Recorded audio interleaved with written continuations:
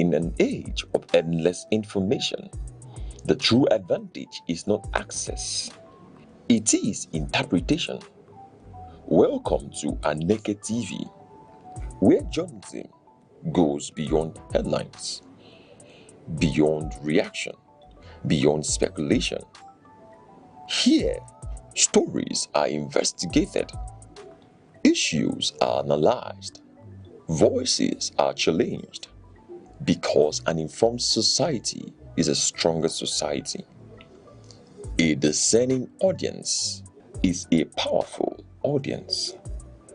We are live, daily broadcasting, relentless clarity. Aneke TV, where knowledge meets broadcast.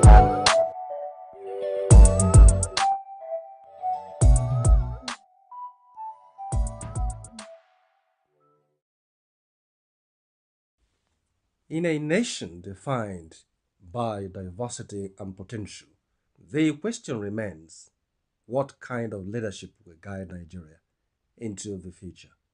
Across government, business, media, and civil society, one principle has emerged as non-negotiable: ethical leadership. Globally, leaders like Germany's Angela Merkel and New Zealand's Jacinda Ardern demonstrate that integrity and empathy are more than virtues. They are instruments of trust and stability. Merkel's pragmatic management of economic crisis and Ardern's compassionate yet decisive responses to national emergencies highlight the value of principled governance. Nigeria's lesson is clear: citizens follow leaders who are consistent, transparent, and accountable. In the private sector, ethical leadership drives success. Companies like Patagonia, with its environmental stewardship, and Microsoft, committed to data privacy, prove that profits and integrity can coexist. Nigerian businesses can learn from these models, prioritizing transparency, fair employee treatment, and community engagement to strengthen both the economy and public confidence. Religious and civic institutions also hold enormous influence. In Sweden, faith-based organizations collaborate with governments on social welfare while respecting secular governance. In Nigeria, religious leaders can guide communities through ethical engagement, promoting peace, civic responsibility, and financial transparency. The media serves as the nation's ethical compass. From Watergate in the United States to anti-corruption investigations in South Korea, responsible journalism exposes abuse of power and strengthens accountability. Nigerian media, by upholding truth and resisting political pressures, can elevate public discourse and encourage ethical governance. Youth and civil society movements around the world illustrate the power of principled activism. Evidence-based campaigns in Kenya, climate initiative in Europe, and grassroots civic actions globally show that organized engagement reinforces accountability. In Nigeria, young people and NGOs can champion ethical leadership through advocacy, civic education, and constructive participation. The path forward is practical and systemic. Transparent public finance, digitized services, whistleblower protections, merit-based appointments, and civic education are all critical. Ethical leadership must be embedded in institutions, daily operations, and individual conduct. When leaders govern with integrity, businesses act responsibly, institutions foster unity, and citizens uphold civic duty, Nigeria's potential becomes tangible. Ethical leadership is not just a moral ideal. It is a strategic roadmap to progress, cohesion, and sustainable development.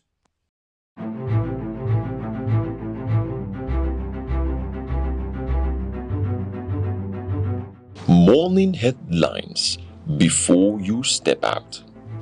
Midday updates while you work. Evening analysis when the day winds down. Wherever life takes you, Aneke TV keeps you informed, connected, and ahead. Aneke TV. Move with the world.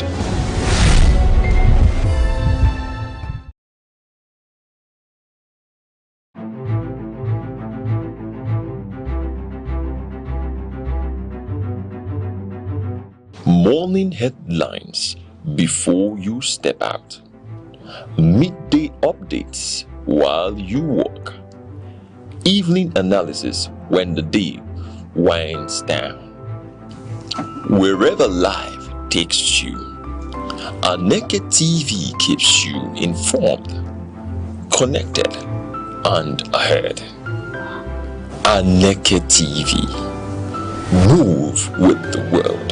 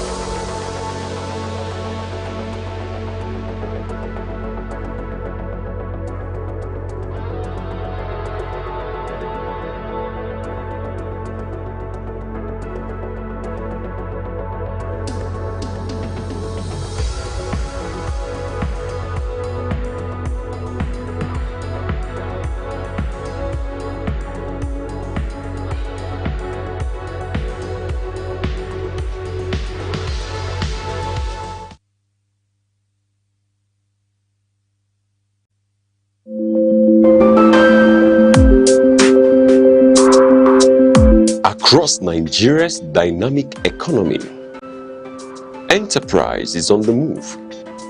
From the resilience of small businesses to the expanding reach of indigenous industries, commerce thrives on innovation, determination, and vision.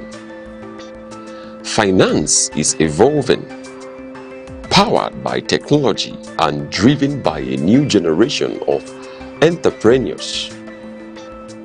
In a rapidly changing world, digital transformation is redefining how we save, invest, and grow wealth. From energy to agriculture, manufacturing to tech, Nigeria's economic landscape continues to diversify. Policies shift, markets respond and opportunities emerge. Every figure tells a story. Every trend shapes the future. The question is, where is the next opportunity? On Aneke TV, we bring you clarity beyond the numbers. This is Business Outlook on Aneke TV, tracking the markets, analyzing the trends, and spotlighting the drivers of economic growth. Aneke TV, informing enterprise, shaping perspective.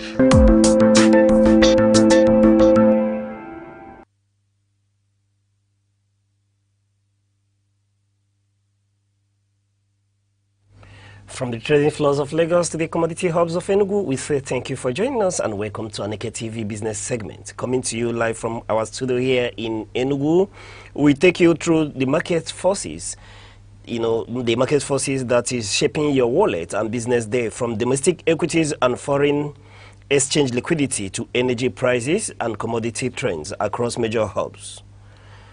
And this is the business desk, where data meets destiny and your wealth finds its voice. Let's make your money move with the world. Starting with the Nigerian equities market, where the stock market retreated into negative territory on Wednesday, driven by profit taking in heavyweights.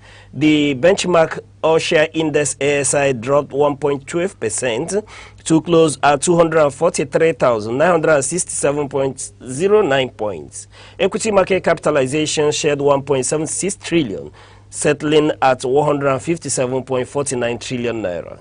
Trading activity contracted sharply from the previous section, with a total volume of 1.455 billion shares traded across 39,031 deals, valued at 20.84 billion naira.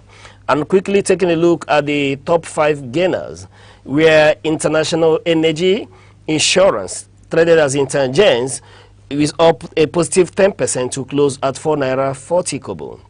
They are followed by Eco Transnational Incorporated, which yesterday closed trading at 71 naira 40 kobo, making a bullish adjustment of 9.93%. Transnationwide Express, traded as Trans Express, yesterday equally in the bullish realm of a 9.77%, closed trading at 2 naira 36 kobo. Computer Warehouse Group, CWG, equally traded in the bullish realm as he made a positive adjustment of 9.74% to close at 21 naira 40 kobo. Another stock that followed suit was Cornerest, traded here Cornerest, that's known as Cornerstone Insurance, yesterday closing trading book at 5 naira 50 kobo, making a bullish adjustment of 6.80%. And that takes us to the leggers. Yes, taking a look at the top 5 losers for yesterday, where Bua Foods. Bua yesterday is down a negative 10% in the bearish realm to close at 760 naira 60 kobo. Unilever, traded as Unilever, that's Unilever Nigeria, is down in the bearish realm of 9.97% to close at 131 naira 40 kobo. John Holt, yes, traded as John Holt, is equally in the negative realm of a 9.90% bearish adjustment to close the trading book at 9 naira 10 kobo. Ava Capital, yes, a new entrant into the market, still yesterday saw the bearish streak at a 9.50% to close trading at 8 naira 10 kobo, followed by Austin Lars and Company, which is traded as Austin Lars. Yesterday closed the trading book at 2 naira 90 kobo in the bearish realm of 8.81 negative adjustment. And quickly taking a look at the market projection for today, expect cautious and range-bound trading during today's session. Investors will likely engage in selective bargain hunting following yesterday's pullback, particularly across resilient insurance and mid-cap counters. However, continued profit taking in high-cap consumer goods and banking names may cap significant upside momentum in the short term. And that quickly takes us to the forex market, where the Nigerian naira held steady with a marginal gain in yesterday's trading section, yes, supported by improving market liquidity and sustain central bank intervention. Taking a look at the Nigerian official market, where the naira closed at 1,361 naira 51 kobo against the US dollar in the Nigerian autonomous foreign exchange market, gaining a 0.14%. That's it added an additional 1 naira 90 kobo from Tuesday's closing of 1,363 naira 41 kobo against the US dollar.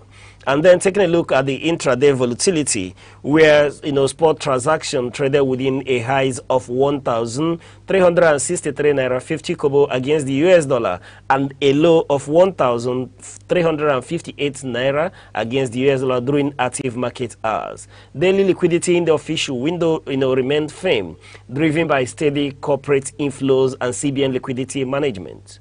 And then quickly taking a look at the parallel market or the street market, depending on what you're comfortable with. In the informal sector, the market, speaking to the local currency, traded flat to slightly stronger, hovering between 1,365 naira to 1,370 naira against the US dollar.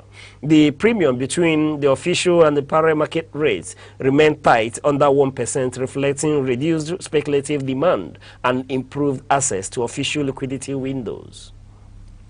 And quickly, here is our market outlook for today. Expect stable to range-bound trading across both market segments today. Foreign exchange supply is projected to remain supported by steady domestic crude output and local refining efficiencies, while seasonal demand from importers and holiday travelers may exert minor pressure and tight monetary condition, and the central bank's active stance are expected to keep the local currency resilient within the 1,355 to 1,370 naira against the dollar band.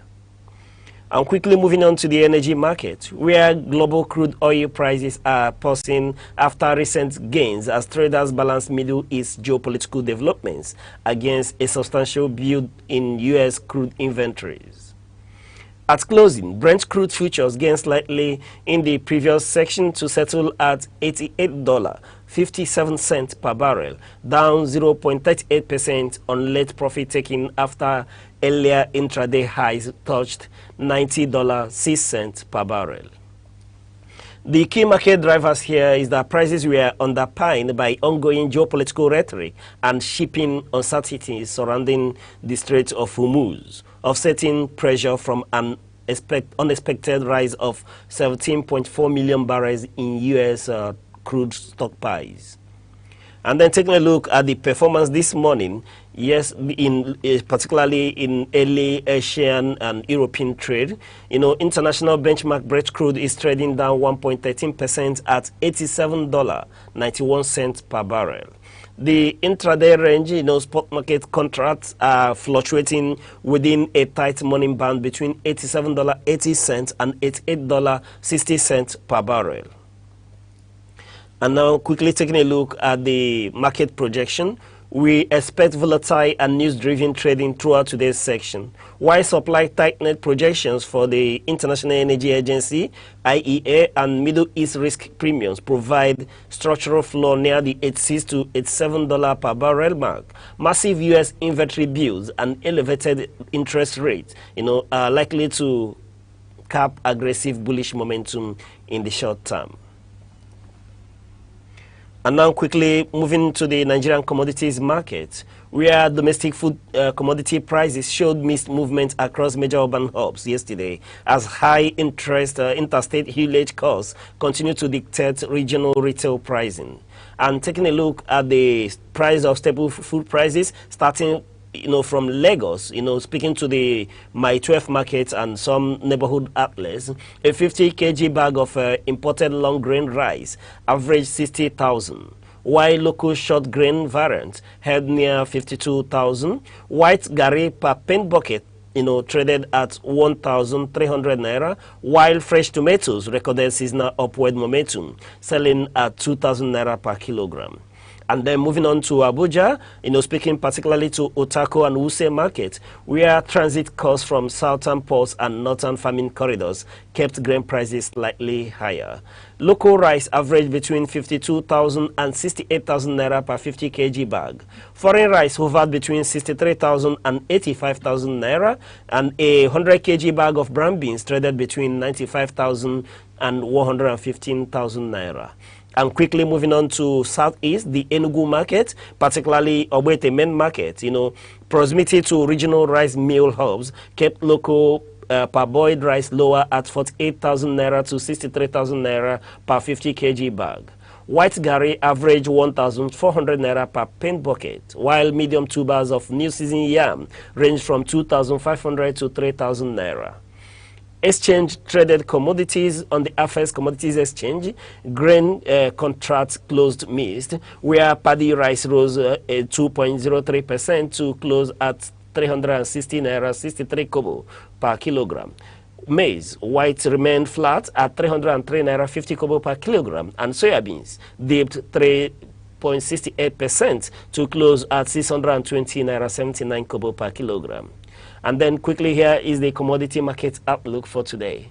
Expect minor price stabilization in staple grains across early harvest supply, which gradually hits regional markets. However, elevated transport logistics will sustain upward price pressures on perishable vegetables and tubers moving between northern supply belts and southern consuming centers.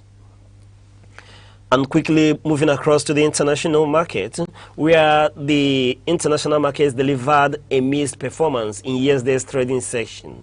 Wall Street closed mostly higher on benign U.S. inflation data, and renewed AI tech optimism lifted sentiment, while European equities experienced a slight pullback, and Asian pauses closed mixed to higher. And then quickly, we'll start with the United States. They are speaking to Wall Street, where S&P 500 advanced 0.26% to close at 7,748.50 points. Nasdaq Composite gained 0.54% to settle at 26,588.49 points. Dow Jones Industrial Average ticked down 0.04% to close at 53,770.27 points. And quickly moving on to Europe, speaking to the European market, starting with Germany. German DAX 40 slipped 0.17% to close at 26,346 points. And moving on to the United Kingdom, where FTSE 100 dipped 0.10% to finish at 10,833 points. And in France, CAC 40 dropped 0.46% to close at 8,675 points. And quickly taking a look at the Asian market, starting with Japan, Nikkei 225 rose 0.16%, holding steady amid gains in memory chip makers and technology suppliers.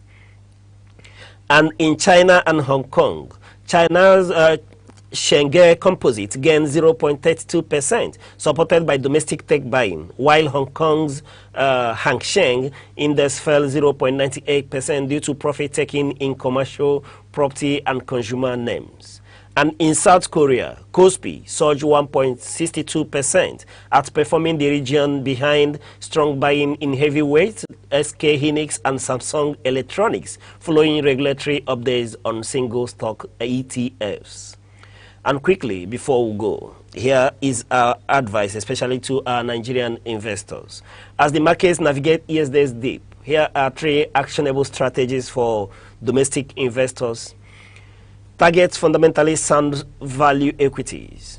Yes, target fundamentally sound equities. Use short-term market pullbacks as entry opportunities into dividend-yielding Tier 1 banks and resilient energy counters trading at attractive valuation discounts.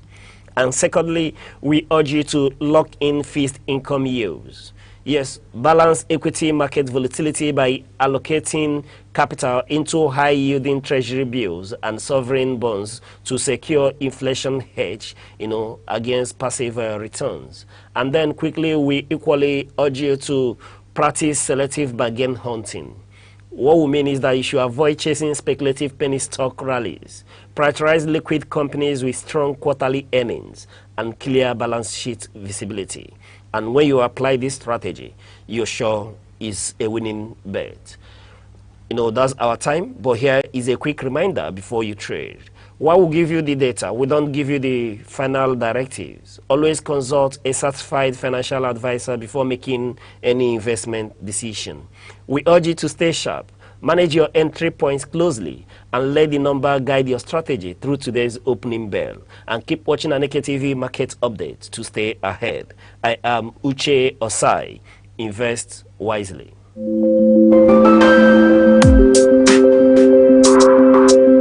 Across Nigeria's dynamic economy, enterprise is on the move. From the resilience of small businesses to the expanding reach of indigenous industries, commerce thrives on innovation, determination, and vision. Finance is evolving, powered by technology and driven by a new generation of entrepreneurs. In a rapidly changing world, digital transformation is redefining how we save, invest, and grow wealth. From energy to agriculture, manufacturing to tech, Nigeria's economic landscape continues to diversify. Policies shift, markets respond, and opportunities emerge. Every figure tells a story. Every trend shapes the future. The question is, where is the next opportunity? On Aneke TV, we bring you clarity beyond the numbers. This is Business Outlook on Aneke TV, tracking the markets, analyzing the trends, and spotlighting the drivers of economic growth. Aneke TV, informing enterprise, shaping perspective.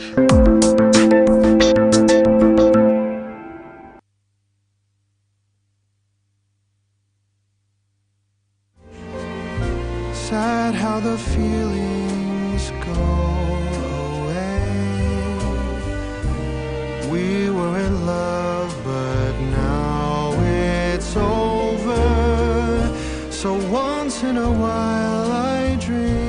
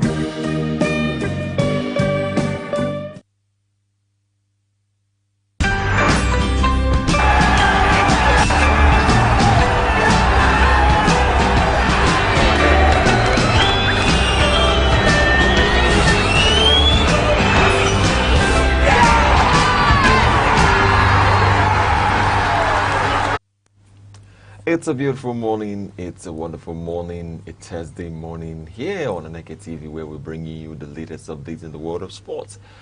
I am Good Hope Chukwuma, the sports oracle, and today promises to be interesting while we take a deep dive into what has been happening in the world of sports.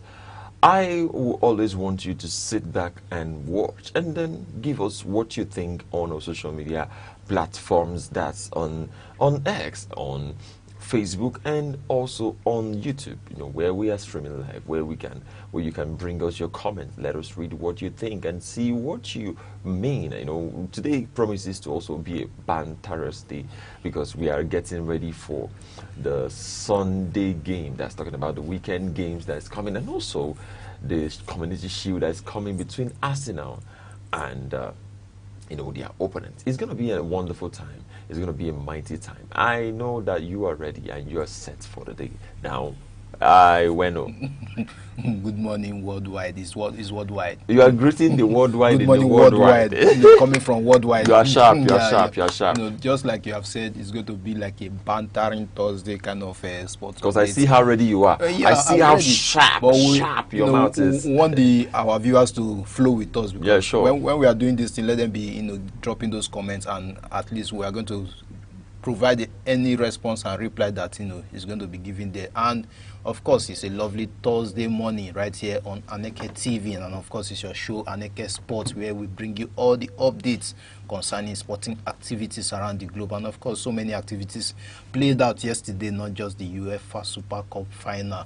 There were a lot of friendly matches. I can tell you there were a lot of transfers, someone moving from one club to another. And of course, the table tennis matches that we gave to you yesterday, of course, there were results. Then, of course, in the boxing match, where I want to start from, where we have the Telemwani, that young man with hair, they had to fight that match yesterday evening on DAZN, and of course it was an interesting fight, but it was not, the crowd I saw there was not what I was expecting, because it was looking like there was some empty chairs and all. But at the end of the day, of course, Telemwani is Telemwani Anthony Joshua. It's not Anthony Joshua. These things really come by rank. It comes by those who have done it over the years, those who are professionals in it. Telemwani is just not an average boxer, but someone who has a good profile. Yeah, but we can't place him in the same position. Of course. Remember last night. Remember last night. That same last night. Yeah. There were matches going on, so it will not be. It will not be the same. Yeah, it will not be the there were matches highlights going on. of the day. Yeah, there were actually matches going on. You will see, this UEFA Super Cup. Just the UEFA Super Cup is enough to even swallow any Then Manchester United played yesterday. Of course, I was watching the UEFA Super Cup. And you are watching, you are just multitasking. I had to just try and check, what was Manchester United doing? Are they dealing with some people? What was Arsenal doing? Are they dealing? And, there were a lot of friendly matches yesterday. Even Real Madrid played their friendly match yesterday, and of course Arsenal, Newcastle, Everton, they were all playing, and I was like, where will I focus on? Let me watch this one. This is the UEFA Super Cup final, and it's more interesting to watch than these other ones are friendly matches. Don't forget the WAFCON was still on, where the Chawinga sisters were doing. Of late, you will not even know that there are two people that are bearing this Chawinga. Because it's not just one person. I had to really go back and check again. How come one person is just scoring in this WAFCON? And I had to discover that these are two sisters, Tabitha Chawinga and Tenam or something like that, Chawinga. They are two sisters, and they are playing as a striker. Both of them in combined has 9 goals in this tournament. And imagine the Malawian side, who are debutants in this competition, heading straight to the final. It was something, would I say, spectacular from that team, coming in for your first time. And look at where they are right now. They have qualified for the World Cup automatic ticket already, and they are in the final to play against Cameroon, who also had to, give us a shocker, against Morocco, who are currently the host, and, had to. There was a lot happening yesterday, I can tell. I was just trying to get all the updates from every angle that I could get. But of course, we are going to start today, just as we have talked about the boxing match. Let's move to the transfer, because I'm seeing a lot of transfer. I don't think in the world of transfer there's no major. I don't think there's no major transfer we've had, because Cuti Romero has gone to Atletico Madrid from Tottenham. You see, it was after the match. It was after World Cup. Now, I have a very big, I won't say observations. I will also say a painful observation as regards to Nigeria, as regards to our national team, as regards to, NFF and the rest. I have a painful observation that has really ruined us as a nation, as a sporting, outfit. I will use the word outfit. Okay. Now, is it not better we start doing content creation? No, it's not better. Do you understand what I'm saying? Because what I'm saying is, let every man start fighting for their own. Is it not better we start doing content creation and wait on some social media revenue to be paid than letting Malawi, the debutants in the WAFCON, Women's African Cup of Nations. It does not make sense. The female side, they have been criticized. In fact, they have come out. Several of the players have come out to apologize. What else? We can't kill them. You can't kill your child. They are our own. They went there. Don't forget that prior to this 2026 WAFCON, they have done us proud. And we can't kill them for this one mistake that they have made. These are, if you check the number of stars that we have in our badge, you can see the numbers that we have there. We are, in fact, the most, will I say, successive, talking about the female football team. And coming aside from this competition in the quarterfinal was like a disappointment to us. Yes, we have taken that, we have swallowed it. And for me, it's a lesson that they have to look into because I can't say that it was the playing that was particularly the problem.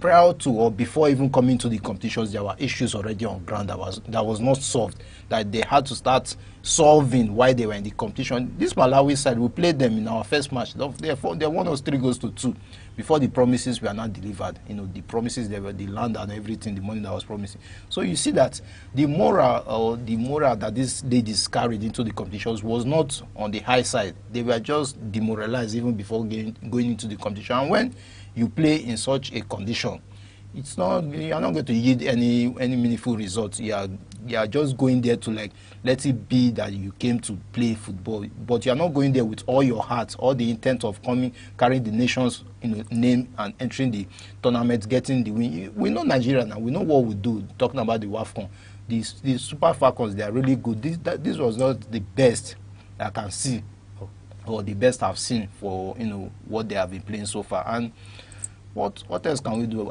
We can't keep flogging these people up and down, flogging them and saying it's not about flogging them. We can't go into content creation. It's not even about we'll go into the you will see what was going to happen in the next one. It's not about flogging them. I want to put on an electronic voice and say it's not about flogging them. It's not about flogging them. It's not about the mistakes. Yeah. We're not talking about the mistakes. We're not talking about the women now. You see, where I'm coming from, I'm not coming from the women's aspect. The NFF. I'm coming from a general body aspect. Yeah. But maybe before we talk about this, let's take a look at other sports. Other sporting events, just like you introduced that fight. So that let's just calm down before we... Let's calm the spirit, because of course we came in joyful this morning. We should not enter into the avenue, into the, as he said, in the Christian aspect, not come into the presence of God with a sorrowful heart and so on. So let's leave those, I believe we have spoken about this over and over again. Let the necessary bodies take... No, we have not. We'll still come back and talk about it. Still come back. Let's talk about other sports, please. All right. Just like we have said before, let's give you guys the updates concerning transfer before we move into other sports. We are having Fenerbahce agreed to sell Egyptian defender Omar Fayed to Frosinone.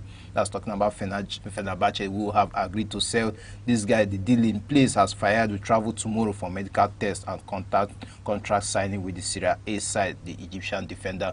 This guy featured in the World Cup. And this, like we have said, is part of the advantages of featuring in the World Cup, just for coming to the World Cup. Anything that concerns World Cup, just move on. I'm coming to that. Don't worry. Anything that concerns World Cup. Let me leave the World Cup aside. In fact, let's leave WAFCON aside, the World Cup aside. Let's just move on. Then, of course, it's official right now. Romelu Lukaku confirmed. This is a confirmed news. He has joined Fenerbahce, and this is for a fee of €6 million. In fact, it's in excess of €6 million. He came from Napoli.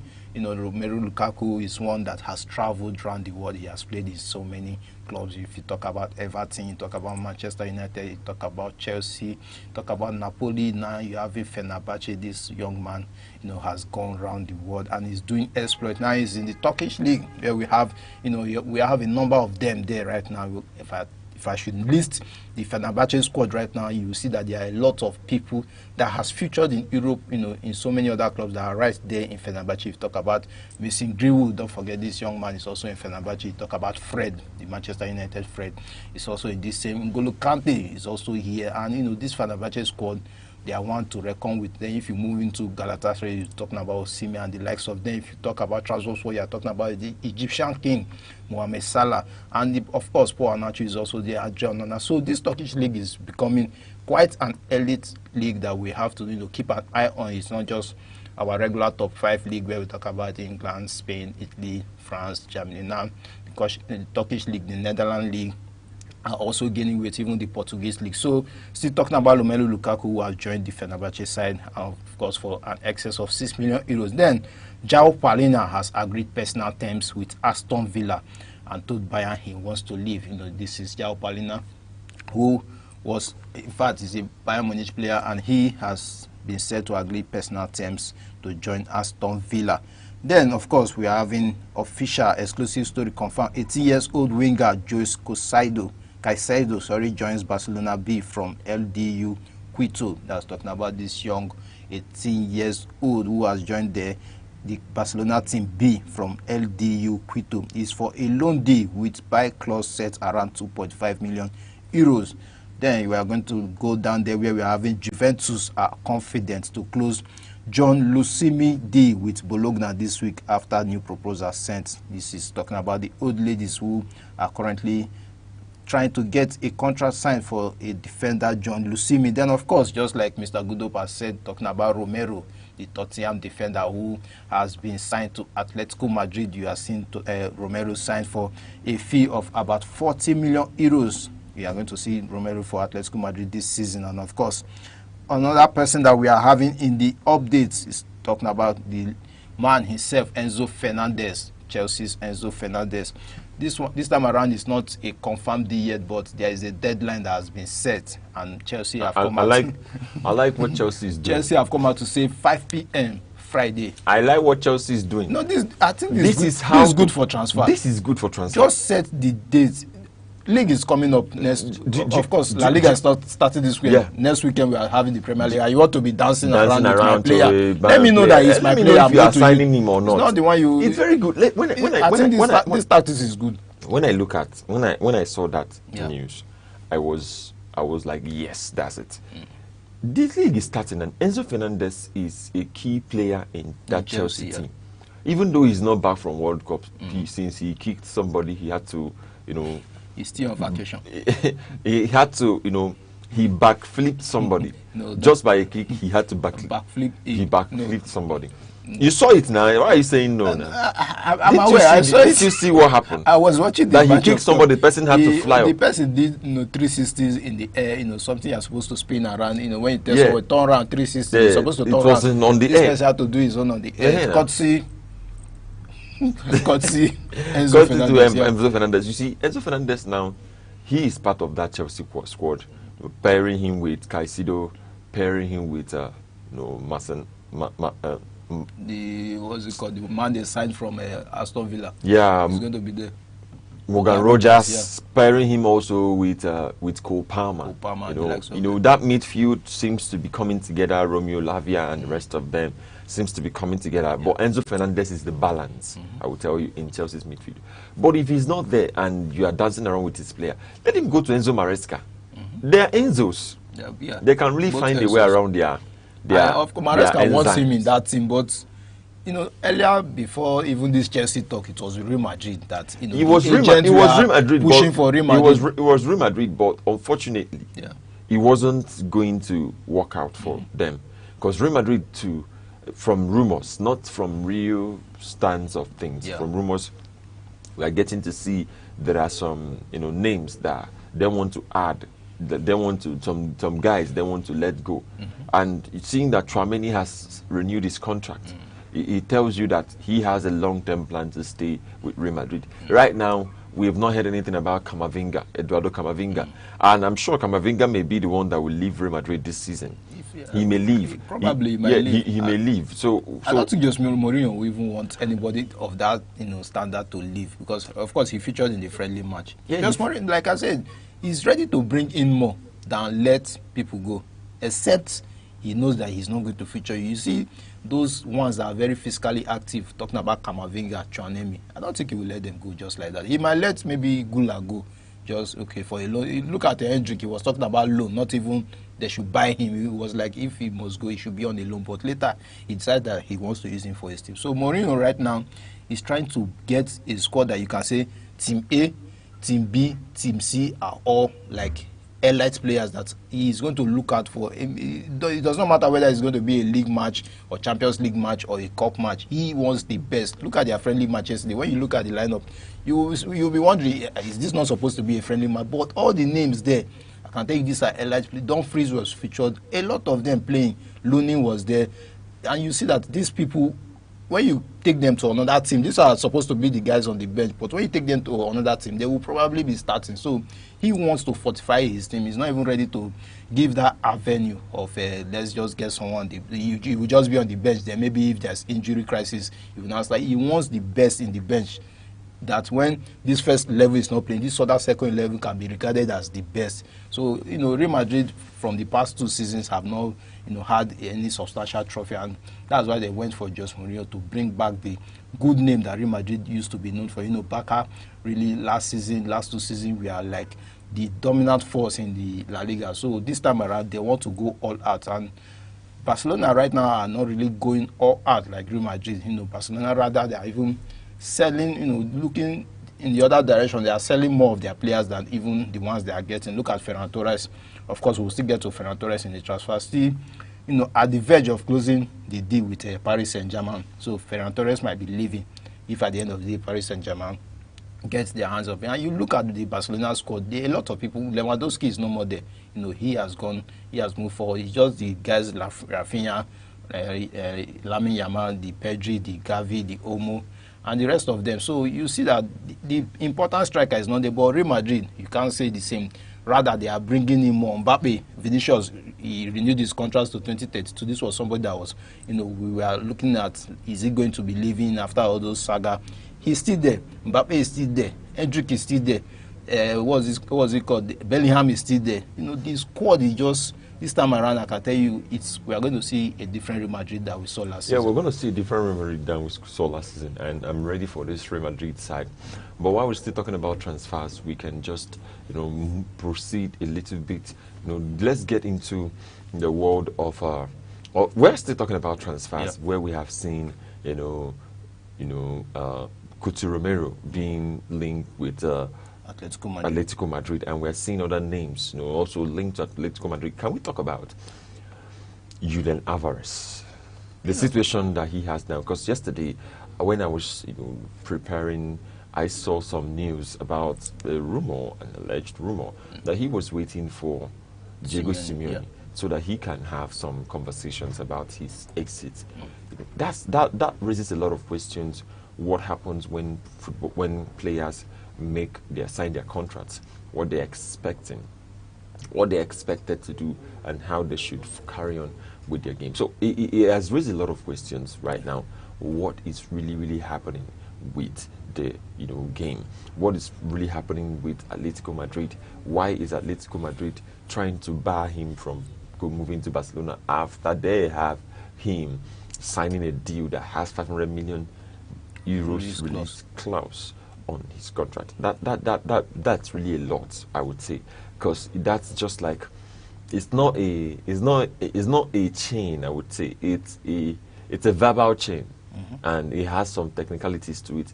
But right now we're seeing Julian Alvarez, who is not happy, who's excited again about his stay in the team, and that could be the problem that Atletico Madrid could face next season, even though they have been so intentional to welcome new players. and to bring in guys who knows their onions. I will tell you for a fact that Atletico Madrid, if they don't sort out Julian Alvarez deal, unless there's something about Julian Alvarez, or maybe all we're seeing on the internet is just rumors. But I think from a fact of fact, Julian Alvarez deserves to, deserves to make some changes if there is a need for him to change. And I'm sure that why he is pushing for his movement is because he wants a visibility now. He really wants visibility, and he wants to play in a top team. And that would have worked if he waited in Manchester City. Yes. If he was just winning trophies. That's just the truth. If he had waited, you would have seen a better opportunity right now to go to Barcelona, because probably your contract will have ended. But you signed a contract till June 2030. And this is just 2026. That's what he signed for Atletico Madrid. It's till June 2030. This is 2026, and you are like, you want to go, you are pushing that you want to go. It's not, this time around, the ball is not in your court that much. You don't have the final say this time around. What the highest that you can do as a player now is, if you refuse to play, you will be put on the bench, and there will be like a reduction in what they are going to be paying you. You will not refuse to play football for Atletico Madrid, and you expect them to be paying you what they are paying you, because your contract is till 2030. Nobody forced you to sign it. That was, you are like looking for a playing time, and they offered you playing time. They bought you at the fee that they paid to Manchester City, about 70 to 80 million euros. Then now you want to, all of a sudden, after just one season, you want to move to Barcelona, and you think they will just let you go like that. It's not done that way. That's why there's a contract. And when you are signing, that's why sometimes I usually say, these players, you guys should go through your contract before signing. You have to read the terms and conditions that are attached there. You saw, or maybe he didn't see it, I don't know, you saw that there was a release clause there for 500 million. 500 million euros. How many clubs will be willing to offer you that kind of amount, offer Atletico Madrid to buy you? This is just a release clause, and you think it's going to be easy. Now you have played one season. You want to move forward to Barcelona, where you feel you can get more trophy, and you just want it to be easy or done on a bed of roses. It's not going to be possible. You don't have the final say. Well, so the thing now is for him to just go into negotiation with Diego Simeone and with the Atletico Madrid owners. It's not just Diego Simeone this time around. You are going to go into a roundtable discussion, and you guys are going to have to meet at a middle ground. It's not, the boys is not more in your court, it's in their court. If they are going to let you go, it will be on their terms. What is going to now happen to the rest of the contract? What are the conditions that is going to be attached to it? What fees or what payment is going to be made? So these things don't just happen overnight. When you come outside, you just feel okay. You have an opportunity. Of course, Barcelona almost without a striker right now. You want to go and win trophies, because if you stay in Atletico Madrid, you might not be getting the trophies. We know that. Yes, that's true. But didn't you know this before you left Manchester City and signed that you want to play for Atletico Madrid? This should be in your number 6, that, okay, you would not be winning more trophies in this club, but you will have the playing time. Now you have got your concern then when you were in Manchester City was the playing time. Of course, Haaland, you will not be starting ahead of Haaland, but at least I was watching Manchester City, and I saw that he was being featured sometimes. But you say you are not satisfied with that. You want playing time. Now you have gone to Atletico Madrid, where you have the playing time. Griezmann is no more there. You are like the major striker. They have given you playing time. Now you say you want to leave to Barcelona. You want to leave the place. Oh God, you play till 2030. You finish that contract, or you bring out the money, that 500 million euro. You bring it out by yourself and pay Atletico Madrid, because Barcelona will not bring out that money. Yeah, Barcelona actually will not pay that money. So where do you want them to get it from? Of course, that money from Spotify. Imagine 500 million euros. How much are this? How much is it to sign what's it called? Olise. Is it up to 500 million euros that you say they should come and pay 500 million for you? Who is Julian Alvarez? What has he done for I don't understand. What have you done? Is it just that because you're a World Cup player? That money, that 500 million euros, you can use it and sign.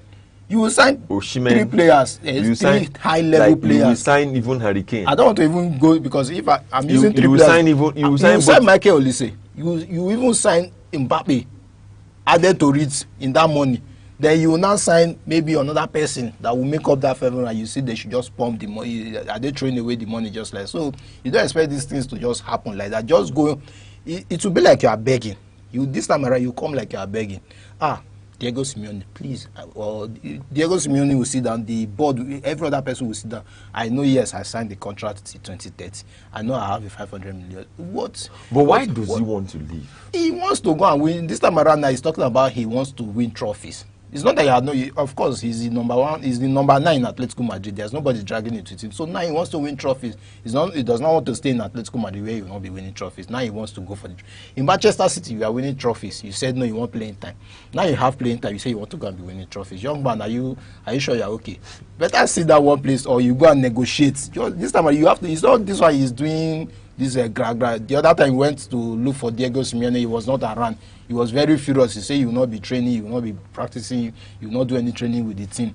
And now you want to do, it's not going to be on your terms. That's just the truth. So come to these people, beg them like a child that, please, I know this is what is involved. Now what can we do? That should be what is supposed to be. What can we do? What are the terms that can be adjusted for me to go to? And maybe they will not listen to you and see, reasons with you. Okay, since your heart is no more with Atletico Madrid, let's do this for you. But if you are saying you want to use, in our slang, we say agidi or your own strength, it's not going to work. Well, still talking about the transfers, we have mentioned a lot of them. But just before we go on, we would like to go on a quick short break. Don't go anywhere. We are still right here on Aneke Sport, where we are going to give you the remaining updates. We have not talked about the UEFA Super Cup final, how it played out yesterday, and we are here to give you all those updates. Just stay right there. We are going to be right back. Let's take a quick short break. Every second, the world changes. Markets rise. Leaders speak. Stories unfold. To keep up, you don't just need news. You need clarity. You need speed. You need perspective. That's why Aneke TV brings you the global pulse. Accurate, reliable, right when it matters most. Aneke TV. Move with the world. All right, welcome back from that brief short break. It's still Aneke Sport right here on Aneke TV, and I hope you are getting all the updates wherever you are watching from. Just to exhaust the transfer news that we have Lazio are expected to close final steps for David Fratesi. That's talking about the Inter Milan defender. Of course, we are going to see what's going to happen later today. Lazio are very much interested. And still on the transfer news, we have Paris Saint-Germain, who are still in talks for Mika Götze, the Ajax player. They are still really in talks with Mika Götze if they are going to get a deal done. This guy is really being pursued by Paris Saint-Germain. And still, just the last person before we go from the transfer news is talking about Ferran Torres, who we have highlighted already. Paris Saint-Germain are set to close Ferran Torres' deal with Barca as final rounds of talks happen soon. Just after they have won the UEFA Super Cup, I think this is the right time to close that deal for Ferran Torres. Now, moving straight forward into the action of the day, talking about the UEFA Super Cup final, where we had Paris Saint-Germain and Aston Villa, who, they had to battle it out yesterday. I can tell you, just as we promised yesterday, it was supposed to be a goal-thrilling match, and of course, they ended up playing 2-1. This match was very interesting in the likes that, of course, there were a lot of players that were missing out in the Aston Villa side. We didn't see the likes of Ole Watkins, who is their number 9 striker. He was still on holidays. He was featured in the World Cup where England finished 3rd. Of course, this match was very, very, highly anticipated for PSG to get, the win, the first goal. Of course, you are seeing the man on your screen, Kvaratskhelia. This guy had to, turn in a superb shot in the back of the net, and I can tell you, it was really an amazing time. And of course, Desiree Doué, the young, winger who was the man of the match, had to, score the second goal. Yeah, Desiree Doué had to score that second goal, but we're still seeing how this team is coming together with young talents. We're still seeing how Paris Saint-Germain is coming together with their game. We're still seeing how they play and how much they can even deliver. So I think yesterday's game had to be a pronouncement of the features they are bringing into the league and also in the UEFA Champions League. They have won this back-to-back right now. Yeah, they have won the Super Cup back-to-back. and it doesn't seem as though there's something that was taken away from them. It still remains that their key players are still back from the World Cup. Of course, Ndlea was kind of, he was really not able to do much. He came into the second half. Yeah, you could tell that this man has not been playing. He was just coming from the holidays and he was not able to do much. Then you would also see some names like McQueen-Horst, who has now won an incredible 40 trophies with Paris Saint-Germain. McQueen-Horst is not a name that you should take away or you should delete from the Paris Saint-Germain team. Now, the thing is that for me, McQueen-Horst, he has had 40 trophies with PSG, 2 times Champions League, and he has had 2 times Super Cup, 1 FIFA Intercontinental Cup, 11 League One. 11 League One. He has had 8 Coupe de France, and 6 Coupe de la Ligue. That's 10x trophy this champions.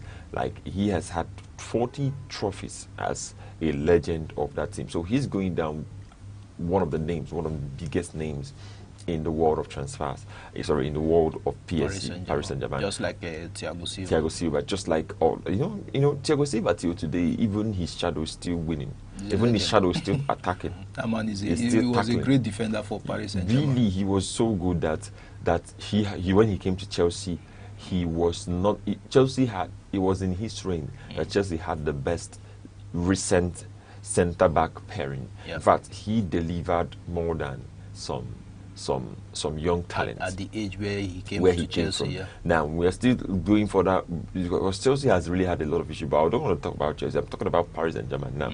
It's Paris Saint-Germain who has really shown that class and that quality. So it all goes down to the performance and what they were able to do yesterday. Same way they have been able to win the Champions League, same way they have won the UEFA Super Cup, and we're expecting.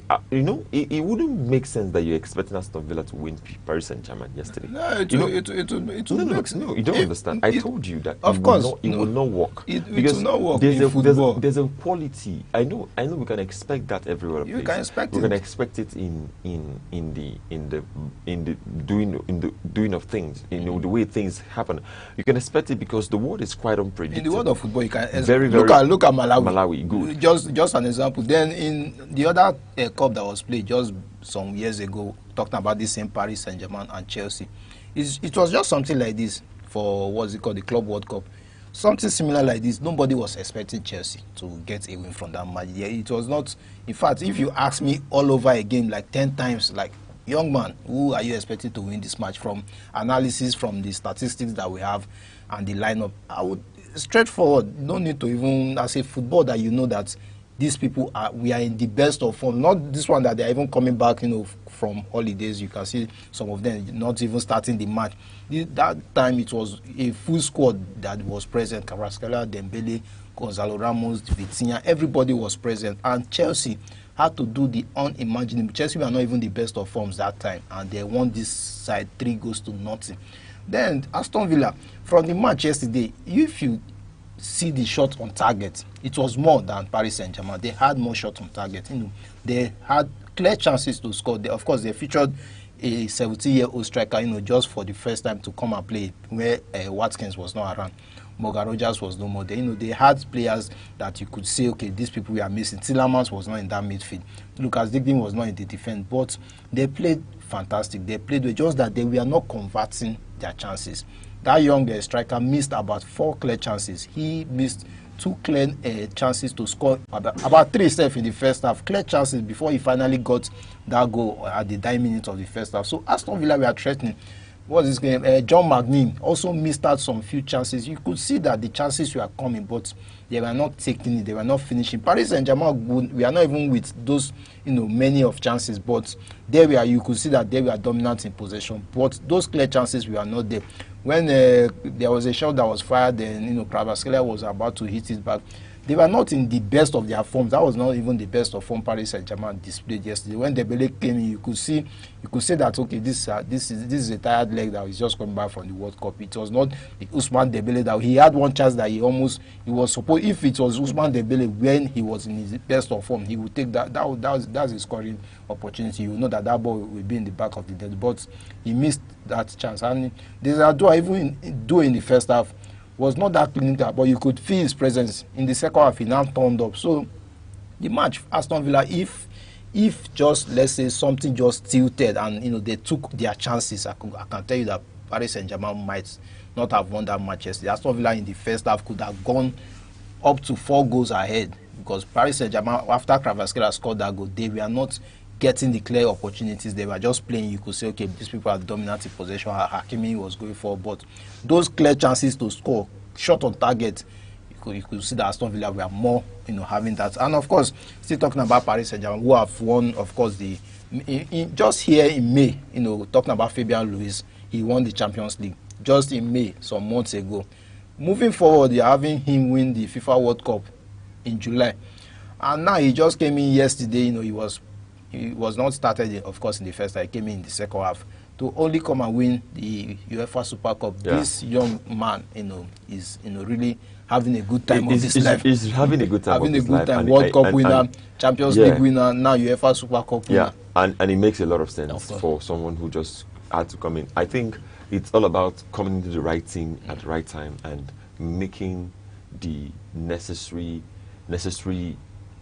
changes that is needed, being able to find your place in a team that plays so well, and then making the necessary changes that is needed. Of course, while we're still talking about sports, let's just go back a little to talk about the women's, you know, WAFCON that Malawi had to, you know, scale through. While we're talking about the women's WAFCON, we also have in the fact that it's just not been in the stories where Malawi has ever crossed that part of getting into the final. But right now, Malawians are in the final. They're in the final, and other nations have just, you know, taken a bow out of the game. It has raised a lot of questions and concerns. What is really happening in this year's WAFCON? Of course, you know, Morocco, who has hosted the competition third time in a row, has not been able to even, you know, scale through the next you know, stage of the competition, edging closer to, you know, having to win the game. Now we have the final coming up,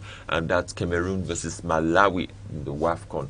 Cameroon is going to face Malawi, and Malawi so far this season has scored 12 goals in the WAFCON 2026. They have scored 12 goals, qualified for their first World Cup, reached their first ever WAFCON final, and that's just the debut what they have had in Malawi. It's just what we are seeing so far from this team, and we are just getting set to see the team who just came from the behind. We could call them, you know, some underdogs who are now a top dog in their industry. Underdogs have now become overdogs. Overdogs, you see that. So it's still coming together to, you know, find a place to register, you know, some celebrations in the Malian side. Now let's take a look just at the, you know, under 18, the Tigress basketball team, who has just seen their counterpart not being able to scale through in the next round of the competition in the WAFCON, who has decided to scale through their own side in the quarterfinal. Talking about the under 18, the Tigress, what they have done so far seems to be amazing, and they have been so, you know, special. Of course, they have won Cameroon 75-45 in the basketball count, and it tells you for a fact that there's something about this, you know, young team. You know, from the look of things, they are just thinking about their older sisters. They are thinking about their big sisters, that's the Super Falcons. And we could see Favor Joy Anari 16 points, 8 assists, Zainab Adelajas 13 points, Precious Grace Aledua on the board with 10 rebounds.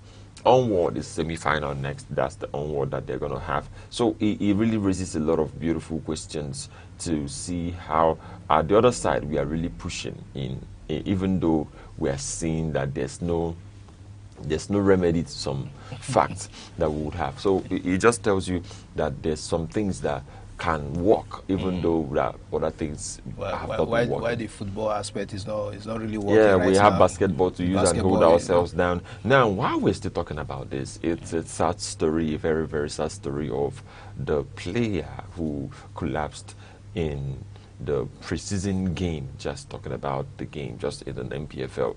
It just happened 2 days ago that he was playing and he collapsed in the Nigerian Professional Football League friendlies, talking about their preseason friendlies that they were having. It's so sad to really see that one of our own has gone, and it's just due to some complications, I would say, in the side of his health, and it's a pity. It's really, really a pity, and it wasn't what the team Castina United was, preparing themselves to face on that day, but it just had to happen, and it has been a sad day for that team. It has really been a sad day for that team. Of course, it's going to be a sad one. Talking about the Chinedu also, of course, from the name you know that this guy is from the east. Chinedu also, who plays for Katsina United. Having to collapse. This is talking about some health issues that we can say that are silent. You might not even know. When you talk about some heart diseases that someone might have, he might not even be aware that he's having this condition. Just going about with his regular lifestyle, playing football and all that. But these things we are probably not detected, because if he was aware, maybe probably he would not be playing football anymore. But of course, sometimes we don't pray for this kind of we don't pray action, for this but kind of things thing. like this do happen. It's really sad for for the Nigerian community as a whole. For we the hometown, the homegrown or home-based lovers of football. We watch this our Nigerian Premier League oftentimes, and to see that we have to mourn the loss of someone at this early stage for just a friendly match is not an easy one. Of course, we commiserate with the family members and everyone. We are urging that God will give us the heart to bear this loss. It's really a sad one. When I was hearing the news that he was taken back to the hospital when he showed signs of he might still be alive, I thought, okay, good news. Okay, we'll see. By God's grace, we'll still see him coming back. But at the end of the day, we have lost another one. So it's a sad one. It's a sad Thursday for us right here, and we really commiserate with the family. All right. So while we are still commiserating with the families, the club has come out to state their heart, to give their the words that you would expect a team that lost someone to do, and that's how actually that's what it means to really lose someone who is very very close to you or as a team, and also someone who has been at their best delivering. Now they had to release their club statements concerning the loss of Chinedu. It's a sad and painful reality so far, and we all at Aneke TV Sports we are not excited about this news. We are sad, and we pray for the peaceful repose of his soul. May his soul rest in peace. Amen. Amen. Now, moving on from that, we are going to look into just few events that has been going on. While we're talking about that, I want us to come back while we wrap up the show to the events that has been going on just in the in the MPFL, and also surrounding cases about why Nigeria, NFF, and the rest of the world has just been silent on certain issues. I'm not here to criticize. I'm actually here with the facts and not just the figures, to bring out what I told Wisdom to hide many many minutes ago. I would say Wisdom, for real. It's getting heated up that players who featured on the World Cup, we are seeing some green lights. We are seeing green lights from clubs trying to buy them, trying to we have seen a lot of transfers, we have seen a lot of names, but we have not seen anyone in the Nigerian national team being sold or leaving their club for a better team. We've actually seen them either they leave their team to not a Wasa team, not like to a Wasa team, but to a team that has, we will not say just like the team they were. So it now has raised a lot of issues that we are seeing. So I don't know. Just like you have said, it's the exposure. that the World Cup brings. Just like, let's say, I want to sell this by my shirts, and I keep it in my wardrobe. And I'm telling you, I'm just there, like, I want to sell it, but it's in the wardrobe there. I'm not bringing it out, you know. Even if I don't have a shop, I should bring it out or publish it or put it online for people to see that I want to sell. That is the same thing that is happening to us. We are not in the World Cup. The World Cup is an avenue where you display talent. It's not just going there to yours to play and play. You are displaying talent, a lot of talent. Look at the Moroccan side. You have seen the number of players that are being signed from the Moroccan team. Look at even just Ghana. You will see that some people are being signed. Look at other countries, Cape Verde. You see that their keeper is above 40, but he got a contract. Other teams, talking about the Spanish side, almost all their teammates are exchanging, you know, clubs this time around. But we have not seen any of us moving. Even in the Argentine squad, look at Alvarez now coming out to demand. We have seen this thing. A lot. So it just boils down to the fact that you didn't go. You are not in the marketplace. How are they going to see you? Now, maybe when we come tomorrow, we're going to tell our audience what it means not to be in the World Cup, and we're going to repeat it again.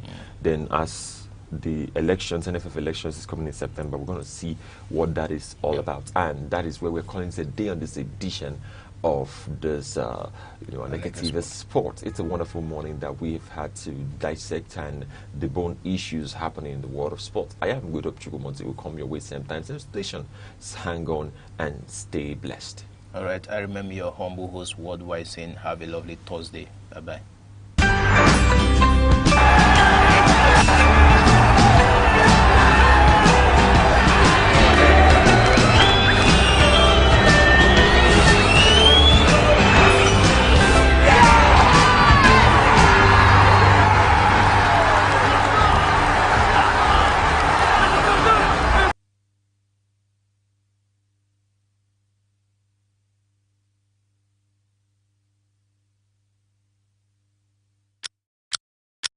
Every second, the world changes, markets rise, leaders speak, stories unfold. To keep up, you don't just need news, you need clarity, you need speed, you need perspective. That's why Aneke TV brings you the global pulse. Accurate, reliable, right when it matters most. Aneke TV, move with the world.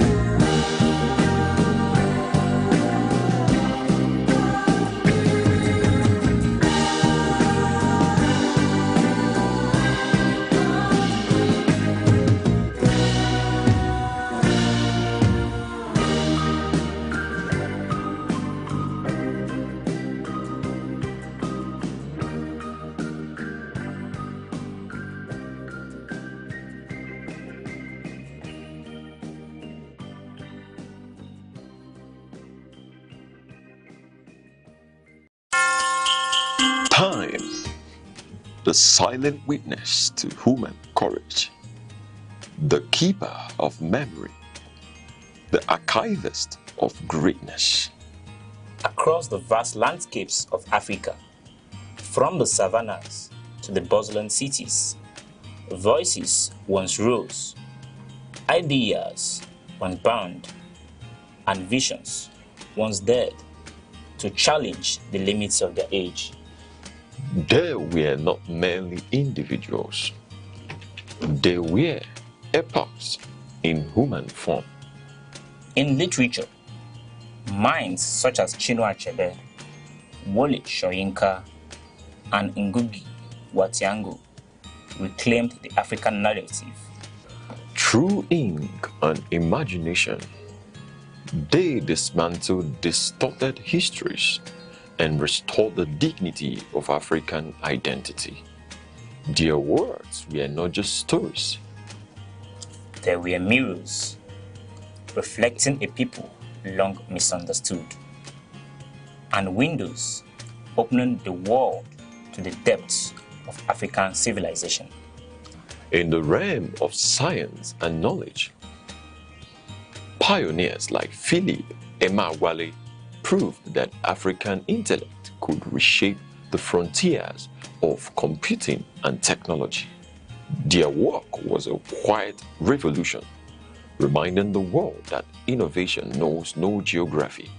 And in leadership, towering figures emerged when history demanded courage. Men like Nnamdi Azikiwe, Kwame Nkrumah, Nelson Mandela, and Julius Nyerere redefined freedom, not as a privilege bestowed, but as a right reclaimed. They spoke for millions. They endured prisons, exile, and resistance. Yet, their vision transcended the politics of their time. They dreamed of a continent awakened. Today, their echoes travel through generations. In every African classroom, in every curious mind, in every dream that refuses limitation. For history is not merely what has passed, it is the foundation upon which tomorrow stands. The past still speaks.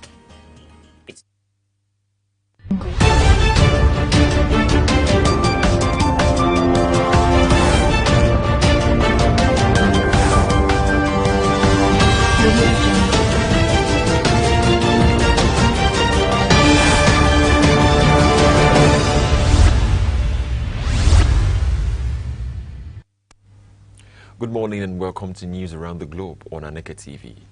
I am Good Hope Chukuma. Glad to have you join us. Headlines.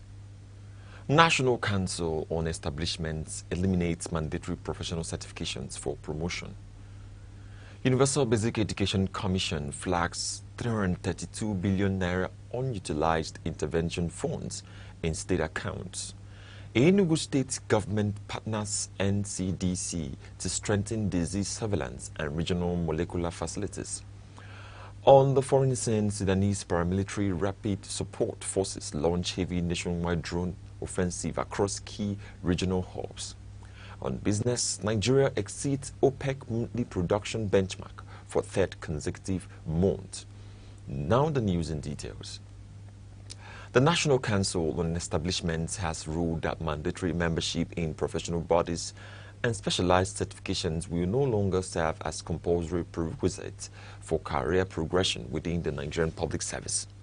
Head of the Civil Service of the Federation, Dr. Didi Wilson Jack, who chaired the council meeting in Abuja, clarified that professional affiliations must focus on ethical compliance and continuous capacity building rather than determining public sector promotions, except where explicitly mandated by an approved scheme of service. The policy directive standardizes public service administrative rules across federal, state, and federal capital territory cadres, easing restrictive requirements previously imposed on civil servants across administrative and professional lines. The Council established a harmonized entry point framework designed to standardize entry grade levels across different academic and professional cadres within the public service. It also approved new paramedic structures to bolster emergency medical response within public health systems, while temporarily suspending the creation of new cadre positions pending an ongoing service-wide skills audit. Public sector analysts have commended the policy reform, stating that the elimination of mandatory professional dues and external certification barriers will reduce financial burdens on civil servants while streamlining administrative promotions. The Universal Basic Education Commission, (UBEC), has raised an alarm over unutilized basic education funds, revealing that state governments have failed to deploy over 65 billion naira in counterpart funds and nearly 267 billion naira in previously disbursed intervention allocations. UBEC Executive Secretary Dr. Aisha Garuba issued the warning during the 30th quarterly UBEC management meeting in Asaba Delta State, emphasizing that securing federal allocations is meaningless if state authorities fail to convert idle bank balances into improved classroom infrastructure. Delta State Governor Sheriff Oborevori, represented by Deputy Governor Monde Onyeme, outlined state-level interventions designed to optimize basic education delivery across primary schools. The governor highlighted ongoing educational infrastructure projects in Delta State, including the construction and rehabilitation of nearly 1,000 classrooms, installation of solar power infrastructure, perimeter fencing, and the deployment of smart school technology. The federal government has announced plans to establish 41 specialized university innovation hubs across tertiary institutions to accelerate Nigeria's transition towards a knowledge-driven economy. The Minister of Education, Dr. Tunji Alausa, announced the initiative in Abuja following a high-level strategic meeting with representatives of the United Nations Development Programme and university vice-chancellors, noting that the project aligns with federal macroeconomic targets to achieve a $1 trillion economy. Designed under the Uniport innovation model, the tertiary hubs will focus on converting academic research discoveries into commercial enterprises, industrial technology, and job opportunities. The minister challenged university governing councils and academic boards to move beyond publishing academic research solely for internal staff promotions. He urged tertiary faculties to pivot towards commercializing intellectual property, establishing public-private research partnerships, and developing practical technological solutions for domestic industrial challenges. University vice-chancellors present at the briefing pledged institutional support for the initiative, agreeing to restructure university research frameworks to support young innovators and student-led technology startups. The Academic Staff Union of Universities, ASU, at the Joseph Saruwan Taroka University, Makurdi, Benue State, has declared a total indefinite strike action over unpaid salary arrears and breach of administrative agreements. ASU branch chairperson, Associate Professor Tisia Abari, announced the industrial action following an emergency congress in Makurdi, directing all academic staff to withdraw teaching, examination, and administrative services with immediate effect. Branch executives revealed that the university management failed to implement key financial provisions contained in the 2025 collective bargaining agreement executed between ASU leadership and the federal government.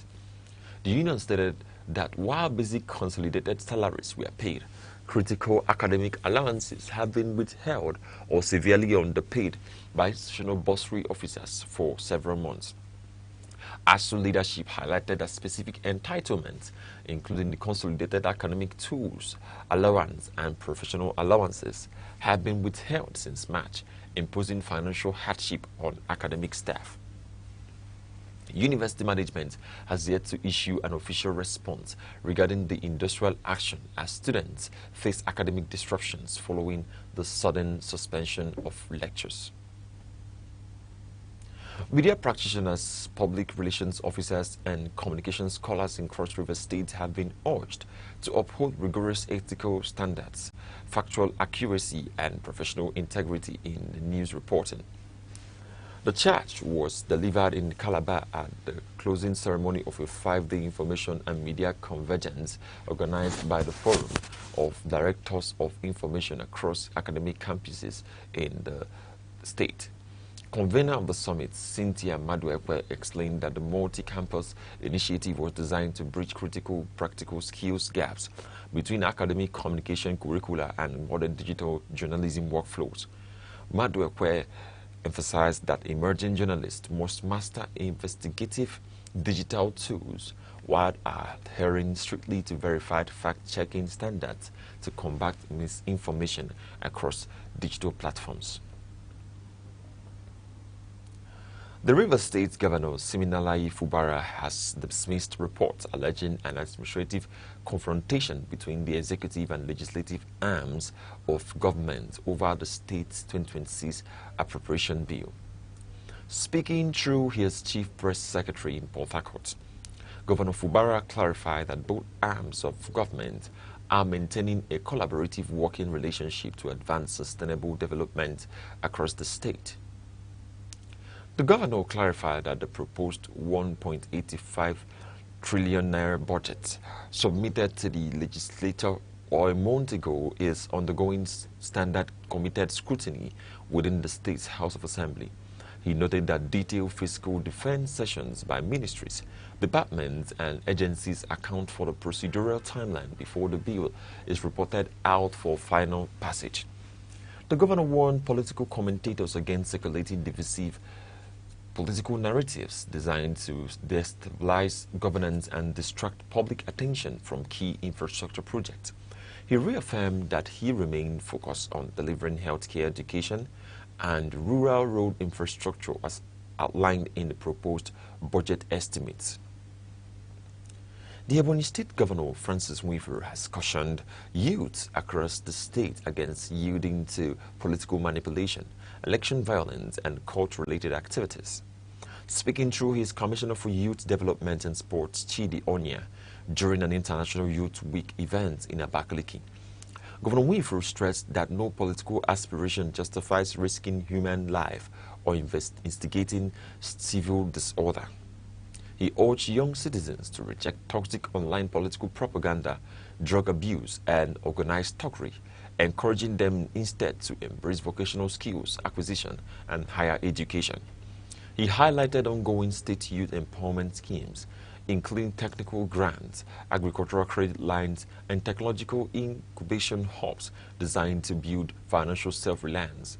Youth leaders and civil society delegates at the summit commended the state government for prioritizing youth-focused development programs across rural communities. The Commissioner of Police in Enugu State, Mr. Maman Giwa, has charged young citizens to maintain strict personal discipline, remain law-abiding, and excel as worthy ambassadors of their families and professions. Mr. Giwa delivered the charge during an interactive security session in Enugu with legal interns from Obra Legal Law Practice, emphasizing the imperative of proactive policing and legal literacy. Addressing the legal interns, the police chief detailed the statutory frameworks governing firearm usage by law enforcement officers. Citing provisions under the 1999 Constitution, the Nigerian Police Act 2020 as amended, and Force Order 237, Mr. Giwa clarified security patrol operations, stating explicitly that police officers have no constitutional right to search citizens' mobile phones during routine stop-and-search operations unless a device is formally tied to an ongoing criminal investigation. Marking the 2026 International Youth Day celebrations, Mr. Giwa cautioned young people against joining secret cult fraternities, participating in cybercrime, or serving as political talks ahead of upcoming electoral cycles. He urged eligible youths to participate peacefully in democratic processes, warning that electoral offenders will face full judicial prosecution. Head of the legal delegation and senior associate of the law at Obra Legal Law Practice, Mr. Daniel Alon, commended the Enugu State Police Command for fostering transparent dialogue with young legal practitioners. Governor petermbah of Enugu State has reaffirmed his administration's readiness to partner with the Nigerian Center for Disease Control and Prevention, (nscdc), to strengthen health security infrastructure and epidemic preparedness across the southeast region. Governor Mbah gave the commitment in Enugu during a strategic working visit by NCDC Director General Dr. Jide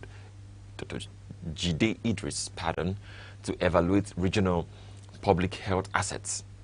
Represented by Deputy Governor Chief Ifeanyi Osai, the governor emphasized that Enugu State has prioritized health security investment to safeguard rising commercial transportation and tourism inflows into the state capital.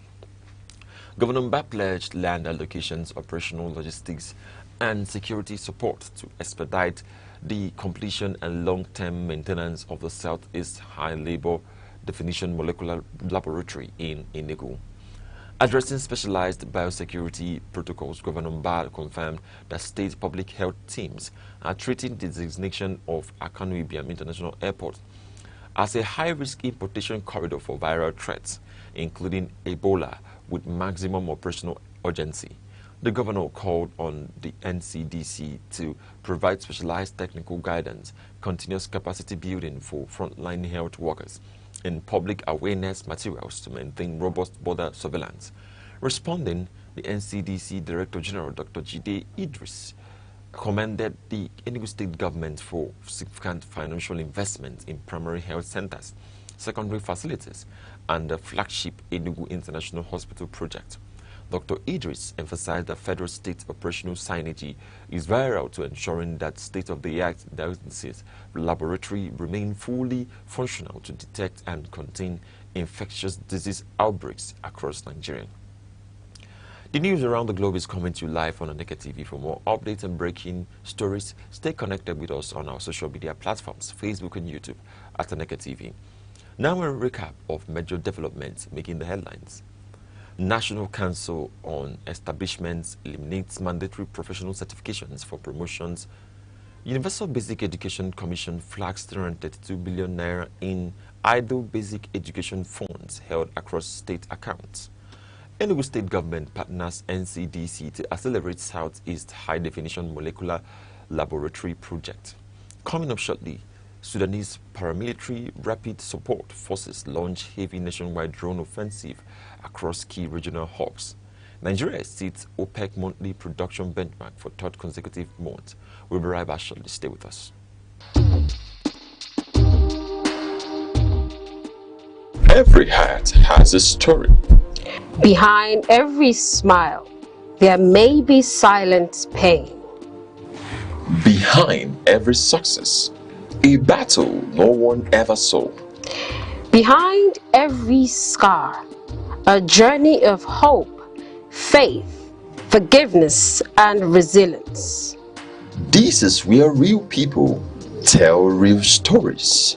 Stories of love, stories of betrayal, stories of loss, stories of redemption.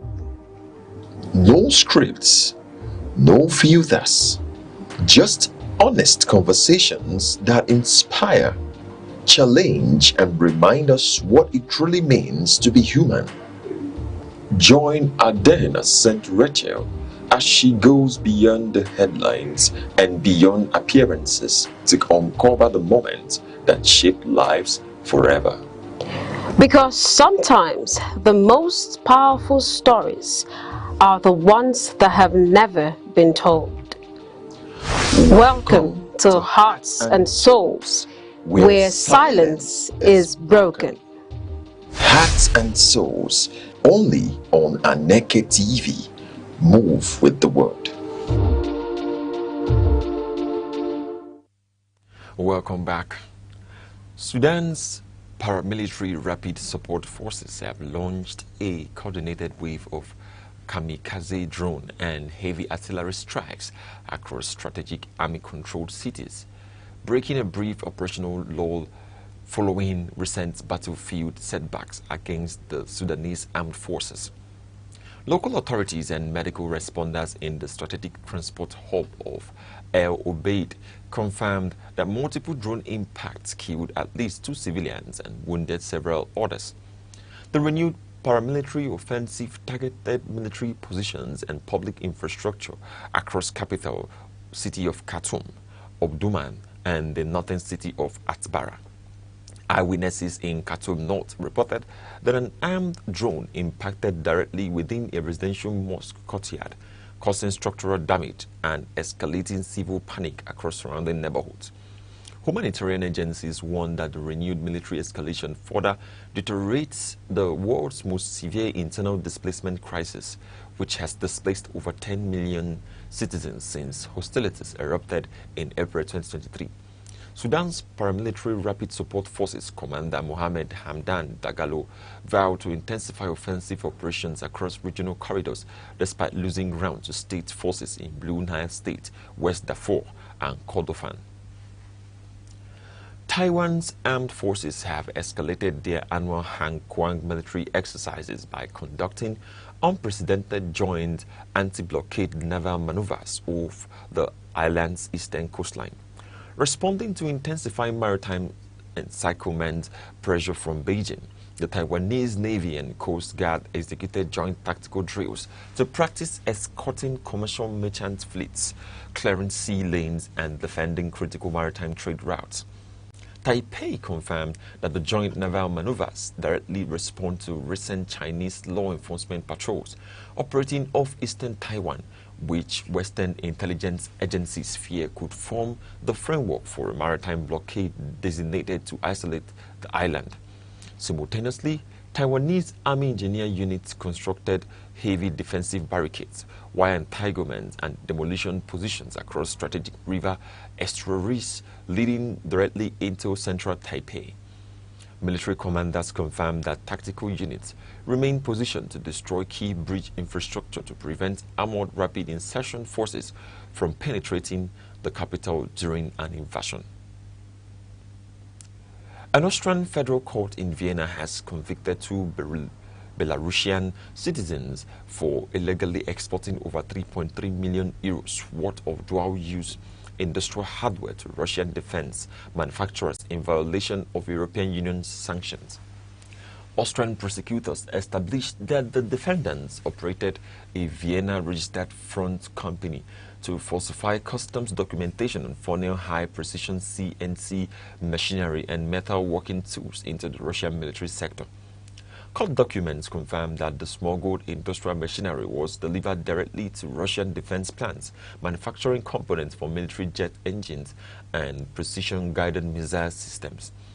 European law enforcement agencies intercepted the illegal supply chain following a joint intelligence operation tracking illicit dual-use hardware shipments across Eastern Europe.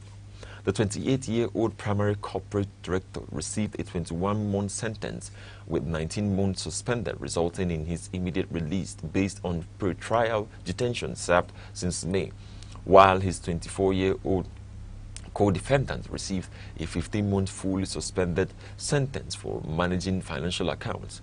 Both defendants entered guilty pleas to statutory export control violations and waived their rights to file judicial appeals.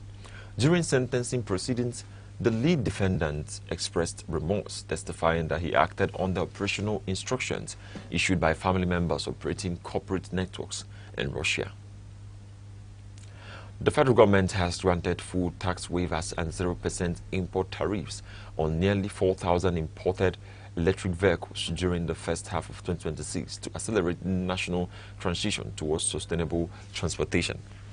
Federal Ministry of Finance guidelines confirms that the fiscal incentives waive value-added tax on electric passenger cars and commercial buses to lower acquisition costs following the removal of fuel subsidies.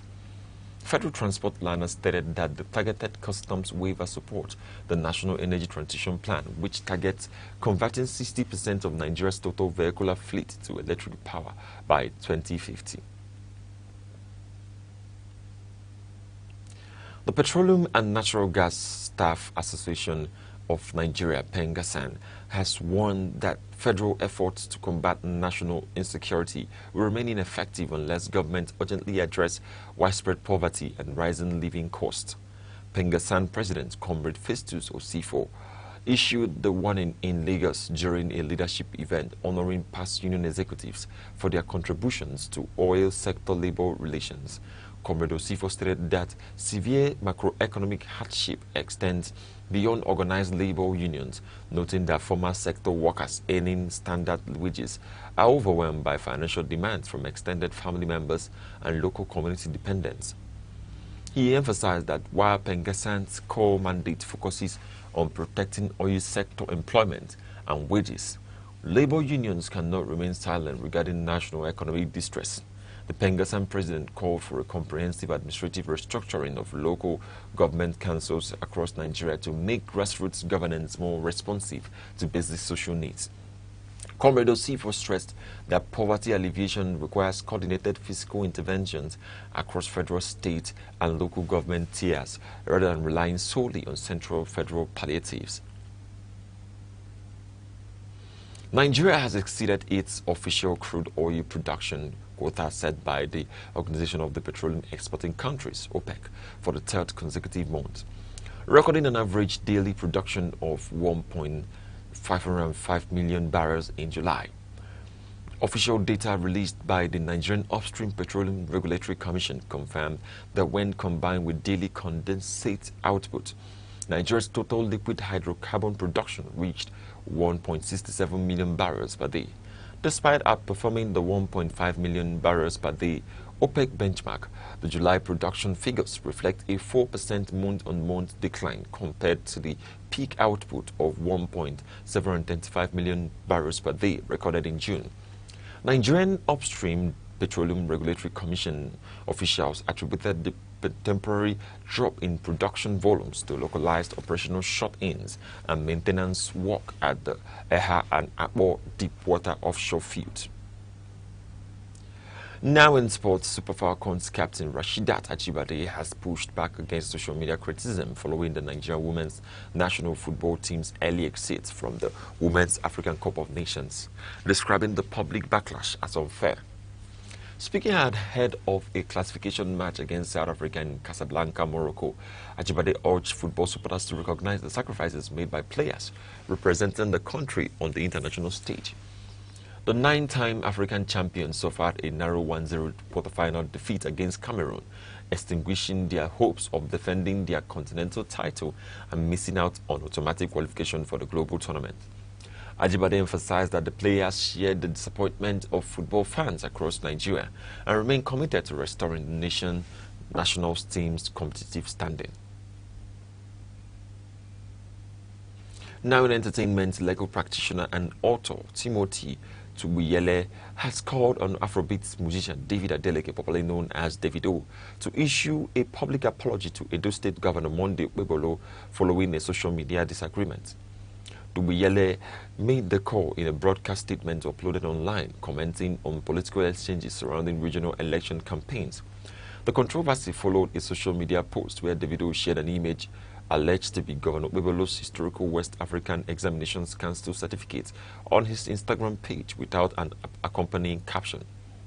The post occurred after Governor Okpebholo made public comments criticizing Osun State Governor Ademola Adeleke's public dancing during political rallies.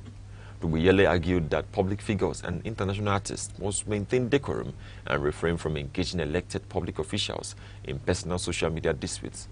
The legal practitioner emphasized that political disagreements between state executives should be addressed through official government communications channels rather than personal social media platforms. Neither Governor Okpebholo nor representatives for Davido have issued further official commentary regarding the matter. And now to end the news, a recap of the main points. The Universal Basic Education Commission (UBEC) has raised an alarm over 332 billion naira in unutilized basic education intervention funds sitting in state accounts, urging governors to immediately deploy the capital for classroom deployment. The Enugu state government has pledged full operational support to the Nigerian Center for Disease Control and Prevention to expedite the completion of the Southeast High Definition Molecular Laboratory in Enugu. Sudanese paramilitary rapid support forces executed nationwide drone strikes targeting army-controlled cities, escalating civilian casualties and human displacement across Khartoum and regional centers. Nigeria exceeded its official OPEC crude oil production targets for the third consecutive month, recording a total daily output of 1.67 million barrels of crude and condensates in July. That concludes the news around the globe on Aneke TV. For more updates and breaking stories, follow us on all social media platforms, Facebook and YouTube at Aneke TV. Thank you for watching. I am Good Hope Chukuma. Good morning.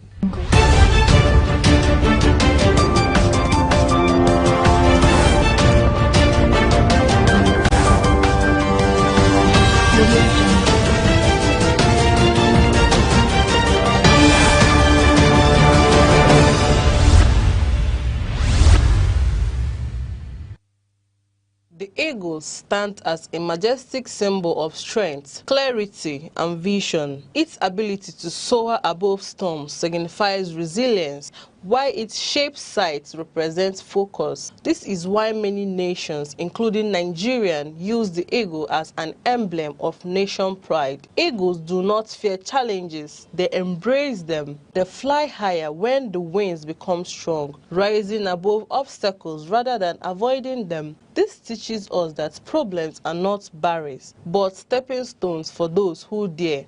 To live like an eagle is to stay focused, courageous, and disciplined. It is to see opportunities where others see only difficulties. The sky is not your limit, it is your launch pad. Time, the silent witness to human courage, the keeper of memory, the archivist of greatness. Across the vast landscapes of Africa, from the savannas to the bustling cities, voices once rose, ideas once bound, and visions once dared to challenge the limits of their age.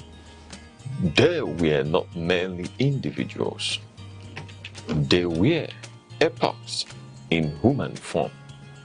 In literature, minds such as Chinua Achebe, Wole Soyinka, and Ngugi wa Thiong'o reclaimed the African narrative.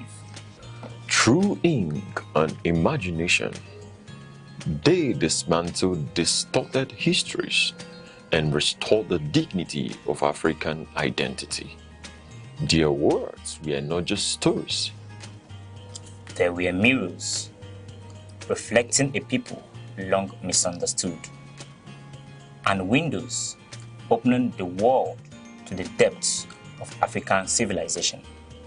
In the realm of science and knowledge, pioneers like Philip Emeagwali proved that African intellect could reshape the frontiers of computing and technology. Their work was a quiet revolution, reminding the world that innovation knows no geography. And in leadership, towering figures emerged when history demanded courage.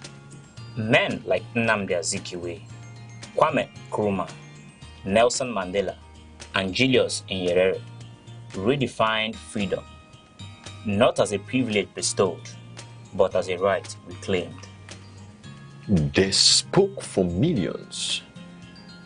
They endured prisons, exile, and resistance. Yet, their vision transcended the politics of their time. They dreamed of a continent awakened. Today, their echoes travel through generations. In every African classroom, in every curious mind, in every dream that refuses limitation. For history is not merely what has passed, it is the foundation upon which tomorrow stands.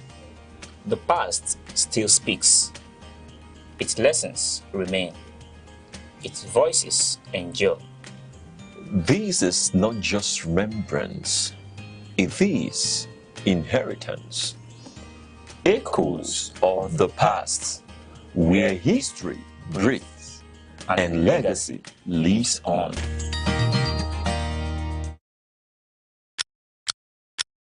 Every second, the world changes, markets rise, leaders speak, stories unfold. To keep up, You don't just need news. You need clarity. You need speed. You need perspective. That's why Aneke TV brings you the global pulse. Accurate, reliable, right when it matters most. Aneke TV. Move with the world.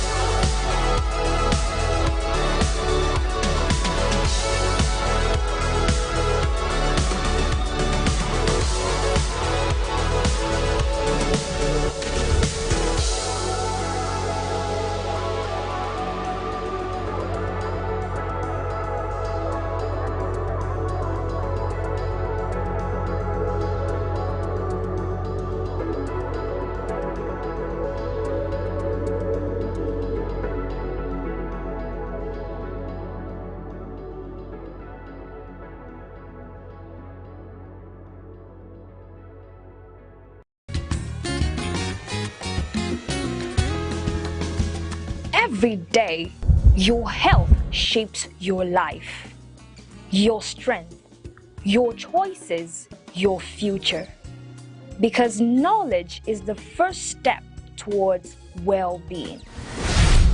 This is Health Matters, only on Aneke TV.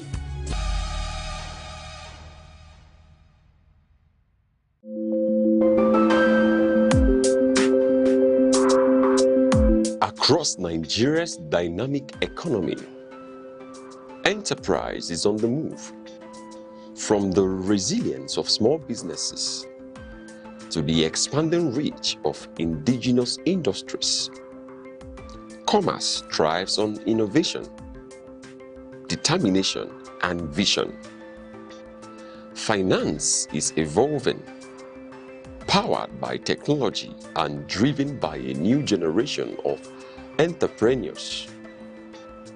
In a rapidly changing world, digital transformation is redefining how we save, invest, and grow wealth. From energy to agriculture, manufacturing to tech, Nigeria's economic landscape continues to diversify. Policies shift, markets respond, and opportunities emerge. Every figure tells a story. Every trend shapes the future. The question is, where is the next opportunity? On Aneke TV, we bring you clarity beyond the numbers. This is Business Outlook on Aneke TV, tracking the markets, analyzing the trends, and spotlighting the drivers of economic growth. Aneke TV, informing enterprise, shaping perspective.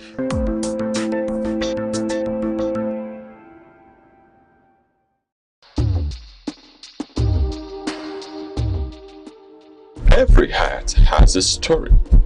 Behind every smile, there may be silent pain. Behind every success, a battle no one ever saw. Behind every scar, a journey of hope, faith, forgiveness, and resilience. This is where real people tell real stories.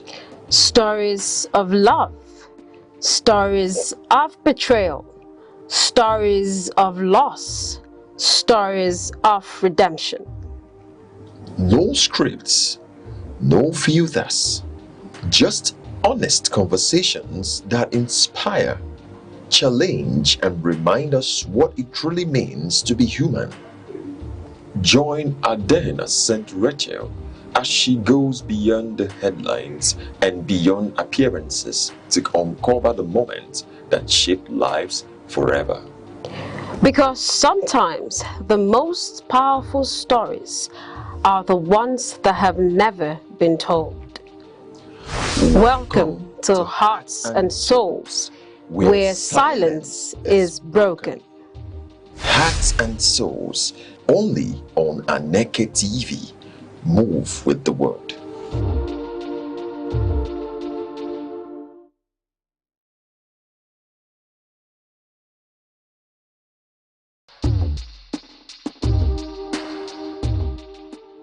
Every heart has a story. Behind every smile, there may be silent pain. Behind every success, a battle no one ever saw. Behind every scar, a journey of hope, faith, forgiveness, and resilience. This is where real people tell real stories. Stories of love, stories of betrayal, stories of loss, stories of redemption. No scripts, no filters, just honest conversations that inspire, challenge, and remind us what it truly means to be human. Join Adena St. Rachel as she goes beyond the headlines and beyond appearances to uncover the moments that shape lives forever. Because sometimes the most powerful stories are the ones that have never been told. Welcome to Hearts and Souls, where silence is broken. Hearts and Souls, only on Aneke TV. Move with the word.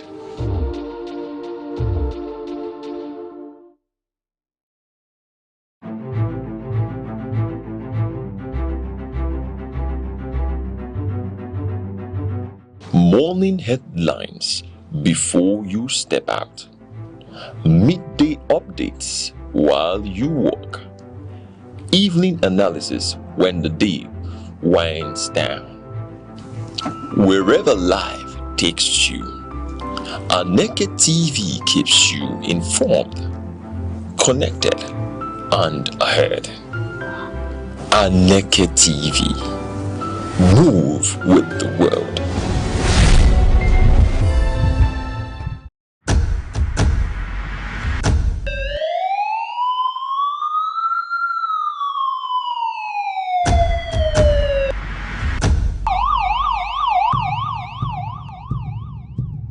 In a world where safety matters and vigilance saves lives, Information is power.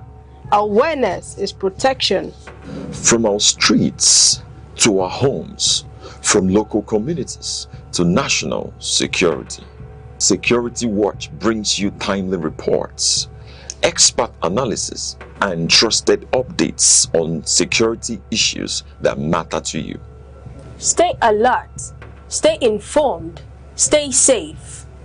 Security Watch, every week only on Aneke TV.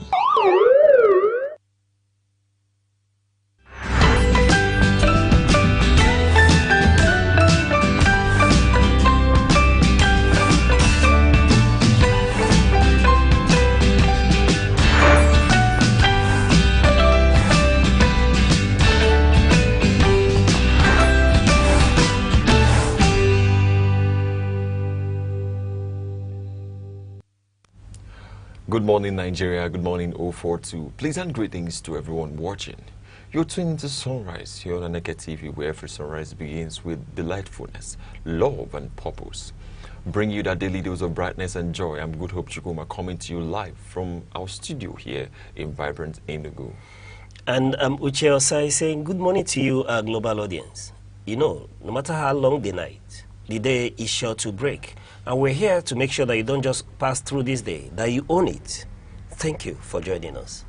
It's a beautiful morning, even though it's a rainy Thursday morning, and we are counting down to the Osun State election, which is in 2 days' time. I mean, Mr. Uche is really geared up to just give us how it's going to be. You know, the predictions and the details. Of course, INEC has really been up and doing also, as same with the Police Service Commission and the Inspector General of Police. They are gearing and getting ready for this Osun State election, which will be a benchmark, or we could say a trademark to the 2026, 2027 general election, which is coming up in January. We'll take a short break. When we return, we're going to go right into other details. Stay with us.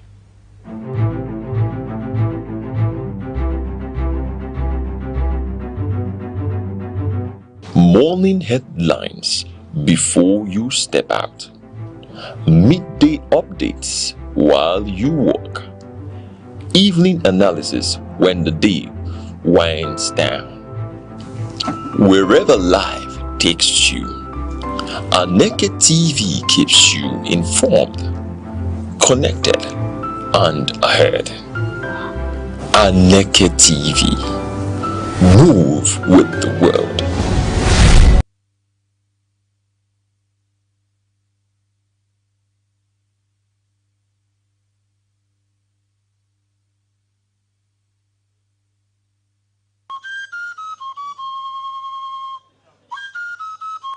From the tiniest cells to the farthest galaxies, life holds secrets we are only beginning to uncover. Why are we here? What connects us all? What unseen forces shape our destiny? Join Professor Jude Udenta as he explores the wonders, the questions, and the revelations that define existence. Mysteries of life, where every answer sparks a new discovery. Watch now on Aneke TV every Monday. Welcome back. Now we take a look at the quote of today, the inspiration segment here on Sunrise, on this edition of Sunrise on Aneke TV, where we are having Ralph Waldo Emerson motivating us this morning, telling us to do what we should do. That is making a lot of sense. He said that time is the currency of your life. You and you alone determine how it will be apart, and how it will be spent. That's what he said. Time and is the currency of your life. You and you alone determine how it will be spent. This is talking about time. This quote this morning is talking about time. There's no time waiting for you. There's no time waiting for me. Whether we are wasting the time we have or we are keeping the time we have, time is always on the move. That's just one thing that I've seen and I've noticed so far, that time is always on the move. And if time is always on the move, then we should always be on the move. We should be impacting. We should be doing something that can change our lives. We should be engaging ourselves in conversations that can change the outcome, that can bring a positive outcome in our nation. We should also, inspire other people, because the time that is lost is the time that is wasted on nothing. It's actually the time that we spent on something, even though we failed, is the time that really counts. And this morning, Ralph is, inspiring a lot of us out there, and you too that is watching Sunrise on Aneke TV, to make good use of our time. It's like a currency. If you spend it well, it comes back well. And that is why we are going to be inspiring you this morning, so you spend your time very well and know that it's good to spend time on good things too. Time is all that matters. That's what we are simply being told. That time is what that matters. And on this earthly trajectory and mission, the only thing that we have for now is time. And it's left for us what we'll do with it. But always remember that time lost can never be regained, which is why in Latin we always say tempus fugis, non regamus est. And when we bastardize it with the Igbo Latin, we say tempus nefefe, non cerere. You understand? Yes, tempus nefefe, non cerere. Time is flying, waits for no one. So it's left for you to determine how you make judicious use of this time, either for achievement or to be counted as those who just were present. What matters in this life is all about who am I, where am I, and where am I headed. And in all, it will be measured by what we achieved. But I can tell you one thing. If you do not know how to spend your time or what to use your time for, use it to let other Nigerians know the import of making the right choices. Soon, the floodgate of campaigns will be thrown open. So you can use that to campaign for good governance. You can use that to, create awareness amongst Nigerians, the need for us to choose the right leadership. That's one thing you can do with your time if you do not know what to do with it. I've made a suggestion. So in all, what we're telling you and what Ralph Emerson is telling us this morning is that time is of the essence. That's the currency of life. All right, let's take a quick look at the weather across major cities in the southeast today, our weather report.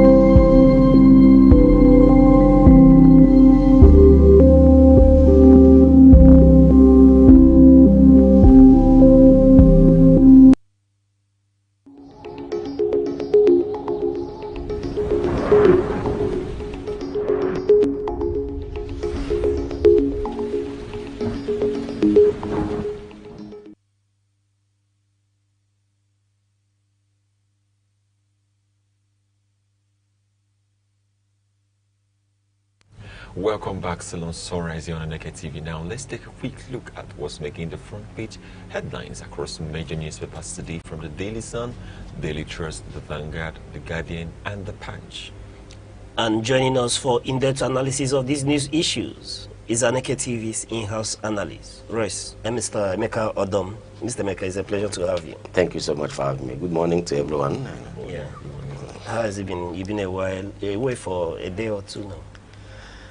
Well, it's been nice. I've been following up on Nigerian issues generally, and particular attention to the Osun elections, which is in 48 hours. So we just do believe that everything will go well. All right. Nigerian issues are worth following up. Yeah, One exactly. has to follow up to keep abreast with the speed and the fastness of evolving issues in Nigeria. It's a pleasure to have you on Sunrise, Mr. Emeka. Thank you so much for having me.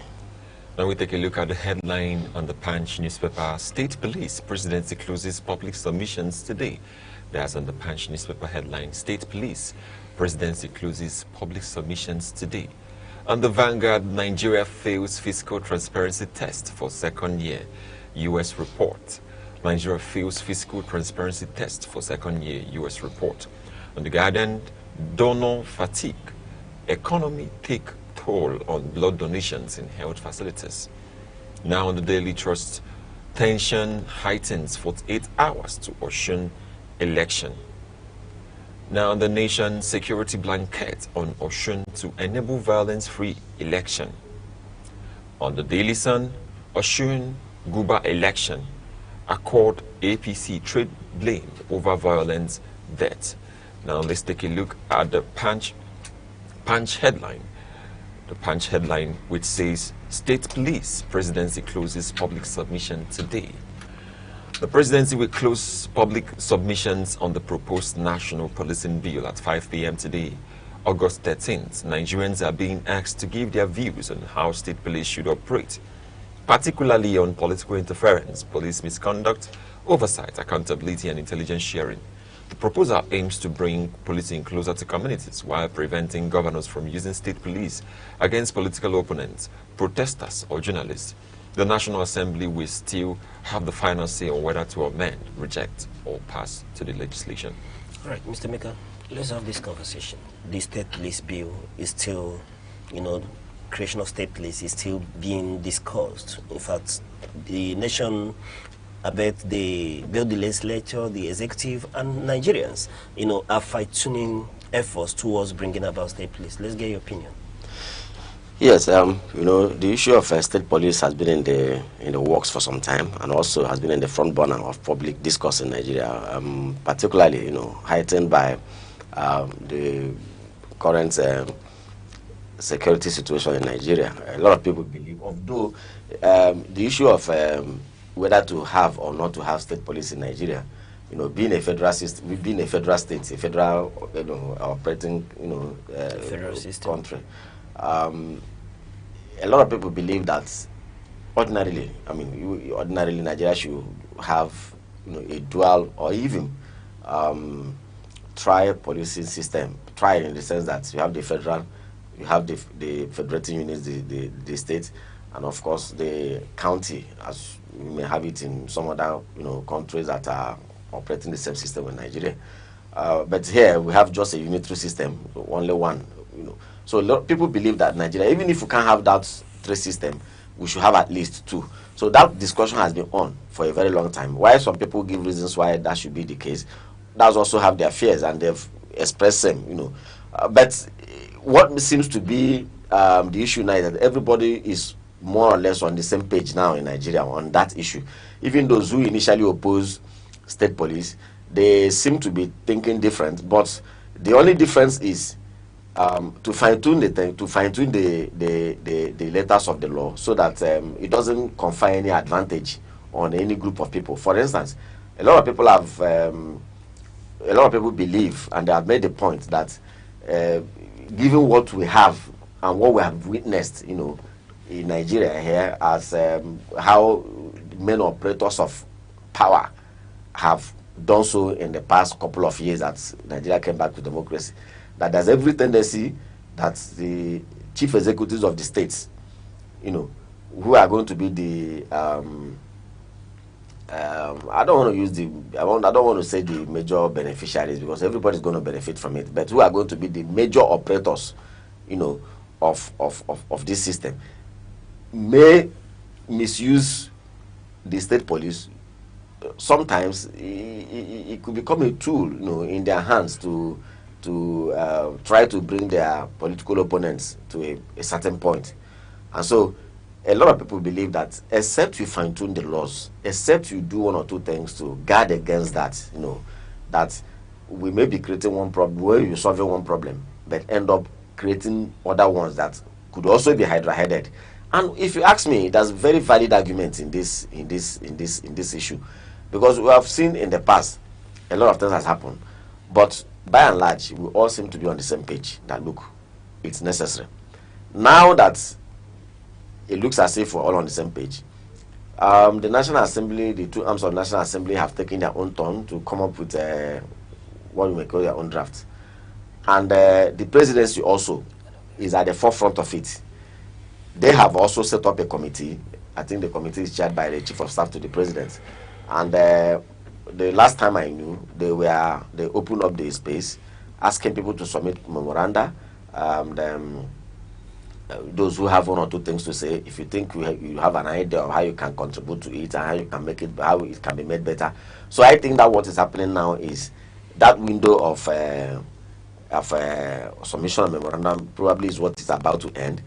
Because the president, from all indications, the presidency seems to be, you know, on a track and on a fast-moving track to get this done with. That is commendable. That is good, so that we don't keep dilly-dallying on this point for a very long time. However, some people have also come up to, you know, raise issues. They say, why is the presidency even on a jet speed on this particular issue? I mean, this is not one issue that we should rush. This is not one issue that we should, you know, gloss over so many things. Some things has to be gotten right. So why is the presidency, you know, it seems to be on, you know, on a high speed? Is there anything that people are not being told? Is there anything in the works? Any hidden, you know, what do they call it in the corporate world? They say it's hidden charge. In marketing, they say it's hidden charges. But in politics, they say it's hidden agenda. Yeah. So is there any hidden agenda? So, but for me, I think that, you know, whatever may be the case, you see, when those in authority, yes, I understand. There's a theory that says that a good percentage of the laws that are made by people in authority are usually made in consideration of their own interests, right? Now, that could be true. There could be an element of truth in that, because people are human beings. Interest will always come to play. But the biggest point for me there is that if you make a law now based on your own interest, you're not going to be there forever. Even if you're occupying the seat for life, a day will come when you will no longer be there. So if you like, do the right thing. If you like, don't like, do the right thing. Because if you look at the politics of Nigeria, it has always had a boomerang effect. You know, those who are there now, thinking that they can come up with any law today, tomorrow that same law you made could be used against you. So that's why it's good to always do things right. I don't have any fear in that. My own is, if I'm going the way of say police, please let's get done with it so that we can move forward. We've been on this thing for too long. All right, you know, you've analyzed the issue quite well, but you did speak to other concerns. But what I'm asking is, do you think that outside the fear of abuse, that state police has the capacity to cushion this security challenge that we are faced with in Nigeria at the moment? Well, see, if you look at the matter critically, the answer is neither here nor there. The reason is because, first and foremost, you need to analyze the security challenges we have. When you analyze it, you know the various angles to it. Whether you are going to analyze it from the perspective of closed circuit security. I mean, what I mean by closed circuit security, looking at security purely from, you know, a classical perspective, security as what it is, protection of life and property, right? Now, if you look at it from there, you may say, well, this is what it is. Then what is the capacity of the police, state police we are creating? But if you look at security from a holistic perspective, what we call the humanistic perspective, you begin to look at security as encompassing social welfare, as encompassing human development, as encompassing infrastructural development, because these are all aspects of security, right? And so when you now view it from that perspective, then the question will be, if those in charge of political governance cannot do enough to guarantee security, mere creation of state police probably will not do much. Because number one, if you look at the issue of security as it is today in the world, the United Nations, Development Commission, right, have defined security to encompass both the kinetic and the non-kinetic. You don't just look at security as, from a physical perspective, providing, maybe protecting this life, this life and this property. Security today has gone beyond that. You need to look at security from a humanistic perspective. When whatever threatens human existence, whatever threatens human life, human welfare, is classified as security threats, right? And if you look at what the challenges we're having in Nigeria today, you and I know that it goes beyond. Yes, there's a substantial aspect of it which is purely kinetic, but it goes far beyond the kinetic, and so if you recall, the current Minister of Defense, General Christopher Musa, at some point in time when he was the Chief of Defense Staff, he did say that the most effective antidote to insecurity is good governance. The most effective antidote to insecurity is good governance.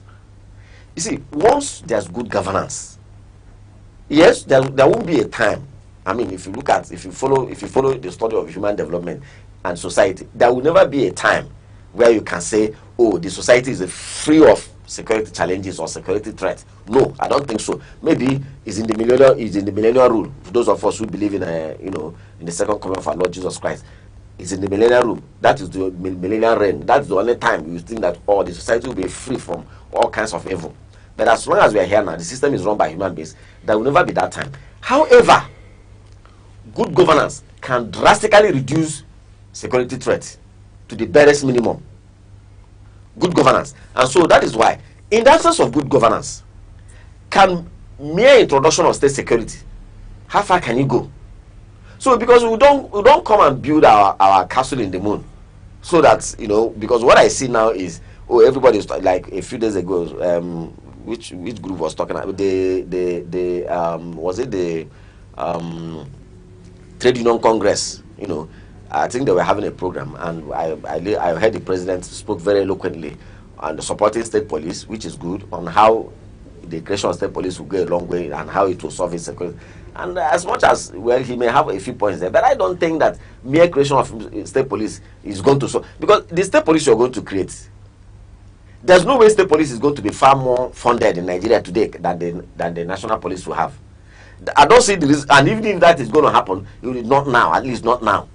Even if I don't see how the state police we are applying to create will be far better than the national police we have in terms of in terms of capacity development, in terms of training, in terms of intelligence, in terms of personnel, and all the rest. They may match the national police in the area of welfare, but all of these things will only take time. So if the national police will have as of today, and we believe that they are giving their best, if they cannot, if what we are seeing now is what they can give, so why would anybody believe that mere creation of state police will automatically come to turn things around overnight? In any case, the same people that are going to function as state police officers and men, are they going to drop from the sky? Are they not the same Nigerians with our with our mindset, with all the challenges we have here, with our limitations, our strengths, our weaknesses and opportunities and strength. So you see, that is why, as much as we should be excited with this state police, but let us not, blow things beyond proportion and begin to build our castle in the moon. If anybody is going to do that, I certainly will not do so. All right. I was going to ask a question about funding, which you've somehow touched. But before that, in theory, Nigeria is a federating unit or entity, or some sort of federalism is obtainable when you talk about systems. But in practice, it seems more of a unitary system. So bearing that in mind, I'm asking, shouldn't we have, because you raised the issue of funding while you were speaking, shouldn't we have, evolved the, looking at state police now to have been perhaps a regional thing where you have the Southeast have collectively, the state that make up Southeast collectively funding a security outfit as a regional police? Wouldn't it have been better in terms of funding and providing cohesive, policing? Yes, if you look at it also in theory, from that perspective, it looks very beautiful, I must tell you. And it looks very beautiful, and one would assume that that would also go a long way to do things. But look at where the challenge lies. Number one, our legal system, first and foremost, does not recognize regionalism. Nothing is done in Nigeria today on a regional basis as long as our law books are concerned. Things are done. In fact, the closest we have come to it is in the geopolitical zones. And again, even at that, just very little is done on that basis. Very little is done on that basis. The bulk of the things that are done here is done nationally, state-wise, federative unit state-wise, and the local government. These are the three entities that the Constitution recognizes. And so, when you now come to running an institution like state police, organizing it at the regional basis, that is going to run in direct conflict with the law, because the law can't be talking about federative units here and come here to be talking about regional. Where are they going to derive their powers from? That is number one. So, except when the states would have formed, that the state that found themselves in a particular region come together by a mere understanding, right? Now, if they make that understanding, and even at that, they will not have a common law, because whatever law they are going to operate, all the federative units must go back to give it a legal teeth in their various state houses of assembly. There's no regional house of assembly anywhere where these things can be authenticated. And when a particular state house of assembly has passed a law, it is within the limit. That law is operative within the limit of the geo conference. I mean the geo circumference of that particular state. It doesn't extend to another state, no matter how close or how neighboring they may be. So the only thing that will be left for them is mere understanding, and understanding is not strong enough to be able to run institutions like this. You recall that at the heat also of this insecurity a few years back, many of the geopolitical zones came together, the geopolitical blocks came together to form security outfits. You and I know why the one of the Southwest probably was able to sail through to a certain degree, and you and I know clearly how the one of the South is, what happened to it. Today we begin to ask all those what they call in Nigeria the IGI, the initial gragra by our governors, about Ebubago. Where is Ebubago today? That's a typical example of how the kind of frustration that can hit, because there's none of them has any legal entity or any legal standing to make law for that will go beyond his or her state. Beyond his state. So that is why, except if the country returns to regional system, where in a particular region we have a single authority. Now, when that authority speaks, it encompasses all the states within the region. That is the only time. But it will be a very beautiful idea, and I believe that things like that can happen. But the issue that those who make laws are our laws today, because when you come to that system, what is going to happen is that while it will elevate a position, it will drastically, erode many other institutions of their own powers as well. All right. I mentioned earlier where you were talking, you raised concern about funding, that whatever we introduce may not be better funded than the existing federal police. At least for now. For now. Now, we understand that the executive, through this bill, are trying to, make sure that the concern of people concerning abuse, especially by those at the subnational, the key operators of state police, if finally the bill says true. we're trying to address these issues and fundings. Beyond that, are there personal concerns that you've seen that may hinder the success of state police if introduced? Well, when you say hinder, I don't think, if the way I see things now, I don't think, not much is on the way that will pull back the establishment of state police, because practically everybody seems to be on the same page.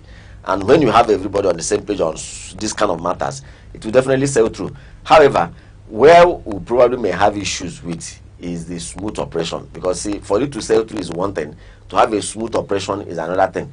Because the level of enthusiasm and excitement with which everybody is talking about it now may not be the same, when the actual operation comes into force. A lot of people are going to raise eyebrows. Accusations will come. Some people will go to court. Many things will happen. Because when it actually becomes an instrument, issues will arise. Because the whole thing is directly connected to security. Because it's the politicians that will operate this. Because yes, the police is a professional outfit. As much as possible, we say please insulate it from politics. But how realistic is that? It's not the politician that will appoint the headship. Today, the IG will have who appointed him. Is it you and I that appointed him? Did we vote him into office? So these are the things that we must take into consideration. So when you come to operations, being Nigeria for what it is, knowing Nigeria for what it is, I quite frankly do not envisage a rancor-free take-off stage, because number one, issues of personal interest will always come. I don't want to deceive myself. I've been in this country for quite some time, and we have been following events. Issues of interest will come. That is number one. Number two, as much as those who are formulating the laws now are trying their best to make sure that matters of jurisdiction, does not come between it and between the federating and the federal, right? Definitely it may come. It may come, and although when it comes, I expect that can be resolved, but definitely to come, because even as it is now, as much as the powers are so clearly divulged right now between the states and the federal, a lot of times they run into issues. There have been several cases where the state governments took the federal government to court to resolve issues. So I don't see this as a difference. Matter somewhere along the line that issue may arise. Then also issues of fundamental human rights. You see, because to make the law is one thing, to operate the law is a different thing entirely. Especially when those who are going to operate the laws, clearly know what they are doing. People clearly, very clearly. It's like you're on a major road now. You decide to, because you don't want thoroughfare here, you decide to place maybe some tree trunks or road barriers on the way, because you don't want thoroughfare. You see, anyone who wants to circumvent those things, he will do this way, and pass. And these are the usual things that generate issues. So even as those who are making the laws now are trying to put some checkpoints there on issues of abuse of human rights, misuse of the authorities, and at the end of the day, when politicians have a certain goal that they want to achieve, they will circumvent, and these are the places that there will be issues.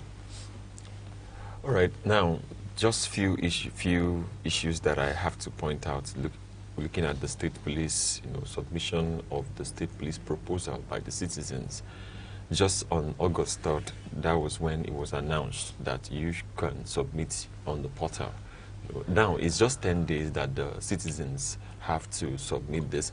Also, I will also reiterate or state the fact that involving the citizens in formulation of the state police agenda, it's very important. Seeking to know what the citizens, how they feel about it, the proposals, how it should be done, from their own point of view. If there's where the power should be, what actually, it's just like running a poll. Okay, so it's very important right now, noting and seeing the fact that we are bringing in the citizens into the state police issue. Also, I would like to state again that you know, the chairman of the committee, you know, Femi Gbajabiamila, has said that if states cannot kick off, if other states cannot kick off at the same time with state police, that they can also be served by the federal police, which also gives a flexibility in the plan. And that, like just like you said, helps to understand and carry out the situation, so that it will not be a heavy burden that we're trying to formulate a structure that we have not even practiced for some time. So it's very important that we're having this, engaging the citizens, and also bringing in that, you know, that structure where it can be flexible. These people can work, the Nigerian police can serve other states who does not have that intention so far, or have not even seen the clarity yet to carry out the state police. Now, finally, I would state categorically that the time frame for this entry for citizens to, you know, register their marks, you know, to give their proposal, I feel is short. I don't know if any of you feels that way. I feel it's very short, because although that September 1st seems to be a key day in this state police formulation, you know, game, but we're now seeing that the 10 days, I'm not even sure that many people heard about this, or that there's much information out there for people to know, okay, you are meant to contribute, you are meant to write a proposal, you are meant to write, you know, something to show that you understand the state policing, you are meant to give us, you know, just bring it in a way that we can see what you think about this. I'm not sure there's enough time for that. That's where I am so much concerned. All right. With that, we'll move to the next story, taken from the Sun newspaper, Daily Sun. It says, Osun Guba election, Accord, APC, trade blame over violence, deaths. With the August 15 Osun governorship election approaching, the Accord party and APC are blaming each other for incidents of violence and deaths linked to the campaign period. The accusations have heightened concerns about the safety and credibility of the poll as political tension rise ahead of voting. Mr. Meka. Well, the Osun debacle is continuing, and we have seen all kinds of, you know, issues raised in Osun. A lot of accusations have gone forth, you know, some political incitements. I mean, inciting people to do things that are not in line with the law.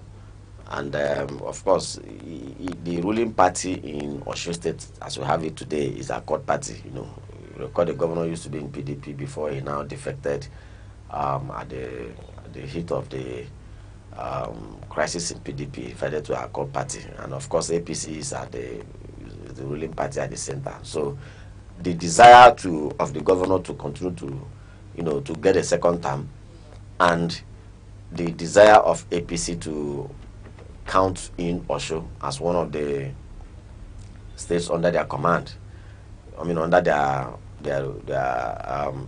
you know, leadership, it's what is for me generating a whole lot of this issue. And you know, it's very interesting for us to note that year in, year out, each time there's the nation is facing any election, whether it's a general election or off-cycle election, sometimes even at the local government area level, we see a whole lot of tension, a whole lot of violence. And sometimes you begin to ask, is violence and tension part of elections? I don't think so. I really don't think so. People can still have elections, you know, without having any issue. We see election in other places. I don't think election generates the kind of violence that it generates in this place. And so it's a food for thought. Now, you must, of course, you know, I believe we probably will still come to that, about the Senator Francis, you know, Fadonsi, you know, who was alleged to have made some remarks, you know, some statements, which, you know, if proven to be correct, is quite unfortunate for a man at that age, you know, not just age, he's standing also because he's a senator. He's a senator. So when you have that kind of situation and you begin to ask, what exactly? I mean, if we do respect to that man, if he were not a senator, if he were to be in the village, he'd probably be a member of the elders council. And these are, going by our tradition and our custom, these are people that when there are issues in the land, you bring it to them to come and mitigate. You bring such issues to them to come and make peace. Yeah. So how can now this kind of statement, although he has from, I think he went to answer to the invitation by the police yesterday, and after that I was watching him on television where he tried to explain that was not what he meant. But you know that I think it was George O'Neill who, in his book, the Politics of Language, he tried to talk about how in politics you need to say what you want to say with the simplest language and straight to the point. People will understand you. All this is issue of I was misquoted. Now in Nigeria they used to say I was misquoted, or I was the other said I was misquoted, or I say I was misinterpreted. From there we became I was photoshopped, and now it is I was AI'd, all kinds of things. So people come to say all kinds of things, thinking that those who are listening or those who are watching are not, intelligent enough to understand what you're talking about. You say A, and by the time you're called to come and ask what to say, you say a different thing entirely. The truth of the matter is that the politics, and for me, this is a pointer to the 2027 general elections, because in 2023, you recall, in fact, build up to 2023 general elections, sometime in 2022, we had all kinds of rhetorics, and it was actually there and then that my desire to come up to embark on the research I talk about, which I'm actively on as I speak, about the rhetorics of election campaign communication, and how far it goes to either inflame or douse tensions in our political atmosphere. So this is just a typical one. I mean, if you recall what that man said, what he was alleged to have said, when you see them, and he came when you see them, kill them, and people have accused him. So who are they going to kill? A court party. He said no. That what he's saying is that when they see them, they kill them with the vote. If you follow, he said what he said in Yoruba language. He's not the only one. He's a Yoruba quite alright, but he's not the only one that understands Yoruba. People understand Yoruba. A few of us probably may not be able to read and write in Yoruba, but we can communicate effectively in that language. So when you say something, people hear you. When you say kill them with votes, but in that statement you say kill them before the election. Are they going to use vote before the election? So if actually you meant that they should kill them with votes, are you saying people should kill people with vote election? Is there any vote before election day? So so these are some of the things, and it's very unfortunate that we are seeing that kind of, and these are some of the, if you recall, let me tell you, if you recall in Rwanda,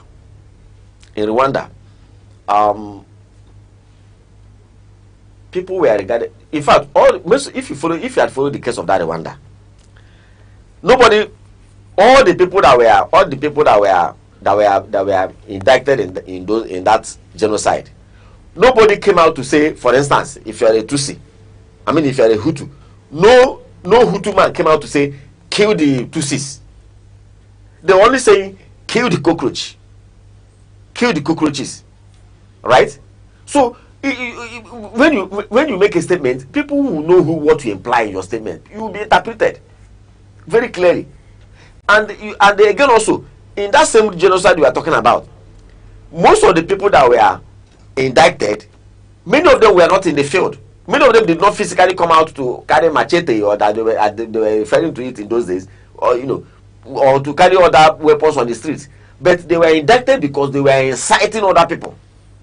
So that is why incitement is, when you are a leader, people listen to you. You must be very careful of the communication, because when people listen to you, they draw strength, they draw motivation, they draw inspiration from what you say. So that is why I honestly will appeal to our leaders in Osho State and in other places too. Let them take it easy. Let them be let them show maturity, let them show calmness and candor in their communication. And for me, I believe that one of the mistakes we have made, our leaders have made, is that they engage anybody that can talk. And these are the crux of what, my research is all about. You don't just get anybody that can talk just because they can talk. So there are people who are trained in the use of words. There are people who are trained in the use of words, and they manage image. You see, let me tell you, as long as the public is concerned, what you said and what you didn't say means a lot. If you fail to talk when you are meant to talk, it's a communication. And if you talk when you are not meant to talk, both what you said and how you said it is also a communication, which is subject to interpretation by other people. So these are the things. I employ our leaders, our political leaders, please let them understand very clearly that this thing we call political tension, they are the ones generating it. Where else again? Is it the voters that are generating the tension? Of course it's the leaders. All right, your call is quite germane, and one would wish that our leaders, especially political leaders, will understand. But the question is, just like Bolaji Abdullahi is saying that he doesn't hold the senator accountable, do you think that we should look towards maybe that the utterance of Mr. President, like Bola Abdullahi is alleging, is part of the issues that is fueling this sort of rhetorics and the level of engagement, and I bet negative engagements we are getting towards the Osun election? Because you remember Mr. President telling the Catholic bishops that all is fair in politics, and this could be misinterpreted by party faithful and followers as well. Yes, in fact, let me tell you, in continuation of my research, because every opportunity I have, I apply myself to, going through historical issues in Nigeria and trying to update myself to as I put down my point, jot down my points in my research. I was trying to, I was trying to go through an analysis. Now, it's a tale of two presidents. A tale of two presidents. All has to do with election. One said, my ambition does not worth the blood of any Nigerian. He's a Nigerian president. It has to do, the context here is election. Then another Nigerian president in a different context also that has to do with election says that grab it, snatch it, run with it. In another situation, he said all is fair in politics. Let's be fair, the other statement, he wasn't a president when he made that. Who made the statement? Whoever said grab it, run with it, wasn't a president at that time. But it has to do with election. And the person ended up, he was a presidential candidate at that time, or aspirant, and at the same time he ended up becoming the president. They're all in the presidential line. Okay. The character is the same. Well, the toga he was wearing at that time is on the road to presidency. Presidential contender. Yes, he's a presidential contender, and he ended up. And the issue at that time was the contest was also the quest for Nigerian president. It's all elections, right? So now, how do you look at the issue now? Is how do you look at that? Those two coming from those two helmsmen, and these two men we are talking about now, at no situation you will ever find them in the street arguing with people. You will never find them in the street fighting with opponents. You will never find them in the street arguing with opponents. You will never find them in the street fomenting trouble.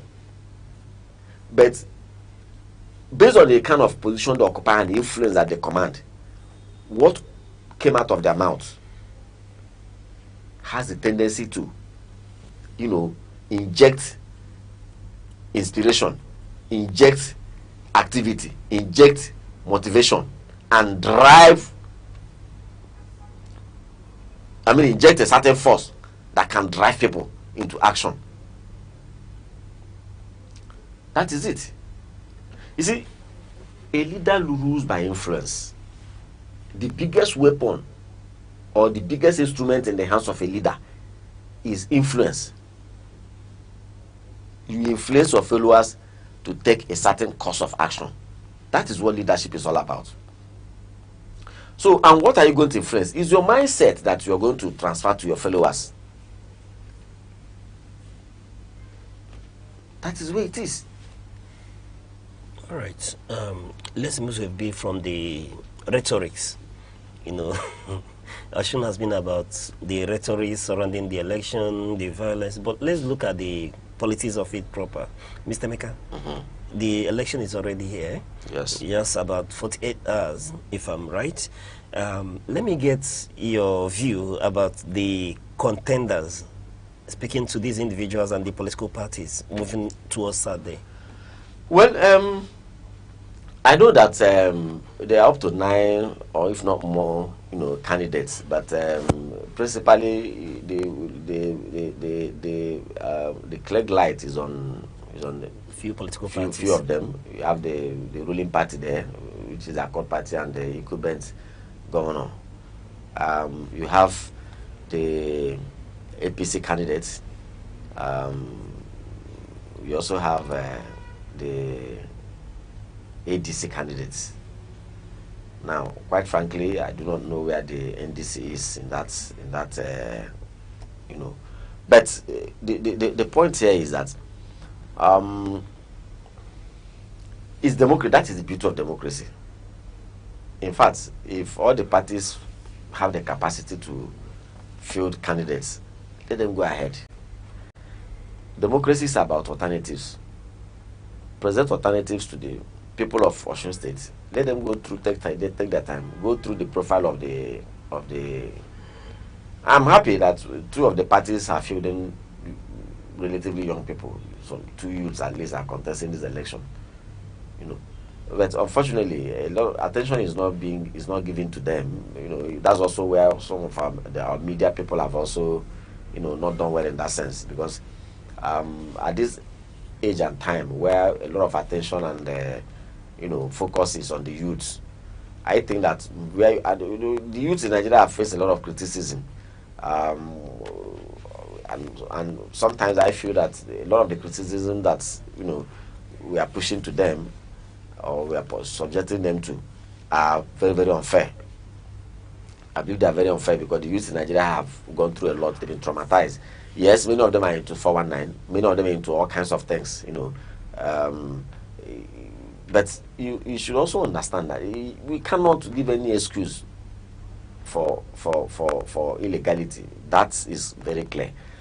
But these are youths who, many of them passed through hell before they went to school. They spent several years in school with all kinds of strikes and closures of the academic system. For a system where you need to spend 5 years or 4 years, you end up spending 8 or more. And eventually when you come out, you are subjected to go and serve your fatherland, pass through another rigorous 1 year exercise. And by the time you come out, which is the time actually you should settle down and begin to plan your life, 5, 6, 7 years, you don't get any meaningful employment. Before you know, frustration comes in. At that point in time, the man becomes vulnerable. He becomes vulnerable. And so most of the things that the youths are doing these days, these are things, and it's not as if why these frustrations come at a time that there's nothing on ground. The nation is blessed with resources, but they can't access those resources. Those resources are in the hands of a chosen few. So so how do you feel when you pass through school, you see your mate that both of you left school the same year, and right now he's already a senior manager or a senior climbing the ladder to the top in one of the federal government establishments, and you are still grappling. You have not even gotten a 50,000 naira employment since we left school. But the other guy has more than 3-4 cars. He's living in a big house. He's married. It's not as if he's better than you, but simply because he has somebody at the top who is pushing. So naturally, will you be happy? That's the way it is. So when you see these youths, when you see some of them try to come to this point, we should celebrate them. So talking about the candidates, I feel that the sitting governor, the APC and the ADC, they know themselves. They know themselves. They very clearly know themselves. Let the people of Osun decide among all of them. Let the people of Osun decide. Yes. I think that's the way we'll anchor that. All right, we'll take a short break. When we return, we'll bring you more updates. Stay with us.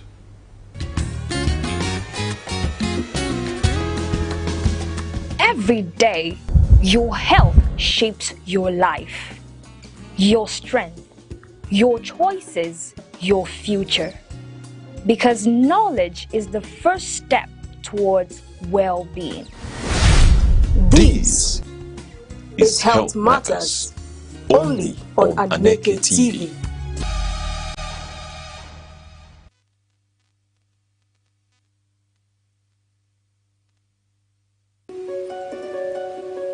In a world that never stands still, where stories break in seconds and moments shape history, one station keeps you connected to your nation, to the continent, to the world.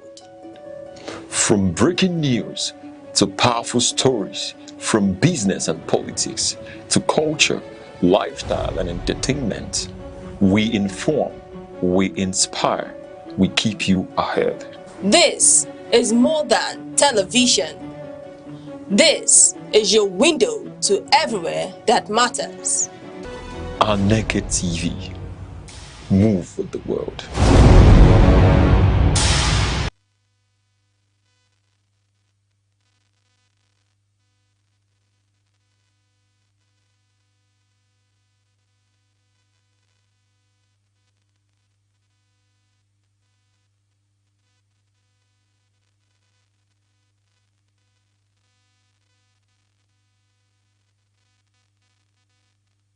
Welcome back, Salon Sunrise on Aneke TV. We take a look at also in the news on the Punch newspaper. We have 2027 Atiku Obi move options ahead of single candidate summits. Former Vice President Atiku Abubakar and former Anambra Governor Peterobi are weighing their options ahead of an August 18 opposition summit in Abuja, where effort will be made to produce a single presidential candidate for the 2027 election. Mr. Meka? Yes. You recall that prior to the party primaries, I think it was Governor Sheyi Makinde who hosted that meeting in Ibadan, where the opposition members came and signed off to the Ibadan Summit. Yeah, the Ibadan Summit, which principally tried to communicate the idea that come 2027 general elections, the opposition will present a common front, and have a common candidate. Actually, before now, in fact, I think it was 2 years ago when in one of my television interviews, I had made case, quite frankly, that the opposition should come together. I know a lot of people probably disagree with me at that point in time, because after that incident, I had a lot of communications. Most obedience were like, okay, fine. If you're saying that the opposition should come together, he's going to be the presidential candidate. And I said I didn't care. We have an article there. He already is the presidential candidate. We have peterobi now, who's already the presidential candidate. We have Kwankwaso. We have Amechi. These are vice presidential candidates. But all of them can come together and present a common front. See, the truth is that you must recognize the fact that you are dealing with a man who is very good at the game of politics, as it is played in Nigeria, and that is the current president. So you need to muster enough political strength. And when we talk about political strength, we talk about in terms of mobilization, in terms of resources, in terms of goodwill, in terms of ideas, in terms of voter education and advocacy, to be able to defeat President Bola Ahmed Tinubu. Usually, if you look at the Nigerian trajectory, even beyond Nigeria and some other African countries, for you to defeat an incumbent of this, this strength, you need a coalition, and that was exactly what the APC did in 2015 when they defeated the PDP in power. So I up till now, I still believe that they can. In fact, I've had more than 6 different occasions where this issue was discussed either in a radio or a television interview, and I keep saying that as long as I'm concerned, it is very possible for the opposition to quickly come together. So I'm happy that they're still mulling the idea, but the point is that they have to, all of them have to take a second look at their ambition, take a second look at their ego, take a second look at their political profile, whatever they think it is, so that they will understand. I'm happy today that OP is working with Kwankwaso. In 2023, that couldn't work out because I heard Alhaji Buba Galadima, one of the aides of one of the spokespersons of Alhaji Musa Kwankwaso, who said then that there was no way peterobi could, that Kwankwaso could be a vice president to peterobi because Kwankwaso was a bigger political figure, but they all went to the election and tested their strengths. And today, I'm sure they all have a realistic assessment of where each person belongs. I'm not saying that Obi is a bigger political. Everybody is a leader and they big in their own domain and in their own right. But when you want to come to the national, sometimes you need to allow your own ambition to also. Today, President Bola Ahmed Tinubu is the president of Nigeria. But in 2014, he probably allowed Muhammadu Buhari to be in front. Now both him and Muhammadu Buhari, they have all had a shot at the presidency successfully. So that's why collaboration will always be better than going solo. Honestly, I want all of them. Let them come together. Let them. It doesn't matter they are presidential. It can be a presidential candidate and at the same time say work together. In 1999, we saw that happen. Bonayano was Blessed Memory was a presidential candidate of the ANPP. Olufale was a presidential candidate of the AD. And they came to work together, and it worked out very beautifully well. So let them work together.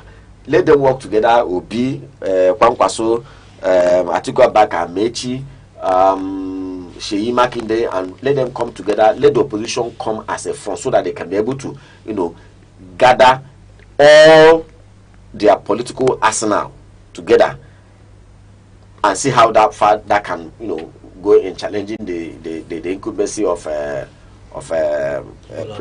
President Bola Ahmed, just in half a minute, just in a nutshell, do you really believe that there's still the possibility of this coalition of these political parties? Do you still believe there's time for that? Yes, they can do that. If that's possible, do you believe that they have the capacity to muster the votes needed to unseat the more than ever before? In 2023, the vote of the peterobi and Atiku Abubakar's votes, if you put them together, they're about 12-something million people.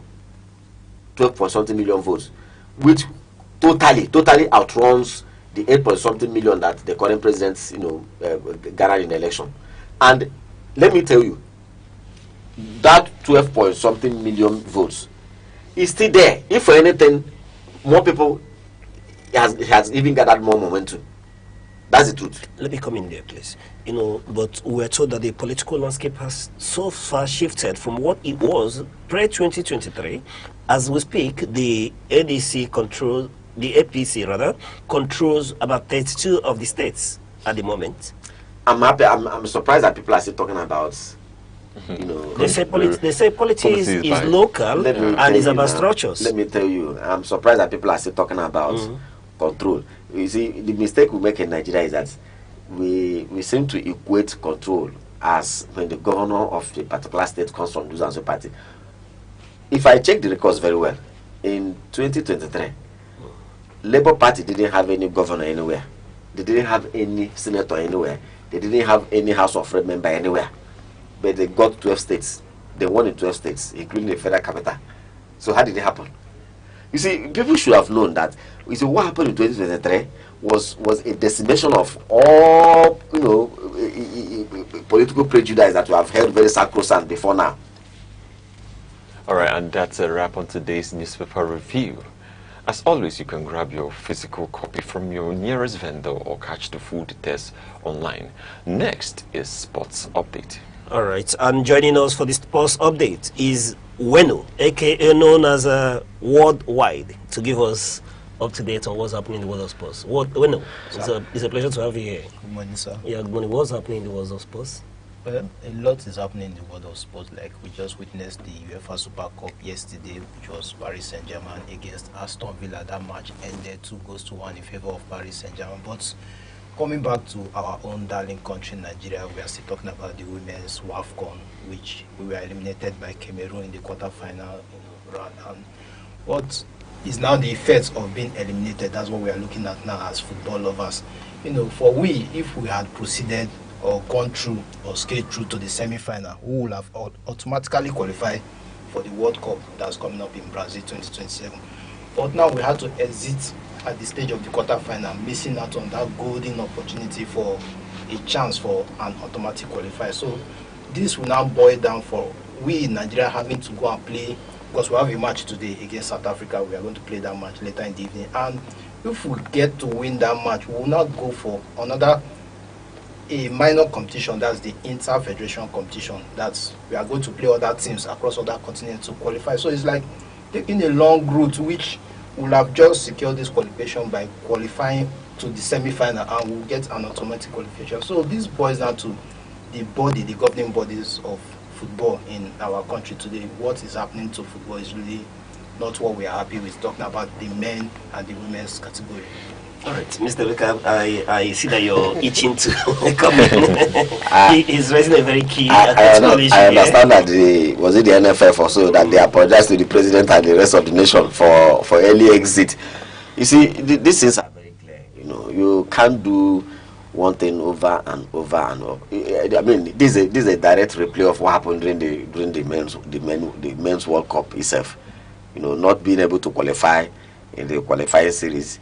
Now having to go and play another African country as on the playoff. Eventually, we lost to Congo, and if we had won Congo at that point in time, we would have gone to play another playoff at the Intercontinental, and so now this is the route. I wish them well. I wish that they succeed in all of these things, but the truth is that Nigeria really need to sit down and ask itself a very important question. Sports used to be one of the things that bring happiness, joy, and cohesion. Even when religion and politics seems to be tearing us apart, sports has a gluing factor with which, and when it happens, you see, within a very short time, everybody is glued together as one country under the beautiful color of green, white, green. I hope that era comes back again. All right, that said, what is happening in the world of transfers? Well, a lot. That will not allow me to give us much that is happening in the world of transfers, but just to bring out a little bit of the players that are moving from one club to another. We are having so many, but our own players are not really moving. So we don't have our players. When you talk about own players, you mean Nigerian players? Yes, Nigerian players. We are not really moving because we did not have the avenue to showcase our talent. I think we are not moving because we are moving, but we are not moving to what we could say the right teams, to the right clubs. So yeah, everybody on the cadre of that are played in the World Cup that visited, that even saw the stadium at least the team saw the stadium. They are yes, we have talents here in Nigeria who have showed class, but just because they could not see that stadium, there was no Nigeria at the World Cup. It has impeded on our transfers. The talent we have in our nation is not really. Must there be movement or transfers?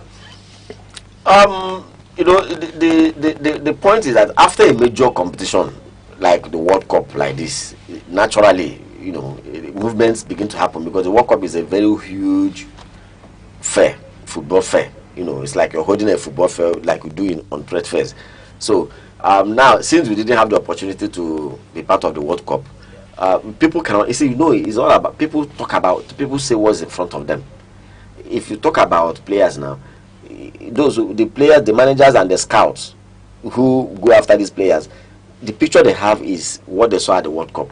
not what they did in their previous. No, what people did in their previous clubs is still there, but that is one of the reasons why players pass, why players struggle to qualify for World Cup. Okay, let's raise the question about someone like Osimhen. Yes. We expect that Osimhen should be moving clubs at this time. If Osimhen had played in the World Cup, probably would have had. If he had displayed in the World Cup, plenty of us would have been. But now it's just. It would have been a different. It would have been a different ballgame entirely. We are expecting Osimhen price tag to even be going up now. I can tell you that close to, let's say, 60 euros. 60 million euros. Euros. So this is somebody that we are expecting that his price tag should be above 100. 100. Because looking at Bakola, what has Bakola done in the country? In PSG, if he had played in a country, against a country, and the World Cup, let's assume, for instance, Nigeria had the opportunity to play a team like England, a team like Spain, a team like Argentina, or any of these other countries, and you see him at his best. And one thing about this footballer, when you have a big game in front, see the super player, the superstars have a way of bringing out their best. And when you see them perform like that, then you know that this one can break any defense any day, any time, and that's he won't be swallowed by a big game. Yeah, basically summed it up. So that's why I said basically we, the Nigerians, we are not really moving, but of course there is a lot of movement. Look at in the clubs, you will see a lot of movement, but our own players, we are not really having much to say that this person is going to another club. That's why also these players, when they are playing for Nigeria, they're also playing for themselves in a way, because if they play well and qualify, ultimately also they have a share of the booty. Anyway, you know why I'm so excited that we're talking about this? Because I've been at the forefront of talking about the decay of Nigerian football, and today everybody would agree that the decay is impacting and affecting every one of us. We can't comment and enjoy football like the World Cup. Nigeria didn't know there was a World Cup. What it would have been if we had our team playing at the World Cup, and today we are talking about our players not moving because they didn't participate in a major tournament. And until we take care of this situation, until we take care, and it's getting over to the women World Cup as well, women football as well. So until we take care of them, we may not be able to see our team in any major tournament, and you begin to forget the likes of Osimhen playing for any big club in the world. Do you know that what is very painful in this is that women football in Africa used to be almost an exclusive dominance of Nigeria. Yeah. For nine times champion. When you see buildings collapse, when you see buildings collapse, it doesn't just happen. Of course, something is responsible. Imagine the promises that we have made. That's the last tournament. This was when they now had to fulfill it. After losing the first match. That was when it's part of the now. Now you begin to see. God will help us. All right, that's where we call it a day on this edition of Sunrise on Aneke TV. Thank you very much for waking up with us. It's always a pleasure. Until we come your way, same time, same station. Have a wonderful morning. I'm Gotop Chukuma. And Wendo, thank you for those updates. Thank you very much. Mr. Mekodom, it's always a pleasure having you here on Sunrise. Thank you so much for having me. And I'm Uche Osai saying thank you for watching. And keep watching till we come your way same time tomorrow. Bye-bye.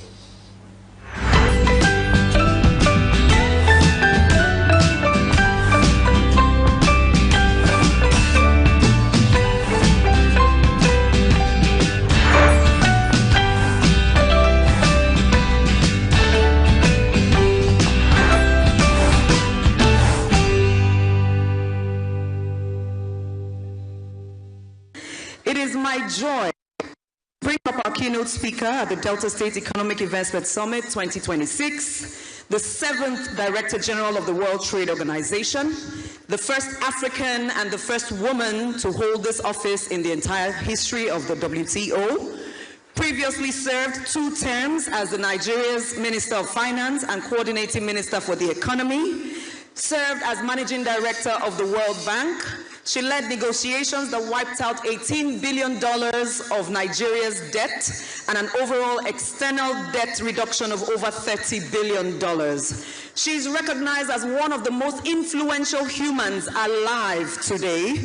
She was nicknamed Okonjo Wahala because she brought wahala to inefficiency in the economy. She brought wahala to corruption.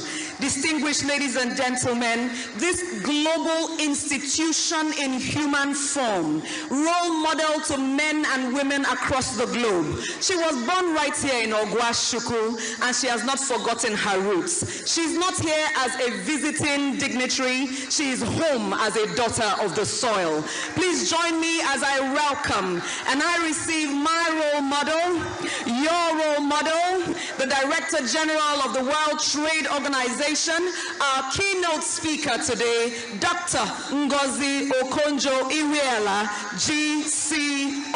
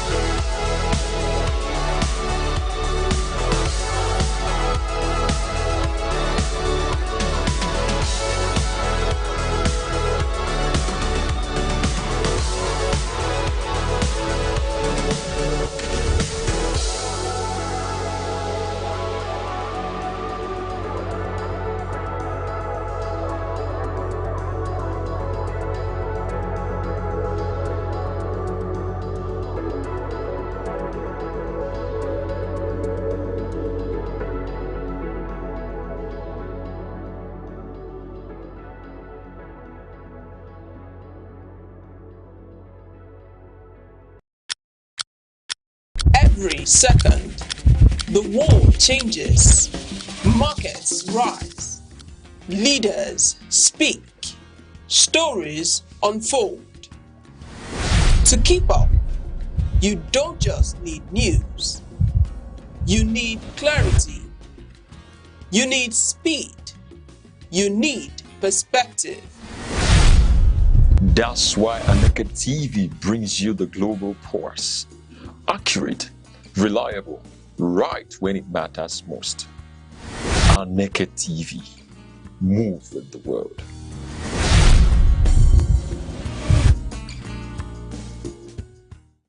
Good care of us. There are a number of deputy governors here representing their governors.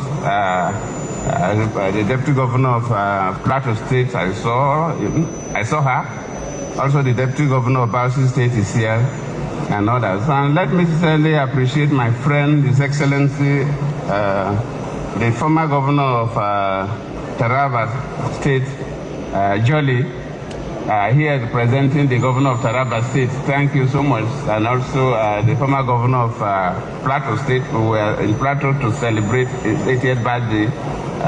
Thank you for being here with us. I will mention the other people later, but we must appreciate the keynote speaker. Thank you for your excellent speech.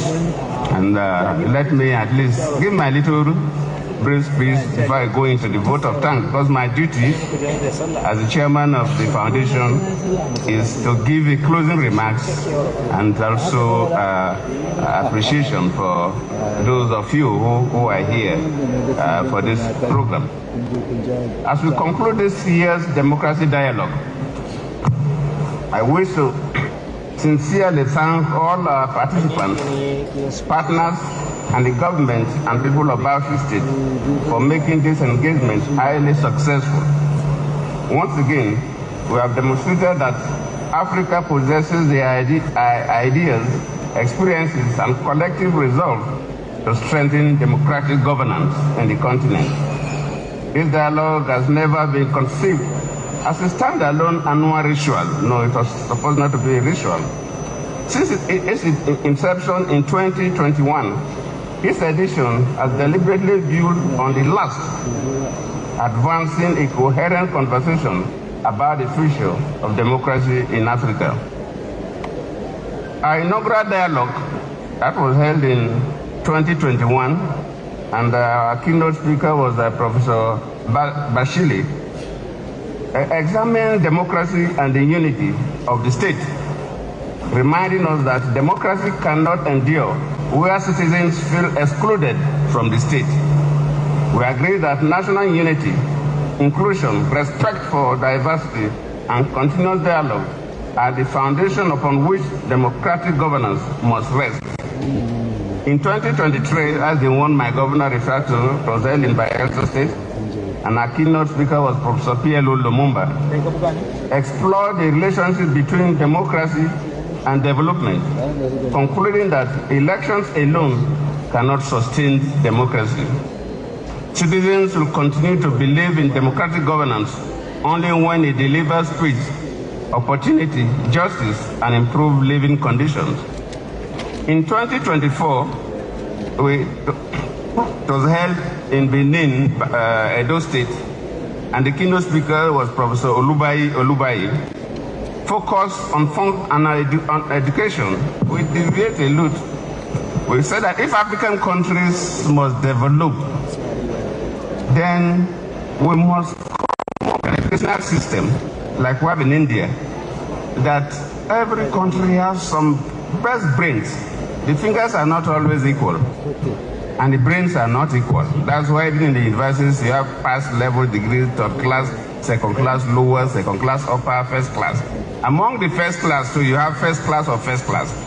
And for us to move, you must have innovators, creators, good people that will be good scientists, economists, good lawyers, globally accepted. And this must come from your best brains. So a society must have the ability to crop up these best brains. In fact, the keynote speaker described them as genetic accidents. that you have such people that are exceptionally brilliant. The mother may not be that too brilliant, the father may not be that too brilliant, but you get a young girl or young boy becoming exceptionally brilliant. You must have a system that can pick this crop of people and develop them so that they can take your country to where you want to go. In fact, when I was in office, we came up with that concept of presidential special scholarship for innovation and development. We picked the best from among the first class in the STEM areas and sent them to the best universities in the world. The idea was for us to get the crop of scientists that can take Nigeria to the moon. So that was the center with what we discussed in Benin. In 2025, it was hosted in Ghana, and the keynote speaker was Bishop Matthew Cooker. We confronted the difficult question, why do democracies die? And I remember the keynote speaker said that democracies will not die. We recognize that democratic decline is seldom sudden, but it begins with the gradual erosion of institutions, disregard for constitutional norms, abuse of power, and declining public trust. This year's theme, beyond elections, can political parties and the judiciary save Africa's democracy? Though President Obasanjo said, well, we don't have anything like African democracy. What we have is Western liberal democracy. Probably would have put it this way. Can political parties and the judiciary save democracy in Africa? Actually, because I'm not an historian, but from the little knowledge of history I know, we don't have indigenous democracy. We are ruled by emirs and kings. And the kings or the emirs make their laws, preside over their laws, are judges over their laws, and execute their laws. So there was not like democracy. So if we must go democratic, that means that we must develop our own concept of democracy. Probably that's what my executive directors will look at. Maybe one of these will join the Obasanjo's team to also re-examine the issue of what brand of democracy can we grow in Africa. I always say if you take at the top level of presidency, maybe the Swiss model, where they don't have one powerful person, maybe the best for some of the African countries. In Switzerland, there's no one person that is the overall boss at any particular time. You have few people that make up what I may describe as a presidential college.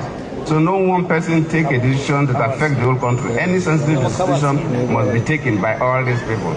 And I know I hosted one of them when I was the vice president. I said that their forefathers believed that when one person has so much powers, it is dangerous to society.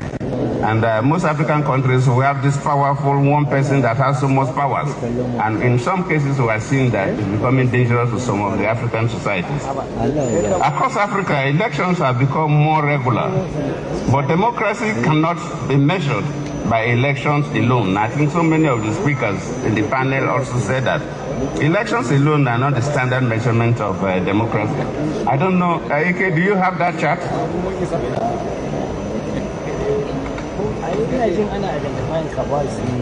There is a chart I asked them to project, but if it is not there, okay.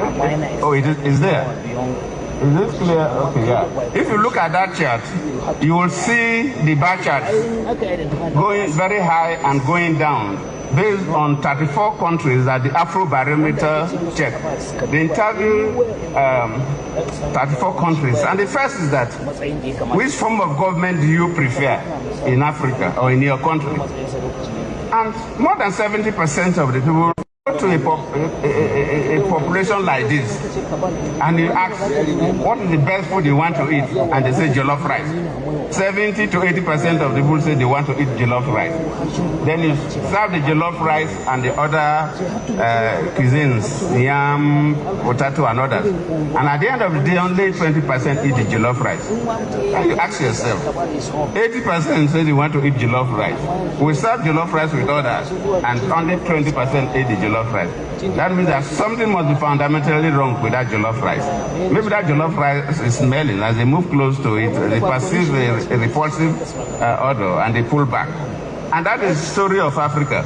If you look at the chart, the story is not too bad at the top because some countries are doing well. the base, though this 2024, not 2026, a country like Gabon, only 11% of the population say that 11% of the population say that they're happy with the practice of democracy in their country. 11%. As for Swahili, it's not very clear here. It's about 18%. Angola, about 17%. Mali, 22%. It goes on. But on top, we see that Tanzania, as of 2024, I hope it's still this way, about 84 people were pleased with democracy. Followed by Morocco, 70%, and our sister country, Ghana, where the chairman of the ruling party is here, 66%. So we can clap for Ghana for being there. So it clearly shows that there's something fundamentally wrong with democracy. So but we must agree that there is no universally accepted model of democracy, because every nation has its own history and political realities. Yes, there are at least 8 universally accepted democratic pillars that every country should strive to uphold. If you're actually practicing democracy, globally, we agree that there are 8 pillars of democracy. If you deviate from this, then you cannot say you are practicing democracy. First is the sovereignty of the people. The sovereignty of the people. Democracy begins with the people. Sovereignty means that the ultimate power to govern belongs to the citizens. What the citizens who exercise that power by choosing the leaders they want that can influence public policy. That is the first pillar in terms of hierarchy. The second is rule of law. The rule of law means that everyone is subject to the law, regardless of status or position. It ensures fairness, justice, and equal treatment for all. If that is lacking in the country, then of course there's no democracy there. The third is the separation of powers. The principle divides, of course we know the separation of powers. At least, if we have monarchy, then we know. But if it is democracy, then the judiciary, just like even other discussion mentioned in the last fire chat group, they mentioned, the judiciary must be completely independent of the executive. And the parliament must be relatively, I say relatively because members of the parliament and the executive belong to the same political party. So sometimes it's actually difficult to cut a line between the parliament and the executive. In the parliamentary system, first and foremost, you must be elected as a member of the parliament before you even be appointed as a minister. So on one leg you're a minister, on another leg you're in the parliament. So it's difficult to separate the parliament from the executive. But the judiciary should be completely separated from the rest of governments. The fourth, protection of fundamental rights and freedoms. Democracy safeguards essential human rights, such as freedom of speech, religion, assembly, and the press, allowing citizens to live with dignity and express themselves freely. So if citizens are gagged, if the civil space is choked by the executive, then of course there is no democracy. The fifth pillar, accountability and transparency. Democratic leaders are answerable to the people for the actions and decisions they take. Transparency ensures that government processes are open and accessible, helping to build trust and reduce corruption. Of course, when I was in power, that's why we signed the Freedom of Information Bill, so that if people want to know details about what any department of government is doing, the law allows you to ask questions, and if they don't, they are culpable. 6, free and credible elections. So free and credible elections is number 6 by hierarchy. Elections must be conducted fairly, regularly, and without intimidation or manipulation. They allow citizens to choose their. So, if you don't have free and fair elections, then of course they are not practicing any democracy. And political pluralism. Political pluralism encourages the existence of multiple political parties and diverse opinion. In a democracy, people must have their different views. But having their different views should not be an issue.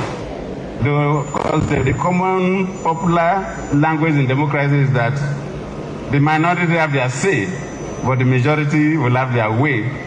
So don't close the mouth of the minority. Allow them to say something. Allow them to express themselves freely, even though that will not give them the votes.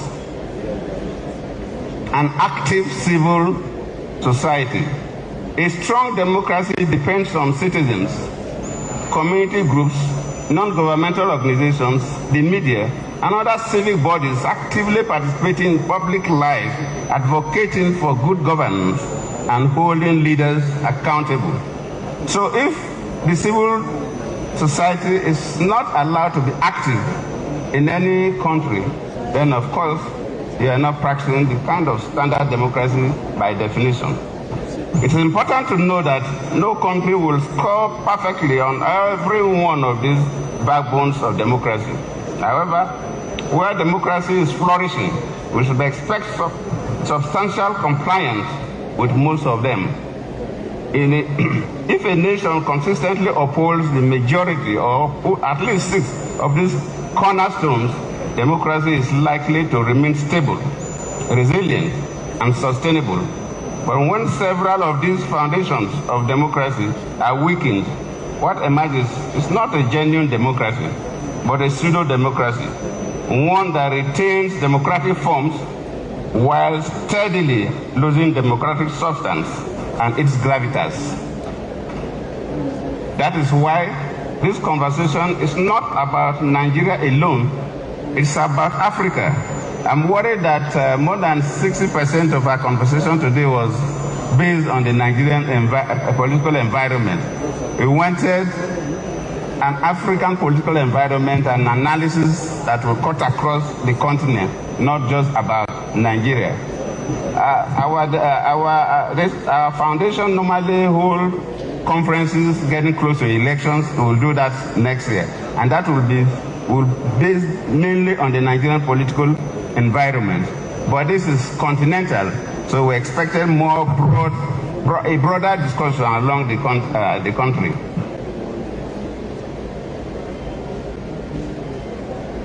That is why this conversation is not about Nigeria alone, it's about Africa. We must honestly examine how our countries measure against these democratic standards. Political parties must become true democratic institutions. They should uphold internal democracy, recruit credible leaders, respect their own rules, formulate policies, and place national interests above partisan advantage.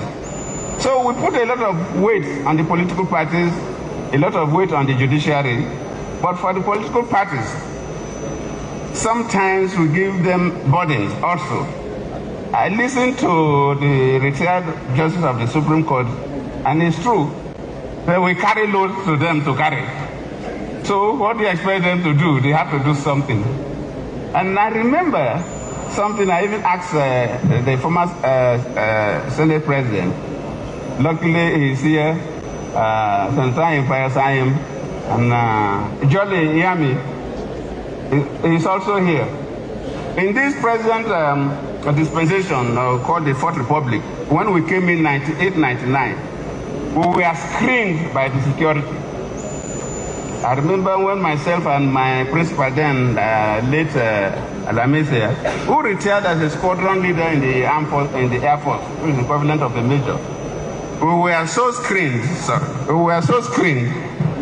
we spent a lot of time. But immediately the government was formed, members of the National Assembly now said that security services should not be involved in screening those who want to hold political offices. Of course, they hang on the Constitution, that the Constitution gives qualification to contest election, and screening by the security services is not one of them. So it sounds interesting. So there was no longer security screening. The burden was passed on to the political parties. That's what I'm talking about, the parties. That the parties should make sure they screen the people they are presenting for election. So if you have been a criminal in your community, maybe you have been raping women, stealing things, and doing all kinds of things, and you have not been convicted by a court, nobody has taken you to court, you can contest, you want to be the governor of the state. Ordinarily, the party is supposed to be this man or this woman does not have the qualities of representing anybody and say we will not give you our ticket. Ordinarily, that was the power given to the political parties. But then we now challenge the parties. You must be democratic. And sometimes those who have questionable character are those who have the money to prosecute the primaries. So it becomes a problem. And the problem is that you see that when we are in the 4th session of the National Assembly, and I think 23rd January,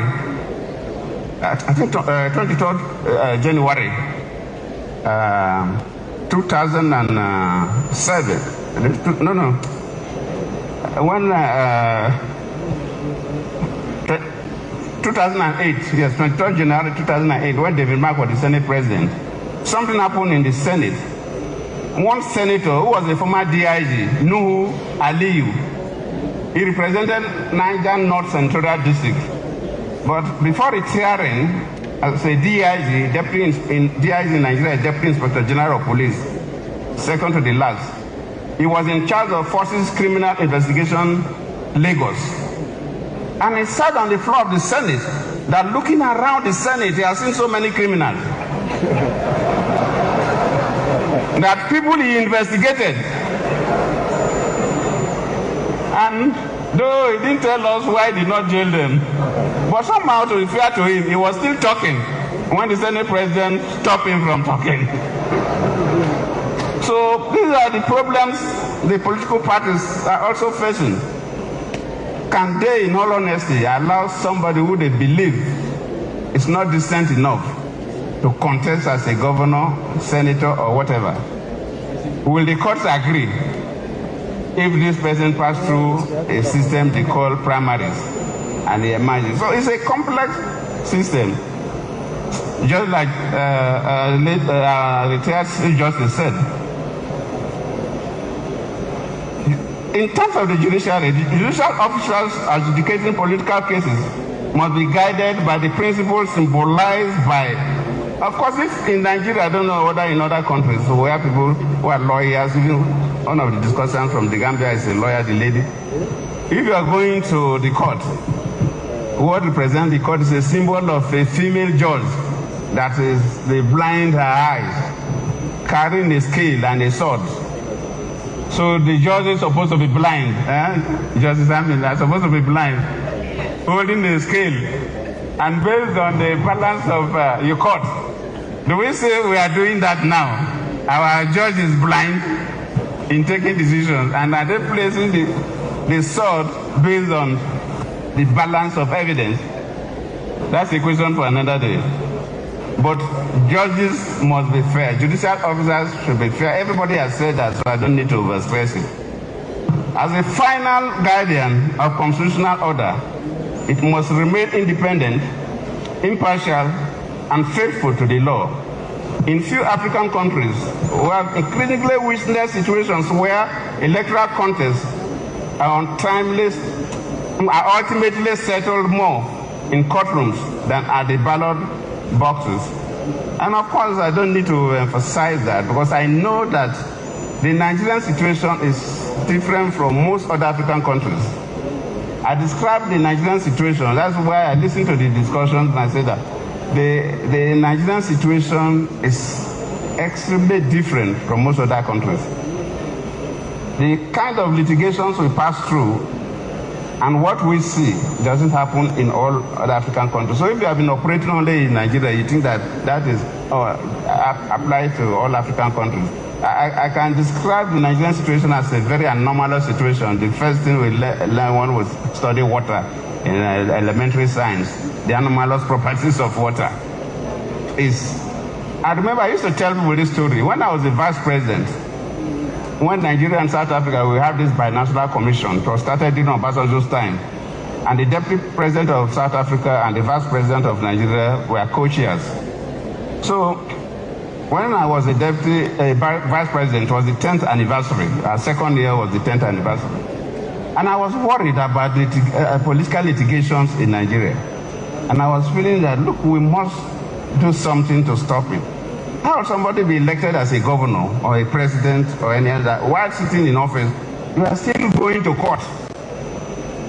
Then what is the essence of the immunity clause in the Constitution? If you still be dragged to court and so on. So can we do something that all this must end before we are inaugurated? So when we had that program, I asked my colleague then, the Deputy President of South Africa, it was the lady who became a speaker later. First, when I asked, her face, the expression on her face was that of surprise. Then she turned and said, Jonathan, why would somebody go to court after losing election? So she was surprised that in Nigeria people go to court after losing election. In South Africa, nobody goes to court after losing election. Here, you are surprised that somebody did not go to court after losing. In fact, here, when you are making the election budget, you include that of litigation. You must prepare for that. And we know the reason, which I may not bore you today. So it's not so bad in most African countries. And that is why, listening to the chairman of the ruling party in Ghana and so on, some of those things, he said, yes, can happen in Ghana, but it cannot happen in Nigeria. Why people are worried about the judiciary taking that decision is because of the kind of judgment people see. If people appreciate at least 70% of, they are not angels, they may make mistakes. If people appreciate 70% of the political judgment coming up, people will surely say that, yes, of course, cases must go to court. And I agree totally that democracy is like an ecosystem. So many people play key roles. Political parties play a role. The electoral management bodies play a key role. The security services play a key role. The judiciary play a key role. Civil society, media people play a key role. Even the international community, by sending observers, play a key role. So even the voters play their own role. So everybody plays a role. But what we are saying is that in some cases that are a bit controversial, it is better for the elections to go back to the people. But I totally agree with the analysis given by the last panel also. Okay, will you say during an election somebody stabbed somebody during election and you say no, that is election, should not go to court? Should go to court because it's a criminal offense. Or somebody carried the ballot paper and run away. It's a criminal offense, and so on. But there are some cases that go to court that we feel is not necessary.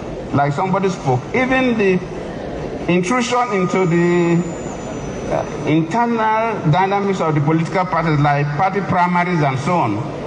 Now before, parties had the authority to present, if you present a bad candidate, you lose the election and that party wins, fine. But now the courts decide, like somebody said, they decide the candidates. They even decide which political party should be recognized or not recognized. And it's raising all kinds of dust in the political environment in Nigeria. So I don't want to keep you for too long, but let me sincerely use the opportunity again to thank all of you who have come. The keynote speaker, thank you so much. The other panelists, I appreciate. The moderator, I thank you so much. Our retired judges of the Supreme Court, thank you for coming. I didn't believe you were going to make it. Thank you. And my good friend, the national chairman of the ruling party in Ghana, thank you for coming and thank you for your contribution. We know that there are some ambassadors are here. The Gambia, Cameroon, and I think one or two other countries. I have to thank you for coming. And our traditional rulers, the emir of Bauchi, sorry, I didn't recognize him from the one because I was in a hurry, please. And the chairman of the Bauchi State Council of Emirs and Traditional Rulers, thank you for leading your traditional rulers, your Royal Highnesses, to come for this program. I have to thank all of you on behalf of the Goodluck Jonathan Foundation and use this unique opportunity to invite you maybe for the next year. We have not taken a decision where it will be held and of course the topic. But most cases, our topic emanates from the conversation. And we will listen to critical conversations here about the brand of democracy that could be good for Africa, whether we have one at all. I think an earlier conversation was held in the Obasanjo Library. So probably we can partner with them and see whether we can review it. We're also looking at the kind of, if we look at the structure of government alone, and do we really continue with this one man having this maximum powers to cut the yam anyhow he likes? Or we dilute the powers and adopt a model similar to the Swiss model, where any major decision that will affect the country must all the members of that team must take that decision. Or if the country must spend so big money on a big project, it must be agreed by everybody that the project is meaningful to the country. And probably that is why, even without resources, Switzerland has one of the strongest economies in the world, because it's politically stable. No one person dictates what happens in the country and makes the parliament very, very strong. So probably maybe, do we go back to the pre-independent and early independent days of having a parliamentary system where at least the powers are shared? You have the chief executive of the country that manages the resources of the country, the prime minister, and the person that commands the troops, the president or the king or like the queen in England. But in other countries, the president that commands the troops. So the prime minister too will fear the person that commands the troops. And the person that fears commands the troops must respect the prime minister because he holds the pulse of the country. So at least the presidential powers are divided, shared by two people, unlike in Nigeria, that one person has a vote. So probably we need to have more conversation on the structure of leadership in Africa and what model will best suit for our own unique circumstances. And I believe next year we'll invite all of you again, and please oblige us to attend. I thank you all.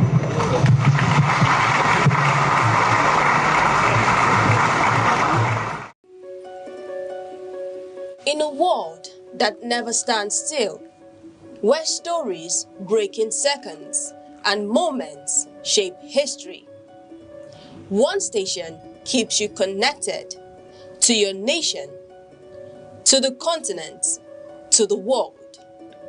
From breaking news to powerful stories, from business and politics to culture, lifestyle and entertainment, we inform, we inspire, we keep you ahead. This is more than television. This is your window to everywhere that matters. Aneke TV. Move with the world. If you like, I can sit on the protocol that the compare of this program has ably laid down. And thank you very much for laying down the protocol. Let me begin by thanking our host, Governor of Bauchi State, Senator Bala Mohammed, for warm reception and special hospitality we were accorded since yesterday.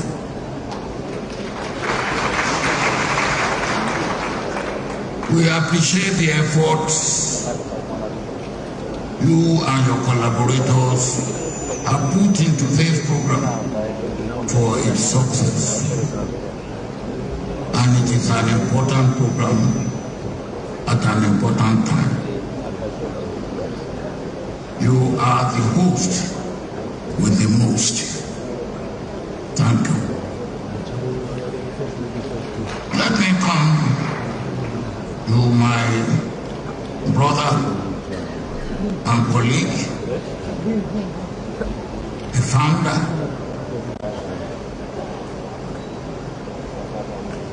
the chief host, the convener, President Goodluck Jonathan.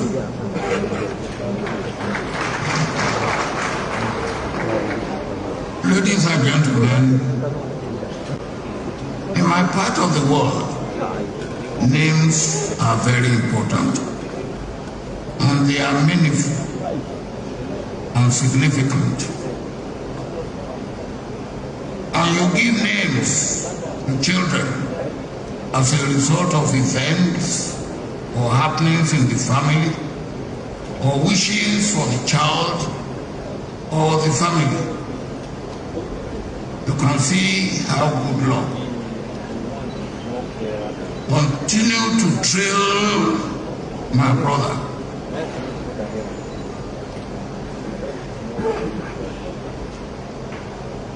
Without being voted for, he became governor. Without being voted for, he became president.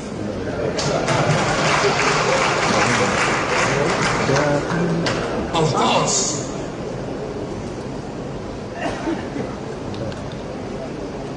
on his own recognition and at the right occasion, he subsequently got his own votes. And we are here because the good luck, or because of his good luck. May good luck continue to follow you wherever you go, and follow all of us wherever we go. I say thank you again for bringing us together. You have the foundation to promote peace and prosperity with annual conference generally titled Democracy Dialogue. For this year, the theme on which we are to deliberate is beyond election and political parties and the judiciary save African democracy.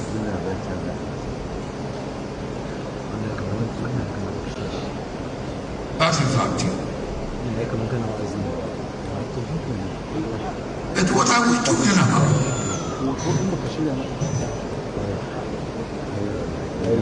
Is the African democracy?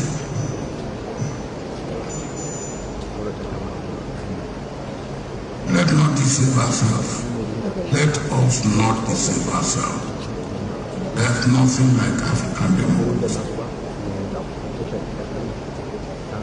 We were given Western liberal democracy by our colonial master.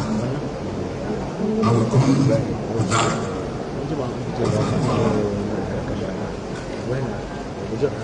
Before I got a copy of the printed program last night, and before having a short encounter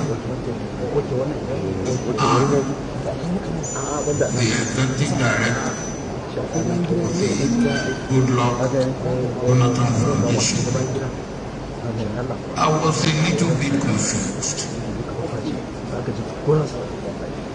And my 2 or 3 minutes exchange with substantially reduced the magnitude of the confusion. Before I fact exposed my confusion and how part of it was clear. I hope more will be cleared by the end of this day.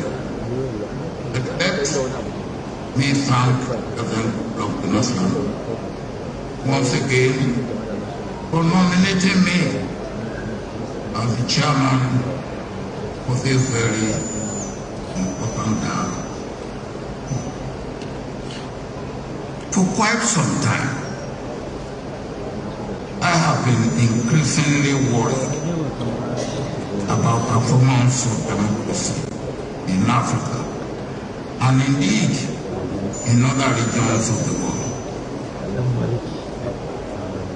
And I believe that Goodluck Jonathan Foundation was also worried about it. And that was why your theme last year was talking about the death of democracy, or worse to that effect. Let me emphasize that we are referring to Western liberal democracy, because the Chinese will not agree with you that their own democracy is dying. And maybe the Swiss, who are still practicing some form of direct democracy, may also not agree with you that their democracy is dying.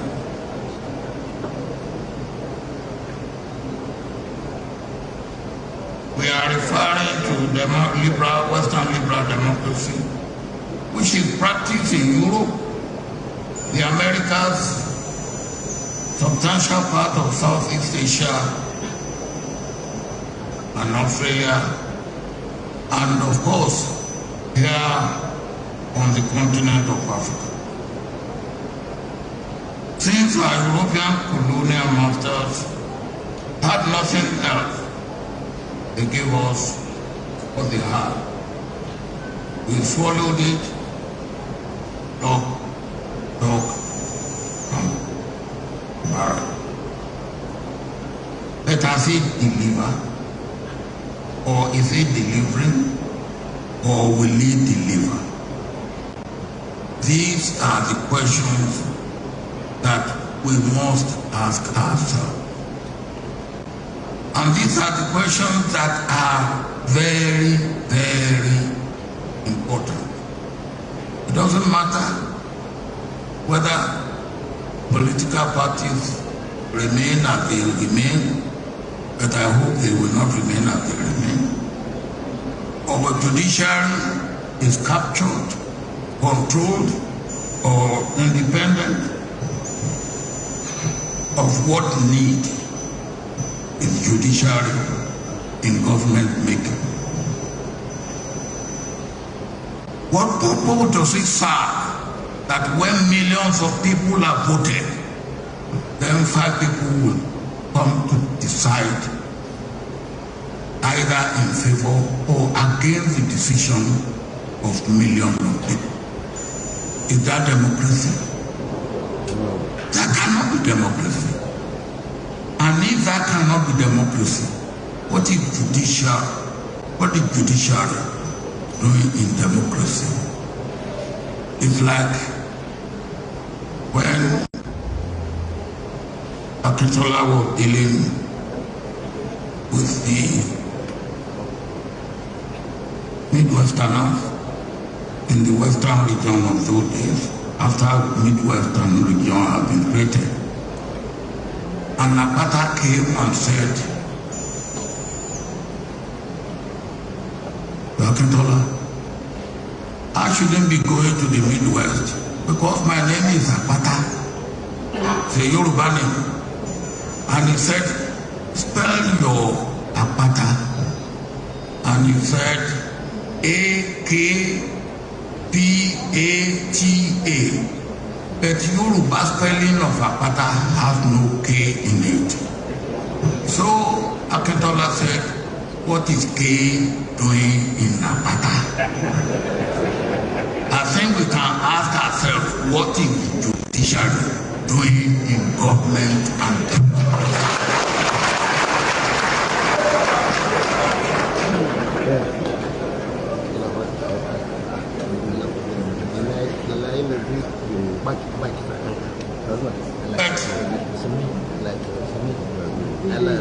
why has it not been looked? Let me go a little back. The simple definition of democracy, simple, is a system of government where power belongs to the people. Simple. Citizens exercise their power either by voting directly on laws, which is still practiced in Switzerland by and large, or through representative democracy by choosing leaders to make rules for them and on their behalf. So what we are practicing is representative democracy. Security is not just police on patrol.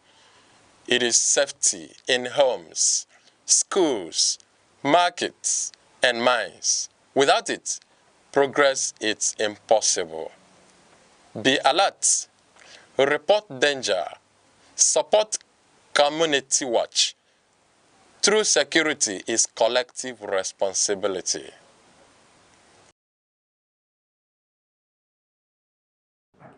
Nigeria is a nation of enormous potential, rich in people, culture, and natural resources. Yet, decades after independence, challenges persist: insecurity, communal clashes, youth unemployment, weak institutions, and corruption. Many of these problems stem from a deeper issue: the difficulty of managing Nigeria's diversity and translating competing ideas into practical solutions. At the heart of solutions is mediated convergence, bringing government, communities, and civil society together to find common ground. In Plateau State, local leaders, youth groups, and security agencies are negotiating grazing routes and implementing community-led peace initiatives.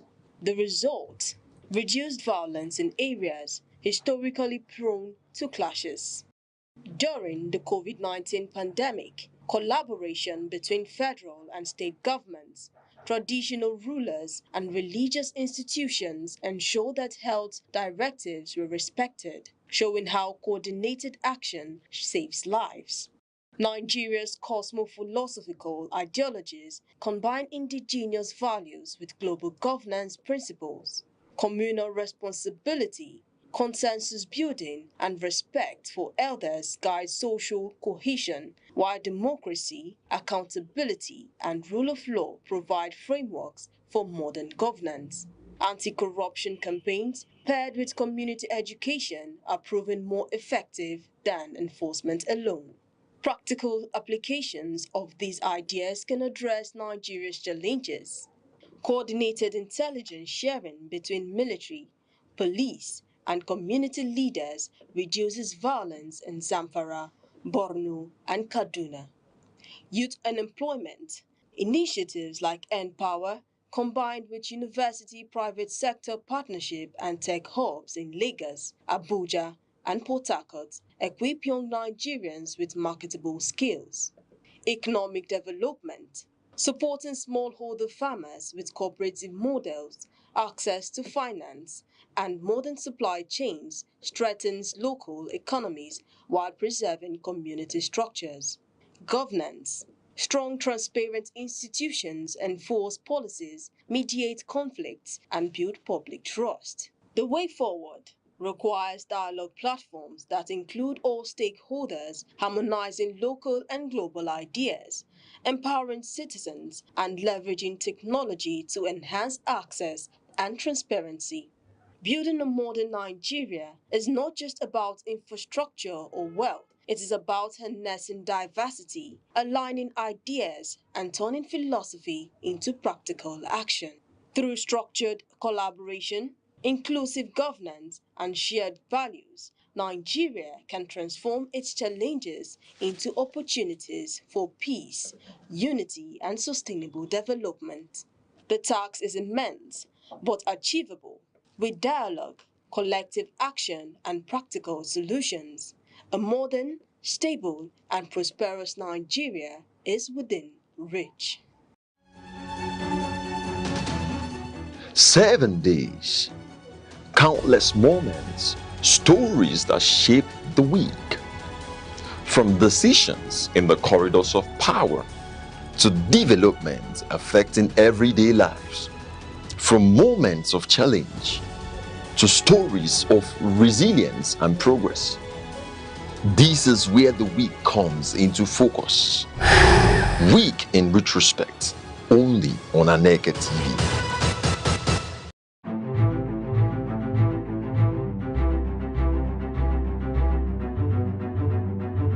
Morning headlines before you step out. Midday updates while you walk. Evening analysis when the day winds down. Wherever life takes you, Aneke TV keeps you informed, connected, and ahead. Aneke TV. Move with the world.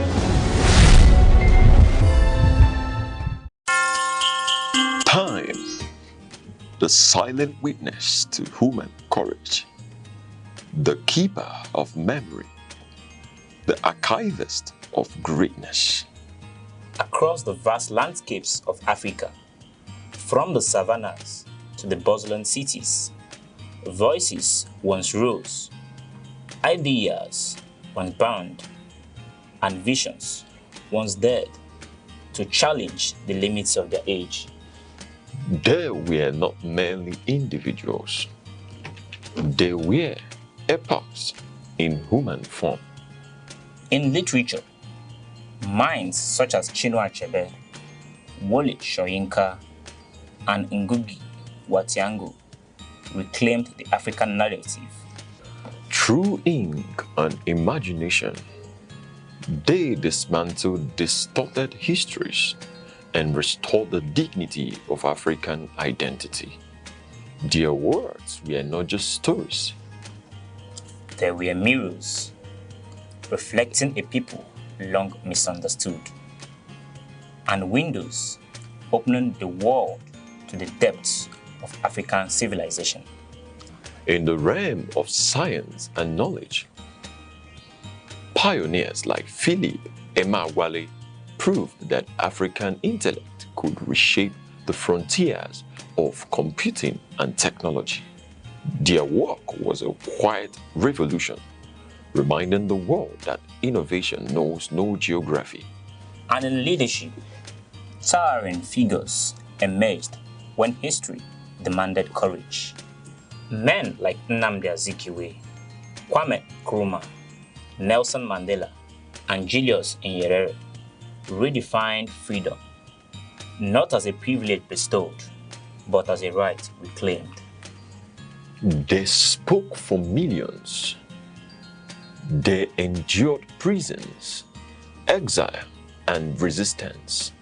Yet, their vision transcended the politics of their time. They dreamed of a continent awakened. Today, their echoes travel through generations. In every African classroom, in every curious mind, in every dream that refuses limitation. For history is not merely what has passed, it is the foundation upon which tomorrow stands. The past still speaks.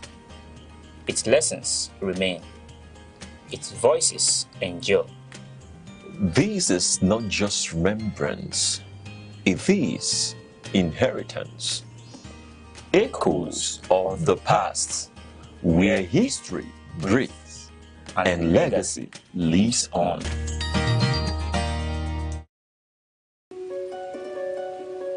In a world that never stands still, where stories break in seconds and moments shape history, one station keeps you connected to your nation, to the continent, to the world. From breaking news to powerful stories, from business and politics to culture, lifestyle and entertainment, we inform, we inspire, we keep you ahead. This is more than television. This is your window to everywhere that matters. Aneke TV. Move with the world. We are here at the International Conference Center, Enugu State, to witness the Enugu Youth Conference 2026 themed Youth in Policymaking. As the world marks International Youth Day, attention is being drawn to the role of young people in shaping policies and decisions that affect their future. But do young people truly have a seat at the table? Let's hear from them. The involvement of youth, participation on youth, should not actually begin when decisions has been made, because the future we are talking about is all about the youth. We are the main future we are talking about.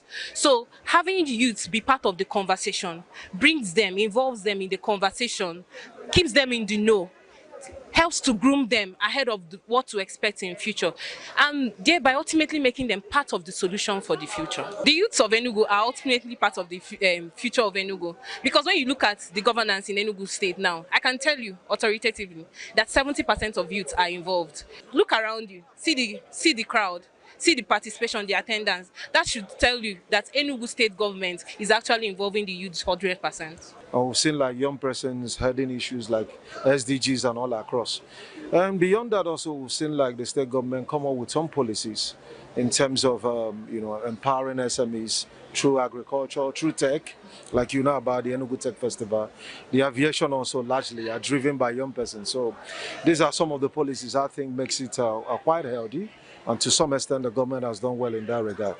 A part of the program of the government for this particular event is to be able to empower some young businesses, right? Who were asked to submit their proposals before now and will have the opportunity of pitching to the state government. And hopefully, some will get lucky, to be empowered. By the grace of God, I will tell you that the youth of Enugu State have a stronger voice in policy making in Enugu State.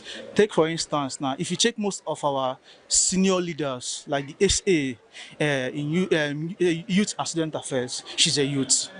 Commissioner for Youth and Student Affairs, Commissioner for Youth and Sports is a youth. So you see most of our people in politics, they are all youths. So you won't tell me that the youths in Enugu State are not, their voice are not strong. No, we have strong voice here. If you go inside now, you will see more than 5,000 crowds inside. You won't tell me if these people comes out now to kind of organizing something for the government to hear them, that the government won't listen. Definitely they will listen, because for this is an example that the leaders of Enugu State, the youth of Enugu State have a voice and the government are listening.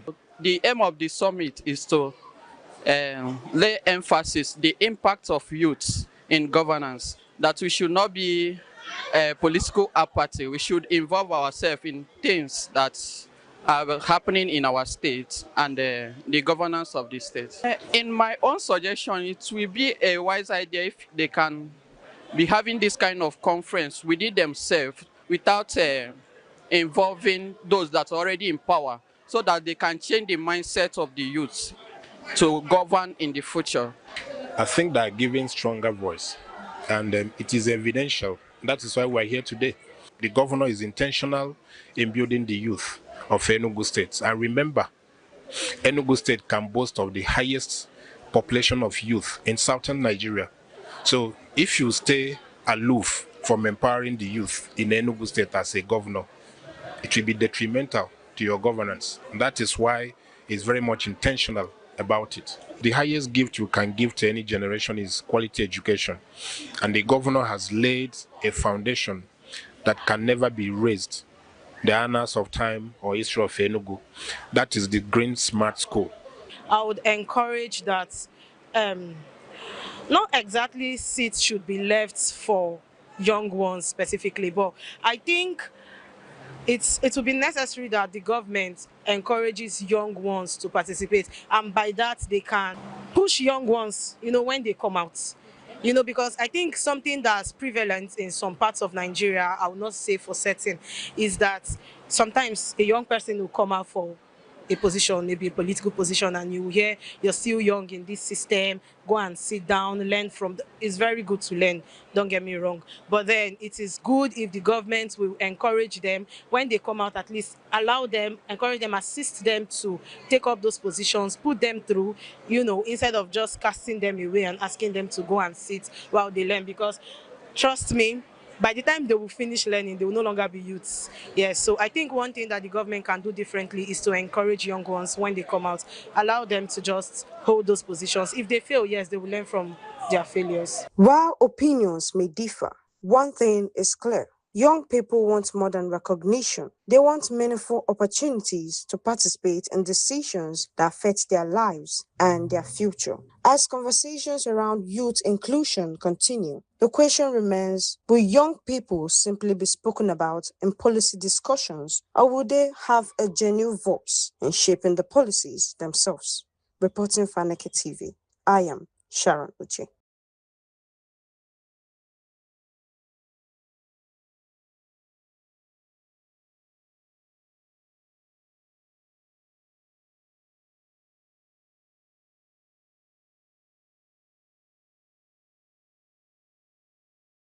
Ndị Igbo si na onye amara ebe mmiri bidoro maba ya ama ebe ọ kwụsịrị. And that actually provides the background for the respect I have for the great work that Center for Memories is doing, Center for Memories. And I wish we would take the work this center is doing a lot more seriously, because we have a rich history. We have a rich history as far from way back, but we also have a rich contemporary history as in Igbo, interrogating the state of human rights in our Igbo. When we talk about interrogate, we are talking about asking serious questions, asking questions aggressively about the state of human rights in our Igbo. But before that question of the state of human rights in our Igbo, there's a very interesting statement, a very interesting philosophical statement in Dummiri, in Duazo. So that statement speaks to the fact that without the understanding of Ndummiri Nduazu, you may not even fully appreciate what we are going to be talking about. Ndummiri Nduazu speaks about the fact that there is no way you can make progress in a society if you do not recognize interdependence. Mmiri actually accommodates the azu. The water accommodates the fish. Without the water, the fish will not survive. But guess what? Without the fish, the water will lose part of its relevance. As a matter of fact, in several riverine areas, what takes people to the water is the fish. So if you remove the fish from the water, people may not even know the water is there. Besides being a means of moving from one point to another, one major reason people go to the water is to get fish. So there is this interdependence between Mmiri and us, between the water and the fish. While the water looks like it's more important because it accommodates the fish, if you remove the fish, the water loses a large part of its relevance. And that is what we are looking at today, Ndummiri Nduazu, which speaks to different aspects of Igbo philosophy. Ewe bere, ugo bere, okata na akpa dipe, ma dipe aru n'oke ọnụ n'ọkụ, jiri kam jiri. All of these expressions speak to one fact, that we have to learn how to coexist peacefully to the benefit of all of us. So when you get that background, it lays a foundation for the conversation about the state of human rights in our Igbo. And since we are going to look look at it from the point of view of interrogating the state of human rights in Aligo, I want to actually just ask a few questions and answer them because I don't have all the time in the world. So the first question is, what is human rights? Human rights are basically the rights we have because we are human. There are other more elaborate and fancy definitions. But why I love defining human rights as the rights we have because we are human is that a lot of people associate human rights with the caliber or state of the person who is seeking to enjoy the human rights. So very often when I speak about human rights, for instance, when I talk about the right to liberty, the right to bail, people ask me questions like, so if the person actually committed the crime, should the person also get bail? And my answer is simple. The law says the person should get bail. The law assumes the person is guilty until proven innocent. The law does not look at the person through the lens of being guilty, because the law assumes the person is innocent. But you as a layman, you're saying, I saw him steal. He is not entitled to bail. But then the last time I checked, bail is not supposed to be go home and sin no more. Bail is supposed to be go home so that you will enjoy your freedom and be productive. Perchance you didn't actually commit the crime. So what if after all of the detention, the person actually didn't commit the crime? So the point is, human rights should be enjoyed by people because they are human, not because they are nice people, not because they are innocent, not because they are wealthy, not because they are educated, not because they are politically connected, but just because they are human. When we understand this definition, our communities will begin to change dramatically and drastically. For instance, I've noticed that when you come to a village setting and you are discussing issues around human rights, you notice that people who had a bad reputation will actually not get their rights respected, because most people will be judging them based on their past. I don't know if you can connect what I'm saying. That is, if something gets lost in a certain environment, everybody will be looking in the direction of the thief, even if it's not the thief that stole it. In fact, some people actually go to steal something knowing that there is a person who has the reputation for stealing who is likely to take the blame. So they will quickly steal, knowing that everybody will suspect the thief. We all know. It happens also that sometimes when we are discussing human rights, people say, not for this one. The things that, see, we shouldn't be discussing human rights here. But the first thing I want to establish is, what is human rights? These are rights we enjoy because we are human. It's that simple. And does it mean that if a person commits a crime repeatedly, the person should be entitled to the rights repeatedly? The unfortunate answer is yes. Is it my opinion? No. So why am I so adamant about it? Because that's what the law says. You cannot exist in a democracy without the rule of law. But let me also surprise us. We forget that human rights did not start with 1999 Constitution. Before the white man came, Igbos had the rule of law. That is why in those days, if the son of a king committed alo, the son of the king would vanish. You see that thematic focus in several home movies in Nigeria, where there's this struggle between power and dominana. There was the rule of law even in Igbo land. Igbo such, you had to run beyond an Igbo forest or big body of water if you kill someone, even if it was manslaughter. The status of your father will not save you. So did we have the rule of law in Igbo land? Yes. Did we have respect for rights? Yes. How do I know? We do not even remember that even women had rights. We always think about the fact, oh, that your Okonkwo used to flog his wife in this all about, so we don't have rights. No, it doesn't work that way. Most of us do not know that there are rights that women enjoyed in the southeast, in Alibo, even before the white man came. I'll give you one example that will surprise some of you. Do you know that it was the right of a woman to have a place to cultivate? It wasn't negotiable, it was a right. Why I'm not guessing. It's something I researched long ago, because at some point I asked myself, these human rights were discussed, is it so alien? I not only talked to elders, I spoke to a professor of family law. The man shocked me when he started listing the retinue of rights enjoyed by women in traditional Africa. If a woman, for whatever reason, maybe she didn't have a boy child or she was divorced from the husband, was sent back to her family. The family had a duty to allocate her a portion of land to cultivate her ede. It was a right, it wasn't negotiable, whether known or not. I was surprised when I got a list of rights. So what does it tell us? We are not that distant from human rights as we have been made to believe by the white man, that everything good came with the white man. No, we had order also. In fact, our society was so well ordered, we so well respected the rule of law and the rule of tradition that you didn't have to use doors in your house. There was no door in traditional architecture of the Igbo man. We had almost a point of entrance. We had no door. There was no need to lock it. If you went to the market in the good old days, there was no need to actually protect your yam. You had to take some other products home if you finished your business. But you left the yam in the market because the yam was the king of crops. You don't steal yam.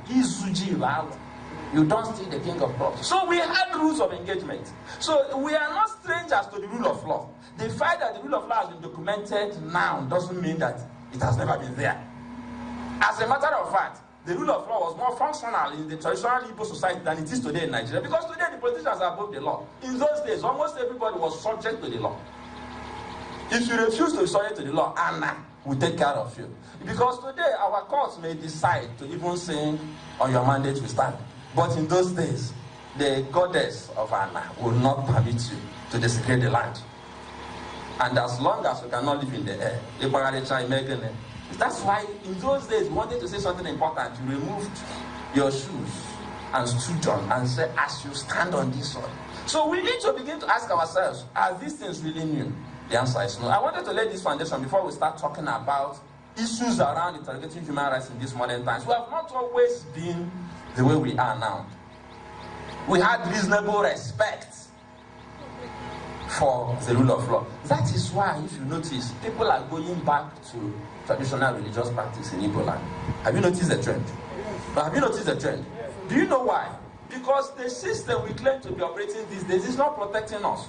So somebody decides to sit on your rights. You go to the law. The law is playing games and dying about giving you your rights. So the poor man says what? I don't know if you have been hearing that recently. Because the poor man believes that since I don't have money to fight with you, since I don't want to fight with you in a court that may be biased, let me go to a place where I will get justice. And that begins to tell you that we need to reinvent our present approach to human rights to align with who we were in the past. To respect people's rights without looking at status. Having said that, I'll also ask the next question. What are the different rights we have as a people? There are three major classes of rights. We call them social rights, economic rights, and civic rights. That is economic, social, and cultural rights. Economic rights, social rights, cultural rights, all of these rights have implications. But one of the things we don't think about is that people have cultural rights. I chose to talk about it a little because it speaks to the state of human rights in Igbo. And if we want to ask questions, we should ask hard questions. Why is it that in your village, Christmas is around the corner, people will organize village revival? Am I correct? If not, you may come to your village next to pull down strongholds, and sometimes you burn people's shrines. Let me tell you the truth. When you burn a shrine, just burn a cathedral that pre-exists the churches you built in the city. Every shrine is somebody's cathedral. So if you go and burn a shrine because you are pursuing an evil spirit, you're actually stepping on somebody's cultural rights. That's what I'm saying. So human rights is not about going to police station or going to retrieve somebody from the cell. No, there are several implications. We have the freedom of thought, conscience, and religion. I'm asking hard questions today. Why should you go and burn somebody's place of worship without the person's consent? On the assumption that it's the person who stopped you from progressing in your village. And that is purely an assumption. You have refused to work hard. You have refused to study hard. And then when you fail exams repeatedly, your father will go and burn somebody's shrine and say the person is spying you. While some people may practice malevolent spiritual practices, there are also several persons who engage in benevolent spiritual practices. But we lump all of them together, and we condemn them without realizing that they have a right to choose who to worship, when and where. Or to choose not to worship anybody at all, or anything at all. So these are tough questions, economic, social, and cultural rights. I will tell you a shocking story that I encountered as a person I received a report and we investigated the report, and it was true that a young woman was stripped naked from head to toe and paraded in her hometown, not elsewhere. What was her offense? That she brought Ndlea to their village. Her village was predominantly following one of the conservative Orthodox churches. A priest participated in this show of shame. So an undergraduate who was in UNN at that time brought a fellowship, and they bought land and wanted to establish Okakorakan and their village. The village conspired, thought she was mental, that we are introducing something alien. She didn't even bring Omenana. She brought another church, another denomination. In the course of teaching her a lesson, they stripped her naked and took her all over the town, the village, naked. By the time we got involved in that matter, there was pandemonium. We complained that the Muslims in the north apparently make it difficult for Christians to hold crusades and operate freely. And then we come here, we also don't allow some people to operate freely. So how does that speak to the state of human rights in Ali? How can you be pointing one finger at some other persons for persecuting you, and then you're persecuting other persons right in your space? Because we don't understand human rights. So there are different types of rights. We have classes of rights. It's not just about, I just wanted to choose a cultural rights to make us understand that this human rights thing is deep. And when you don't allow people to flourish, when you oppress people, you don't get the best out of them. A person who is oppressed cannot be creative. If you doubt what I'm saying, go and check the history of the entertainment industry in Nigeria. Anytime the military takes over in Nigeria, the entertainment industry practically dies, it shuts down. Go and check. Chris Okotie and his colleagues reigned under Shehu Shagare. Go and check the records. The records are there. Once the military took over, all the superstars in music, the career stopped. Because you cannot come to a military administration and be shouting Nigeria, scatter, scatter, Nigeria. You won't sing again. Once certain persons take over power, fear rules the space. Once there is fear, creativity takes back place. Creativity flows freely, doesn't like to be encumbered. So in any place where people are oppressed, you're actually oppressing creativity and productivity. So the question that we need to discuss next is, what are the rights we should have? Modern day rights. I've mentioned some of them. We have a right to decide how we want to worship, who we want to worship, where, when. But I must also point out that some of the rights that we are going to discuss are not for minors. If you are less than 18 years, there are some rights you shouldn't enjoy because your parents will make those choices for you. So I'm saying it so you will understand. But when you become an adult, you are supposed to be mature enough to make choices for yourself. We have so many rights entrenched in the Constitution. We have the right to life. Nobody's life should be taken without recourse to due process. We have the right to liberty. Nobody should be detained. It's common in Nigeria now, for whatever reason, to detain a human being sometimes for 6 months, 1 year, and say for security reasons. No, the laws are clear, very clear about those things. But we choose not to respect the laws because it's politically expedient not to do so. And it's worse in the southeast. So when you go to Imo State, there is this oppression, something that is very notorious for detaining people indefinitely. When you go to Ebonyi State, recently we released a young man who was detained in a military camp for 3 months. And when we investigated, we found out he didn't really do anything. We presented the real story to the commander. He was released the next day. So he wasted 3 months of his life. Just wasted it. And nobody said, I'm sorry. If it's abroad, he will pay the huge compensation. Not in Nigeria. He will go and do Thanksgiving because he has been released. He will not be talking about compensation. So, we also have the right to be treated like human beings. The right to the dignity of the human person. This is one of the few countries in the world where, on a regular, we see people sitting on the back of trucks.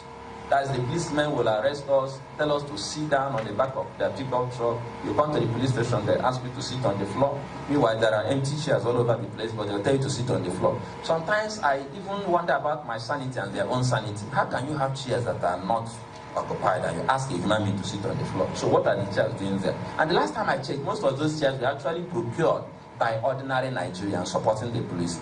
They call them PP, Police Public Relations Committee, right? And then other well-meaning Nigerians. So we buy chairs and donate to them so we'll be comfortable. Then we come there and they say sit on the floor. So sometimes actually go and check whether there are spirits sitting on those chairs. And you find out that they're just empty chairs. But somebody has found the habit of oppressing you to the extent that you submit. That is, the person dehumanizes you. So even when somebody walks into that police station and looks at you, you look like a criminal. He doesn't have to work hard to convince your family that you're a criminal, because you are so dehumanized and so you are so in such a bad shape that people will be asking you, that's the first question most of your friends will ask you.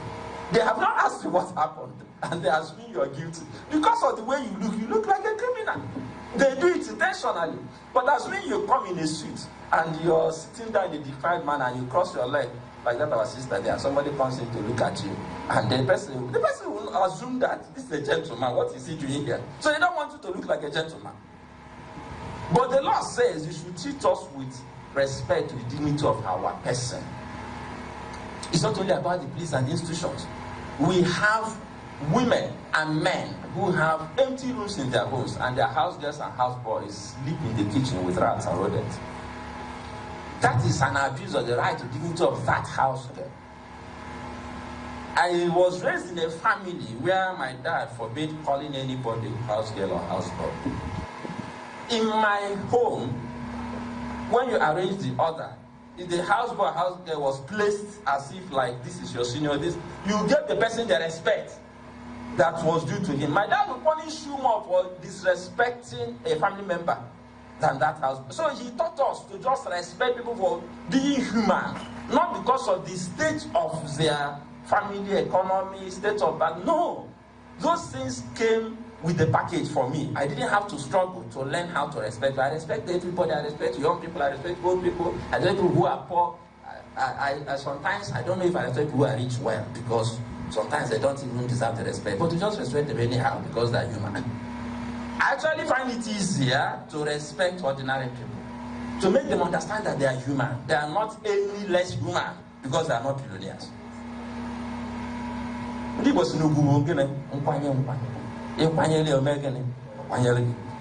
have lost all that. So we have a plethora of rights, so many rights. Tenants have rights with their landlords. Landlords also have rights. Employees have rights. You don't just wake up and tell an employee you are fired. If you have the guts to say you are fired, you should also have the guts to pay 1 month in lieu of notice. If you have a tenant and the tenant is not quick to vacate the house and not quick to pay you rent, you should be patient. Go to the law. Don't tell me that the law is slow. My dad taught me some lessons. There was a time I had a furniture company that used to complain too much. All these carpenters, that this, that. My dad said, look, sit down, young man. I sat down. He said, look, if they are smart as you, they will not be in your employment. They will have their own businesses.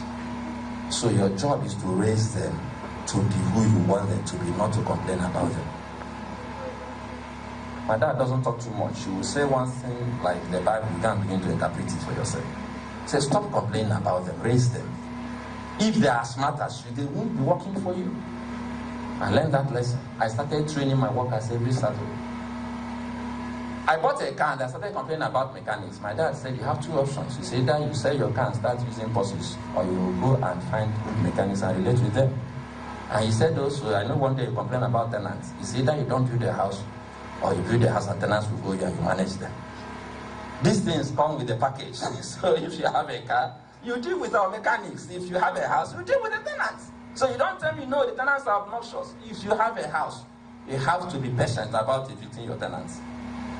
So there are so many rights, I cannot go through all of them, but what I'm saying essentially is that we must get to that point where we understand that these rights are for human beings. They are not for spirits, and we should ensure that these rights are respected. So the big question for me, the elephant in the room, is what are the worst abuses we are currently dealing with in the Southeast? I would have probably spent less time laying the foundation, because for me this is the big question. And when I have these conversations, I'm not talking as Onyibo, just talking. I talk authoritatively as a person who has probably received the highest number of complaints of anybody in the Southeast. I have received and managed thousands, literally speaking, of complaints from across Alibo. Alibo transcends the Southeast. So we have a unit of HRBC, for instance, in Asaba. I've received thousands of real reports, real time, from people who suffer abuse. So when people argue with me about human rights abuse, I ask them, what do you really know about abuse? Do you have documented cases? How many do you have? I mean, we are talking about how many years? 17 years of sifting through thousands of complaints. So I've been able to find out how the mind of the Igbo man works when it comes to human rights. I've been able to see the worst of abuses. I've been able to see people who do things that are obnoxious. I've seen a man quarrel with a brother. You won't get this. Quarrel with a brother, the same father, the same mother. And because he felt the brother was giving him trouble because he was educated, this person, educated lecturer, speaks a lot of English. This one, businessman, with plenty of money. The businessman got angry, went and loaded a trailer with scrap. You know what scrap is? Scrap metal. Then went to the gate of his brother because issues concerning land. Packed the scrap trailer, used it to block the gate, and removed the head of the trailer. I don't know if you understand this story.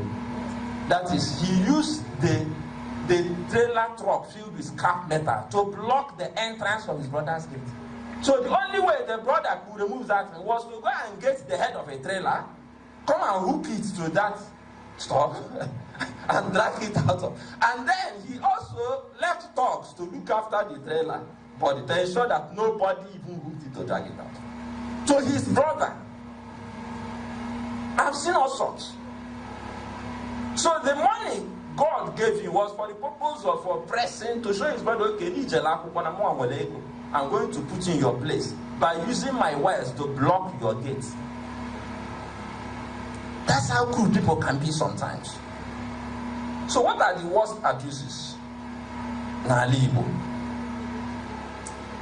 The worst abuses we have by far, unfortunately, was the police, and security agencies. The cases are difficult to manage, and the cases are legion. The first one is monetization of services. Most people don't know it's abuse. So you go to a police station, you want to go and report a case, and they charge you money for reporting the case. You want to go and arrest the suspect, they charge you money for arresting the suspect. And you suggest, okay, I don't want to pay money for you to bring your vehicle. They'll say, bring money for fuel. You say, okay, I have a car, let's go with my car. I say, no, we can't go with your car. You have to, okay, let me put fuel in your car. I say, oh, God, you are difficult. That's not how we do it. Bring money for it. So you now decide, okay, I want to bring the money. Make we know whatever for this matter. So you now ask the person, how much will it cost you to buy fuel from, say, for CID annex? I'm now using a real case example, to MN, and the person says 100,000. So you're wanting, instead of having a V12 vehicle that flies in the air or something, that the person looks in your face and says 100,000. In fact, there was a case we got involved in, and they asked 3 persons to pay 100,000 each for them to go and inspect the site of a dispute, which wasn't a police case, it was a land matter. But somebody took it to the police, I'll get to that. And they collected 300,000 from 3 persons who didn't know their rights to drive from Abani Road to Yemen. Of course, our volunteer refused to pay, and they couldn't do anything about it. He said he won't pay. I have a car. If you want to join me, you join me. If you don't want to join me. And when they realized that he wasn't going to budge, they left him and said, no, so we just leave him. But the others paid, knowing fully well that one of them didn't pay. So that speaks to the state of the mind of the Onyibo. We still have that assumption, so you submit to anything that they throw at you. There's the tendency of the police to do what is not their job, like debt recovery. Many of you here know stories of policemen being used to recover debt in business transactions. That is absolutely wrong and untenable. Anytime I say this in public space, people ask me questions like, so, what am I supposed to do? Going to court takes forever. So I said, no. See, my dad taught me some lessons. I'll share some of the lessons. If you do business, people will owe you. So you have to factor that into one of the things you have to deal with and follow due process. If you don't follow due process, you will pay. I'll quickly tell all of you who may be looking at me as if I'm from the moon that sometimes the oppressor can actually become the oppressed. The hunter can become the hunted. I'll quickly tell you the story of a policewoman who gave a loan to a church member. Church member couldn't pay the money. The money came with 1 million naira interest rate, I think, for 3 months. There was a transaction the woman was doing. the transaction didn't just go through. So she had to pay 2 million capital and 1 million interest. She neither had the capital nor the interest. And what happened? The policewoman arrested her and detained her without evidence of detention. You didn't get that. That is when you take a person to a police station, you document that you arrested Larry Obego and this is the offense he committed. They put her in a cell and there was no documentation. That's abduction. So when the family members go to the station and say, I'm looking for this person, they'll say there's no such person here because the person doesn't even appear in the records. And what was their position? They told the family members after some days, like 5 days, that if you bring the money, we'll release her. That was a simple instruction. Bring 3 million, we'll release her. If you don't bring 3 million, she doesn't go home. The brother came to our office, reported the matter to us. I didn't believe the story. But when we investigated, I asked one simple question. Was this transaction documented? Listen carefully. Because we learn a lesson from this story. In fact, many lessons. The brother said yes, that my sister said it was documented. Can I have a copy of the document? Yes. And when they brought the copy of the document, it was written clearly that a police officer gave a loan with interest to a friend and a church member. And because the friend couldn't pay, she was detained. I didn't talk about the loan. I didn't talk about the interest. I spoke about two things when we wrote our petition. One was abduction. It wasn't arrest because the family didn't even know. It was not officially recorded that she was arrested. But do you know the second case that was interesting? A police officer is not permitted to be a loan shark. She was a loan shark.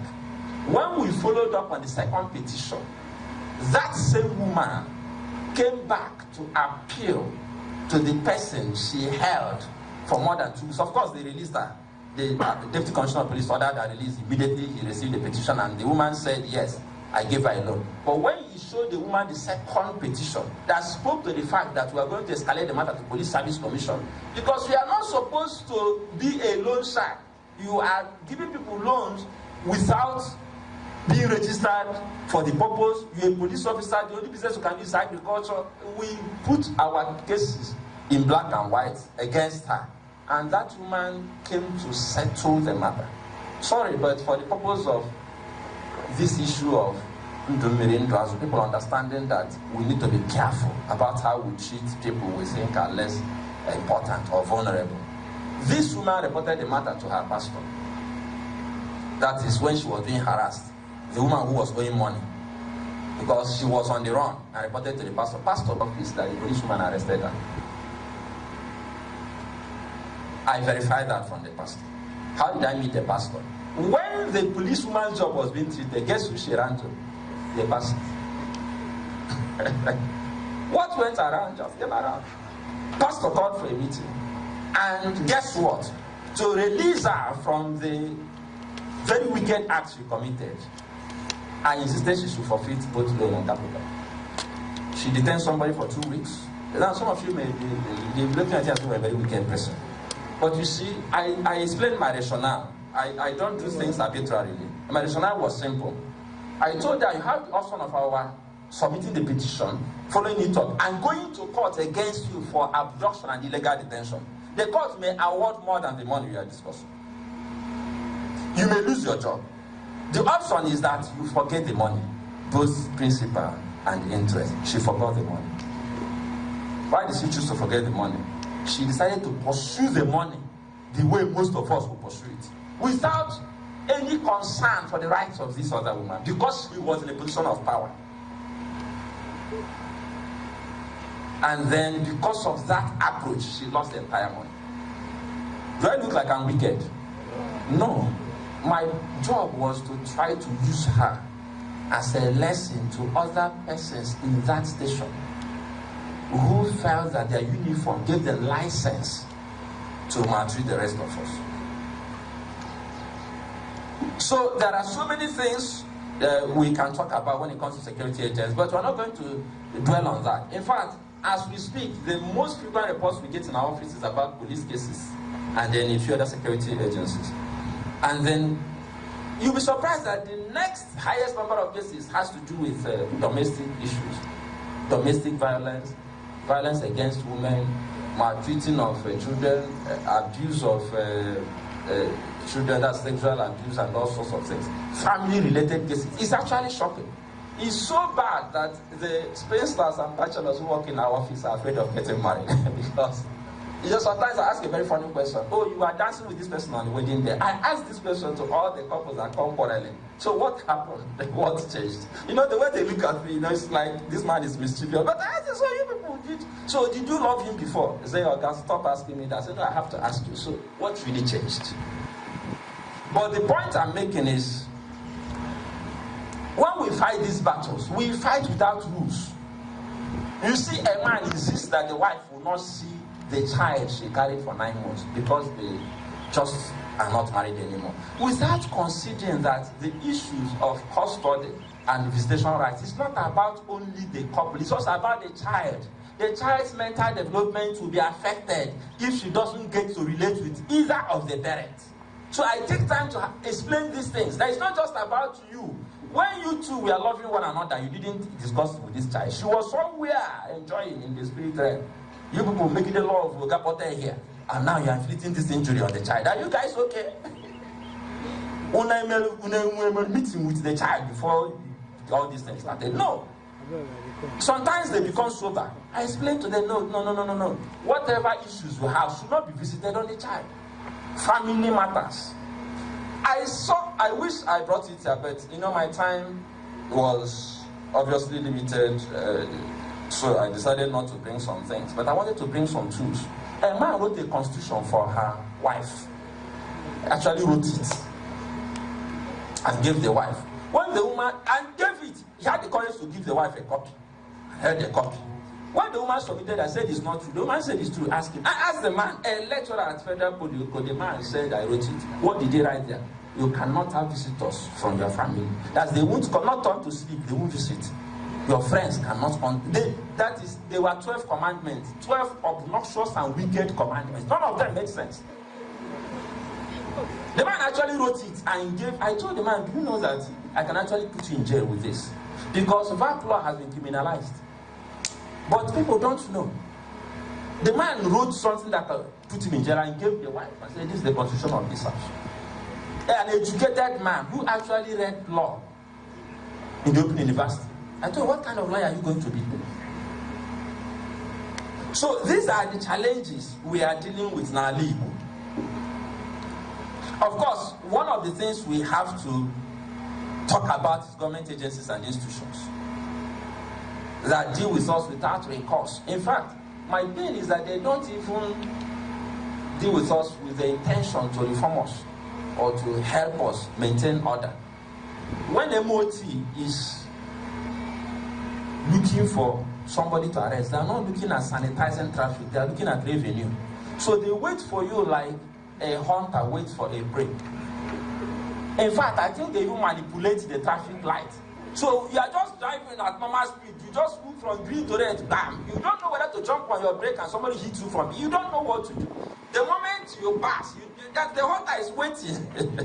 The next you see the hunters pursuing, and they pursue, overtake, and they recover all. Most of the time. And that is wicked. The job of the Ministry of Transport is to make sure the roads are clear. You go to main market, you cannot pass. You go to different places. Their job is to make the roads clear so that we can enjoy the road, not to pursue us. I told them clearly that Ministry of Transport is not a revenue generating agency.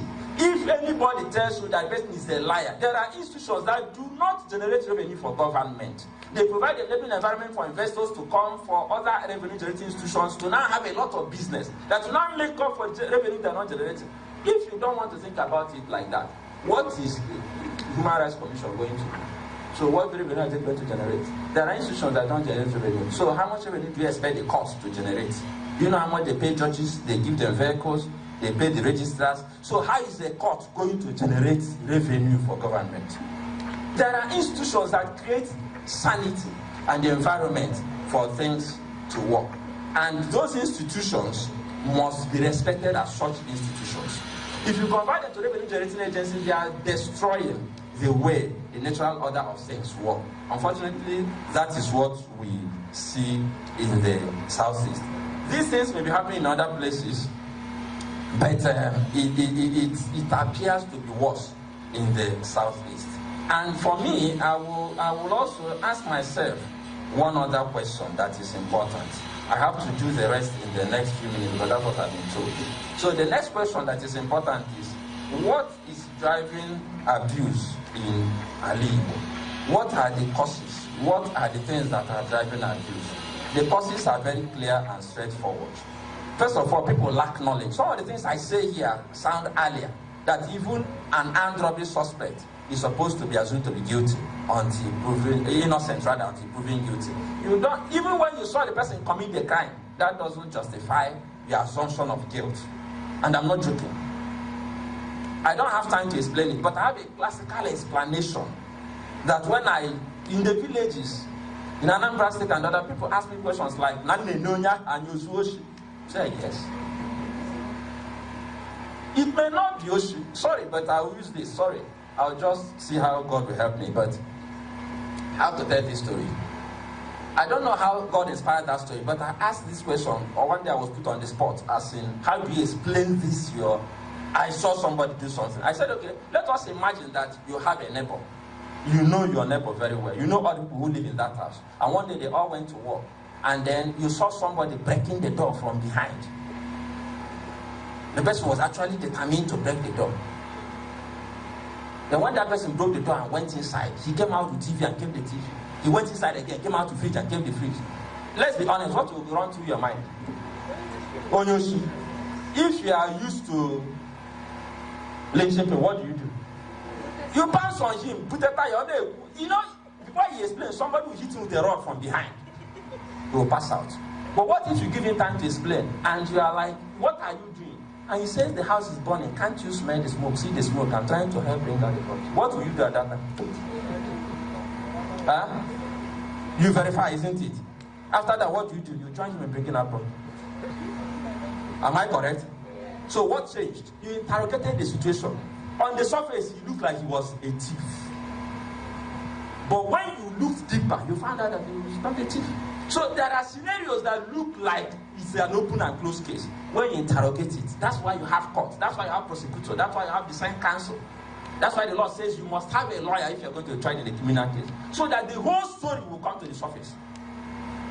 And it has to be proven beyond reasonable doubt. So we lack knowledge. And then we have a culture of abuse that has lasted for some time, driven by impunity. The feeling that nothing will happen, that I will do it and nothing will happen. Police will tell you to your face, I'll waste you and nothing will happen. Landlord will tell you, Nanga Ponda will have to pay you. Nobody DJ. Not DJ. These are things people will tell you. That statement is driven by impunity. The feeling that nothing will happen to me if I do something wrong. That's one of the biggest problems in Nigeria. Beside the so-called corruption. In fact, impunity drives corruption because some Nigerians are corrupt, knowing fully well there will be consequences for the corruption. So impunity is very dangerous. And then we lack courage. When we are abused, even when we know institutions that can help us, people have come to our office and say, let us fight. They'll say,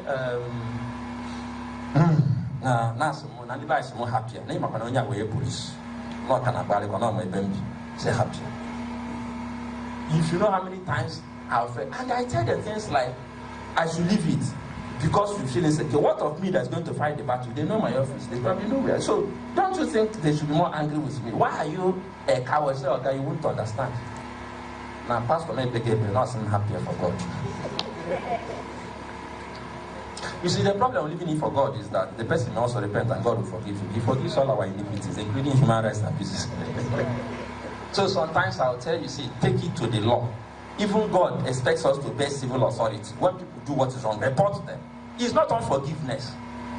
We are sanitizing the society. You have a duty to do that.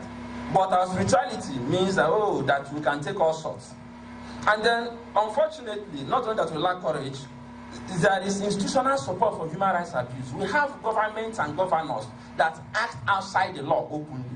And when they do that, politicians and political players get this impression that they are also immune, so they can act with impunity. Then their friends and family members and associates borrow the same behavior. So before you know what is happening, the whole society is actually emulating bad example, and then what happens is that we are living in a jungle. But one of the worst challenges we have in our Igbo with this issue that money can fix all things, I want to address that just for 2 minutes. The Igbo man has this belief system that money can actually solve every problem. So he can actually kill someone. Also, will ego make sure that if he spends enough money, the matter will be closed. That is why they are demolishing your houses all over Nigeria. It's not because they are targeting Igbos. An Igbo man is the only person that you tell you cannot buy that land. It's on a floodplain. The Igbo man will say, don't worry. No, tell me the truth. And he will start with you that gave him the advice. You will close your mouth with money. You will sell the land to him. Do the documentation. Knowing fully well you shouldn't kill them. Then when a pharaoh that doesn't know Joseph comes and demolishes the building, because we are the people who believe that money can do everything. If they have 100 houses there, we own 70. So it looks like we were profiled. But the truth is that we are the people who invest in property, and we are the people who must invest, so we'll buy anywhere. Abuja, same story. Lagos, same story. You have a sense of impunity that if you have enough money, you will tell you, see, one day, he said, when we get to that bridge, we'll cross it.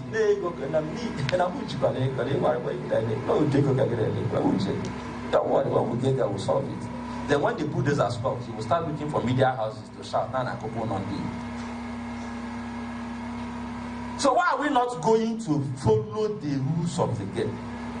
If you build in the proper place and have your documentation, if they demolish your house, they will pay you compensation. They won't even demolish it.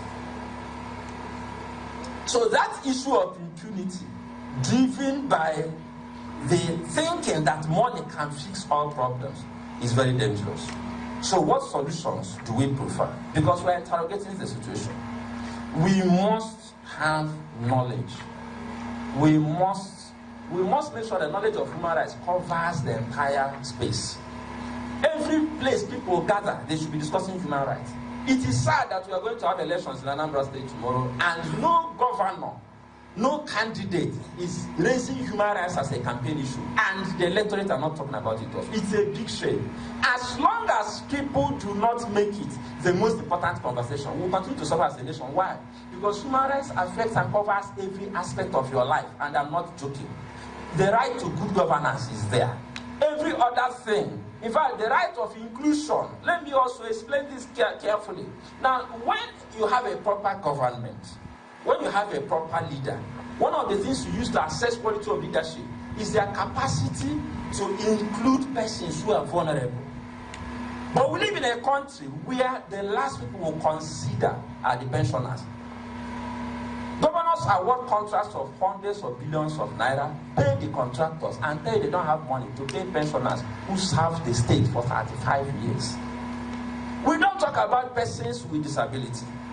We spoke to a commissioner in Enugu State some time ago about putting ramps for bus stops, and he asked us how many there are. Somebody who studied architecture with all his knowledge, he doesn't understand that the distance between you, all of you seated here, and crutches and wheelchair, God forbid, is one accident. We are all potentially persons with disability, but for the grace of God. When people have this type of knowledge, they will be more charitable. The fact that you're running around today with 2 legs doesn't mean that you may not lose 2 of them tomorrow. Bah! You don't know what happened. And then you wake up at orthopedic, no 2 legs. You have joined the other side. Then you suddenly become more compassionate, suddenly become more. But you don't have to wait until it happens to you. These are all human rights issues. There's no inclusion. Once you are vulnerable, once you don't have resources, once you don't have power, you are not part of the conversation. Nobody remembers you, nobody talks about you. But the last time I checked, in those other nations that we want to run to, that we want to be like, if you have these challenges, you are treated like a hero. I know a Nigerian, I'm rounding up now, who left the United States. Listen carefully. I know a Nigerian. I was touched by that story. A couple, out of patriotic zeal, left the United States, either late 70s or 80s. The man renounced his citizenship.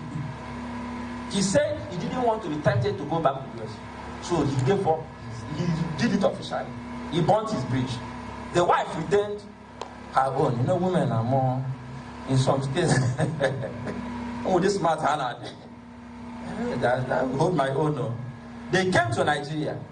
3 of the families took this decision. They came back to Nigeria. I met one of them. He told me the story. And when the heat was on, 2 of them fled back to US. The one who couldn't travel was because he gave up his citizenship. So he had to start processing again. So he didn't travel back. So he stayed here. Listen to this story.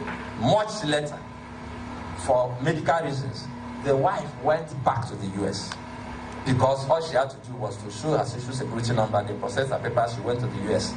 And she got treatment for free. As they just saw the money, they were like, wow, madam, where have you been all along? But the part that brought tears to my eyes was that she told me that they not only treated her free of charge, they told her benefits that she had from the job she did before she traveled that she didn't know she had. So they gave her a house free of charge in an estate developed for retired persons, an apartment, a 2-bedroom apartment, free. But the one that shocked her was that they paid her a small fortune. Benefits from the work the husband who renounced American citizenship did. That is how a nation functions. And in Nigeria, we say that Larry deserves a no, say Larry, why no catalytic, no, was in America. Can you pass out the darkness? The man rejected us. We should reject him. Then they will share that money. No, for them, the law is sacrosanct. The law says this is your entitlement because you did this work. The man didn't process it. The man left. The wife didn't know. They saw the number, everything popped up on the system. They gave the woman her own and gave her, oh, your husband is late. They gave her what belonged to her husband. That is why you're running there. But then, when we learn to respect our rights, when we begin to teach our children knowledge, teach ourselves knowledge, build courage, and then take action to stop institutionalization of human rights abuse. We have institutionalized human rights abuse. We have accepted it to be normal. Families gang up against that daughter-in-law, they say no and against Sobu. But when it's their own sister, they suddenly gang up to fight the in-law. I don't know if I'm making sense. So the same thing you want to do to another person's daughter, I don't want to happen to your daughter and to your sister. Are you okay? When we get to that point where we learn to take action and stop institutionalization of abuse, then we can be said to yourself, into us, Ebwebere, Biri, Kambiri, Okatana Abadi, Kamadi no Kono. You see, we don't take advice until it becomes too late. I'm challenging us because I see that a lot of us here are elites. We qualify, we're on the side that abuse people, some of us. And I'll remind you that if you want to understand how the Igbo man thinks, go and read things all about. Okonkwo was a typical Igbo man. Okonkwo was a rich man. He was an influential man. He was a strong man also. He had a reputation for courage. Obierika was a wise man. He didn't have all the things Okonkwo had, but he was a wise Igbo man. He told Okonkwo in one sentence, do not have a hand in the death of that boy. Okonkwo woke up one day, because he wanted to maintain his reputation as Okonkwo, he disregarded the advice of Obierika, the wise one. He had a hand in that boy's death, and all of the work he did ended up being thrown into the evil forest. My prayer for you is that you will not end up like Okonkwo. Respect the rights of ordinary people.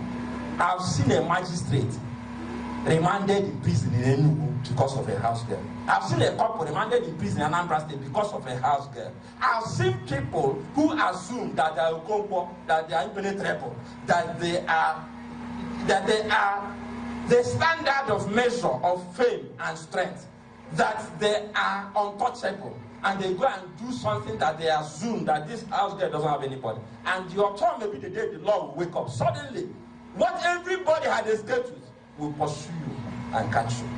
That is not my prayer for you. I pray that, unlike Okonkwo, you will understand that God gave you power and resources, so that after a day like this, that you invest in spreading this news. Igbo land cannot fulfill its potential for economic dominance. Igbo land cannot fulfill its potential for political participation. Igbo land cannot maximize any potential until we firmly address the hydra-headed monster of human rights abuse. Never end up like Okonkwo. Use your strength to be a blessing to the vulnerable. Thank you.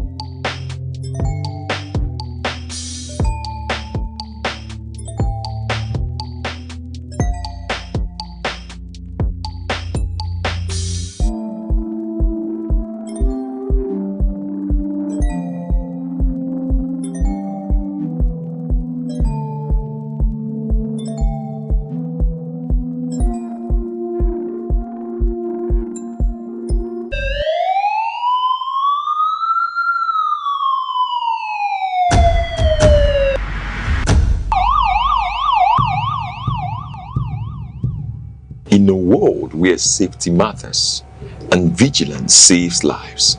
Information is power. Awareness is protection. From our streets to our homes, from local communities to national security. Security Watch brings you timely reports, expert analysis, and trusted updates on security issues that matter to you. Stay alert, stay informed, stay safe. Security Watch, every week only on Aneke TV. It is our utmost pleasure to have you join Security Watch once again on Aneke TV.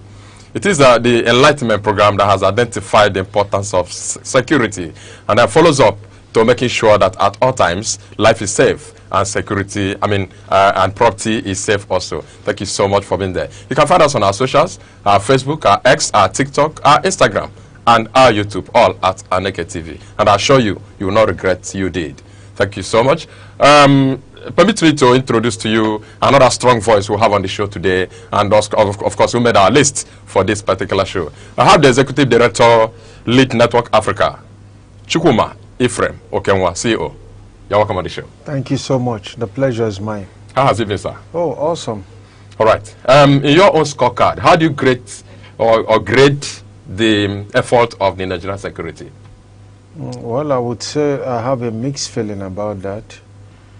Mixed feeling because first I'll have to recognize the contributions of our emboldened men, whether you're looking at police charged with internal security and others that are charged with border security, the immigrations, the customs, who ensure that the wrong things doesn't come into our border, to the military charged with the responsibility to ensure the territorial integrity of Nigeria, but then not without challenges, and in many cases which could result from political interference.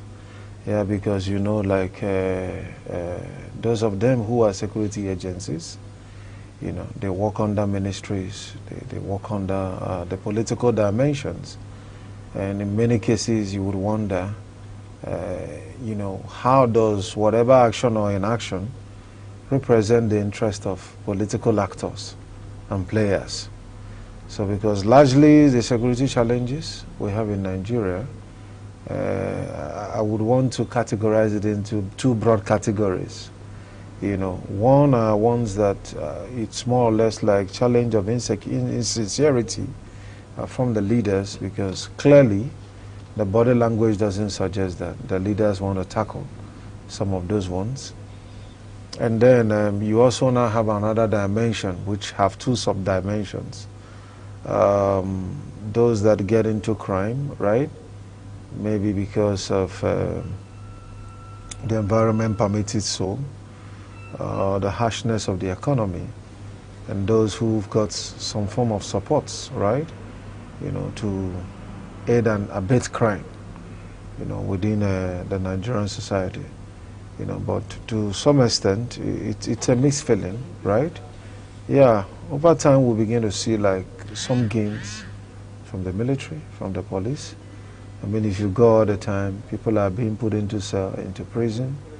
The criminal just administration process of the country, though not as strong as reasonably expected, but we're making some progress. Howbeit, most challenges that our security face are ones that, you know, if we actually want to tackle it, we can.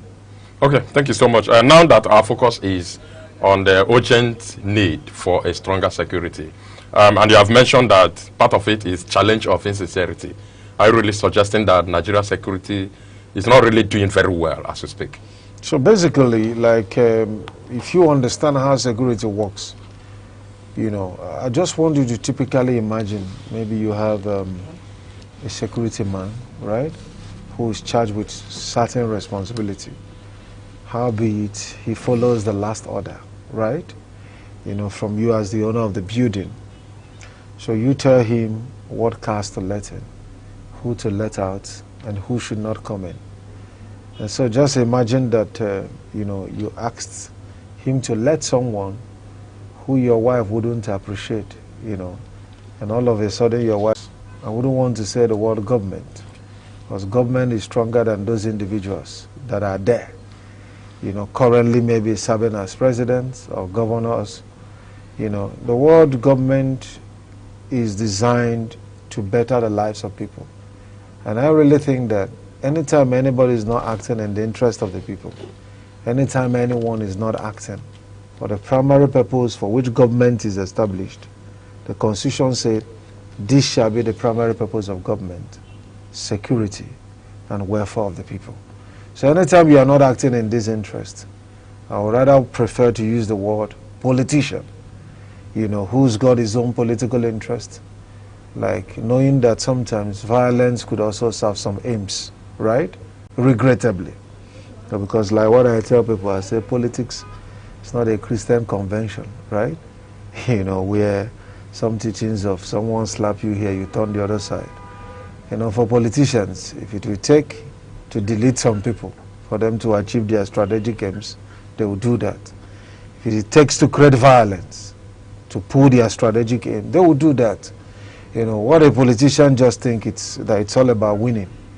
And anything that means winning is fair. If it requires terrorism to win, fine. You know, if you need the power of violence, destabilize and, you know, push away gentlemen from the struggle, because some people are just too decent. Are you speaking from what you have seen within our society? Yeah, certainly. I mean, not just the Nigerian society, right? You know, I pretty much have experience studying empirically how some of these things work across societies. And I can tell you that sometimes regrettably, right, you know, and let me say something, it's not just something that is just typical of just our nation, Nigeria. The quality of politicians you have in any nation, right, to what extent they can respect government institution. Because there's no government anywhere or any constitution anywhere that approves recklessness, reckless behaviors, right? Compromise, the level of insincerity like sometimes we see within Nigeria climb. But then the politicians, the quality of politician in any nation could decide the things they may esteem as sacred and estimate, I mean, worthy of respect, and some things they wouldn't even mind, you know, to, you know, bring in their, just based on personal interest.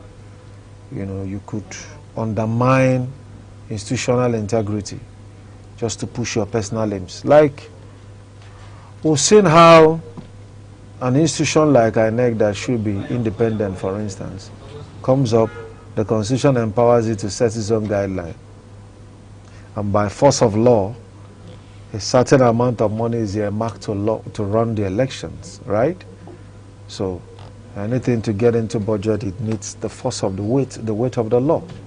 And then someone comes at the end of the day and tell you that it's at the discretion of INEC to either use IREF, right, or not to use it, to either use BVAS or not to use BVAS.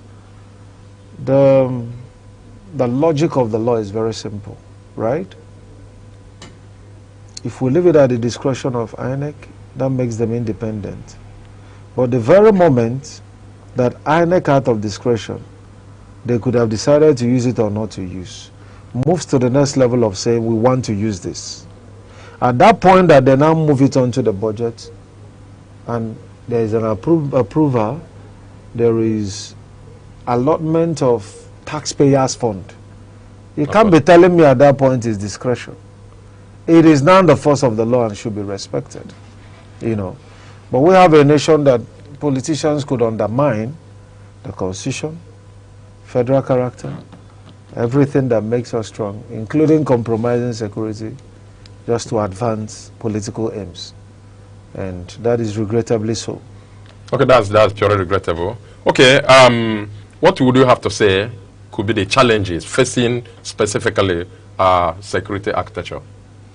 So like I said, largely the challenge is myriads of problems. Apart from political interference, which clearly is so. I mean, we've seen that interference everywhere, whether you even talk about like EFCC, charged with financial crimes, ensuring that the money of the nation is not lost, because security also has to do with, you know, you mentioned about lives and properties, not just that of individual, but also public wealth belongs to the public. Of course. You know, the state treasury. You know, EFCC comes up with passion. They want to like interrogate political actors, and before you know, the case is dead on arrival. What has happened? Interference. But beyond that is that there is this, I don't know whether it's like a conspiracy to underfund our security agencies. Let me tell you that the moment a security man's morale is played down on, you can't have security. And that is in 3 dimensions. You just imagine like you have an estate where security men who's supposed to check, use bomb detector, do everything. As you are coming, they are hailing you, chairman, anything for the boys. Anything that puts a security man in that situation. That would mean that anybody who can bring anything out for the boys will have free access, right? You know, because you've already just compromised that security officer, right?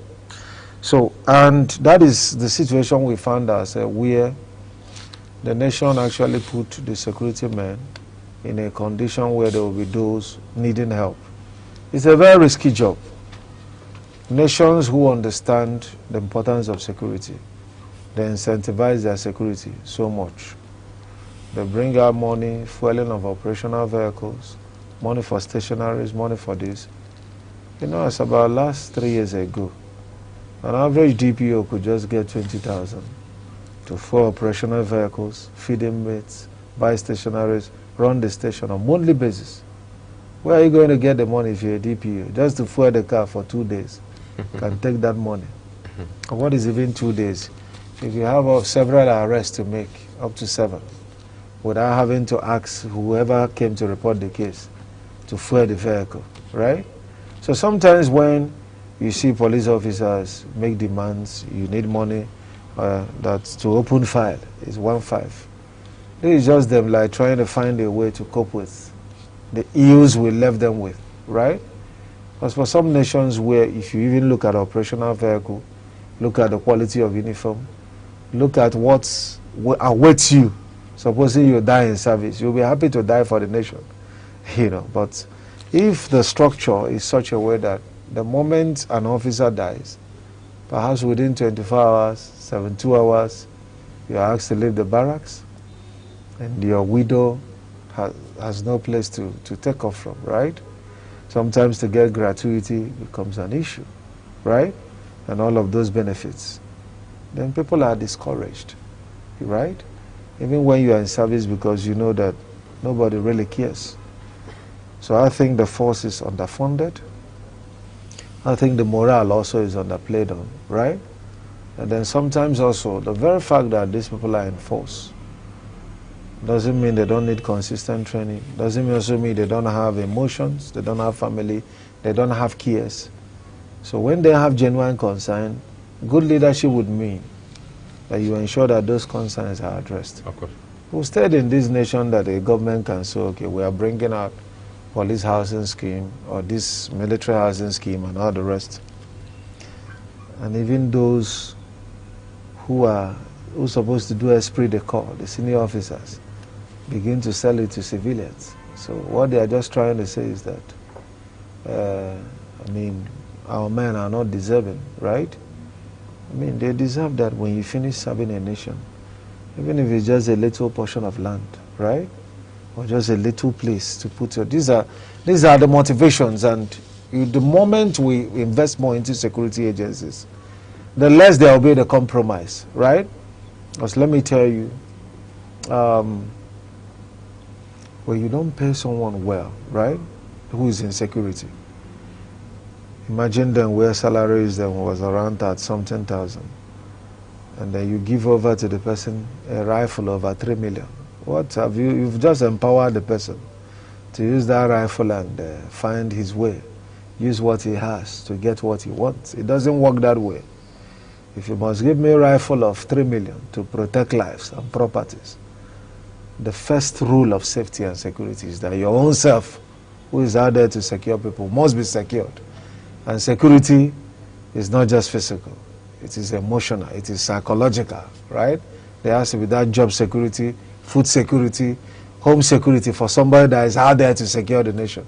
If you are vulnerable, you will make the masses vulnerable. That's how it works. You can't give what you don't have. But how sure are you? How sure are you that if government is able to come up with all of what you have mentioned to make sure that security officers are comfortable, first of all, and then to be able to work for the nation, and with that intention that, yes, this is my nation and I can die for the nation? Don't you think there are some bad eggs amongst them that will still... Yeah, you now fish them out. That's where discipline comes. You see, what I'm profiling as a solution is empirical, judging from nations that have successfully, incentivized their forces. I mean, you can't issue money to a UK police officer, right? They are happy. If you see the way they do policing, you would like to join police, right? They are not talking from a point of aggression or anger, which when you see from our men, these guys are wounded, they're angry, right? They want to transfer aggression. If you are like doing policing in Dubai and you are in a Ferrari, right? Maybe air-conditioned and you come out to talk to a citizen. In fact, looking at your uniform, looking at yourself up and down, it will change the way you engage, right? You just see yourself talking like, what's the matter? What's happened? You discover policing can be more professional because it's not the shouting that is investigation, right? Investigation is predicated on evidence, not by shouting or intimidation or trying to force somebody into certain things and you say you are doing interrogation, right? An officer that is properly trained, there's a lot of investment in that area, will act like somebody that is trained, right? They'll begin to look for evidence. What are the S-bits? Not you just come and say, as I'm looking at you, I'm robber. You're already calling the person a robber, right? Without anything happening. Meanwhile, you now see the real crooks. You don't even have the tools. You don't even have the training to be able to spot. These are the same people that, in fact, the moment they see you at the checkpoints, they give you money and you clear them, and they go their way. I want you to ideally tilt towards the causes of insecurity in the nation. Have you really mentioned from the aspect of the security architecture what should be done by the government to beef them up and they work effectively? Yes, so one of the things, because to me, security, there are agencies or tools through which the executive implements security. These are law enforcement agents, right? Of course. You wouldn't expect a governor to get so frustrated to the point that he will carry gun. So the question is, okay, first, what is even the quality of the people you are recruiting? I think we've gotten it fundamentally wrong as a nation in terms of the modalities with which we recruit people into the force. Sometimes it's still all about quota system. No proper background checks for those who will be appointed into roles to help catch erring citizens.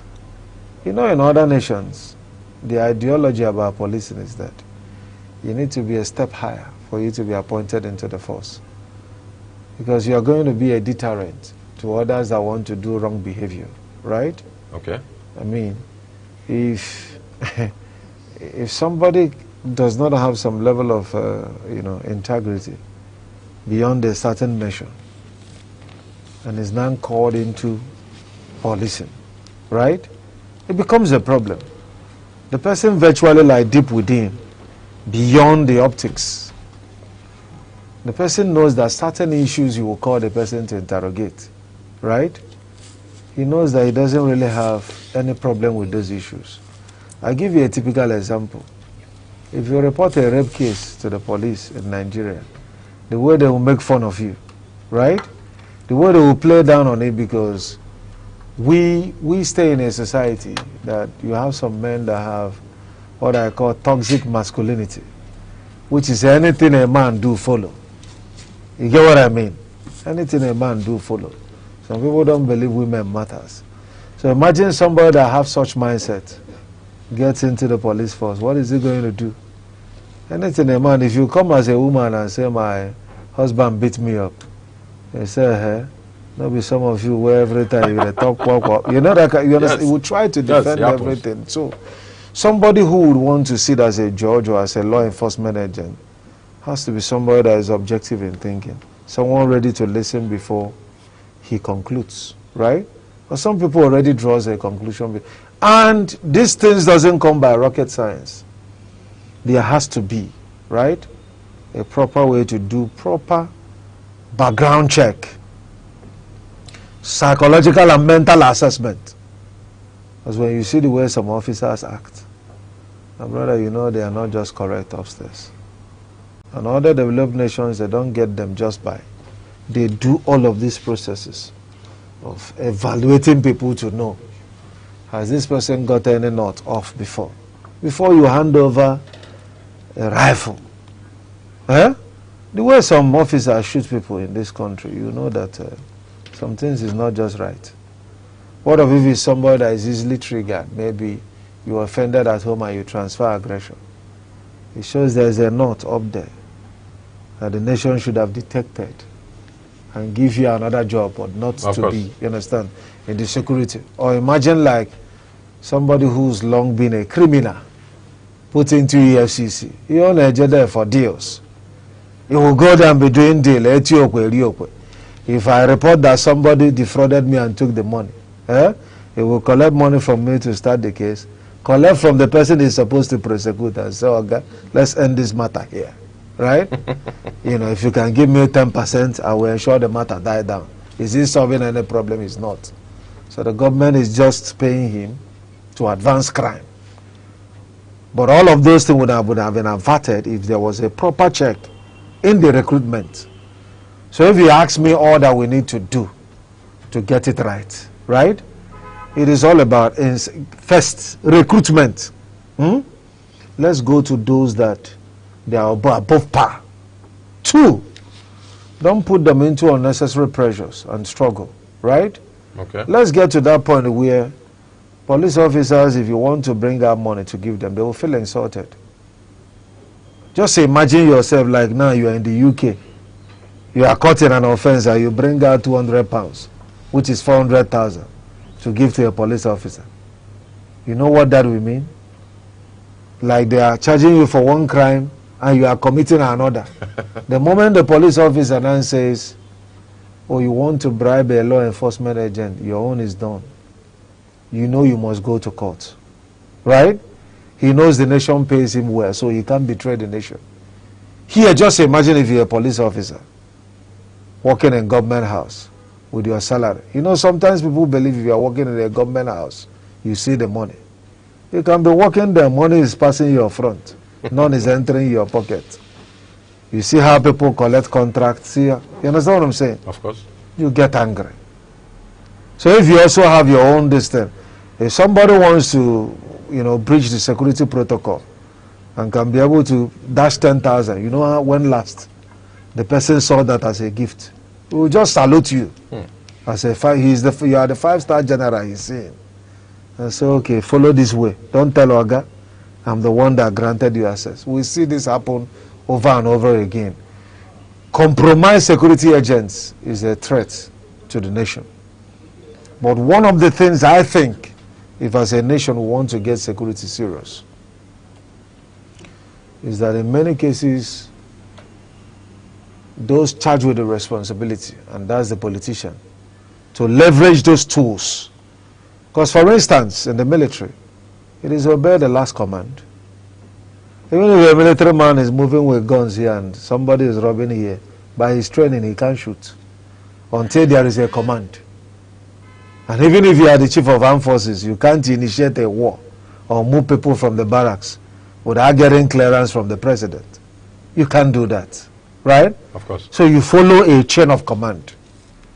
So if you have like an instance, I'll give you an instance to tell you how some of these things work. Like, there was a time there was an intelligence ahead of time that the Nemo community in Enugu will be attacked.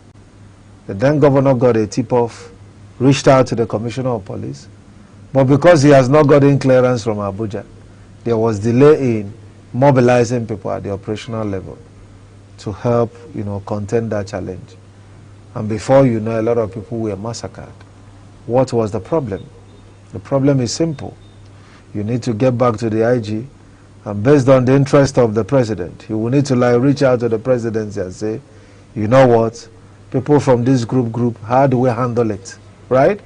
If you think security is not political, how will, in a nation that say they are looking for terrorists, maybe someone like Gumi will come out clearly, tell you leave terrorists, they are our people, they are our brothers, and you are still looking for who to catch, right? Somebody who will tell you that if you do this, even when the US want to help in some of the things like intelligence gathering, surveillance, recognizance, right? Okay, please, you will tell us more about that. I want to call for a short break. Please don't go away. Just a short break. We shall be right back.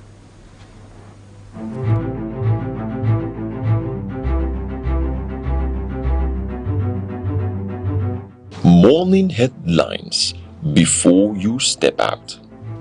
Midday updates while you work. Evening analysis when the day winds down. Wherever life takes you, Aneke TV keeps you informed, connected, and ahead. Aneke TV. Move with the world.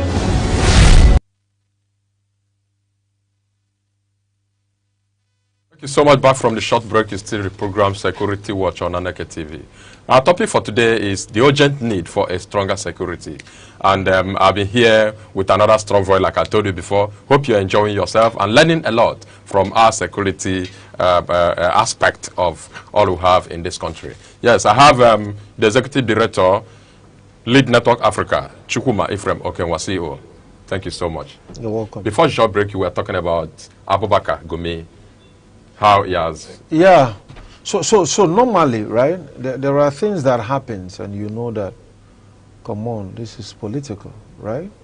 Because, for instance,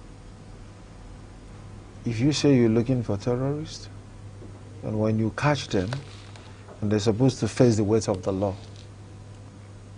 and you commit them onto repentance camps, right? Like, terrorism is without trial. Yes. Is a threat to the nation. What is happening? It's all politics, right? So the very moment, one of the things that interferes with security in this nation is politics, right? And in politics, what do? Politics try to create a balance between ethnicity, religion, and statehood. Now, any nation that truly wants to evolve and develop has to find a way to play down on ethnicity or religion and then esteem statehood as above every other thing. Okay.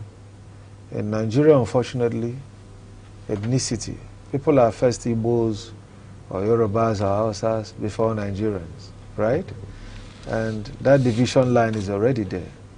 The only thing that can bridge it is the very moment that government players could run a government that is devoid of ethnic sentiments, devoid of religious sentiments, right? If you watch our campaigns, it will all be all about ethnicity, it will all be all about religion, and less about statehood, less about our Nigerianness, right? So these are the politics that we see that play out. Okay, now, can we... Is it right to look at the causes of insecurity from the angle of poverty and unemployment in the country? Well, we can, right? Yeah, and of course, the truth of the matter is that so in terms of insecurity, there is the extent that a hungry man, right, who doesn't have access to ammunitions or even funding, like strong criminal network can do. If somebody hasn't gotten a job for a long while, how would a person be able to afford 3 million to get a rifle? The simple truth is that the kind of people we think are just those doing crime because they don't have an alternative, you know. Actually, we have some people who have strong criminal networks and they look for recruits. And in many cases when they recruit, right, it's not that hungry person who has not gotten to the point of saying, okay, let me even think. Even if it's to carry something on my head to survive, I will do that. Right? Yes, there are case studies of like where you have like violence by design, like the case study of our Armageries. Okay. Leave them uneducated, indoctrinate them from childhood, and use them as tools of violence. Right? But for someone to just come up and say, okay, I don't have a job, because of that you forget family values and look for gun and start shooting, it's very difficult, right? So you are now talk about, okay, in many cases even when people are empowered to get guns, have we looked at the fact also that after election seasons there is proliferation of arms and you don't get to recover it from those guys? But it's not to give them the guns that is the problem, it is to recover it. Every election year, right? I mean, they call guys and give them guns. At the end of the day, how will you collect it back? That is the problem. And guns, as long as Nigeria is concerned, is not sold in a supermarket, right? Okay. Yes. You know, the simple truth is that every gun has a code, and the code tells you where it's coming from. You know, and so if a nation that has control over its borders, right, says, okay, it doesn't know how guns are entering, then it begs to ask, how many governments do we have in Nigeria? Because if like a nation like Nigeria doesn't operate like a free gun control measures like the US, ours is as tough as that of Japan, where if you are caught with arms, you know, you are charged for illegal possession of arms. Then governments entirely in Nigeria have the monopoly of violence and should frown at it. But where you've had cases where even some people who were caught with arms were linked up to, you know, maybe like some of our reserve, right? You know, ammunitions. Reserved ammunitions, like taking that to create mayhem, and there's a problem. Then that means we've not done enough control, you know, because I am focusing more today on violent crimes, you know, not the one of somebody come around a place and snatch phone and start on it. Yeah, right? For absolute security, would you rather say that state policing is an option? It is an option, and it's a good option, right? Howbeit, the conversation we must have is how do state governments intend to fund, you know, state policing? It's not just enough to excitedly float state policing, right? There has to be like a plan, right? To actually ensure that we get it right, you know, because before even talking about state policing, what Nigeria should have done through the police council, which is made up of the president, the vice president, the IGP, the chairman, police service commission, and the 36 governors, charged constitutionally with the responsibility to organize and administer the police force. What I would have expected is, can we fund the Nigeria police adequately before those, you know, those proliferations in some regard? Because guess what? If we don't fund the state police, right? Imagine how underfunded police became, to the point that in this nation, is it not an eyesore when you see a police officer carrying handbags, right? Maybe like your wife will carry the handbag, police officer. Do you know how that image would look like, right? In fact, it's going to occupy like all the newspapers in the US. If a police officer, you don't have any other work but to carry bag, and sometimes they say, go in the car. I mean, it should be seen as an insult to the nation. But that is where we actually, how ridiculous we made the police force to look like. Right? The service they are meant to do is not that for your private, maybe staff. Okay, for state policing now, there's a clause that the governor of each state has the right to appoint a commissioner of police, but doesn't have the right to dismiss him. Well, the simple truth there is that if we want to do state policing, then it has to be what it is, right? So the argument has been, are we truly mature for it? Do we wait more time? The unfortunate thing is that we are not even getting any close to getting it ready. So I'm sure the governors might be like the federal government that has largely been administering the Nigeria police force. How soon are they getting the force ready to make it ripe to also have the state policing? So the same way they have not gotten it right, use the federal police even sometimes to oppress sitting governors, where like a commissioner will challenge the governor, the chief security of a state. And when you are wondering why is this happening, a commissioner of police that should be like every other commissioner in your state tells you there is order from above. Meanwhile, constitutionally, even an IGP of police no reach half of a governor's power, right? Okay. I mean, a governor is a critical stakeholder in charge of a subnational and should be in charge of his terrain. But now somebody in Abuja is creating problem. So you have the opinion that that clause should be fine-tuned? It should, of course. If we want to do it, we must do it well. Right? We must do it well. However, it is what it is. We state governors abuse state police very well. Right?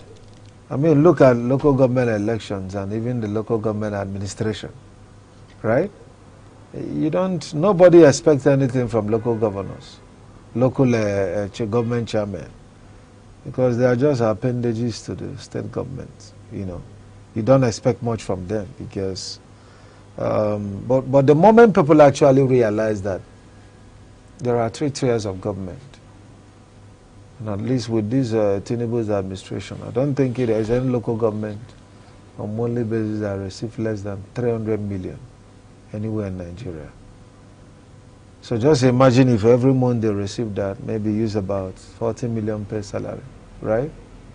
And do some basic things. Even if they decide to put 150 million into work and eat 100 million, let them eat 100 million. If you are putting 150 million into any local government each month, it will show. Of course. If you want to empower young people, it will show. Of course. It's not theory. But unfortunately, that has not been happening. So when you also talk, when we talk about security, we always look at kinetics. Security issue also has to do with human security. Of course. Right? The job security, the food security. People should feel safe. Because yes, if it's just all about, okay, you beat people and expect them not to cry. Maybe you even use police and army, then it becomes a one-sided dimension of security, just the kinetics. Okay, very quickly, what do you have to say about the security in Enugu State? What I would say is that I think I love the body language of the current administration and how the issue of security, he takes it as a very serious matter, right? And the assessment I'm going to give is not one I developed in my head, but I mean, I know recently we had some officers, right? Commissioners of police, over 10 of them who visited the state. Some military officers, right? My own humble self was part of the team and visited the command and control center. And the officers were deeply impressed. And we know that after that, when we were talking about state policing and our governor was invited to be on the panel, Enugu State was referenced as a model for modern policing. And it's not just theoretical, because when you get into the command and control system, you discover that the entire metropolis is under survey. Interestingly, that you can, get into a particular street, locate people that are there, bring faces close and spot who is doing something, who is breaking traffic light, right? Even like cases of recoveries of car theft through the agencies of the AI controlled cameras was something really very commendable and formidable in some regards, right? So that shows you the command and control trying to also further incentivize the police force and other sister agencies, right, to take matters of security serious. We've seen a couple of security milestones, both the ones in the public glare and the ones not in the public glare. Like we know the case of kidnapping that was recently foiled, and the perpetrators, right, were called to book to face the weight of the law. I believe that that is the only way, that can serve as a deterrent. Yeah, because the issue of security actually is, the best way to understand it is that it's a hide and seek game between state actors and non-state actors. So all you're saying is that Enugu State, to a reasonable extent, is secure? Yes, at least to a very great extent, though not without challenges.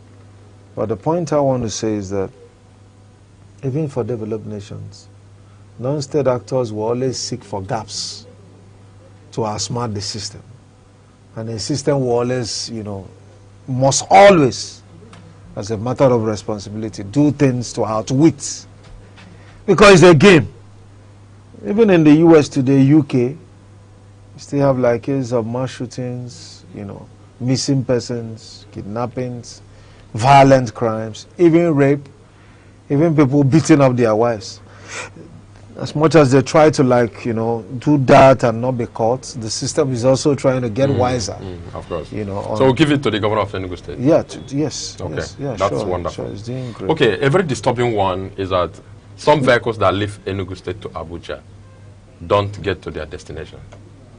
The most recent is the one of 9th of this August, where a vehicle that left Enugu with passengers full loaded along along Ayimba Expressway was abducted and put into the forest, and to God be the glory, the Nigeria Army and the local police swung into action and the 16 passengers were rescued.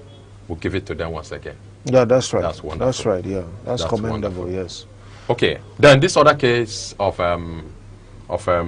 insecurity everywhere in Nigeria is almost on daily basis. It's almost on daily basis. Please speak to the government. Speak to the government. So what I think that the government... as we are giving it to them, yes, and to security agents, that like Oliver Twist will ask for some more. So let me say something which is very important, I do not think government of Nigeria, right, and even state governors, yes, some that are doing well, but I think much more investment needs to be done in the area of security and welfare. The simple truth that I think one of the things we need to deal with as a nation, we need a reorientation.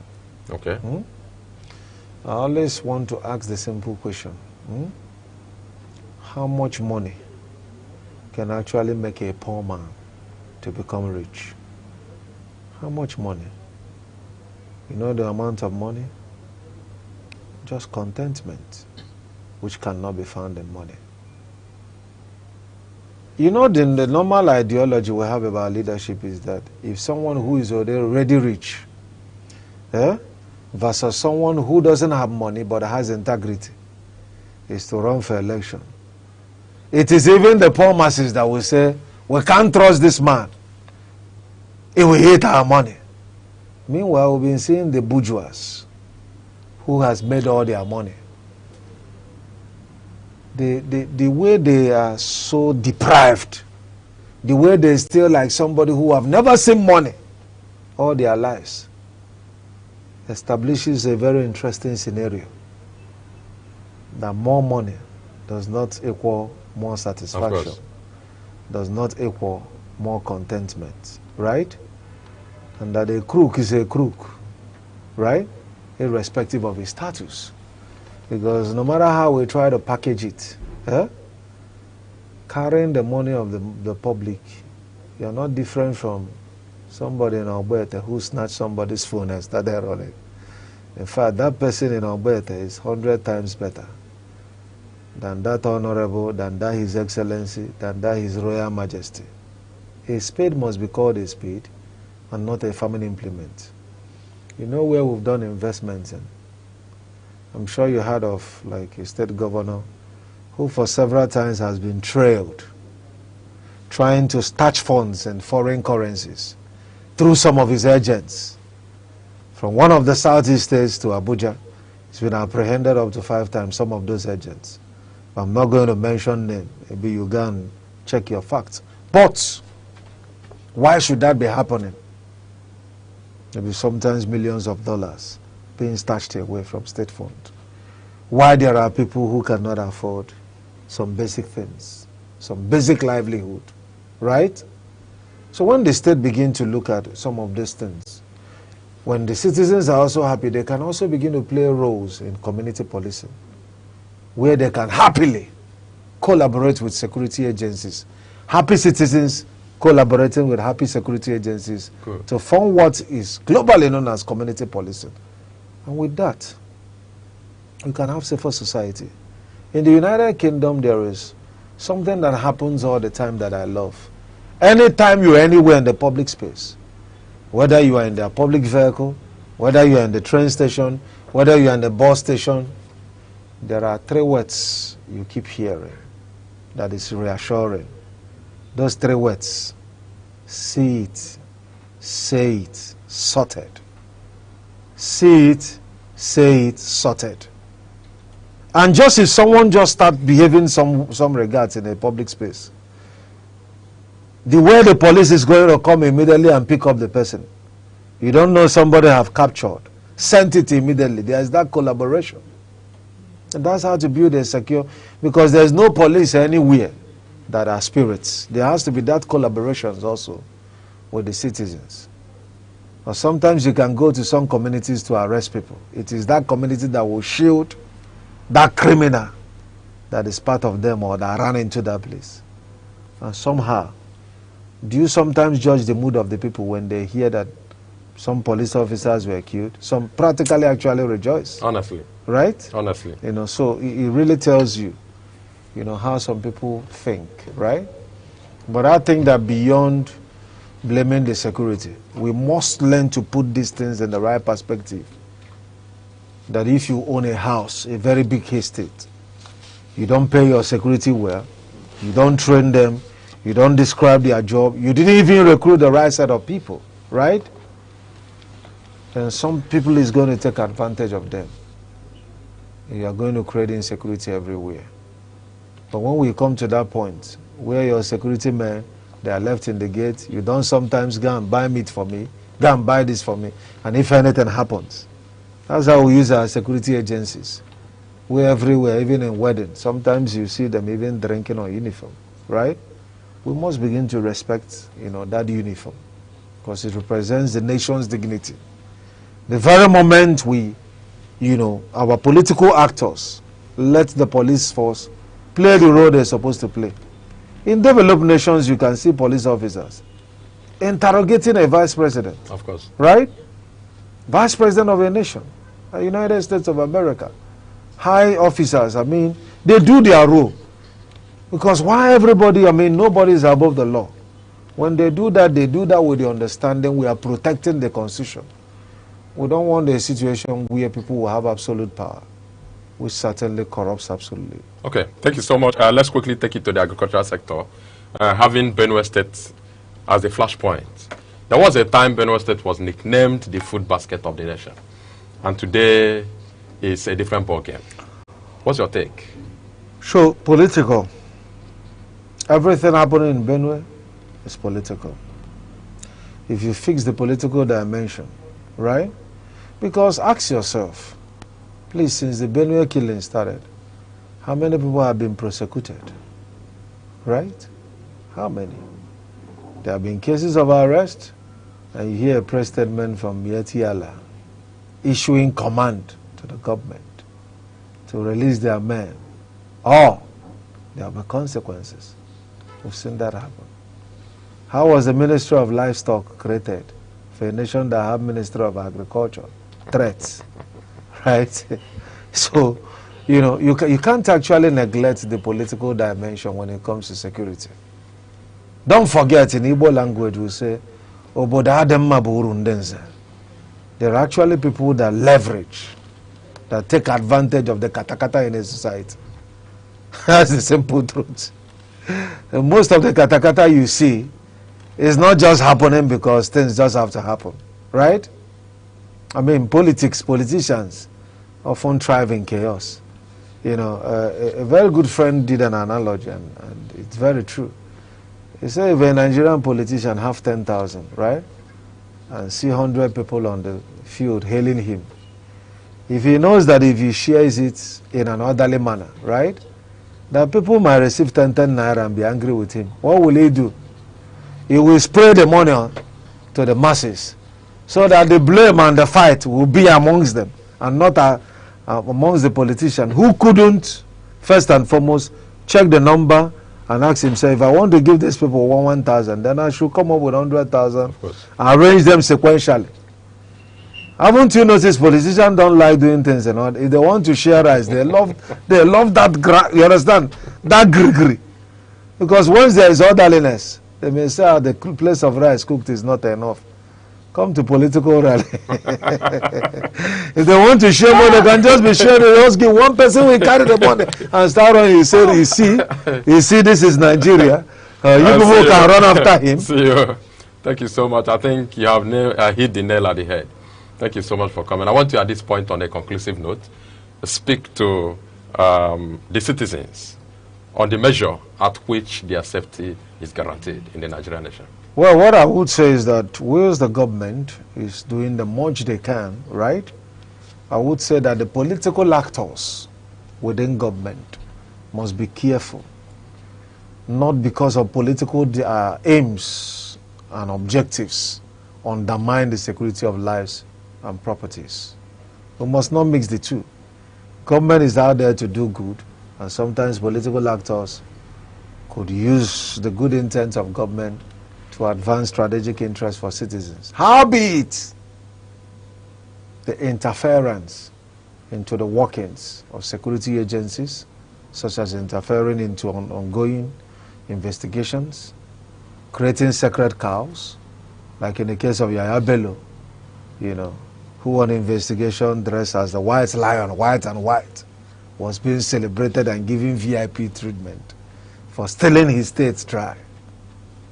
There is no other incentive to crime, to insecurity, to impunity than to build a nation without consequences, than to have those who's been charged for wrongdoing move freely and be given an undeserved VIP treatment. Whilst the poor little criminal is given maximum prison treatments. The big criminals walk freely. I'd like to end with these two legendary statements. You know, African China, he said something. He said, a rich man, right, will steal, right? I mean, he said, poor man will use his face for crime fighters. Rich man will celebrate them. And then fella makes it big, he says. He said, authority stealing, pass armed robbery, right? Those that steal with barrel can actually take all the money that's meant for road, electricity, hospital. We celebrate them, including in religious places.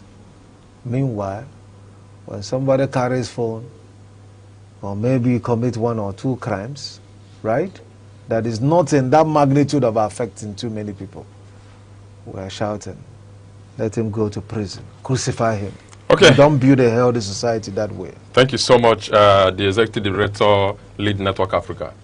Chukuma Ephraim Okenwa, thank You're you so welcome, much for sir. coming. You're welcome. The Thank you pleasure so is much. mine. Avia, thank you also for being there. This is where we draw the curtain for today's event. We have discussed on the urgent need for a stronger security in Nigeria. My name is Chukwemeka Obase, saying bye-bye.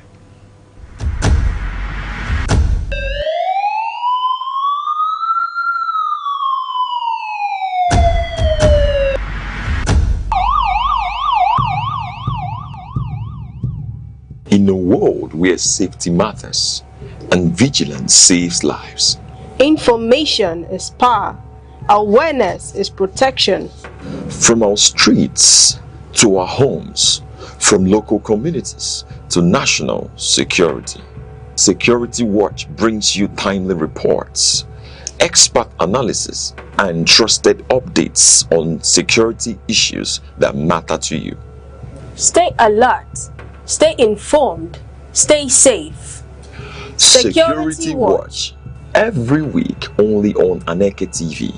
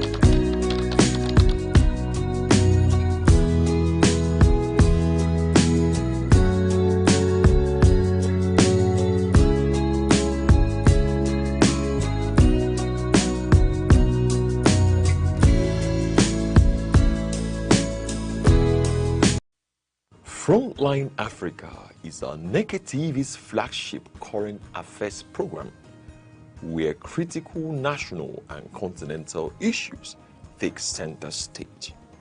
On Frontline Africa, we examine politics, the economy, security, business, health, and a wide range of other key sectors shaping society. The program is insightful, engaging, and interactive, providing a platform for informed analysis and meaningful public discourse. Here, issues are discussed raw, balanced, and expertly with depth, clarity, and a commitment to fact and accountability. Join us every Saturday at 5 in the evening, only on Aneke TV. Welcome to Frontline Africa, coming to you live from our studio here in Enugu. You're watching Aneke TV. Today, we'll take you behind the headlines, cutting through the noise to bring you the sharpest analysis, unbiased perspectives, and critical insight into the story shaping our nation and our continent. From politics to the economy, our panel of seasoned analysts are ready to unpack the biggest issues of the day. This is Frontline Africa, and I am Uche Osai. Every second, the world changes, markets rise, leaders speak, stories unfold. To keep up, you don't just need news, you need clarity, you need speed, you need perspective. That's why Aneke TV brings you the global pulse. Accurate, reliable, right when it matters most. Aneke TV. Move with the world.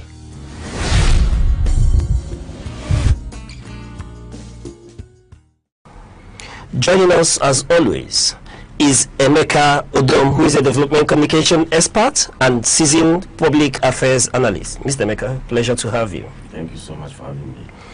And also with us here in the studio is also Iboneku Ogazimora, Esquire, legal practitioner and public affairs analyst, who is a former commissioner of strategy, culture and tourism here in Enugu State. Honorable, it's a pleasure to have you as well. My pleasure. Yes. You know, I have this signature question that comes across wherever I interact with people, and also I'm directing it to you before we have this conversation proper. That is, how is Nigeria treating you? that laugh is infectious. That is a very good question, and this question should not be seen as directed at me, but at every Nigerian. Okay. The Nigeria is certainly, there's much room to be desired.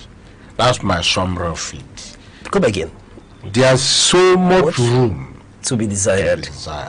Okay, Mr. Meka, today's another day. Let me pose that to you again. Well, Nigeria, you know, it's one that is very difficult for anybody to define. But like I always say, you know, thank God that if any other thing else fails, God Himself never fails. And I guess that is part of what is keeping most people, you know, going. Because if you want to follow maybe some of the things that ordinarily should be available for you in Nigeria, well, I don't want to say you'll be disappointed, but God bless you. God bless you. Yeah, Honorable said he leaves much to be desired, and here he's all right. Gentlemen, let's get into the conversation proper. And we are starting with Osun account freeze, you know, which raises question on federal oversight and due process. The freezing of Osun State's account by the EFCC and the reported presidential directive to reverse it has ignited debate over anti-corruption powers, due process, and state fiscal autonomy. Did the agency act within the law, or does executive intervention protect public interest or weaken institutional dependence? Today we examine these issues, and I'm starting with you, Honorable. The question is, did EFCC act within its legal powers in freezing Osun State's accounts? Well, I must be very honest with you. When you have this kind of issue, you have to look back at what we ordinarily have been preaching, that is the rule of law. The law establishing EFCC made it clear that they cannot descend on any person's or any group's account without an order of court. And that order has a lifespan of 7 days.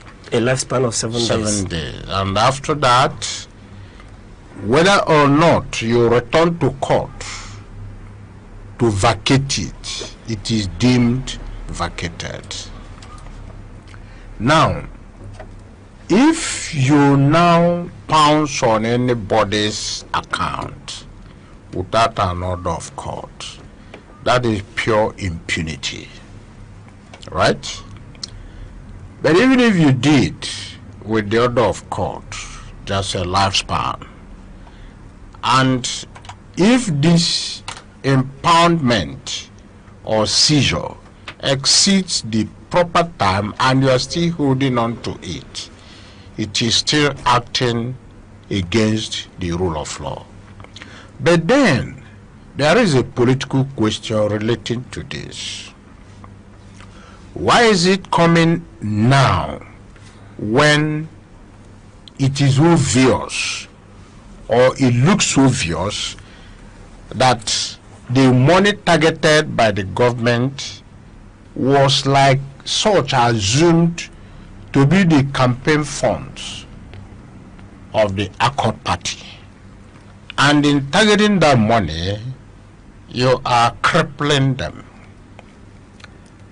In a more civilized environment, certain actions ought to cease once it gets to a few weeks or even few months to the election, so that you will not be seen to be impeding the other group's chances of contesting fairly. What you are pointing at, the infraction, what you call the stealing, you've been on it. So why didn't you act a year before the election? Why didn't you act 2 years before the election? Why are you acting a few days to the election?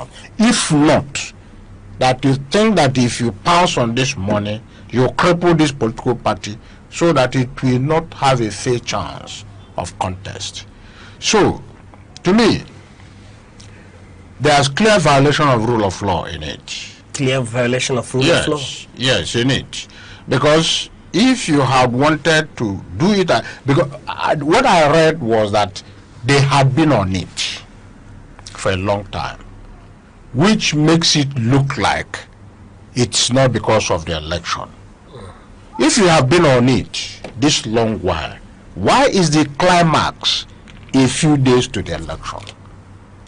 How are you going to convince me that it is not aimed at crippling Governor Adeleke and his party in the election period, so that they won't have the money to pay party agents, to conduct their campaigns, to fuel their vehicles for campaigns, to entertain their supporters? So it is political vindictiveness, and it is the same thing we have been complaining about: state capture. State capture is when you seize all the life wires of the state and put them under your control.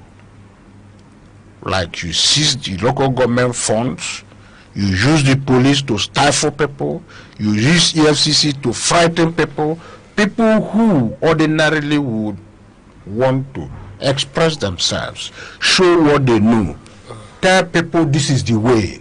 You are likely being misled this way. When you accumulate all those things, that is state capture. And in some cases, you even capture the judiciary. That is, you have totally taken over the state. There is no way anybody can express himself anymore. At every forum I attend, I keep on saying it, that Nigerians, unfortunately, do not want to rise up to the state capture that has taken place. Some people think it is not, that we are being alarmist. But look at what just happened at Osun, where a few days to the election, they have seized Osun funds. Tell me now how the governor can contest the election. At the end of the day, you don't know what may happen with the judiciary. You can predict what will happen with the police and then other institutions. And then you also look at the laws we have been making. These are all elements of state capture. The Nigerian cybercrime law is such that no journalist is even free to say certain things. No writer is free to write certain things, escaping the accusation of stalking, cyber stalking. What was never heard before, you criticize somebody today, the person, because they criminalized it, the person will go to the police, they will accuse you of cyber stalking, and before you know it, you are in the prison awaiting trial. So you can see that the state capture is total, and it has already happened, but many Nigerians do not actually understand it that way. But that is what is happening, where you can use the EFCC to threaten somebody to drive him back into his house so that he will not express himself.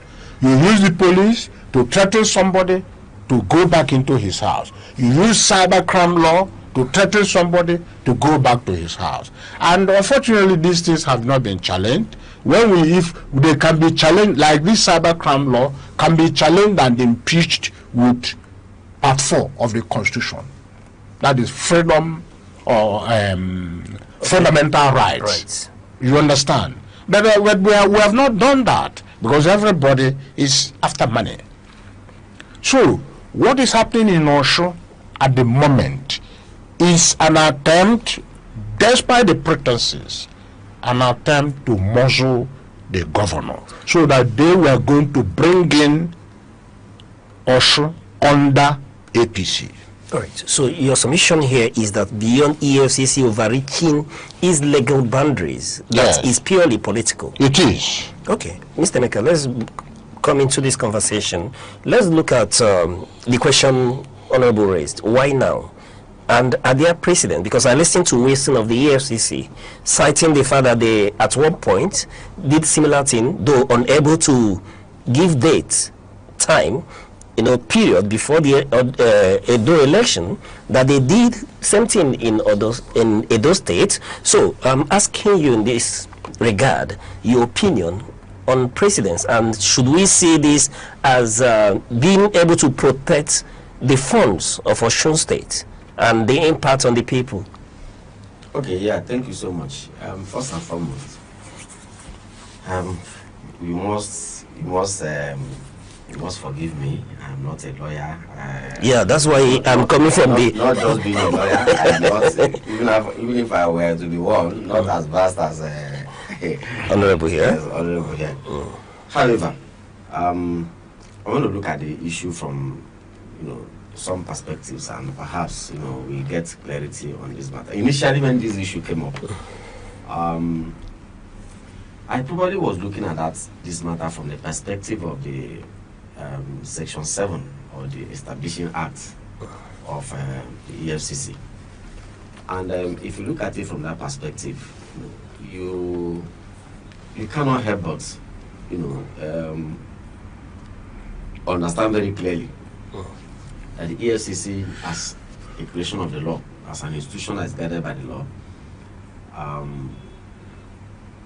has a responsibility, to only impound people's accounts, whether it is a personal account or a corporate account of the state, only by the authority and mandate of a competent court of jurisdiction. But beyond that, if you move further down to Section 34 of the same EFCC Act, and as a matter of fact, you want to make it more holistic, you look at Section 7, subsection 6 of the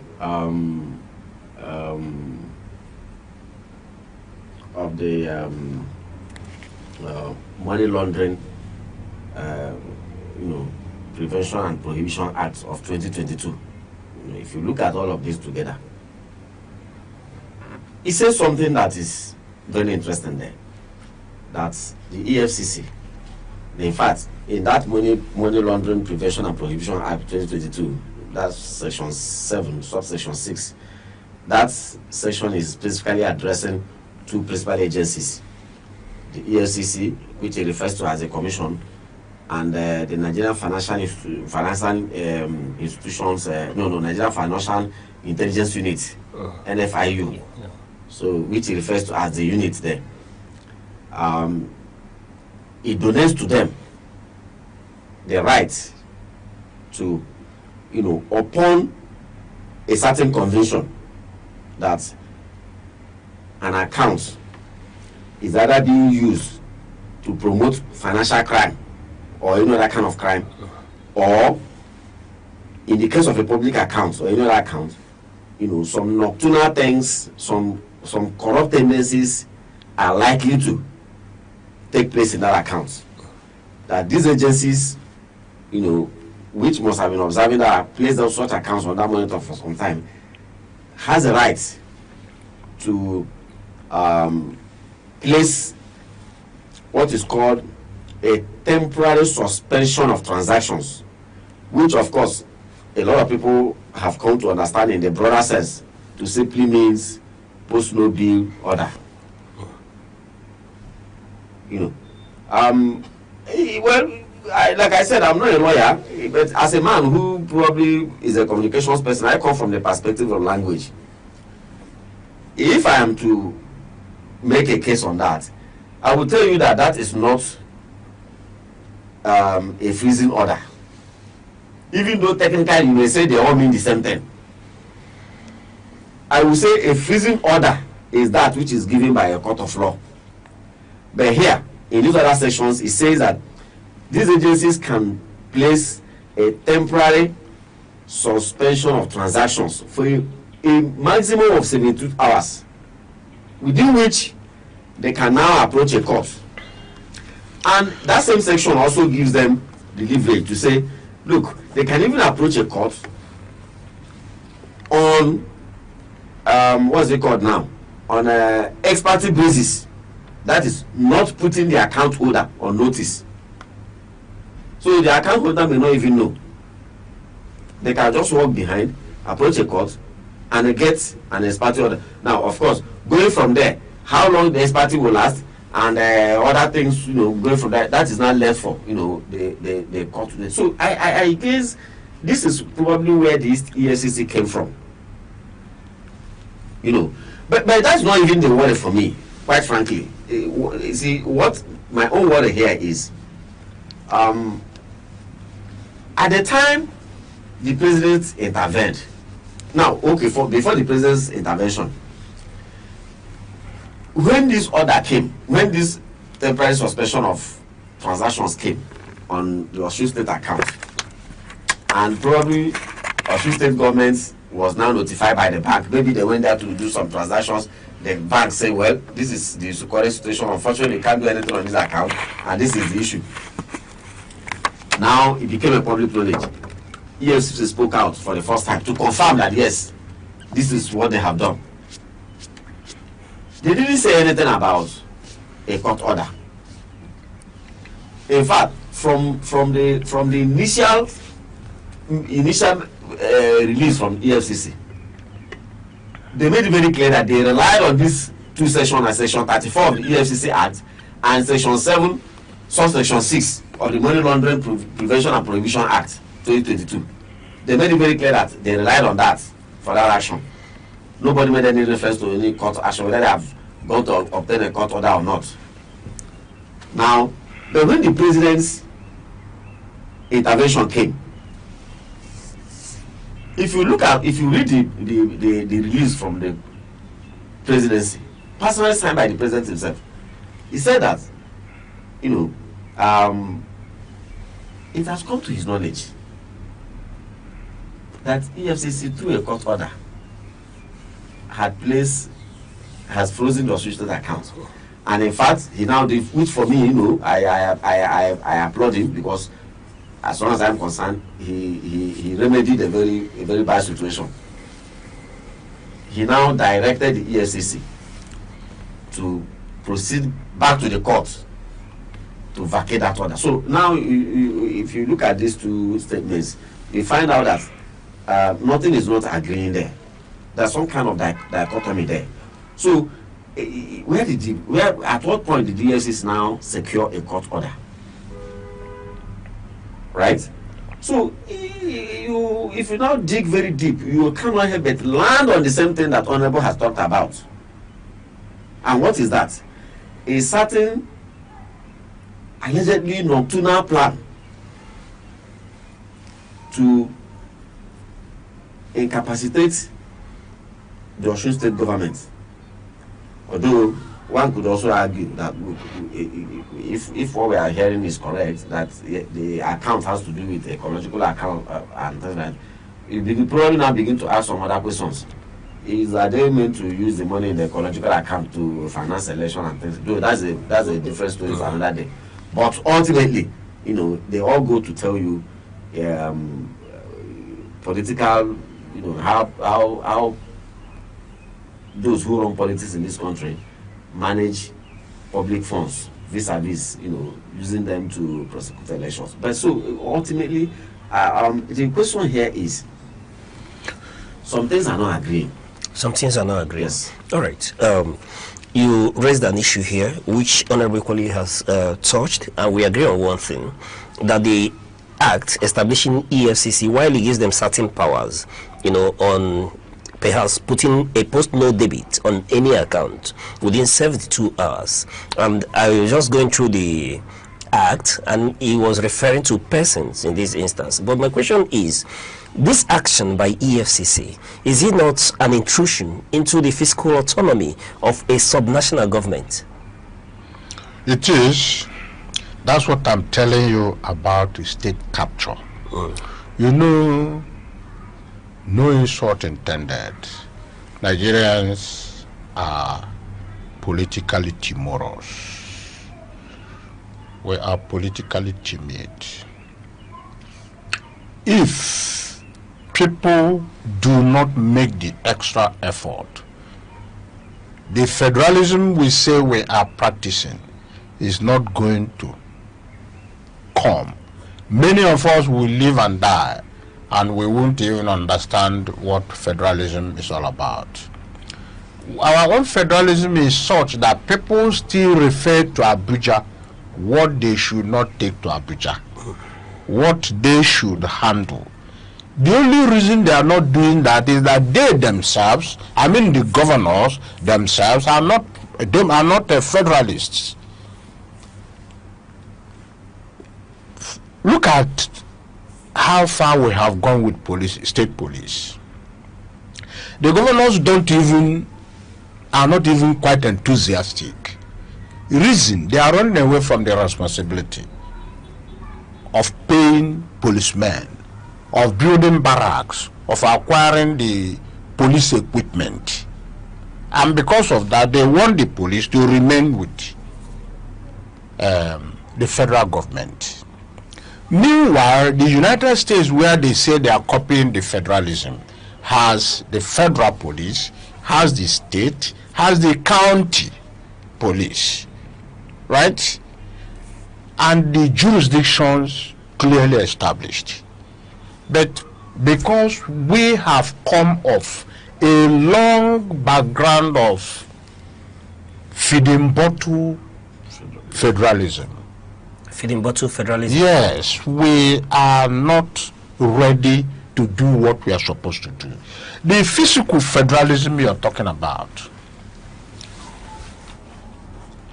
it is supposed to be very clear that once the money, remember there was recently a judgment where the court held that EFCC had no powers to investigate funds that are not allocated by the federal government.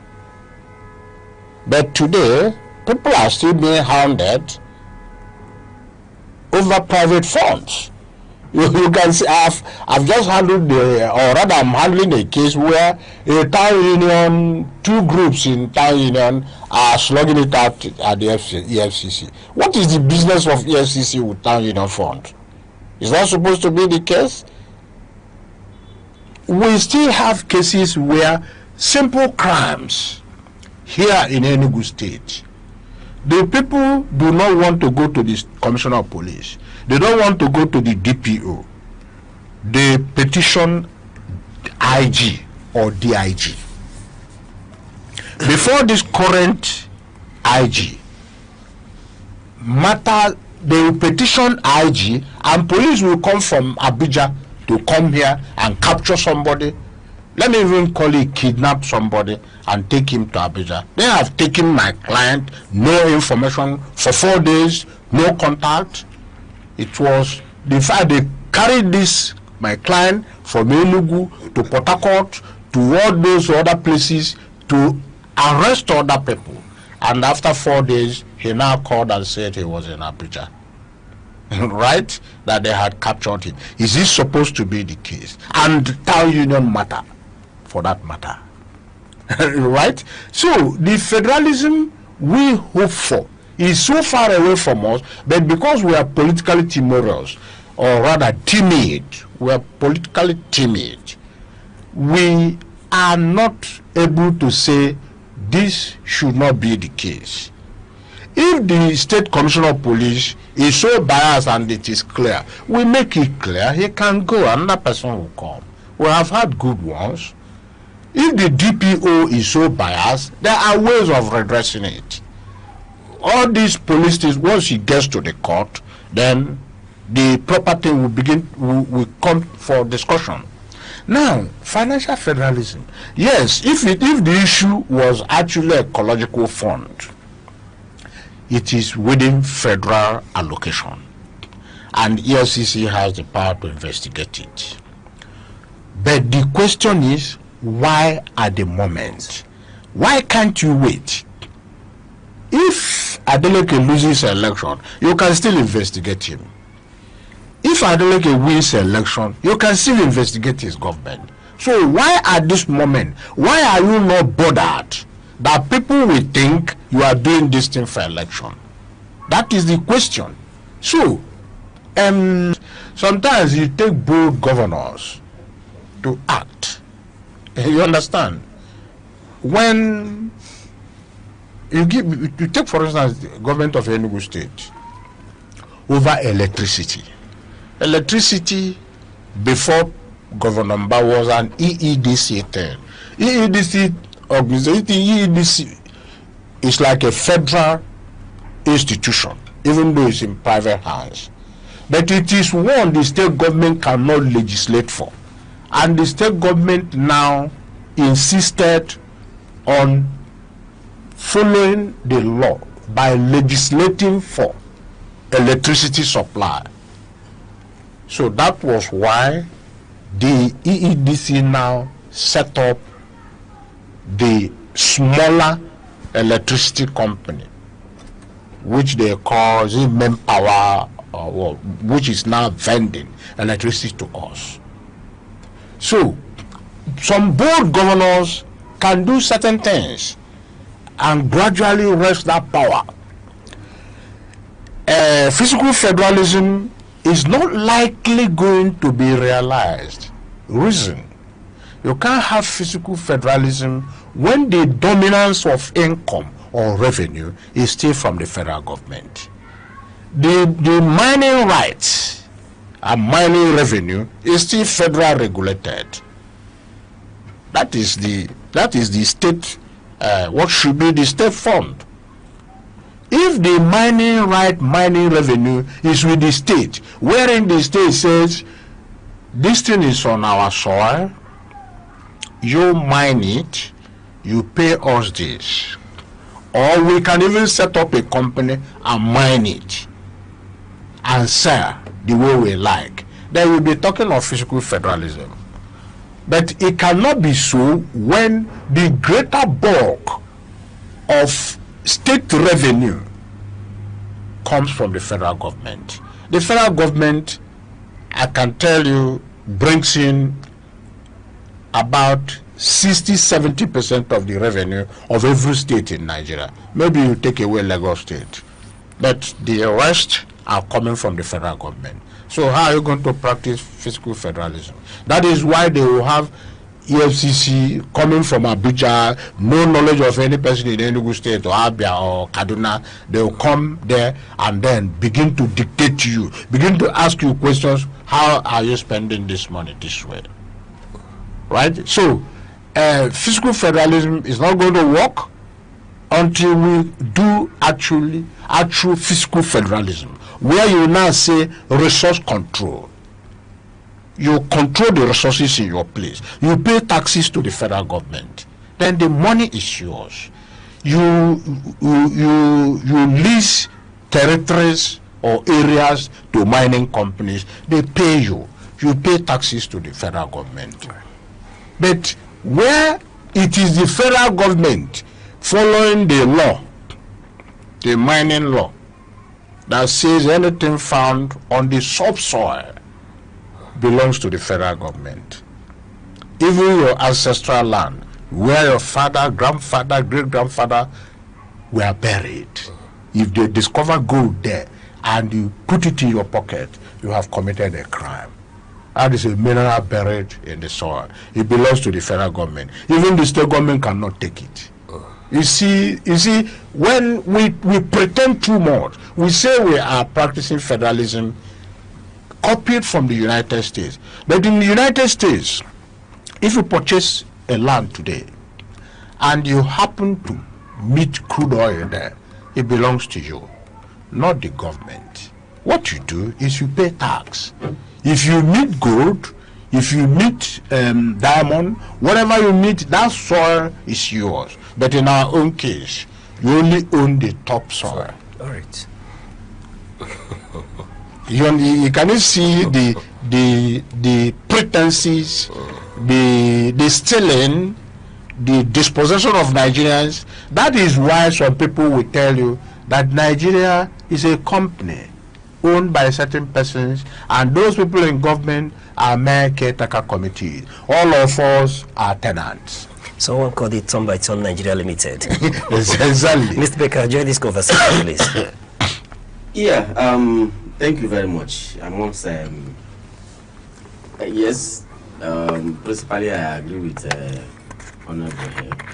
But the only thing there is that I'm looking at it now from the basics, from the question you asked, if EFCC had not, if that was not an overreach, and how does the action rub off on the autonomy of a sub-national, the federal nature of our system, and the autonomy of vis-a-vis the autonomy of the component units. The only thing I would say there is this, that yes, if you look at the action of the EFCC, not just the EFCC now, not just the EFCC, because what they have done is probably not too different from what most federal agencies are doing in different ways in different areas of their own operations. But the reason why I don't want to blame EFCC so much is that the EFCC they only activated a law that is handed over to them. They didn't make that law. Look at what the law says. They can place a post-no debit or temporary suspension on accounts. The states inclusive. That provision didn't ignorate the states. Now the question is, we run a federal system of government, and if you understand clearly how a federal system is supposed to operate, the federating units, in this case now the states, they have some level of autonomy, and that is why most federal agencies and establishments, ministries, departments, and agencies under the federal, the states have theirs. Only very few areas, especially those things that fall within the exclusive list. And if I check very well, fighting corruption is not on the exclusive list of the federal government.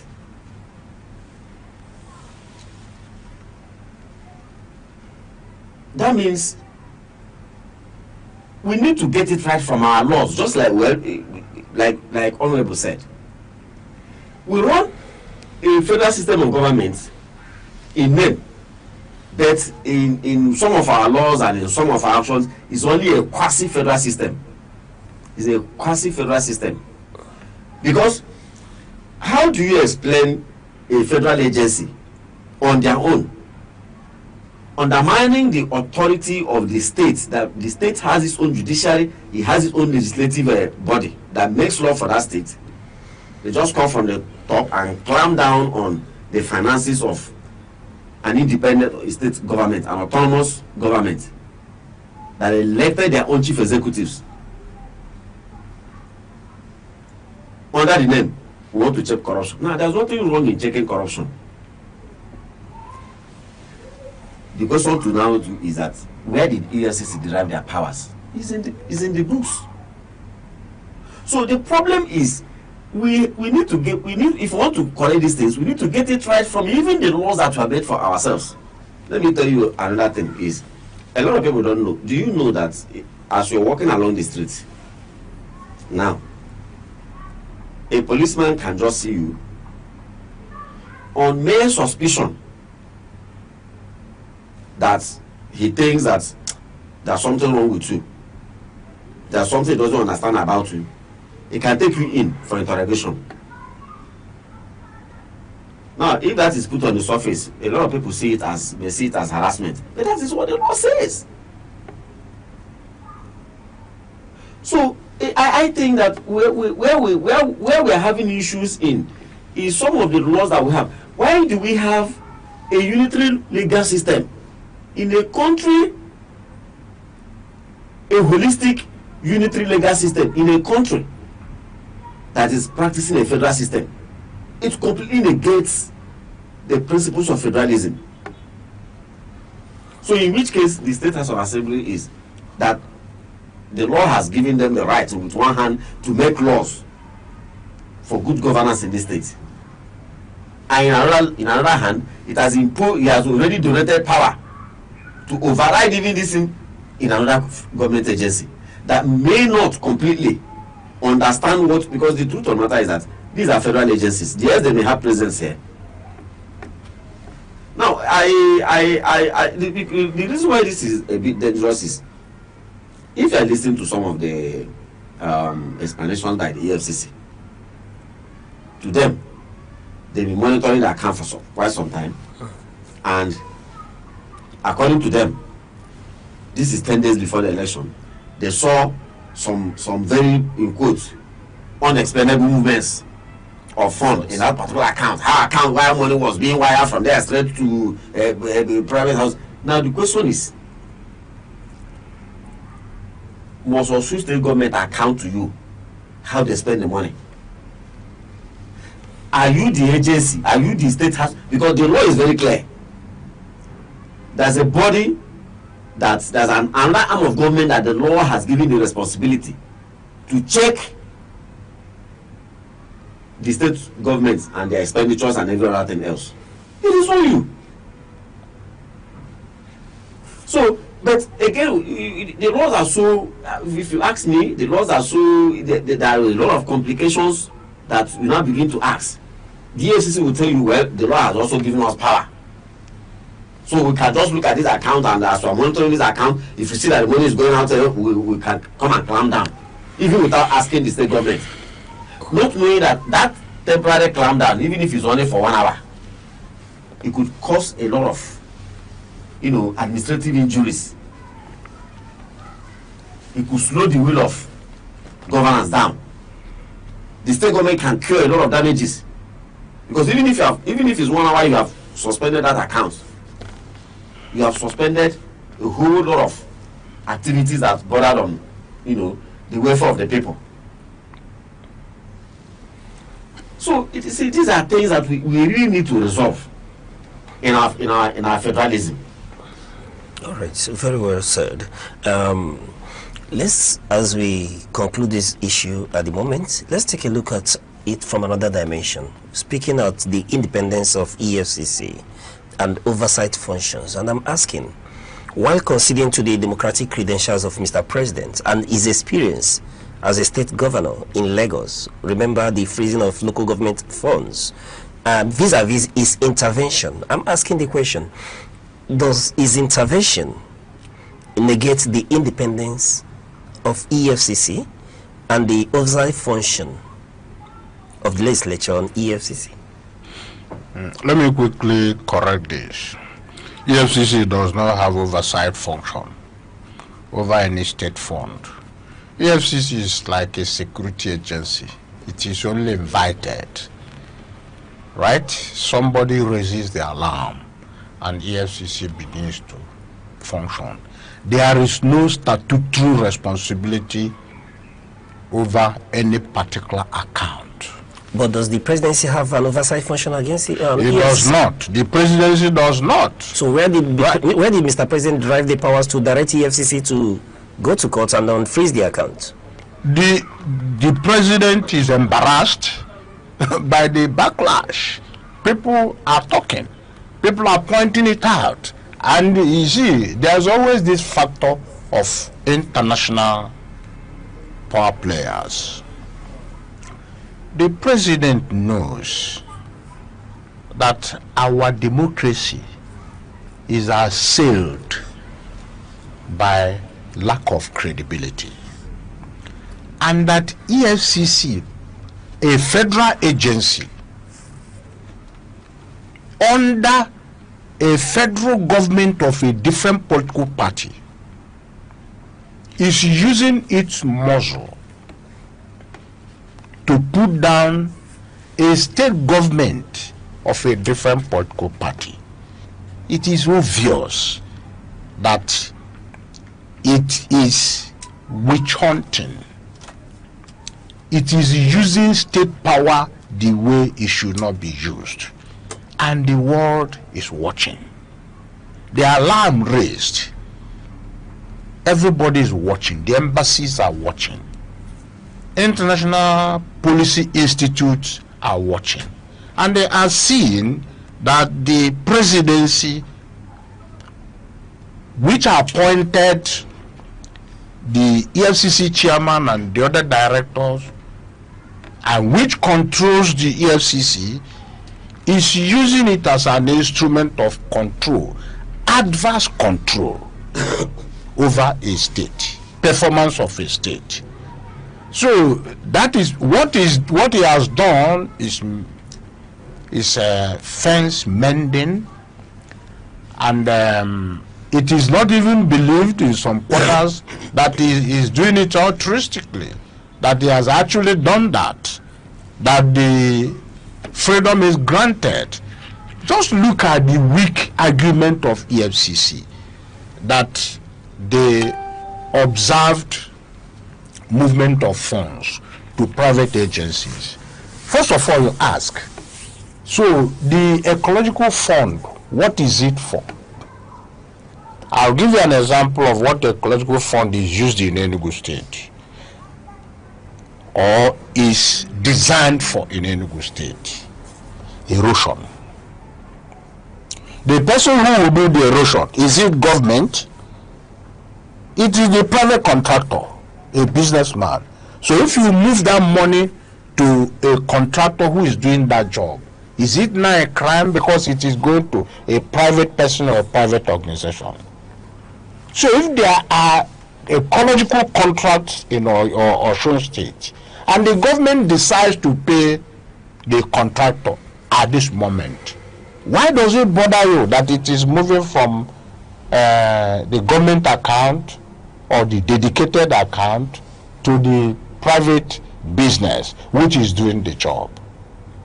So you now find out that the federal government through the EFCC is just clutching, looking for excuses to pounce on the money to make sure that the government and the party is pauperized so that it cannot fight. You know, there's this issue of poverty as a weapon in Nigeria, which many people don't know. If there's a contest between the two of us,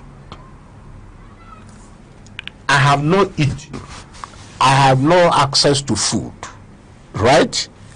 But you have access to food, you have access to mobility, you have other things. You can see it's a mismatch.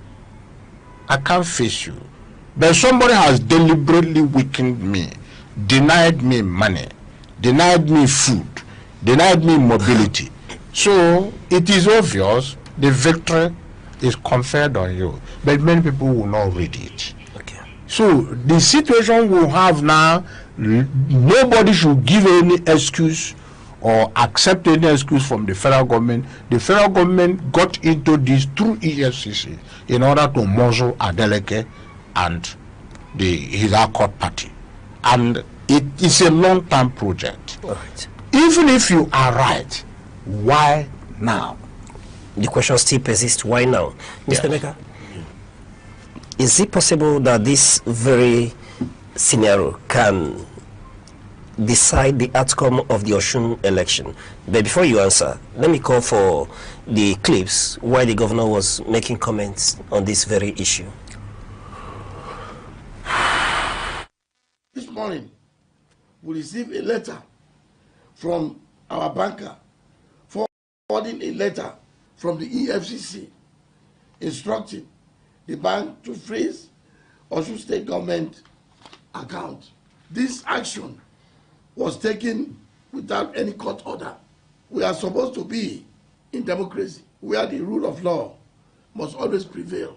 We woke up with a melodrama from the Economic and Financial Crime Commission to put a PND on the statutory account of the state.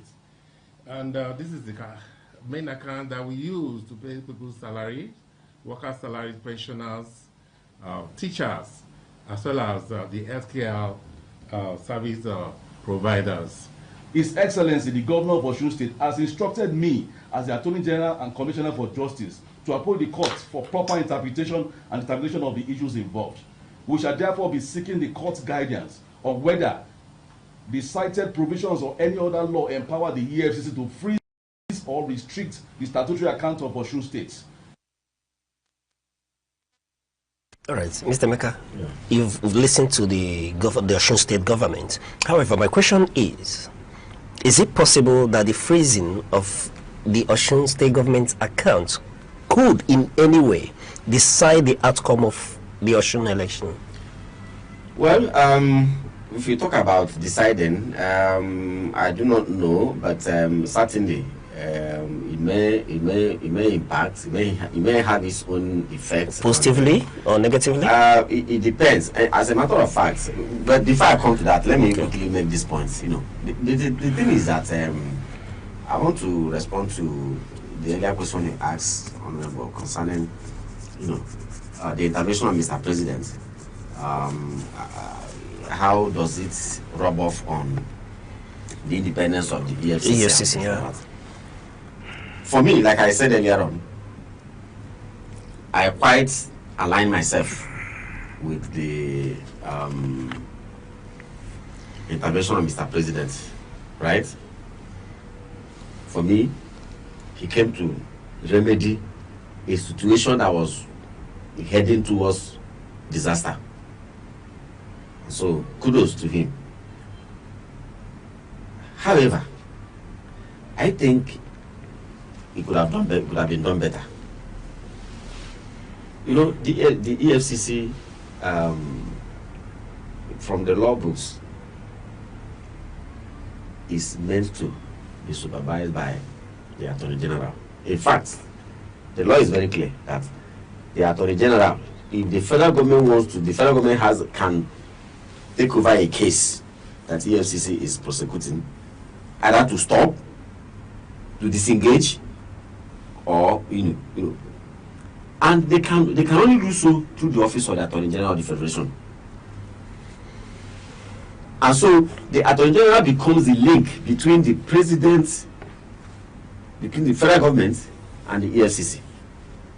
So yes, the president had a very genuine reasons, very, very cogent and genuine reasons, because like I always argue that the president is the father of the nation, the bearer of the values and whatever the nation stands for, and he is the chief accounting officer of Nigeria within the period that he's in charge.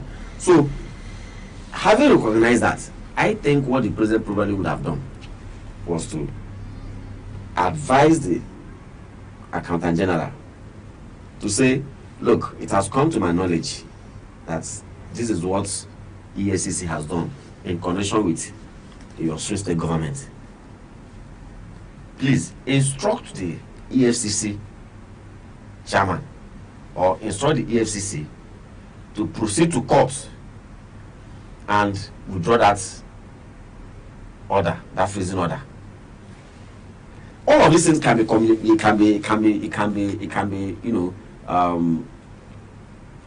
concluded in a matter of hours. But there would the whole idea is to so that you don't seem to see a line reporter, a line relationship between the president and the chairman of EFCC. And that was why I'm sure the president is aware of this, and that was why in the release that came out, it took quite some time to make a case why he had to intervene. That at the point that he became the president, he made a resolve that he was not going to, he was not going to be involved by issuing instructions to many of these government agencies, especially those that have to like issues of corruption, security, and that they should just do their job without necessarily referring back to him, right? But that he's compelled to do so now, and I'm thinking that he should have done so through the appropriate, and which is the Attorney General. Now, but having made that point, so but ultimately, to me, what he did was to quell what was happening. Now, whether the action of Mr. President is going to rub off on, you see, it's an election. It's an election. And so, actions and inactions of the principal actors at this point in time certainly may rub off. There's something they call sympathy votes. It is a way the EFCC and there's a way things may get to, right? The people themselves may look at it and say, why are they vilifying this man? Why are they persecuting this man this way? What has he done? Is he the only governor in Nigeria that didn't want to join? Before you know it, that people may want to start giving him a sympathy vote. That is on one hand. Then on the other hand too, the rhetorics that are being promoted, and EFCC saying, oh, we have discovered that, it could also go a wrong way to create some kind of bad image for the government to say, okay, they want to use the money that is allocated or budgeted for ecological, challenges in the state. They want to use it to go and contest election. They want to go and use it to go and sponsor election. Okay, so these are, and it may create a bad image and reputation for the. So these are things. Remember that the people who are going to vote are human beings. These are people who have emotions and who also think. And all of these things will help people to form an opinion. And whatever opinion that people form is what is going to carry them to the election. That will determine, whoever they decide to give their votes. So that is the reason why once this party comes up with a narrative, the other person, the other camp quickly tries to counter it. They don't allow the narrative to persist, because if you allow it to persist, it could sway opinions of the electorates. All right, Honorable, let me get your opinion. Is it possible that this freezing of the Osun State account can influence the outcome of the election? Yes, straight away. It will affect it. I just mentioned things about poverty, weaponization of poverty. Many Nigerians are hungry, right? Can you expect to win an election in a polling booth where you are unable to pay the party agent who will attend there? If your party agent is not there, the other ones will rig the election. So if you deny the government of resources, assuming that money is to pay contractors, is to do other things which will cause circulation of the money, and you stop it, and you begin to attack the funds of the government, the other political party, you have denied them of equal participation. There may be over 300, 500 polling booths. If you can't send polling agents or party agents there, how do you expect to win? Who is even going to tell you of what is going on at a polling booth when you cannot send agents there? So it's not a matter of, yes, you may have voters who will say, oh, because you did this thing to this government, we are going to vote the state government. That is Adeleke. But will their vote count? Who is going to represent them? You come and cast your vote, and then they shift you aside, or you even go home. And then the other people who want it that way will write the result they want. They will manipulate the machines the way they want. They will do whatever they like there. You are not there. You have no agent there. You have no representation. So there is no painting of the world that deprivation, denial of funds at election period has only one purpose. That purpose is to cause the failure of the opposing group.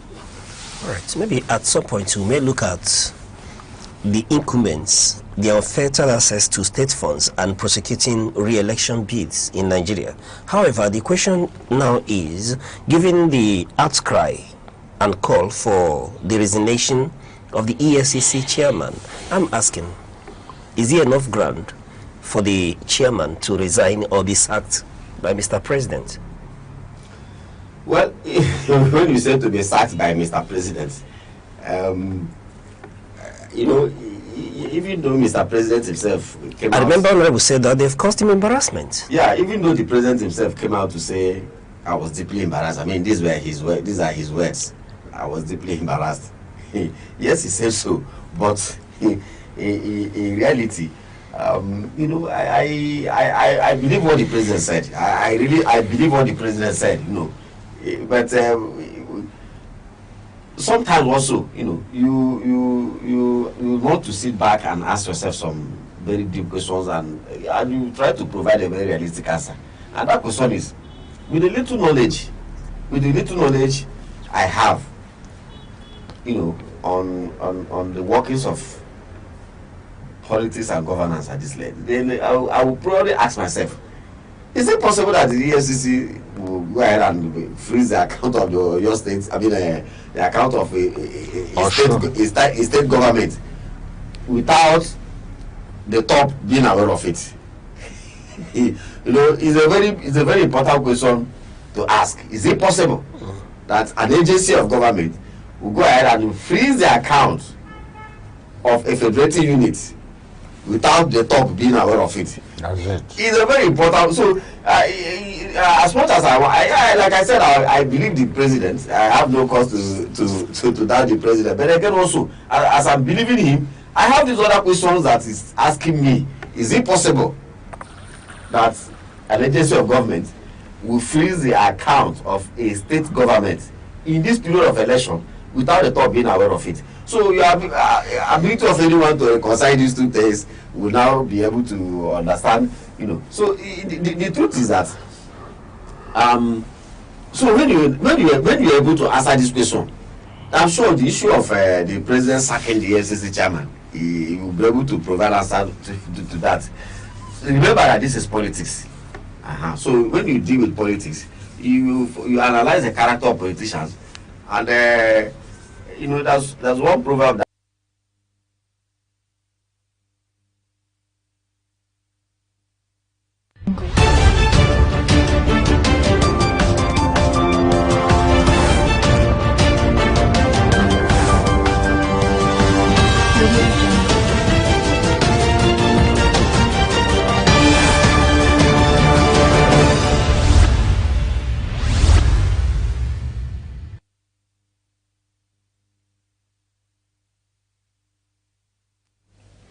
Good afternoon and welcome to news across the country on Aneke TV. I'm Good Hope Chukuma. Headlines. Resident doctors at Ladoke Akintola University Teaching Hospital, Bomosho, issue 14-day ultimatum to resume suspended industrial action. INEC reprints Osun governorship ballot papers following Federal High Court ruling recognizing Social Democratic Party candidate. EFCC recovers over 115 billion naira and $84 million in unremitted statutory levies for NDDC. Details of the news. Resident doctors under the auspices of the Association of Resident Doctors at the Ladoke Akintola University of Technology Teaching Hospital, Bomosho, have warned to resume their suspended industrial action on August 28, 2026. In a joint statement released in Bomosho, the president of Association of Resident Doctors, Dr. Adedapo Mustafa, and General Secretary Dr. John Stephen urged the Oyo State government and hospital management to urgently settle lingering welfare grievances following an 8-week strike suspension. The association outlined key statutory demands, including the immediate disbursement of the medical residency training fund, implementation of the revised professional allowance structure, clearance of national minimum wage arrears, and emergency. Dr. Mustafa warned that acute staffing shortages have pushed the remaining medical workforce to extreme physical exhaustion, emphasizing that immediate government intervention remains vital to prevent a complete collapse of tertiary healthcare delivery in Oyo State. The Department of Mass Communication at Enugu State University of Science and Technology, ISIT Abani, has announced the appointment of Dr. Maxwell Ngene as its new head of department. According to a statement issued by the department in Abani, Dr. Ngene's appointment represents an academic milestone, having completed his bachelor's, master's, and doctorate degrees in mass communication within the same institution before assuming its leadership. A veteran broadcaster and senior lecturer, Dr. Ngene brings over 3 decades of media experience to the role, having previously served as postgraduate programs coordinator, a senior legislative aide in the National Assembly, and an executive assistant with former governor of Enugu State. Dr. Ngene succeeds Associate Professor Chidebere Anthony Ezimwa, whose tenure since August 2023 was commended by faculty stakeholders as transformative, as the incoming department head pledges to elevate academic standards and expand professional training. The presidency says it will conclude public submissions regarding the draft National Policing Bill today, marking the end of nationwide stakeholder consultations on the proposed establishment of state police forces. Speaking at a legislative review session in Abuja, the Chief of Staff to the President, Mr. Femi Gbajabiamila, stated that public feedback will directly inform statutory safeguards designed to strengthen operational intelligence and enforce strict oversight across sub-national security architectures. Addressing widespread public concerns, Mr. Gbajabiamila assured that the final bill will incorporate constitutional protections to prevent state governors from politically weaponizing local police commands against opposition figures, media practitioners, and peaceful assembly. The Chief of Staff clarified that establishing decentralized policing requires comprehensive constitutional amendments, approval by at least 24 state House of Assembly, and local legislative frameworks, noting that federating units unprepared to form the state forces will remain under the Federal Nigeria Police Force. The Independent National Electoral Commission (INEC) has commenced the emergency reprinting of ballot papers and official result sheets for the Osun State governorship election to include the Social Democratic Party SDP candidate Dr. Francis Olubenga Ajala. In a statement released in Abuja, INEC National Commissioner and Chairman of the Information and Voter Education Committee, Mr. Mohammed Kudu Haruna, confirmed that the operational adjustment complies fully with a Federal High Court judgment. The court directed the electoral umpire to immediately accept upload and publish the personal particulars of Dr. Ajala and his deputy governorship running mate, Mr. Faseke Babajimi Oladipo, as valid contenders for the executive context. With the judicial reinstatement of the SDP flag bearer, the total number of political parties participating in the Osun State governorship election stands at 15, with INEC reassuring all political stakeholders of its commitment to conducting a transparent exercise. Widespread public commentary has followed the visit of the Nigeria Democratic Congress NDC presidential candidate Mr. Peterobi to Edo State, defying a previous directive issued by State Governor Monday Webolo. The political engagement follows a public warning issued by Governor Webolo on July 18, 2025, directing the former Anambra State Governor to obtain prior official security clearance and administrative notification before entering Edo State territory. Despite the executive restriction meter, Mr. Obi arrived in Benin City to attend the service of songs at the Holy Cross Cathedral organized in honor of the late Catholic Archbishop of Benin City, Most Reverend Augustine Obiora Akubueze. Large crowds of resident and civic groups lined major transport corridors in Benin City to welcome the convoy, prompting public commentators and media analysts to evaluate the legal validity of subnational movement restrictions on the Nigerian constitutional law. Priests of the Catholic Diocese of Makurdi have rejected the federal government's decision to include Benue State in the pilot phase of the national ranching policy, citing severe threats to ancestral lands. In a resolution signed in Makurdi by Association's chairman, Reverend Father Joseph Thefa Beba, the clergy criticized the complete exclusion of local community leaders, traditional custodians, and religious institutions from federal decision-making frameworks. Father Beba stressed that Benue State remained an agrarian economy recovering from protracted armed conflicts, warning that implementing pilot ranching schemes without prior local consensus risks facilitating systematic land grabbing. Reaffirming solidarity with the Bishop of Makurdi Diocese, Most Reverend Wilfred Chiba Anabe, the association demanded the immediate rehabilitation and safe return of displaced agrarian populations to their ancestral homelands before any land allocation policies are considered.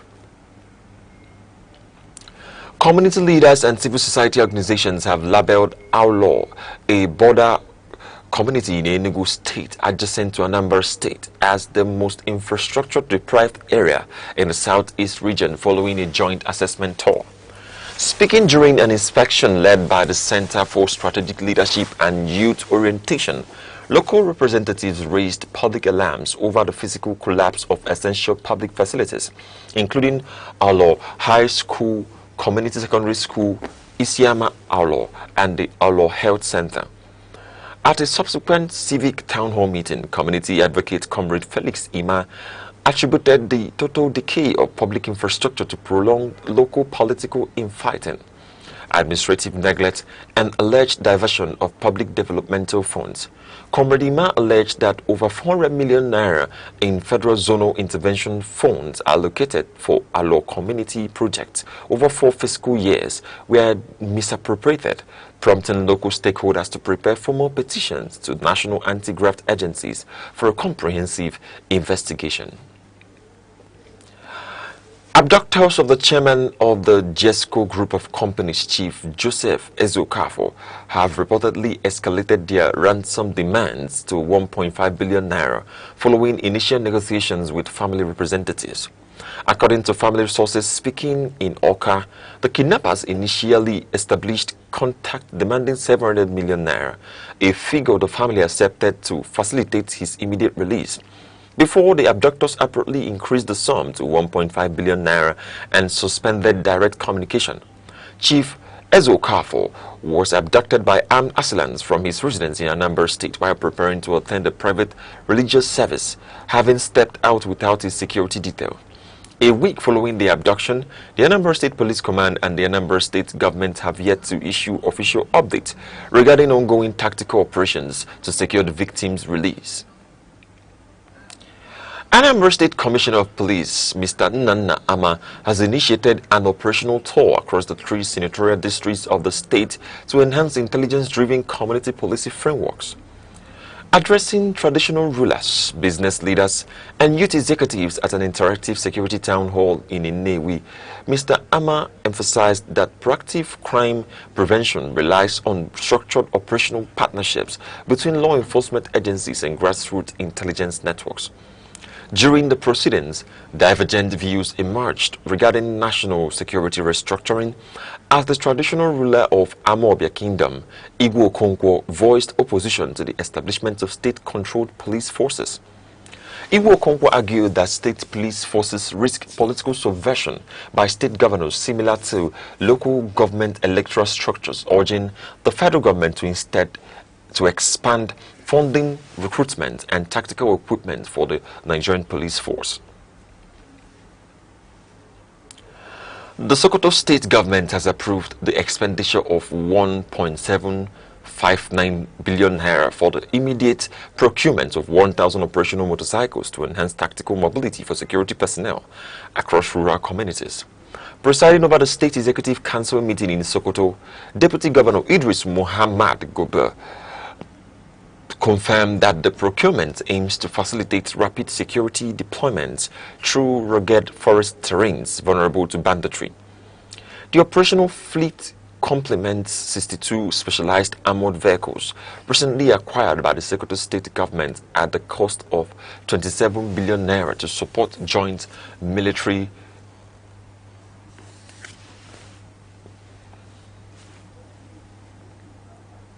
Additionally, the Executive Council approved over 1.8 billion naira for infrastructure upgrades across state technical colleges, primary health care facilities,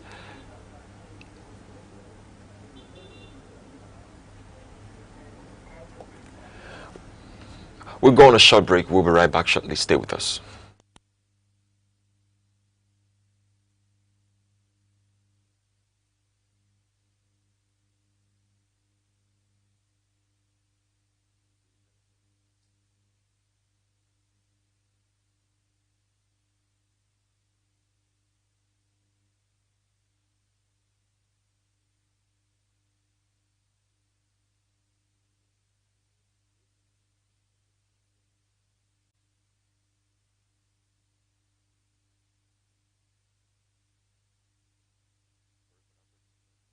The State Police Command has launched investigation into a sharp rise in violent domestic homicides involving young men attacking elderly family members across several local government areas.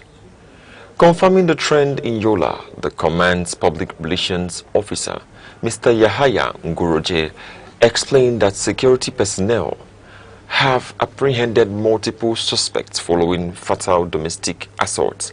In Gombe local government area, police operatives arrested 32-year-old Peter Michael Sinamai for allegedly murdering his father and concealing the body in a domestic water well to evade detection.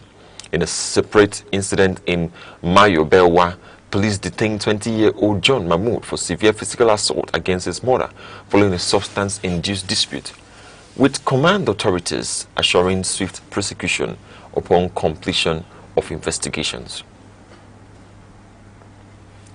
The Kano State Multi-Agency Task Force on Drug Abuse and Trafficking has announced an intensified operational crackdown against illicit drug distribution networks operating within the state.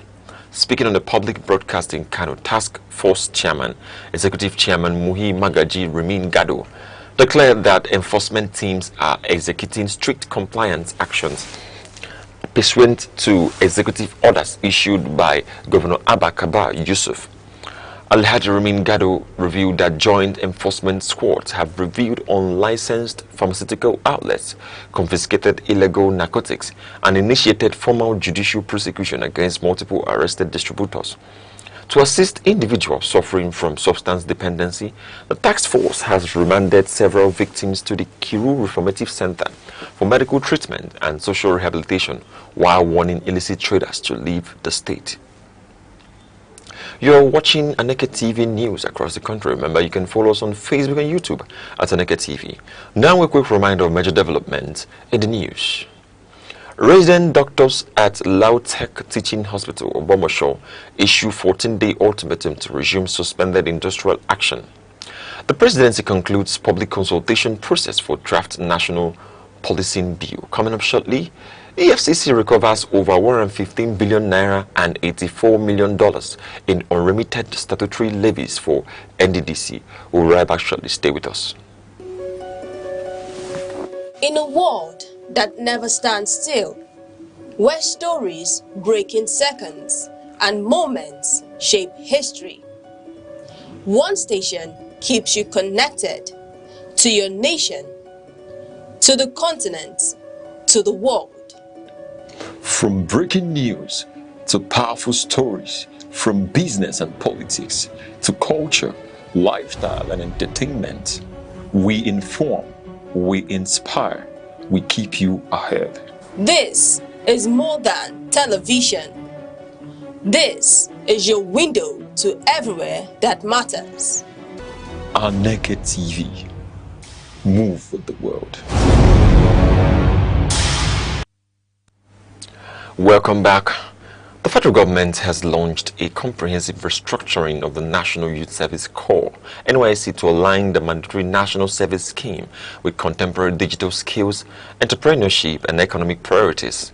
Announcing the initiative in Abuja during events commemorating International Youth Day 2026, the Minister of Youth Development, Comrade Ayodele Olawande, stated that the reform represents the most extensive institutional review of the NYSC since its establishment 53 years ago. Comrade Olawande highlighted that the technical framework draws structural concepts from international youth models, including Singapore's Skills Future Initiative and South Korea's Care Move Workforce Development Framework.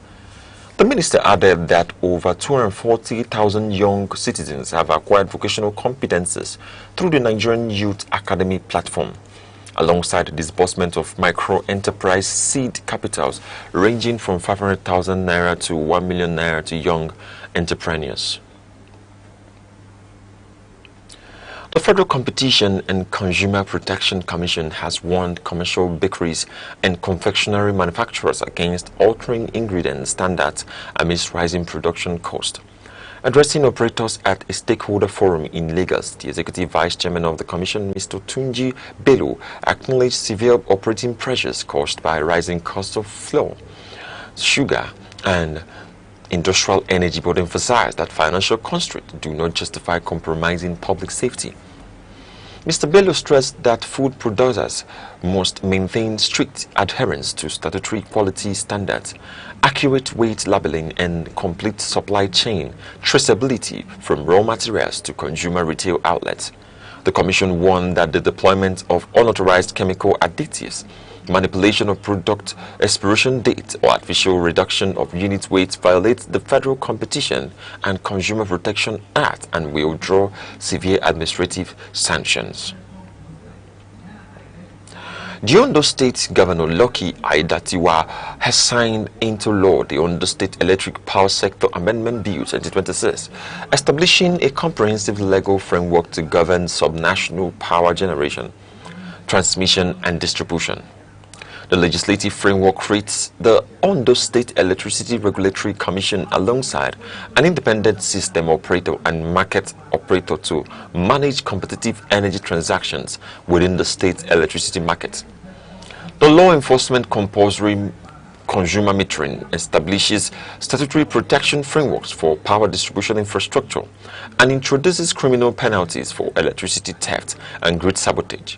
Furthermore, the Act creates an independent technical certification agency to verify electric equipment and operators, providing institutional guarantees designed to attract private investment into renewable energy infrastructure. The Economic and Financial Crimes Commission, EFCC, has recovered over 115 billion naira and $84 million in unremitted statutory levies owed to the Niger Delta Development Commission by international and domestic oil producers. Appearing before the Senate Public Accounts Committee in Abuja, EFCC representative Mr. Francis Usani said that an official audit into 43 petroleum companies uncovered 24 corporate operators with unpaid liabilities under the mandatory 3% statutory NDDC assessment. Mr. Sani confirmed that the anti-graft agency has transferred 73.37 billion naira and $67.07 million directly into the official operational accounts of the NDDC, while remaining balances are held in recovery escrow accounts. Responding to the disclosure, Senate Committee Chairman Senator Ibrahim Dakwambo issued an administrative summons directing Chief Executive Officers of Total Energies, Owando and Fanfa Oil to appear personally before the legislative panel next week. Motorists experienced extensive traffic delays along the Bagada Expressway in Lagos today following two separate vehicular collisions involving heavy articulated trucks and multiple passenger vehicles. Emergency recovery teams from the Lagos State Traffic Management Authority (LATMA), equipped with heavy-duty tow trucks and mobile forklifts, responded to the scene to clear wrecked vehicles blocking major transit lanes. LATMA General Manager Mr. Olalekan Bakari Oki confirmed that traffic management officers arrived at the scene at 5 a.m. to execute recovery operations, deploying heavy cranes to remove damaged trailers. By midday, emergency responders successfully evacuated 5 passenger vehicles and 1 articulated truck involved in the crash near Charlie Boy bus stop, fully restoring vehicular movement along the corridor. Now in sports, Super Falcons head coach Justine Madugu has assured that Nigeria's senior women's national team will deliver an elite performance in today's international fixture against South Africa in Casablanca, Morocco. The 10th-time African champions entered the qualifying playoff stage after a 1-0 defeat to Cameroon in the quarterfinals of the 2026 Women's African Cup of Nations, ending automatic qualification routes for the 2027 FIFA Women's World Cup in Brazil. To keep World Cup qualification prospects alive, Nigeria must secure a victory over Banyana at the Mule Brachid Stadium to earn a berth in the Inter-Confederation Playoff Tournament. Speaking during a pre-match press conference in Casablanca, Coach Madugu emphasized that the technical crew has addressed tactical deficiencies from previous matches, assuring supporters of the team's determination to secure the international playoff ticket. Now in entertainment, Afrobeats musician David Adeleke, popularly known as Davido, temporarily interrupted his concert performance in the United Kingdom after observing an attendee mistreating a member of his production crew. Halting the music set mid-performance, the artist addressed the arena audience directly, issuing a formal warning against disruptive behavior directed towards event logistics and production personnel. Davido emphasized that stage crew members work extensive hours under demanding conditions to execute high-capacity live entertainment events, stating that professional respect for support staff remains mandatory. The artist warned that continued harassment of production crew members will result in the immediate termination of the performance before resuming the scheduled concert set without further interruption. And now to end news across the country, here are the main points again. Resident doctors at the Lautech Teaching Hospital, Bombashaw, have issued an ultimatum to resume their suspended strike action on August 28, 2026, demanding minimum wage arrears and personal recruitment. The presidency has officially concluded public stakeholder consultations for the proposed National Policing Bill, with Chief of Staff Femi Gbajabiamila outlining frameworks for state police. The Economic and Financial Crimes Commission (EFCC) has recovered over 115 billion naira and $84 million in unremitted statutory levies owed to the Niger Delta Development Commission by major oil producers. That's news across the country at 3. For breaking news and eyewitness reports, call 0703043710 or follow us on Facebook and YouTube at Aneke TV. On behalf of the producer Chidinma Sagwa and the entire news team, I'm Good Hope Chukuma. Thank you for watching. Enjoy the rest of your day.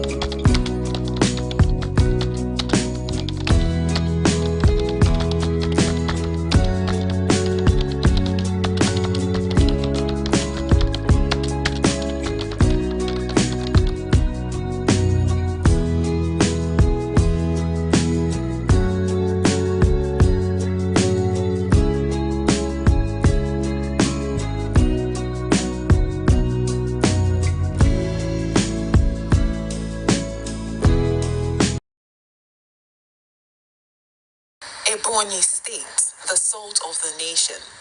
Located in the heart of southeastern Nigeria, is a story of transformation, resilience, and pride. Created on October 1, 1996, by the administration of General Sani Abacha, the state was carved out from parts of Enugu and Abia states. Its capital, Abakaliki, has grown from a quiet provincial settlement into one of the most rapidly developing urban centers in the region.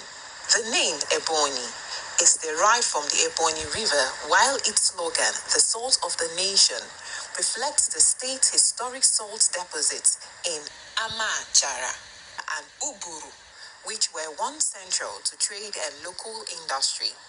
These salt lakes stand as living symbols of self-reliance and the resourcefulness of the Ebonyi people.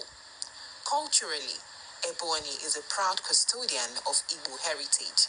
The people are known for their strong communal spirit, creativity, and deep connection to their traditions. The New Yam Festival, Ogene music, Nkwa Umuaboho dance, and the colorful displays of masquerades all reflect the beauty and vibrancy of the state's cultural life. In villages across the land, pottery, weaving, and blacksmithing are still practiced, reminding visitors that in Ebonyi, the past lives side by side with modern aspirations. Blessed with rich soil and abundant natural resources, Ebonyi is a major producer of rice, yam, cassava, maize, and palm produce. The Abakaliki rice mill, one of the oldest in Nigeria, remains a symbol of the state's agricultural heritage and its determination to feed the nation.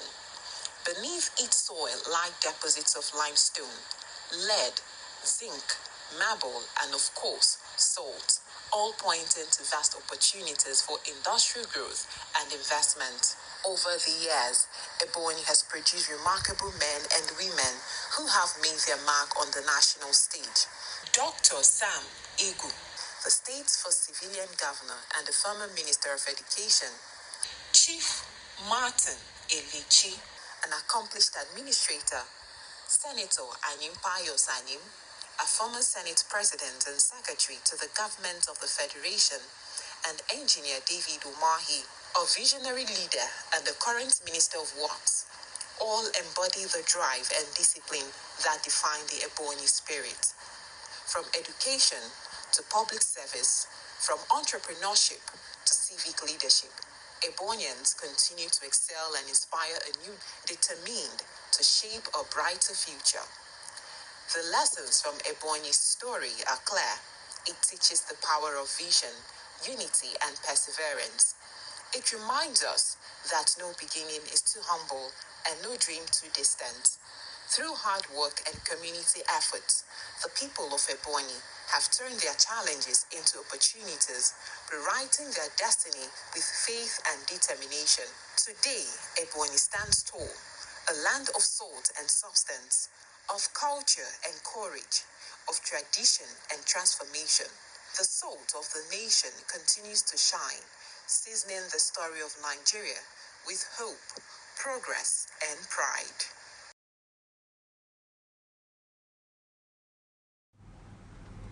Daalụ dịka anyị na-anabata gị na nzukọ ụmụ nwaanyị na nke tata na Aneke TV. Ndị mụ na ha ga-anọ na nke taa wee kparịa ụka bụ ndị ụmụada ọgwụ. Mana tupu anyị na-abanye ka anyị je nọla ana wee kpaa nkata nke tata ka ha gụọlụ m ihe eji wee malụ ụmụada ọgwụ. Ụmụada ọgwụ ka nnu onu unu. Ụmụada ọgwụ anyị bụ ọgbata ụla dị mma Kpanyụ ọgbata ụla dị mma Ịdị n'otu ka eji mara anyị ịhụnanya ka anyị ji aga anyị bụ ọgbata ụla dị mma Ụmụada ọgwụ kpanyụ ọgbata ụla dị mma Ụmụada ọgwụ anyị bụ ọgbata ụla dị mma Ịdị n'otu ka eji mara anyị ịhụnanya ka anyị ji aga anyị bụ ọgbata ụla dị mma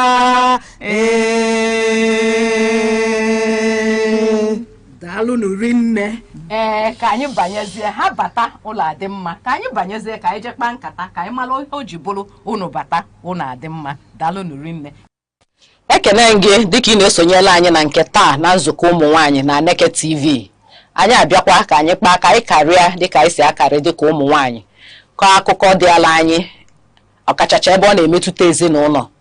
Abụ m Ngozi Ọtahumele na nke taa ihe anyị na-eji neba anya bụ nzukọ ọnwa Ọgọst.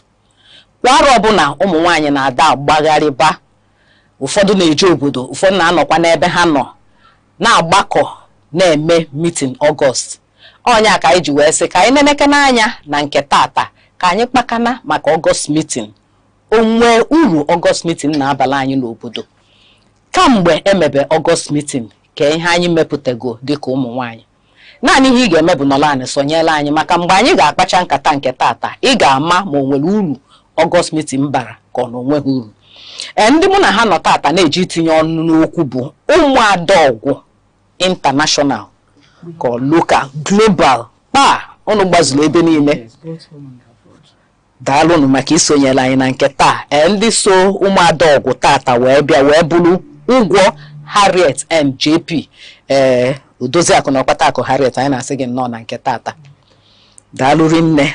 Onye ọzọ anyị na ya nọkwa wee bụrụ Ogbuefi Bank ụlọ ego. Hai, afọ nke atọ m iche. Ogbuefi Bank ụlọ ego nnọọ ma na isonyela anyị na nke taa. Daalụ rinne. M ga-ebido ebe ị nọ dịka nwaada ọgwụ ebu. Ama m na ị na-ejebu Ọgọst meeting na ọ bụrụ arụ a ka o bidoro.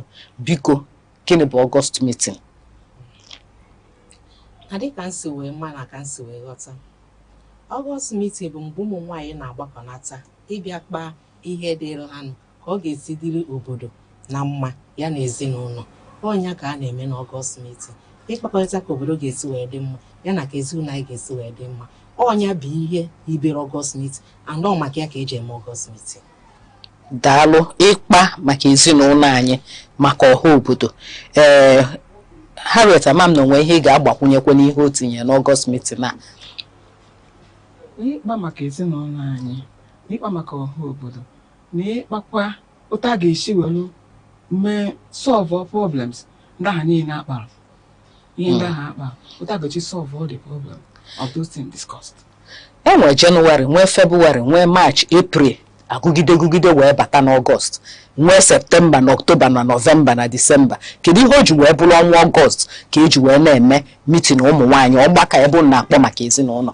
Ihe mere o ji bụrụ n'ọnwa Ọgọst ka eji eme bụ na mgbe ahụ ka a na-eme holidays ụmụaka. Onye chọzọ dịka ndị chọrọ ịkpọ nwa ha wee gaa ụlọ dịka ndị na-eme n'obodo enwe ike wee ọ bụrụ na emechigo akwụkwọ enwe ike wee kpọrọ ha were gaa. Anagata mbụkwa n'oge a nke ihe a na kịta na mbụ uju mmiri mana Ọgọst ọ na-adị ka mmiri obere tachụ. So ọ bụ ma ya bụ meeting nwanụ ọma disturb ha.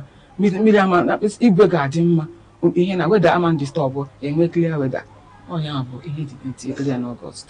Daalụ. Ka unu wee kpaa maka ọdịmma obodo, ọdịmma ezinụlọ. Dịka isi wee kwuo Ogbuefi Bank, ọdịmma obodo. Kedu ka o si echuru unu bụ ụmụ nwaanyị ụla? Ka ọ sị na nwoke bụ ihe bụ isi. Kedu ka o si bụrụ ụmụ nwaanyị ka ọ na-echu ụla ka ha kpaa ka obodo na ezinụlọ ga-esi wee dị mma? Dịka anyị niile ma na nwaanyị bụ onu. Ọ bụ na nwaanyị atụgharịla onu ya, isi agaghị atụgharị. So na ihe niile na-eme n'ezinụlọ bụgodo nwaanyị ka ọ na-echu ụra maka na ụmụ nwaanyị nọ n'ụlọ mmadụ ihe na-eme. Ụmụ nwoke na-apụ ha chụta ego ha ewebata. Mgbe ụfọdụ anya ha ada agarucha n'ụlọ ịma ihe na-eme n'ụlọ. Mana anyị wabụ ụmụ nwaanyị na anya tinye anya na mmiri fụ ihe na-eme. So na ya ka o ji webụ na Ọgọst meeting abụ anyị wabụ ụmụ nwaanyị ka ọ dịrị maka na anyị wa magasị ihe ụfọdụ anyị ga-akpa wee kpapụta ihe. Ụmụ nwoke nwere ihe uche ha adịghị eru mana uche anyị bụ ụmụ nwaanyị na-adị ya and uche anyị na-eri ya. Ọnya mere o ji webụ na ụmụ nwaanyị ka Ọgọst meeting na-echu ụra. Anọ ya ka ụmụ nwaanyị ji bụ ha na-asị mba ka mma ka a ga-esi echikọnata ezinụlọ n'obodo ka o wee dịrị anyị na mma. Ndewo. Daalụ rinne. Odozi akụ ụgwọ Harriet. Ihe nji wee jụọ ajụjụ abụọ. Abịa ụmụ nwaanyị ha bụ ihe na-agbagharị. Ha ga-eweta ego moto.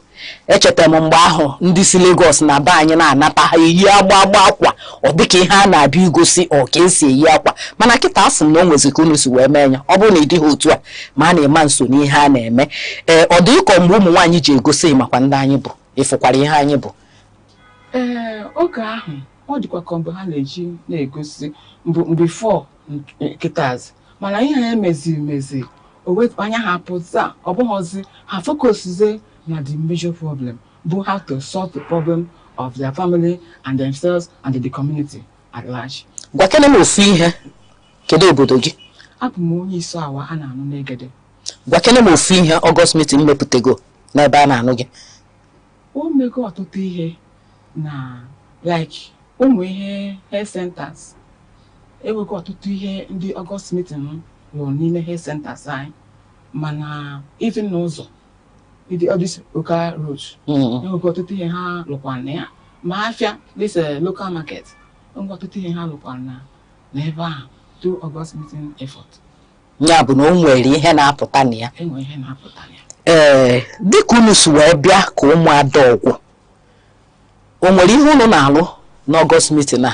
Ihe anyị na-alụ bara ụba a ga-agụ onye gara onye dịka ụmụada ọgwụ since anụ wee bidoro August meeting abanyere August meeting bido na August 4th 8 wee gbagobe anyị ejego ọtụtụ obodo dị iche iche tụmadị obodo ọgwụ anyị maka na a sị na mmadụ ga-ama mmasị bịa wee pụta anyị bidogoro be nna anyị bụ ọgwụ maka na ụmụada ọgwụ a ma na-anụ gị na mba ebe ọ bụ na a na-anụ gị mana ị bụ onye ọgwụ amụrụ n'ọgwụ iso na ya bụ ụmụada so anyị wee si mba wee n'anya si ka anyị nagodo ụlọ nara obe anyị be nna anyị ka anyị jee dozigodo be nna anyị enwere ọtụtụ ihe anyị megoro anyị ejego nkụzi dị iche iche n'obodo dị iche iche ịkọwara ha ọtụtụ ihe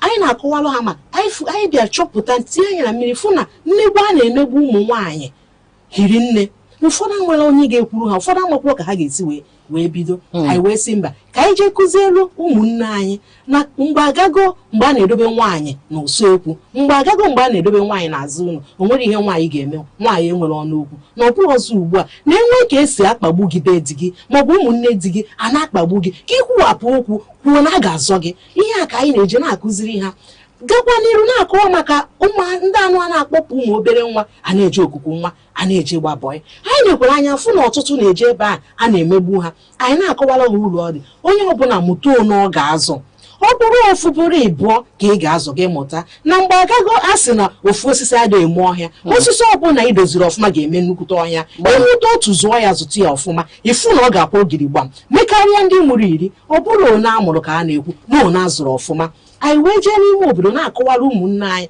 mbụ ụmụada aba anyị ma ndị amụtakwa n'obodo be nna anyị na-asị ha na mgbe agago mgbe ị ga na-asị ka ịmụju ụlọ ị chọba ị ga-azụrụ gị ya eweruzie nwa gị na-etinye aka ya na mmiri ọkụ a na-emegbuzi ụmụ na ọbụdụ ụzọ etu aha anyị na-eje ka anyị kọwalụ ha uru ọ dị mụta onye ị ga-azụ ana ka ị ga-esi wee mee ịmụọ echikọnata onwe gị zụba ụmụ gị na nwa bụ ngọzi wee nyere anyị ncha alụri nne Odoziakụ Harriet ama m na onwe ihe ịchọ itinye na ihe ọ na-ekwu. Enwekwa m ihe anyị na-akụzikwala ha na August meeting ahụ anyị na-aga bụ ka ha ga-esi welụde financial independence nwee ike kwudo onwe ha na-enwe ike na-akpata ihe ha na-eri na-abụghị di m gotere m akara di m gotere m pure water enwe ike nweta nke ha guzosi ike anụ ha ngwa ha guzosiri ike n'ịnweta nwe nke ha ga-eneta onwe ha nwekwa ike letakwa ụmụaka Chineke ji wee gọzie ha so anyị gbadokwara aka na ime aka ya bụ na ọ bụghịzi mgbe nwaanyị bụ odoziakụ nwaanyị agafego odoziakụ nwaanyị sozi akpata akụ kịta anụnwa dịka unu si wee na-eme nkụzi anụnwa nke a bụ izizi unu na-ebidie unu n'anya na ndị nke unu mebu ọ dị ka o nwere uru a na-erite na nkụzi unu na-akụzi ha ọ dị ọtụtụ uru a na-erite ya ọ bụrụ izizi anyị bidoro enweghị ọtụtụ ihe o nwere nwanne anyị emegburu be di ya n'otu ihe nkụzi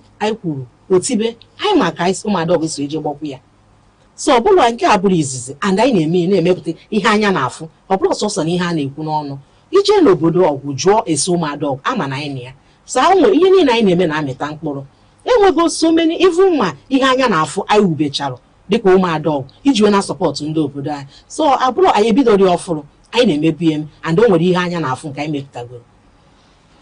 O nwere ihe anya na-afụ nke unu mepụta bụ Odoziakụ Ụgwọ. Gwakene m otu ihe anya na-afụ unu mepụtago dịka o si wee kwuo. Okay, ofe ihe anya na-afụ anyị mepụtago bụ na the General Hospital nọ n'Ọgụ anyị were a project of building 100 bedded for the hospital 100 bedded hospital at Ọgụ General Hospital. Unu bụ ụmụada ọgwụ bụ ihe ga-eme. I know the thing is in process. We are doing it.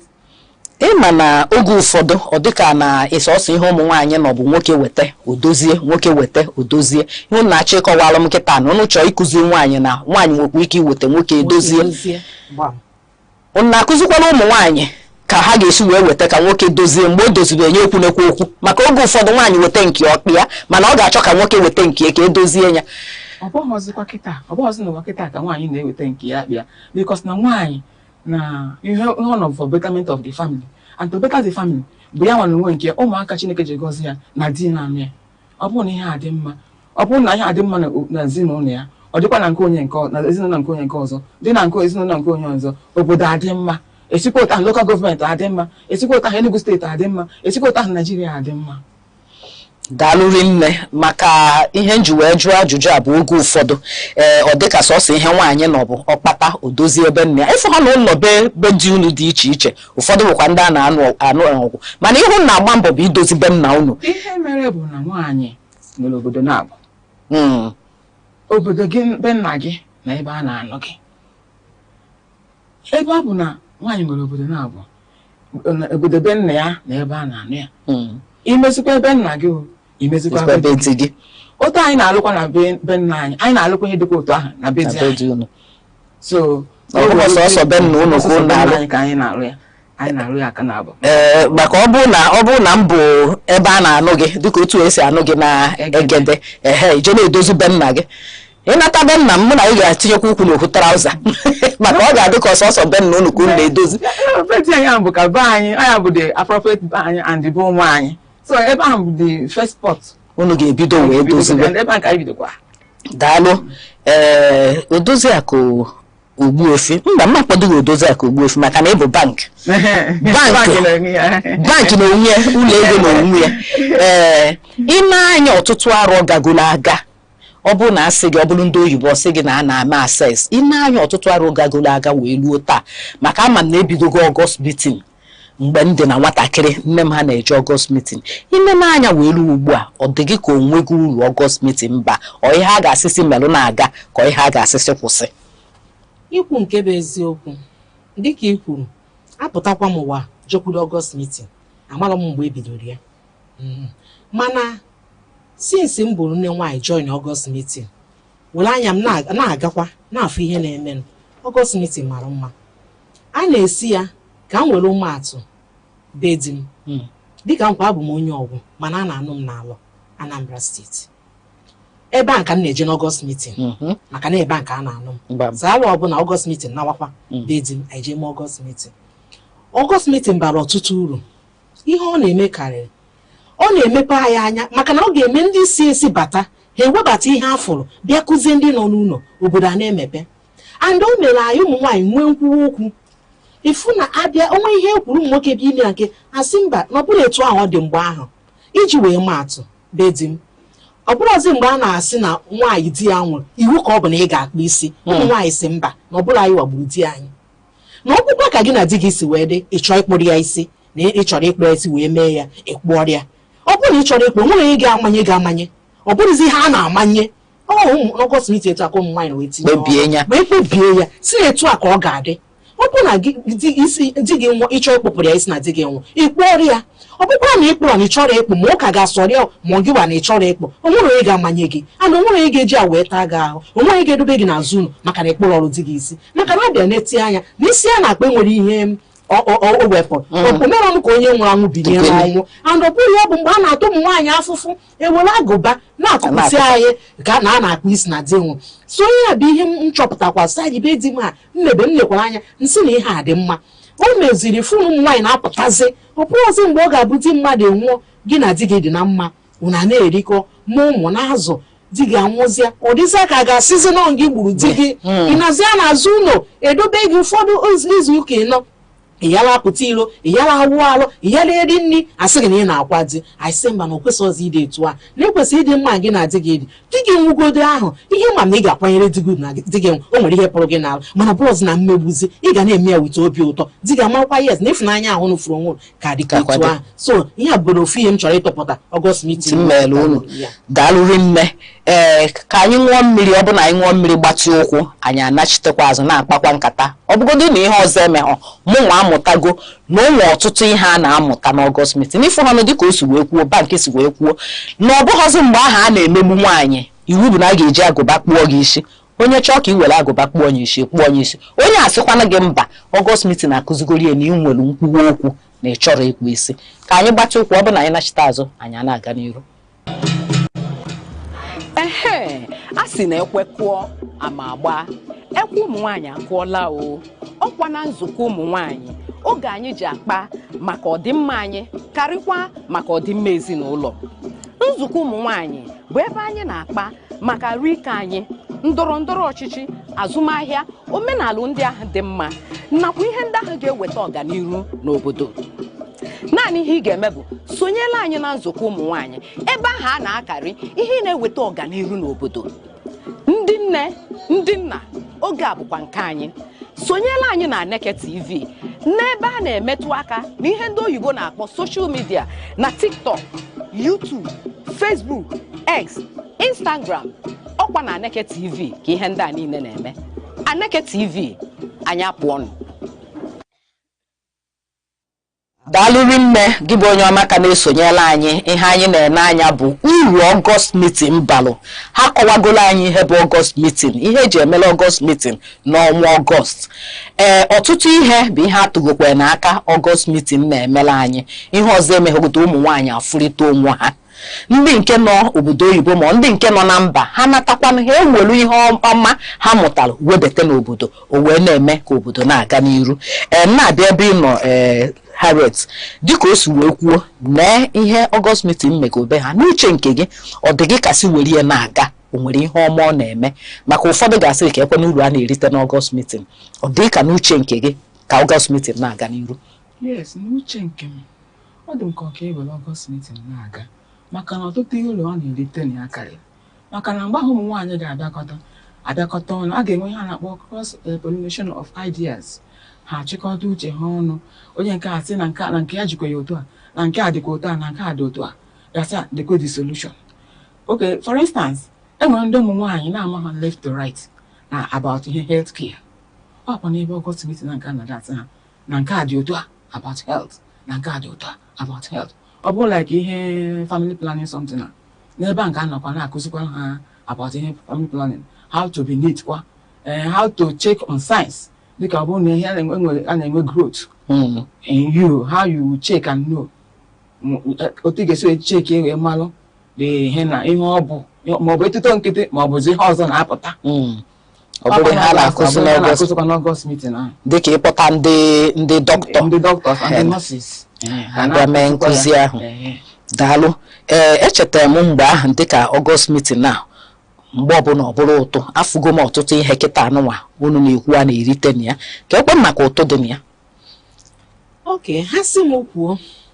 n'obodo na-adị mmata bụ ego ihe niile bụ ego agaghị ewepụ ego n'akụkụ na nzukọ Ọgọst maka na ego ka eji eme a sị nọọ mmiri ka eji eme akwụ ego ka eji eme ihe niile a na-eme nke bụ eziokwu ọtụtụ na-etikwa mkpu na ụtụ a na-atụ na nla a na-ala karịkwara akarị mana ịbịakwa n'anya ọ ka obodo si wee dị maka na ilekwa anya ọkarịcha obodo nje eziokwu were aga ifụkwa na ihe ahụ atụ na ị ga na-afụ ya na o nwere ebe a na-etinye ya na ọ na-aba n'ọrụ ọbụrụ na-akpọ ofu onye ka ọ na-aba ụfọdụ ji edozi ilo obodo ha dịka nwanne m nwaanyị a kwuru na enwere ilo ọ bụ ndị Ọgọst meeting be ha doziri ụfọdụ bụkwa ihe anyị kwu nwere ike ndị enwelọ mmiri esi otu ahụ atụta asị ka agbapuoro obodo mmiri enwere ike nwa nwa na-eme ọfụma n'aka dịrọ na nne ya na nna ya na ha ya azụ ya n'akwụkwọ nzukọ nwere ike sị ka anyị kpọrọ nwa anụ anyị ya ihe a na-akpọ scholarship ka ka azụbịa na akwụkwọ ego ahụ mụ na gị tụta a ga-eji na-akwụ nwa ahụ ụgwọ akwụkwọ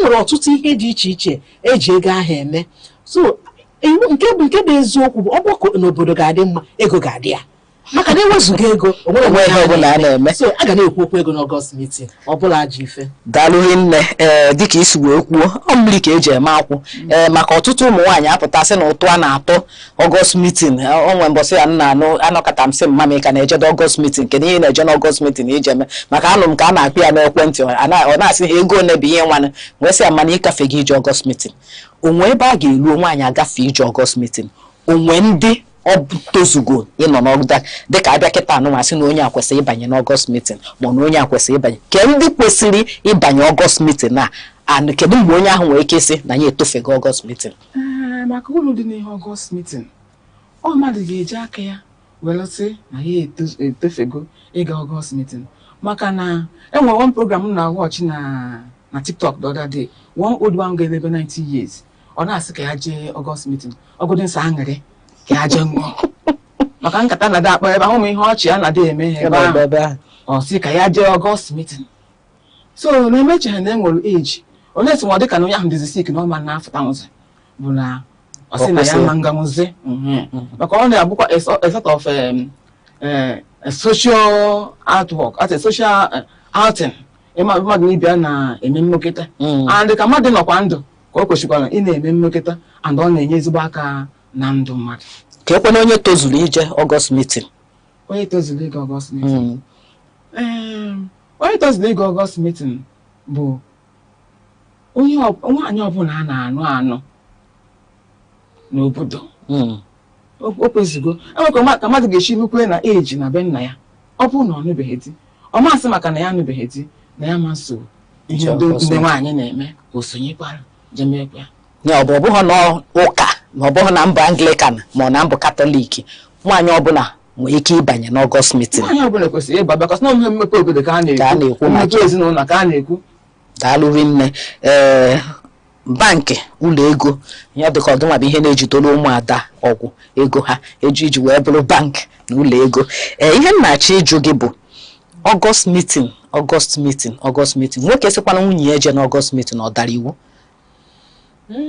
nke bụ eziokwu bụ na nwoke si nwunye ya ga na Ọgọst meeting ọ dara iwu na nghọta nke ya mana ọ maka na ọfụbero uru Ọgọst meeting dị ka ọ ga-eji si nwunye ya gana anyị nwoke ka m nwere maatụ nwaanyị na-ejebe Ọgọst meeting jegide di ya si ya gazina nwere ike ọ bụ na nwaanyị ahụ adịghị ege ntị ọfụma ọ da aghọta ihe a na-akụzi n'Ọgọst meeting iji wee tinye ya n'ezinụlọ nwoke wee sị afọ ọbụla na-atụfu ego na ị na-eje Ọgọst meeting kedu ihe na-amụta n'Ọgọst meeting a ị ga-abịa ka ị nọla na ijezina ọ nwaanyị nke atam ụta dịrị anyị nwaanyị nke amamikpe dị maka na onwere n'ihe ọ na-egosipụta na ọ na-amụta n'Ọgọst meeting a ọnya ka nwoke ga-eji neche anya si ya gara so esi m kwuo ụta dịrị nwoke si nwunye ya gana ọ nwaanyị ahụ asị ya gana ka ụta dị maka na ị na-eme ihe ị kwesịrị ime eji si gị agazi na Ọgọst meeting anọ nwere ofe ajụjụ eju nwanne m achọrọ m itinye obere ihe na ya ịjụrụ kedu ndị kwesịrị ị na-eje Ọgọst meeting kedu ndị o ruru ije Ọgọst meeting dịka nwanne m nwaanyị kwuru nwaanyị ọbụla nnuru di kwesịrị ibido na nwa ama m mgbe nke m mgbe anụtalụ m amụghana m nwa m elu ọdụ ahụ ọgbagha ahụ na-edi mgbajechie m nzukọ nkere nwa m na-azụ na-eje nzukọ taịm ru ha ana nsi Enugu mgbada ọsị m ngwa nzukọ m nata nzukọ lo anyị kwọrọ nwa anyị iburu akamụ nwa iwere ọmbrela gị ibukọ ihe niile ị na-agba nzukọ mana ụmụazị ọgbara ọfụrụ kịta onwezi onye chọrọ ya onye mere ọtụtụ arụ ji eme onwezi onye ma nso obodo maka na ebe ahụ ka a ga-anọ maka na dịka nkwụchakwa nkwụkwa ebe m na-eje Ọgọst meeting ebe a na-anụ na ebe a nka mma mgbe m na meson na ha na-eme Ọgọst meeting maka na ebe ahụ ama m na enwere nke a na-akpọ nzukọ nkwọ ya nzukọ alọ niile mere agọ mmụọ mee na-aka ụka nke ọbụla ị na-eme mgbọsị ahụ ruo onye ọbụla apụọ na họọlụ nkwọ anyị ebe a ka a na-eme nke bụ nzukọ nzugbe bifo emechazie ya ndị ọbụla nabazia n'ụka ha nabazia n'ogbe ha wee mebezie nke ogbe na nke ụka ebe a ka a na-ewepụta ihe dịịrị obodo gị bụ nwaanyị anọtalụ ị gaghị eso ndị otu gị ka n'Ọgọst meeting ọ bụzie na ndị mama kịta anyị na-ene anya nwezie ka ha si wee pụọ n'iru nke anyị ka Ọgọst meeting ga-emechi maka na ije na anọdebe asị na onye nọdebe nso ka ga na isi ọnụ ya mgbe ahụ nọdebere ndị agadi nwaanyị anọ kịta ha na-akụzi na-agbazi ị na-enenye anya na-afụ ihe na-emenụ enwezi ka esi chọzie ha afọ ọzọ anyị ngozi nwa ihe ị ga-akụzi ndị na-eso gị ọzọ maka na ekwenye nkwenyesi ike na ọ bụrụ ndị mama anụ agacha ọ nwekwa ndị anyị waka ga-atọ ka na-agbagota nọ kedu ihe anyị ga-enyezi ha ọ bụ ndị ịbasị na ọma ntụ kedu ma ntụ anyị ga-edobere ụmụazị a na-amụ kịta anụwa so onye ọbụla nụrụ di kwesịrị ị na-aga na-enenye anya mata ihe a na-eme maka na ịbụrụ nwata taa ị ga-emecha bụrụ okenye echi ịbụrụkwa oke kedu ị ga-agwazi ndị nwata na-eso gị onye ọbụla anụrụ kwesịrị ị na-eji Ọgọst meeting. Daalụrị nne Odoziakụ Ụgwọ Harriet na mkpokọta okwu gị ka ndụmọdụ ị ga-adụ ụmụ nwaanyị na-eje Ọgọst meeting nke ara. Ndụmọdụ m na-adụ ha bụ onye ọbụla gachakwa ebe ahụ akụzichekwa ihe onye anata ka o tinye ya n'ọrụ n'ime ezinụlọ ya maka na o tinye ya n'ọrụ n'ime ezinụlọ ya Okeke tinye n'ọrụ n'ime ezinụlọ ya Okorie tinye n'ọrụ n'ime ezinụlọ ya Okafọ Okonkwo anyị tinyechee ya ọ ya bụ n'obodo adịwa mma ya bụ na ndụmọdụ bụ onye jeche ya tinyekwu ya n'ọrụ na ọ bụghị na ije na ibe gị na-eje ka ijeza prezent ka ndị ọzọ. Daalụrị nne na mkpokọta okwu gị Ogbuefi Bank ụlọ ego ka ndụmọdụ ị ga-adụ ụmụ nwaanyị na-ene n'anyị dịka ha na-eje Ọgọst meeting ma ndị jegola eje.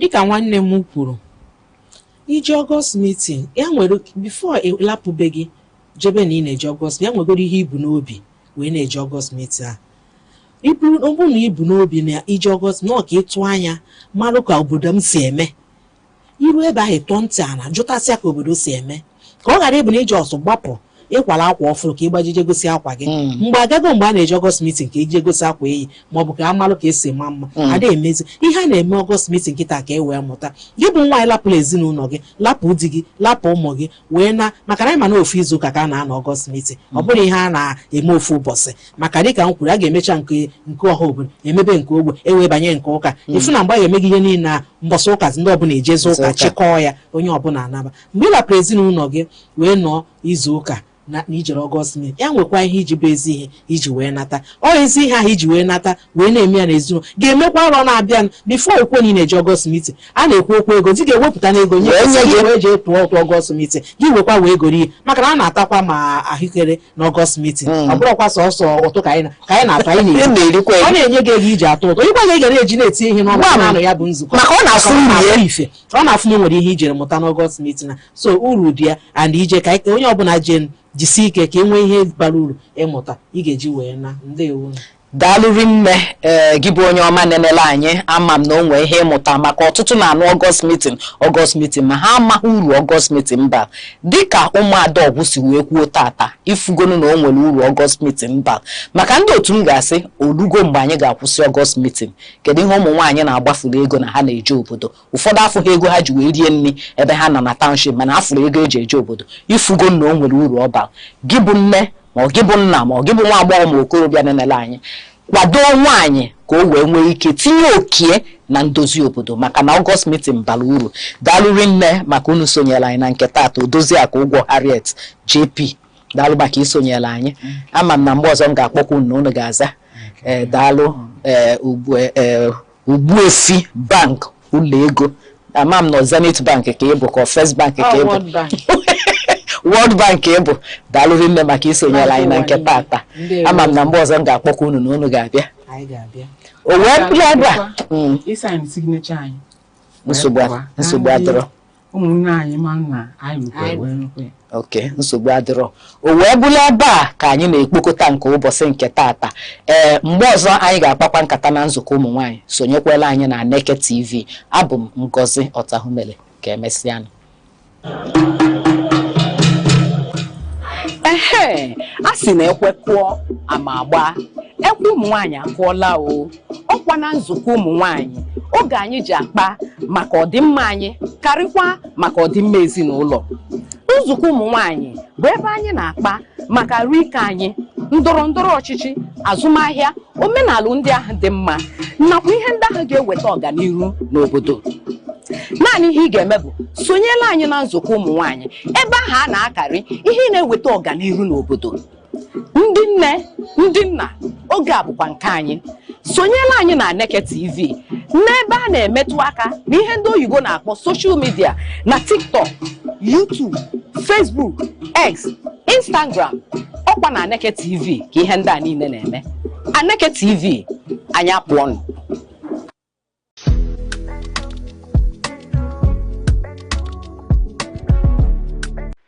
Dear woman, this is a safe space for you to feel seen, heard, and acknowledged. My name is Chidima Asawa, and I'm your companion on this journey of being a woman. Today we're talking about the topic, when is the right time for a woman to stop fighting for a relationship? When should that lady, that girl, when should you stop fighting for that relationship? I know that you're probably asking yourself, when is she going to talk about something related to this? When will she have a conversation related to love on Dear Woman? This is finally the opening for us to start talking about love, relationships on Dear Woman. So, in relation to our topic of when should a woman stop fighting for a relationship, we will give you a few points and I'll explain. You know the usual drill. Let's just get started. So, number one point for you to know that you have to stop fighting for that relationship is when you are the pepper and the salt. When you are the only one taking charge, when you're the only one trying to make it work. And by doing that, I mean you're the one fixing appointments for therapy, you are the one apologizing, you are the one communicating, you are the one trying, you are the one shrinking yourself, sacrificing your peace, your happiness, your harmony, just to get the relationship to work, and it's still not working. You know that it's time for you to leave. Secondly, when you have to demand basic self-respect. Yes, when the person cannot carry along, he just takes decisions, you are the last person to hear about it, he can just disgrace you, embarrass you, there is no decency, no atom of respect in that relationship any longer. He can go and come as he please, without even telling you that, oh babe, I'm going to so and so please. Please, once it starts happening, leave. The third thing is when there is no longer trust. When there is no longer trust, whereby you know that, you're always telling yourself, I'm sure he did this, I'm sure he's doing that, I'm sure he's, you're just a lot of self-doubt and self-talk going on, and on the negative side, whereby you see that you don't really trust him again. What are you doing there? There was a conversation I was having with someone, and I was telling the person that one of the things that men don't understand is that when you're in a relationship, a committed relationship with someone, and you do things that make that person doubt you, automatically the version of the person that you will get is different from the previous version that you know of that person, because the person is always going to ask herself, are you sure he's not doing this behind me? Are you sure he's not doing this? The person is not going to start being self-aware, self-conscious when it comes to you, because you have a proven record, a proven track record of not doing exactly what you said you would do, which is mistrust. And when that happens, as a lady, for your peace of mind, I think you should leave. And that brings me to the second point, which is cheating. When cheating becomes prevalent in the relationship, he cheats with anything in skirt, in blouse, in gown, in, please, before the person gives you STDs or STI, just leave. Before you get infected with a deadly virus, just go. Before your self-worth and self-pride starts diminishing because of that person, please go. Before you start asking yourself, what is it about me that is not so great? What is it? What do I have to change? What do I need to do? What do I need to do for him to love me more? Maybe I need to get BBL. Maybe I need to lose some weight. Blah, blah, blah, blah, blah, blah. And you're not doing it from the health standpoint. You're not doing it from, oh, I just want to be happy. Please leave. When there is breakdown in communication, whereby you know that no matter how you try to frame that topic, no matter how you try to have a conversation with this person, it is always going to lead to one point, and that one point is point of argument, of misunderstanding, of, oh, you should have said it this way, you didn't say this, you didn't say that, da, da, da, da, da, da. Issues upon issues upon issues under simple communication. Something that's supposed to be simple now turns to a whole lot for arguments. Please get going. The next thing is when you realize that in that relationship, the particular issue, that same thing that you've complained about, is the same thing that the person is still doing over and over and over again. That same character, that same attitude, that same thing. Please go. Someone that loves you is going to change. They're going to take correction. And when they want to do something like that, they're going to remember, oh, my sugar, My sugar pie, my sweetie, my honey bunny, my baby, my love, my heartthrob, my darling, my yori yori. She told me that she doesn't like this. She told me she doesn't love this. She told me that whenever I do this, it makes her upset, and I don't want to make her upset, so I need to stop doing this. But when that person is not taken in that way, baby, please go. Yes, pack your things and go. When the person does things like this, you just know that that person is not committed to that relationship, and you shouldn't be wasting your time either. Please go, leave that relationship. When you notice that the person that you are dating or the person that you're in a relationship with would rather listen to others than listen to you, whereby maybe a situation comes up, something arises, as someone who is dating, coming to you to ask what you think, your advice, what you want, what you suggest he does, is going to outsiders, all other people except you. You're even the last to hear about that situation. It just shows that the person does not value you, the person does not trust your judgment, the person does, and what are you doing there? Please, just go. Whereby you realize that you constantly are scared of that person, whereby that relationship is now a source of trauma, a source of fear, a source of emotional imbalance for you. When you hear his voice, when you see his call, when you hear the honk of his car, when he rings the doorbell to the house, when he says he wants to see you, your heart just skips and like, oh my god, he wants to see me, what have I done? Oh my god, oh my god, oh my god. When something like that keeps happening, you know that you need to leave that relationship. When you are not happy emotionally, it affects everything about you, from your physical look, your facial expressions, to even your productivity in life in general, your work. It transcends to everything, and that is not a situation you need to put yourself in. Once you notice that it has gone to that direction, please leave that relationship. Please go. When the person does not have, there are no clear boundaries between you, the person just does anything anyhow they like without caring about established boundaries. The person can even toast or chide your friends, your siblings. The person does not care. The person will just do it. The person can talk about you anyhow in public. The person will throw you under the bus without looking back. The person will see all sorts of demeaning things about you. The person will just chip at your self-confidence bit by bit by bit by bit. If the person you are with is doing all of the above, it is time for you to leave. It is time for you to go. Capiche? Bye bye. Don't stay there. Time to go. Bye. Go. Go. Like, leave. Don't stay there. So another point that you need to take note of in order for you to know that you need to leave that relationship is when you have tried everything reasonably okay for you to try, and still there are no changes, no improvements, ever no can no. Where you are is where you still are. You're not making progress. The issues are not being solved. There are no changes. There are no breakthroughs. There are no happy moments. Even if there are happy moments, it just comes in spurts. It doesn't define the essence of the relationship. Please, it is time for you to go. Now I'm going to share with you some questions that you need to ask yourself. When you ask yourself these questions and the answer is yes, just know that you need to leave that relationship. So the first question is, if nothing about this relationship changed, would I be happy living this way for the next 5 years?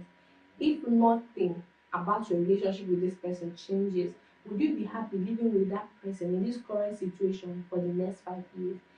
If the answer is no, you know you will not be happy living with that person. Run, no. Am I staying because I'm genuinely happy or because I am afraid of starting over? If you're staying because you are genuinely happy, good. But if you're staying because you are scared of starting over, there is no better time to start over than now. Rather than waiting until thy kingdom comes, starting over now. It will be easier. The next question is, am I constantly making excuses for my partner's behavior? Do you constantly have to explain to your friends, oh, he's just angry, oh, he's going through a rough time, oh, he's having problems in his business, oh, he's just under the weather, oh, he's just feeling sick? If you constantly have to explain the person's bad behavior to your friends, to your family, you should probably start packing your bags. Ask yourself, do I feel loved, respected, and valued in this relationship? Do I feel loved, respected, and valued in this relationship? If you know that you don't feel loved, respected, or valued in that relationship, you should go. Because staying there is gradually going to chip away at your confidence, at your self-worth, and your pride. And before you know it, you'll be a shadow of yourself. The next thing you need to ask yourself is, am I the only one making effort to fix our problems? Is that person ever making effort? Has that person ever called and like, okay, babe, I'm really sorry for this that happened. I hope we can move past it. I think we should go see a therapist. You know, what suggestions is that person making to help resolve the conflict or situation that arises in that relationship? Ask yourself, am I becoming a version of myself that I don't recognize just to keep the peace and love in this relationship? Are you changing? Before you used to be the kind of person that loves going out, now you no longer go out. You're that person that loves to dress up and look good, but you can no longer dress up and look good. It was clear that she was being emotionally abused in that relationship, and it took her leaving that relationship to just see how abused she has been, or the amount or the level of abuse she has been enduring. And it was just like, oh my God. And she kept saying that she wished she could go back to her younger self, and she had gone back to her younger self before they got married. Their dating period, that all the signs were there, because the guy would control her, control the things she says. Even when she wants it, the guy would be like, no, don't eat this, eat that, don't do this, do that, don't wear this, like everything. He just controlled everything. And it was obvious to see that he was a controlling person, an abusive person. But because she was like, he's going to get better, he's going to be a better person, he's going to change, he loves me, she went in. And that brings me to another point. Please, don't endure because you are hoping that the person will change in the future. Sometimes the person will not change. Change is a personal decision. Someone has to take that decision that I'm changing because I love this person enough. It's not something that you can cajole. You can bewitch. Okay, yeah, you can bewitch, but don't bewitch. It's not something that you can cajole or force someone to change for you. The person has to like make that their personal decision and then work towards it. Okay? Let's talk about a bowl of words. Let's hope bowl of words leave us something good for people in a relationship that they need to leave. Okay. Bowl of words, give us something good for people in a relationship that they need to leave. Okay.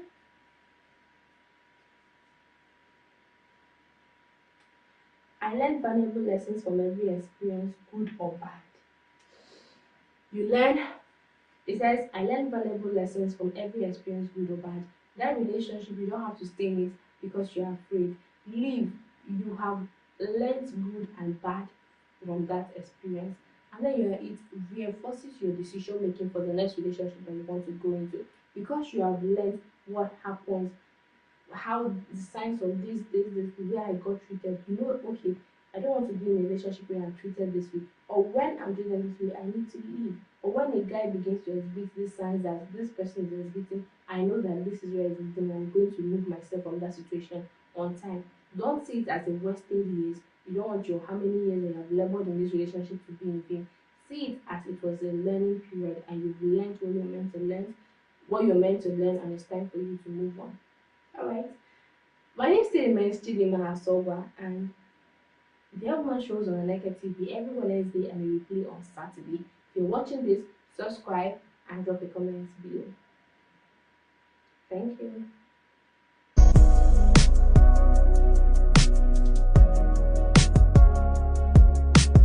The eagles stand as a majestic symbol of strength, clarity, and vision. Its ability to soar above storms signifies resilience, while its shaped sight represents focus. This is why many nations, including Nigeria, use the eagle as an emblem of nation pride. Eagles do not fear challenges, they embrace them. They fly higher when the winds become strong, rising above obstacles rather than avoiding them. This teaches us that problems are not barriers, but stepping stones for those who dare. To live like an eagle is to stay focused, courageous, and disciplined. It is to see opportunities where others see only difficulties. The sky is not your limit, it is your launch pad. We have evolved, but it seems to me that our ideas of gender have not. I actually detest this behavior more than I detest politics. I think including women in leadership is essential. Particularly how we educate girls. That is 5 daughters is what he had, and that's not such a big deal in northern Nigeria. Where's the son? The only thing I can do is to match them on the field of politics. And my husband said, finally. If there's any way I can improve myself, I'm on that journey.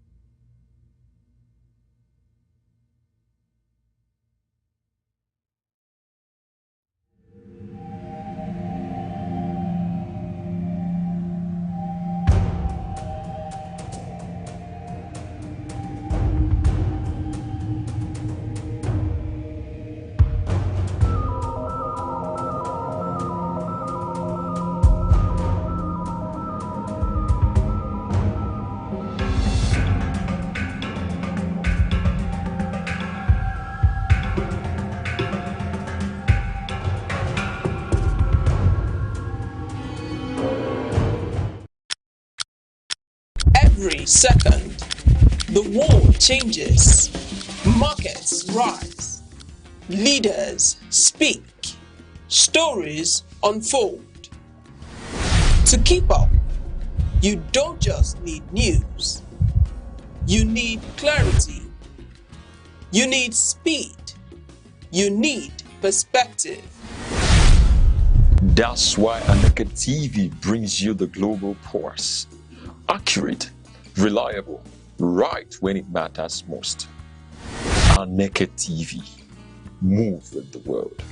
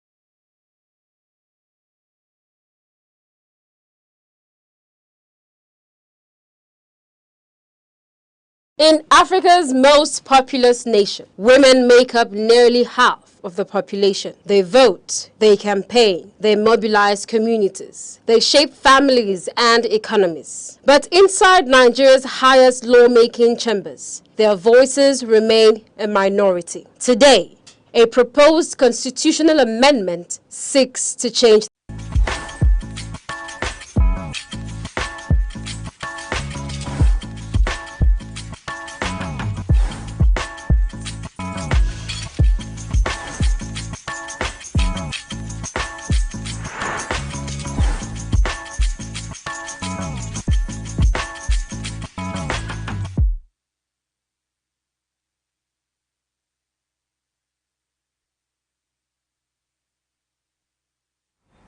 Hello and welcome to Health Matters on Aneke TV.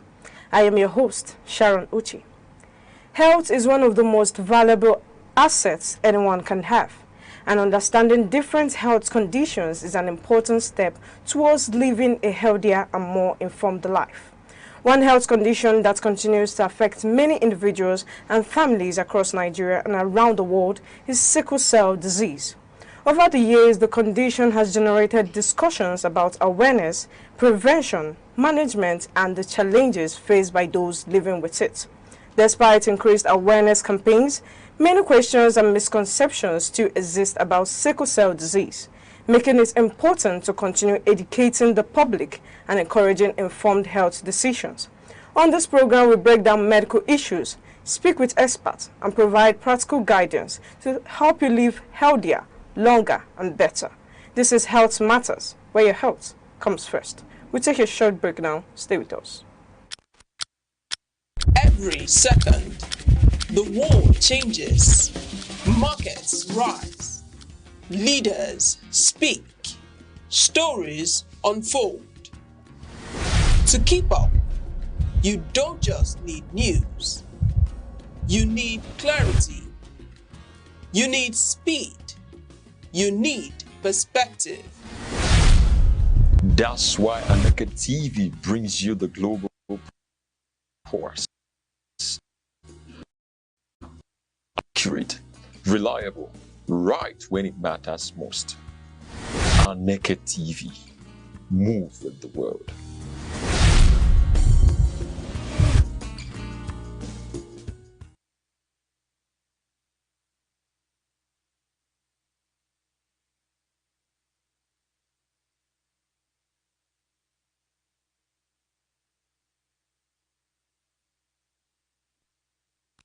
Welcome back.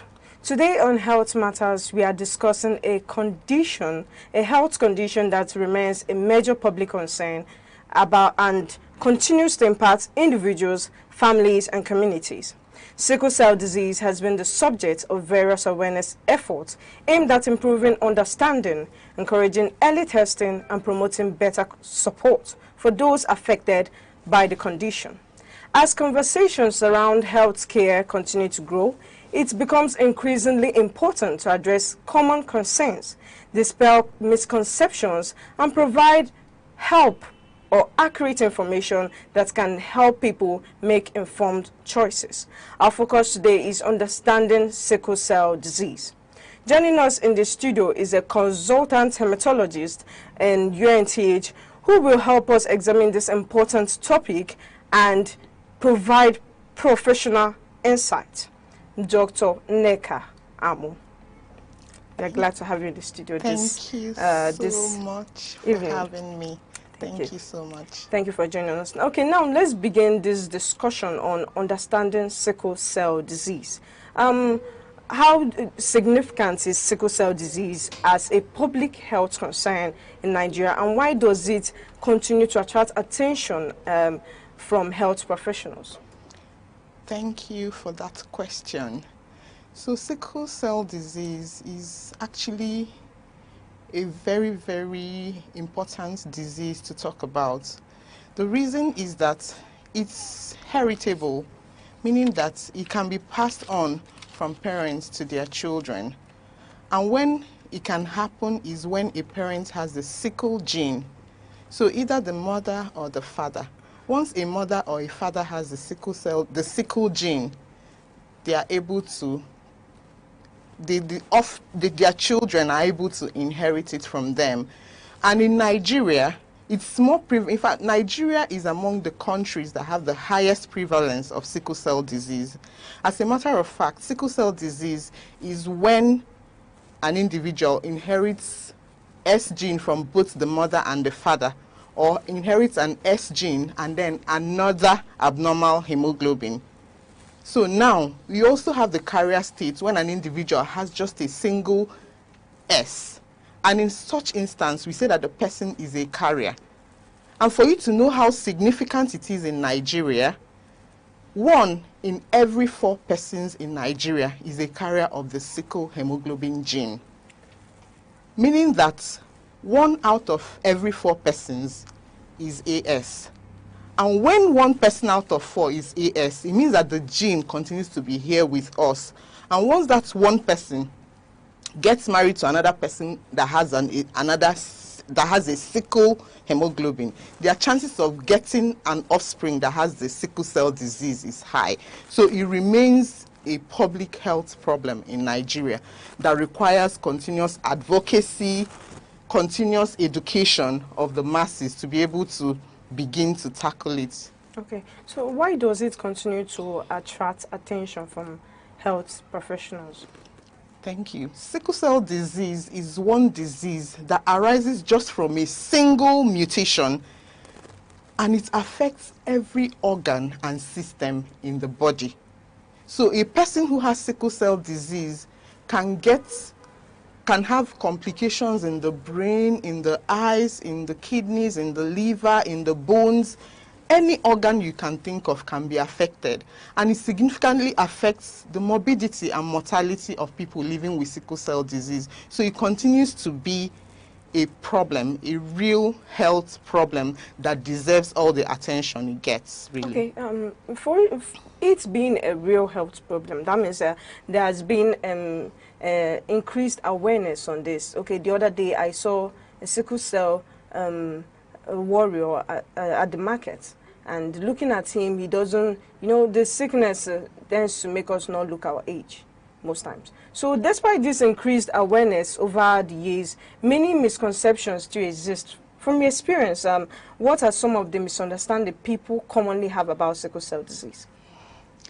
The misconceptions are a lot. The misconceptions are a lot. So and it cuts across all the ages of our warriors. Do you understand? So just last week in the clinic, I had a boy of 20 with his mom. I asked him, so what do you do? He said he stays at home, that he can't go to school, he can't do any work because they are looking for something that will make him not to be stressed up. That's a misconception.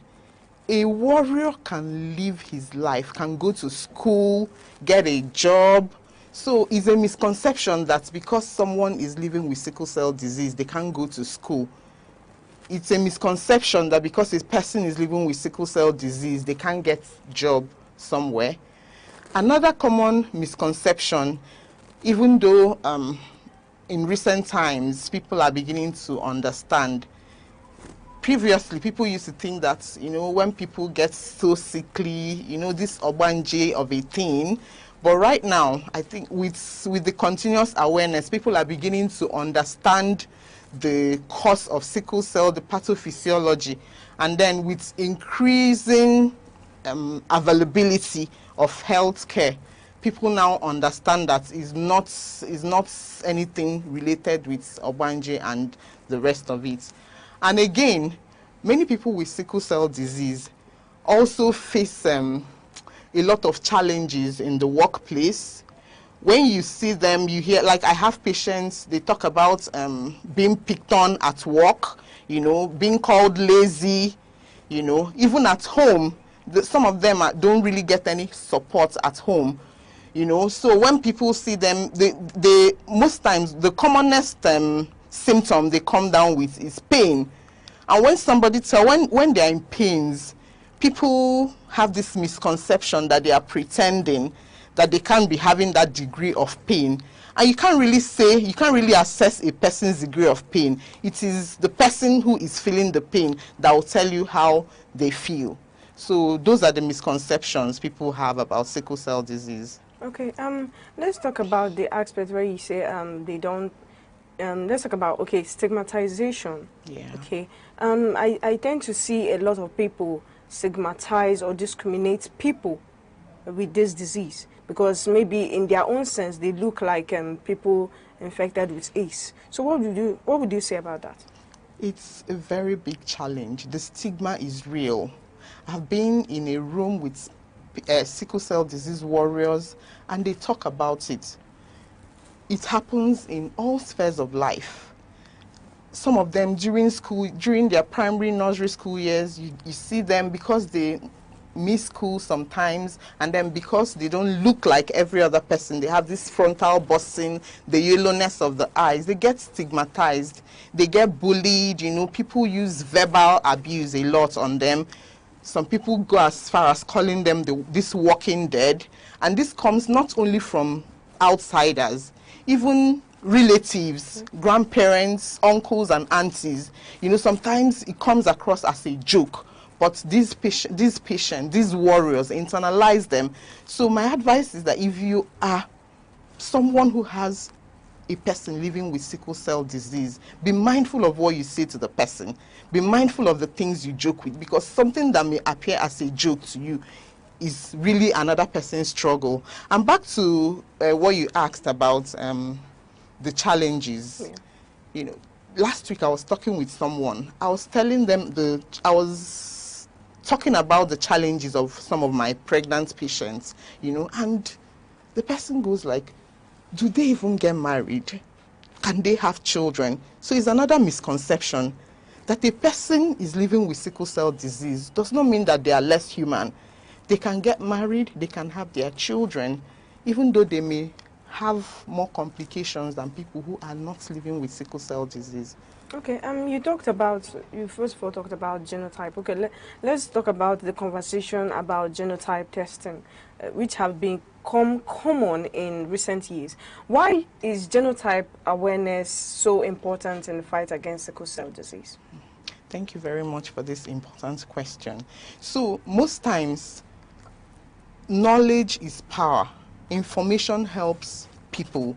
So when people get tested for their hemoglobin phenotype, for the type of hemoglobin they have, it's for them to know if they have that sickle hemoglobin. So we advocate for people knowing the type of hemoglobin they have. When a person knows that they have sickle hemoglobin, that's they've inherited that hemoglobin S, it helps them to make better choices about the spouse that they would choose. So a person, we usually tell them, if you have hemoglobin S already, make sure that your spouse is someone who is hemoglobin AA, so that you don't have to go through the sorrow and pain of having a child that has hemoglobin SS. So it's actually for prevention. When people get tested and they know the type of hemoglobin they have, they know if they are AA or AS or any other type of hemoglobin, it will help them. They'll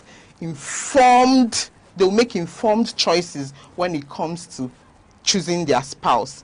And that is one of the greatest ways of truncating the transmission of sickle cell disease. Okay, you talked about somebody being surprised that do they get married, do they give birth? Yeah. So there is often emphasis on this genotype compatibility before marriage. Yeah. Could you explain why this remains an important aspect of prevention efforts? Okay. So, like I said, sickle cell disease is heritable.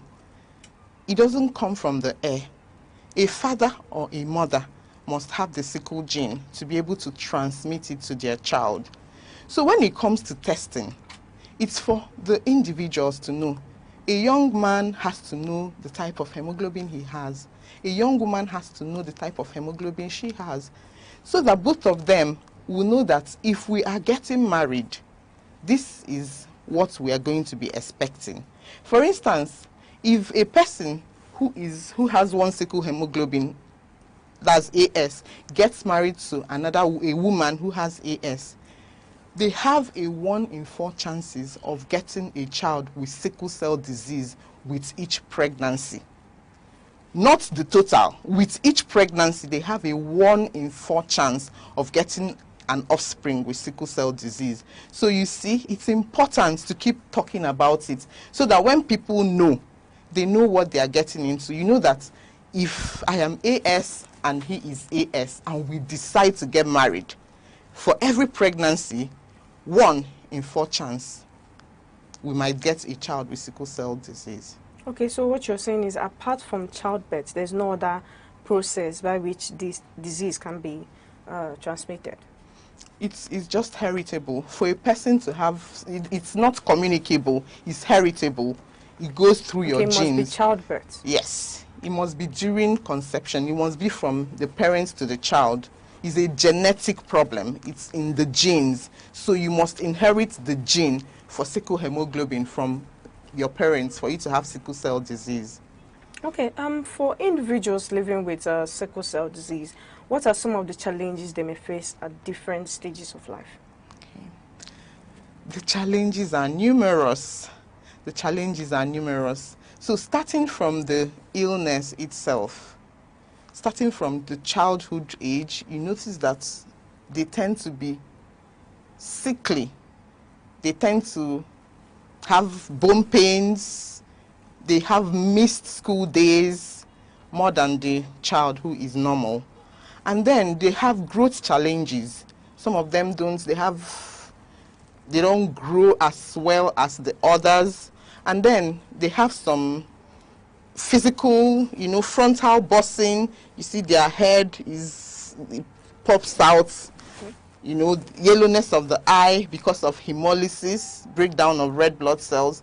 So generally their physical appearance says it all, that they have sickle cell disease. Then by the time they get into school age, the other challenges they may be facing, they'll still continue to have illnesses, missed school days and all that. Then bullying from classmates, and then even some teachers that don't understand the illness. They can bully such children. Then by the time they get into the workforce, some of them face the stigma of nobody wanting to employ them because they feel that this person is not strong enough. I don't want somebody to come, I don't want to employ someone, and most days the person is absent from work, Then the challenge of you're intelligent, you're capable, but it's as if you're not employable. So those are the challenges across the different age groups. And then apart from that, even when it comes to making choice of spouse, they tend to be limited. Some of our patients, the complications of the illness, for some of the men, we have some complications like priapism. It makes them, some of them can come down with erectile dysfunction. They can't even function as men. They can't get a woman pregnant. These are all real issues. For some of them, they have complications like chronic leg ulcer. They have ulcer. Ulcer is wound. They have wounds, sores in their feet that can last for 6 months, years. So it's discomforting. For some of them, it's infected, it's smelly. So because of that, you see that some of them they isolate themselves. And it's a big issue. It's a big deal, really. Okay. We'll be right back. We'll take a short break now. Stay with us. Thank you. Every second, the world changes. Markets rise. Leaders speak. Stories unfold. To keep up, you don't just need news. You need clarity. You need speed. You need perspective. That's why Aneke TV brings you the global pulse. Accurate, reliable, right when it matters most. Aneke TV. Move with the world.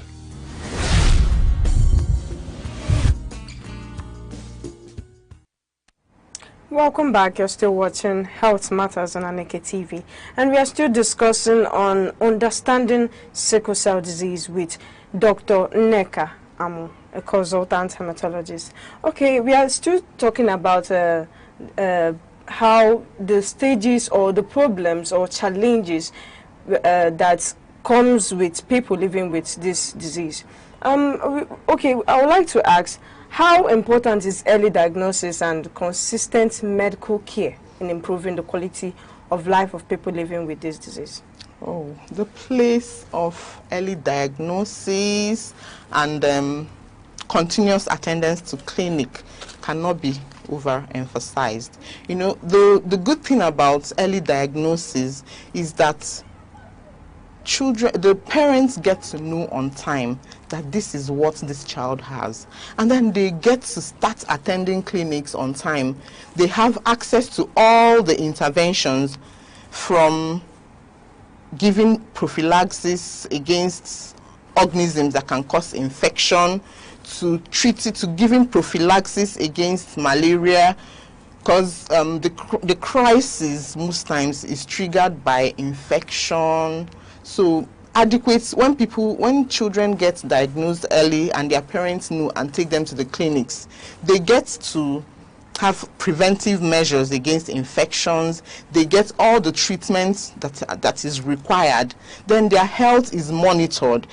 Children who attended their clinics regularly, you see it as they transition from the children's clinic to the adults clinic. You see that they are generally more well than the ones that weren't taken care of well in childhood. So it's very, very important for the diagnosis to be made in childhood. And then the children will also know, if they know on time, they can also be part of their treatment.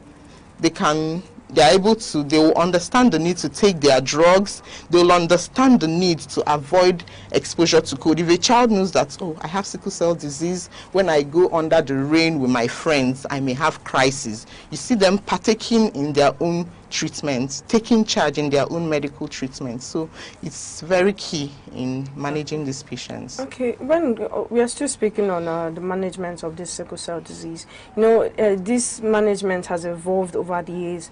What advances or improvements have you observed over the years? Okay, thank you for that question. So right now, I told you I'm an adult hematologist. Now we see people living, you know, advancing in age from sickle cell disease, and this is something that was not happening before now. So a lot has been going on and is still ongoing in the world of sickle cell. A lot of research is ongoing. Right now, the major treatments for people with sickle cell disease include blood transfusions, you know, treatment, taking care of infections. We're in a malaria endemic environment, you know, giving prophylaxis and treating malaria when it comes. And then when they have crisis, you give oxygen therapy. Right now, hydroxyurea is a drug that has been licensed by the Food and Drug Administration. So it's a drug available for treatment of patients with sickle cell disease. And what it does is that it helps to modify the disease. It increases, it has a lot of mechanisms that overall helps reduce the number of crises that sickle cell patients have. There are also a lot of other ongoing researches, other drugs on trial. The researchers are tackling all the different mechanisms of action of sickle cell disease to get effective treatment. Now, these are all preventive treatments. The only curative treatment as of now for sickle cell disease is stem cell transplant. And we have a center in Nigeria, in Benin, where it's being done. So all other treatments I've mentioned, blood transfusion, they are all preventive or just to help manage crisis at that time. The only one that can cure sickle cell disease for now is the stem cell transplant. There are also other advances such as gene therapy, where we modify that defective gene so that we replace it with a normal gene. Okay, beyond this drugs and medical treatments, are there practices or habits that can help individuals living with this condition reduce complications or manage these conditions? Of course, there are things that our warriors can do to lead better lives. First of all, the place of regular attendance to the clinic and adhering to the advice of the doctors is very, very important. And then what they can do on their own is to improve their diet, you know, eat things like high protein diets like meat, fish, liver, fruits and vegetables, beans, you know, to help them build their blood, because anemia is one problem that they have. Then other things they could also do is to limit stress, both physical stress, emotional stress. They're all things that can trigger the sickle cell crisis. Then drinking lots of water. We always encourage them to carry their water bottle, to drink up to 3 liters of water every day, because dehydration is also one factor that can trigger crisis. We also encourage them not to expose themselves to cold weather. So when it's raining, when it's cold, they're advised to cover themselves up to avoid sickle cell crisis. And then we advise them to continuously come for checkup. At least once in a year, we do some organ tests, You know, in the beginning, we said that sickle cell is one disease that affects all the organs and systems. So if a patient, if a warrior is regular with clinic attendance, at least if there is a problem, it will be detected on time, and then measures to manage it on time will be instituted. Okay. People living with this disease, which are the sickle cell warriors, they tend to come in contact and interact with schools, families, communities, and healthcare professionals. What role do these groups play to be able to, you know, provide support and reduce stigma? Okay, thank you so much. So we all live in communities, and sickle cell warriors are not exempt. The role of community is very important. From my practice, I've noticed that the warriors who have very good support systems from family, communities, they tend to thrive more than those who do not have support. You know, those ones that are already isolated, they are depressed, they don't really, they don't feel good. You know, the state of a person's mind determines even if the treatment is going to work. So the community is very important for patients living with sickle cell disease. The need for support groups, the need for them to come out, participate in community activities. Sickle cell is not, people can live with it and live a long life and achieve the things they need to achieve. So the community, we need to all support them. You know, if there is anything you can do to make life better for them, do. Things like stopping the stigmatization, giving them fair and equal opportunity as everyone else. Okay, finally, what key message would you leave for our viewers, whether it be something we have already talked about or something we didn't touch, towards those living with this condition and towards the communities on how to help and curtail or curb this condition? Thank you so much. So my word to the viewers, everybody, is to show more empathy, to show more love. Sickle cell disease is not a death sentence. If we can show more love and show more support to these patients, I believe that they would thrive more. Thank you so much. Thank you so much, Ma. We sincerely appreciate our guests for sharing valuable insight and helping us better understand this condition and this important health issue. As a reminder, access to accurate information and regular health checks can play a significant role in promoting better health outcomes. Conversations such as these help raise awareness and encourage individuals to make informed decisions concerning their health and well-being. We hope today's discussion has been both informative and enlightening. That brings us to the end of today's program. I am Sharon Uche. Thank you for watching Health Matters on Aneke TV. See you next time.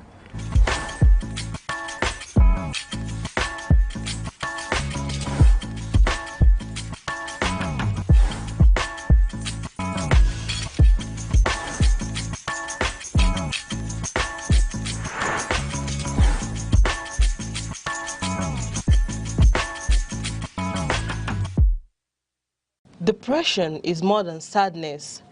It is a medical condition that affects thoughts, emotion, and daily functioning. Many people struggle silently, masking their pains with smiles or business. This silence often makes the battle harder. Recognizing symptoms like fatigue, isolation, and loss of interest is an important first step. Depression is not a sign of weakness. It is a health challenge that requires care and understanding. Just like any illness, it deserves proper attention. Help exists through therapy, medication support groups, and open conversations. When society treats mental health seriously, more people find the courage to seek help. No one should suffer alone. Compassion can save lives.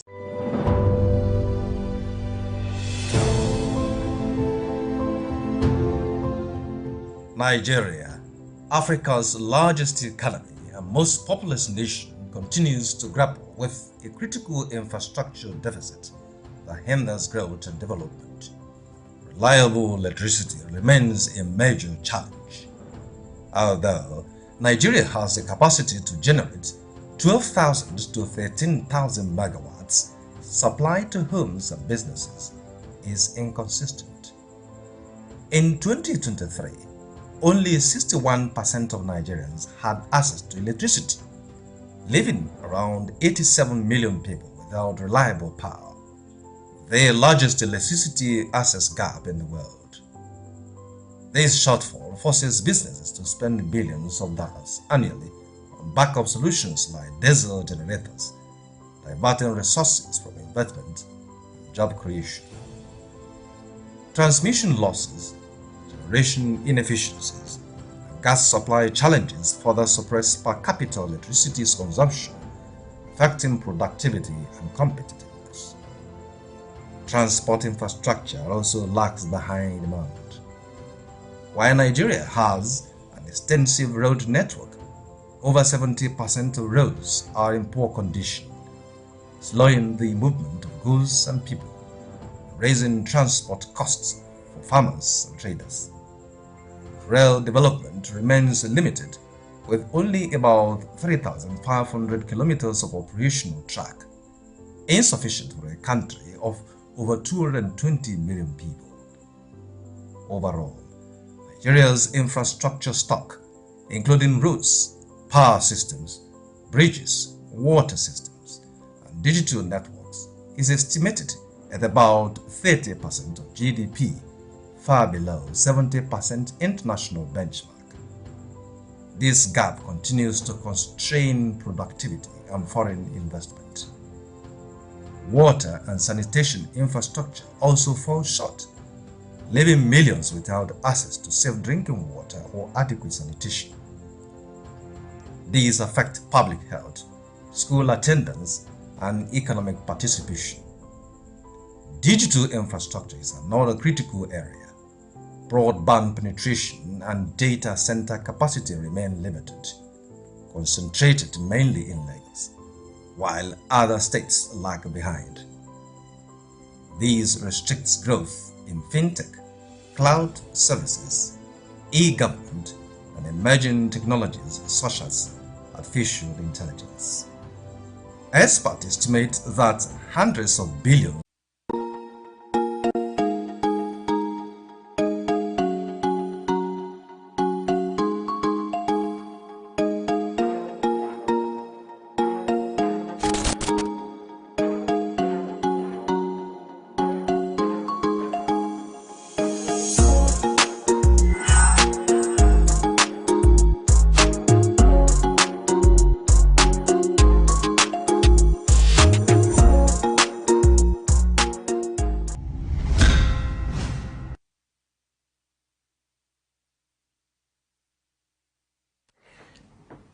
Many thanks for joining us and welcome to The Insight. Remember, The Insight is the program where we bring to you heartbeat of issues, politics, policies, personalities shaping our nation.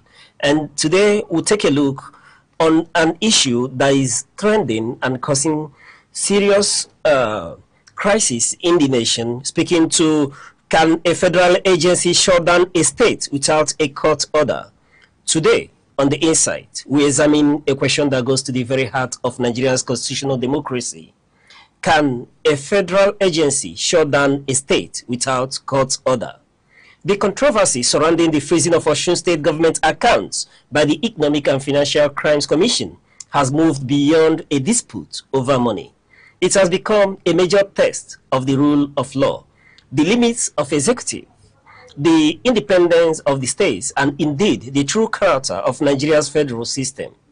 Governor Ndlea has approached the Federal High Court in Abuja, arguing that the EFCC acted without judicial authorization and in doing so violated key provisions of the Constitution, including Section 1 on constitutional supremacy, Section 6 on judicial powers, Section 36 on fair hearing, Section 44 on property rights, and Section 162 on the management and distribution of public revenue.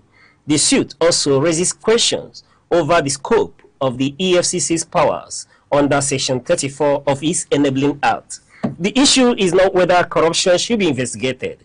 It must be investigated, and public funds must never become private privilege. But can the fight against corruption be pursued in a manner that cripples governance, disrupts salaries and public services, and places an entire state at the mercy of a federal agency? Can an investigative body acting without prior judicial scrutiny freeze funds belonging not to one individual but to a million of citizens? And beyond ocean, what does this mean for the future of federalism in Nigeria? If a federal institution can restrict a state's finances, can we still speak confidently of state autonomy, fiscal federalism, and a constitutional balance of powers? To interrogate these critical legal and constitutional questions, we are joined by a constitutional lawyer and a human rights activist, a former member of Enugu State House Assembly, Honorable Wabeze Ugu. Honorable, it's a pleasure to have you on the Insight. Thank you, my brother. Thank you, our viewers. All right. Before we get to these issues, let's just take a moment and go on a break. When we return, we'll start to dig deep on these issues. Okay.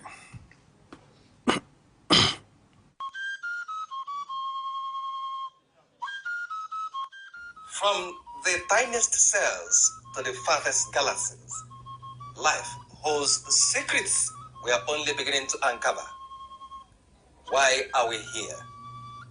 What connects us all? What unseen forces shape our destiny?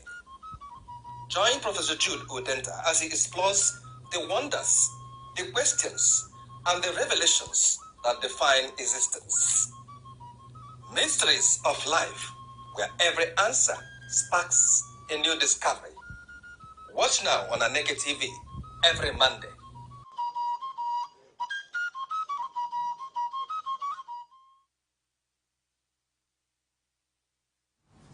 Welcome back. You're still watching The Insight, and now we'll dig deep on this the very heart of this issue, where we'll listen to Honorable Wabeze Ugu explain the constitutional issues surrounding this matter. Honorable, let's start with the EFCC, and we are asking, does EFCC have clear constitutional or statutory authority to freeze a state government account? First and foremost, it's important to remind Nigerians that we have a constitution. The preamble to that constitution, 1999 constitution, says that we, the people of Nigeria, gave to ourselves this constitution. That is the preamble to the 1999 constitution. So the constitution was is a legal document that was given to Nigeria by all Nigerians. Section 1 deals on supremacy of the constitution.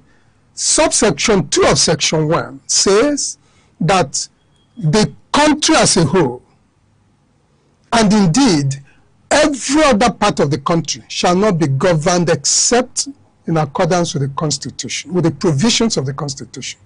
It says it from the negative point of view. It says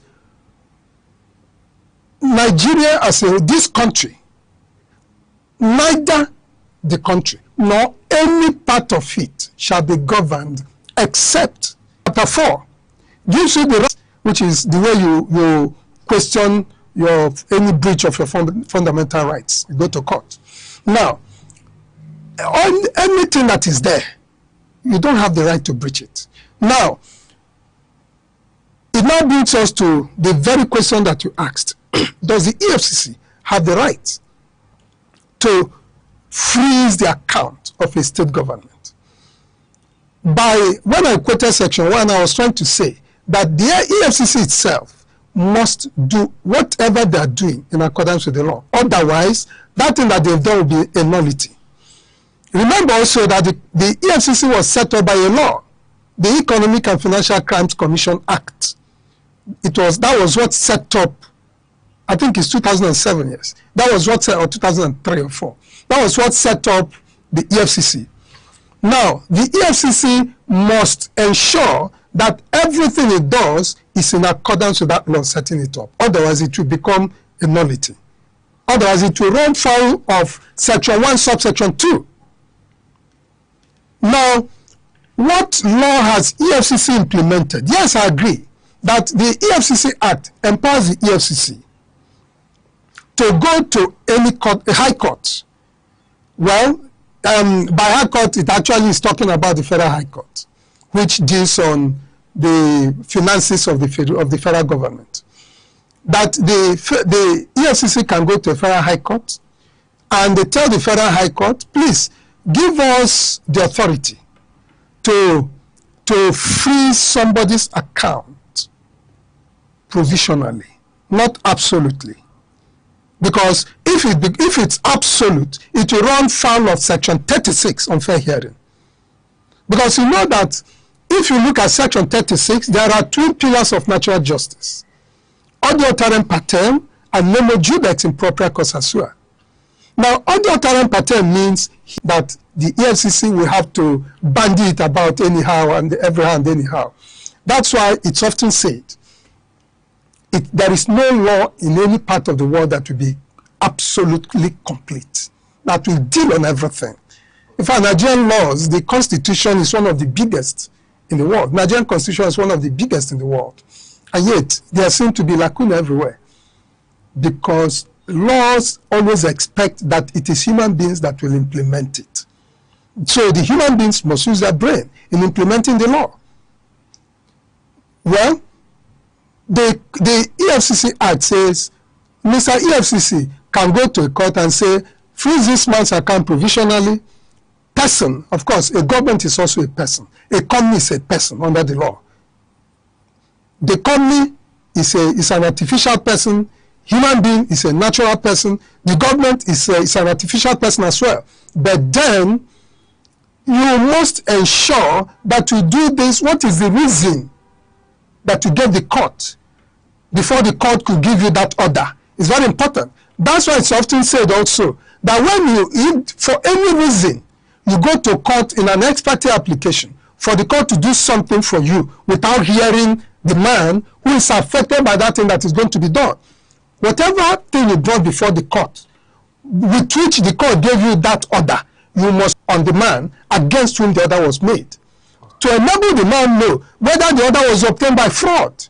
So that if that order was obtained by fraud, the person will come to court and say, Mr. Court, see, this thing that this man said that made you give him order, provisional order against me, is not true. Look at the correct position. You bring documents to back it up. Court will say, oh, what you're saying is correct. Mr. Man, why did you do this now? For doing this thing, you pay this man 10 million, 10 billion, any amount of money. Because you obtained this to be sacked from work, that person should indeed be sent to prison. Because we must begin to say, we must begin to situate Nigeria the way we want it to be. You see, there's a problem here. If Mr. A is the president, he will probably do what he likes, even against other persons. Now, when he stops being the president, that other, he may be one of those other persons he didn't handle well. He handled illegally somehow. As one of them becomes president, he will not expect that that person that has become president will do such. The Jesuit said, if however you want a man to treat you, treat the man that same way. Whatever you know a man will, if a man does you won't like, you don't have the moral justification to do it to anybody. If it's politics, that is wrong. All right, Honorable, there's a fundamental issue here. Being that Nigeria is is practicing federalism, where we have there is a federal government and there is a state government, equal jurisdiction set up by law, protected by Nigerian law. And the question is that EFCC was established under an act. There is an act drawn from the Constitution establishing EFCC. That's and correct. We are questioning the right of this very agency of the federal government to not only investigate, but to freeze the account of a state government. Doesn't that speak to a checkered federalism?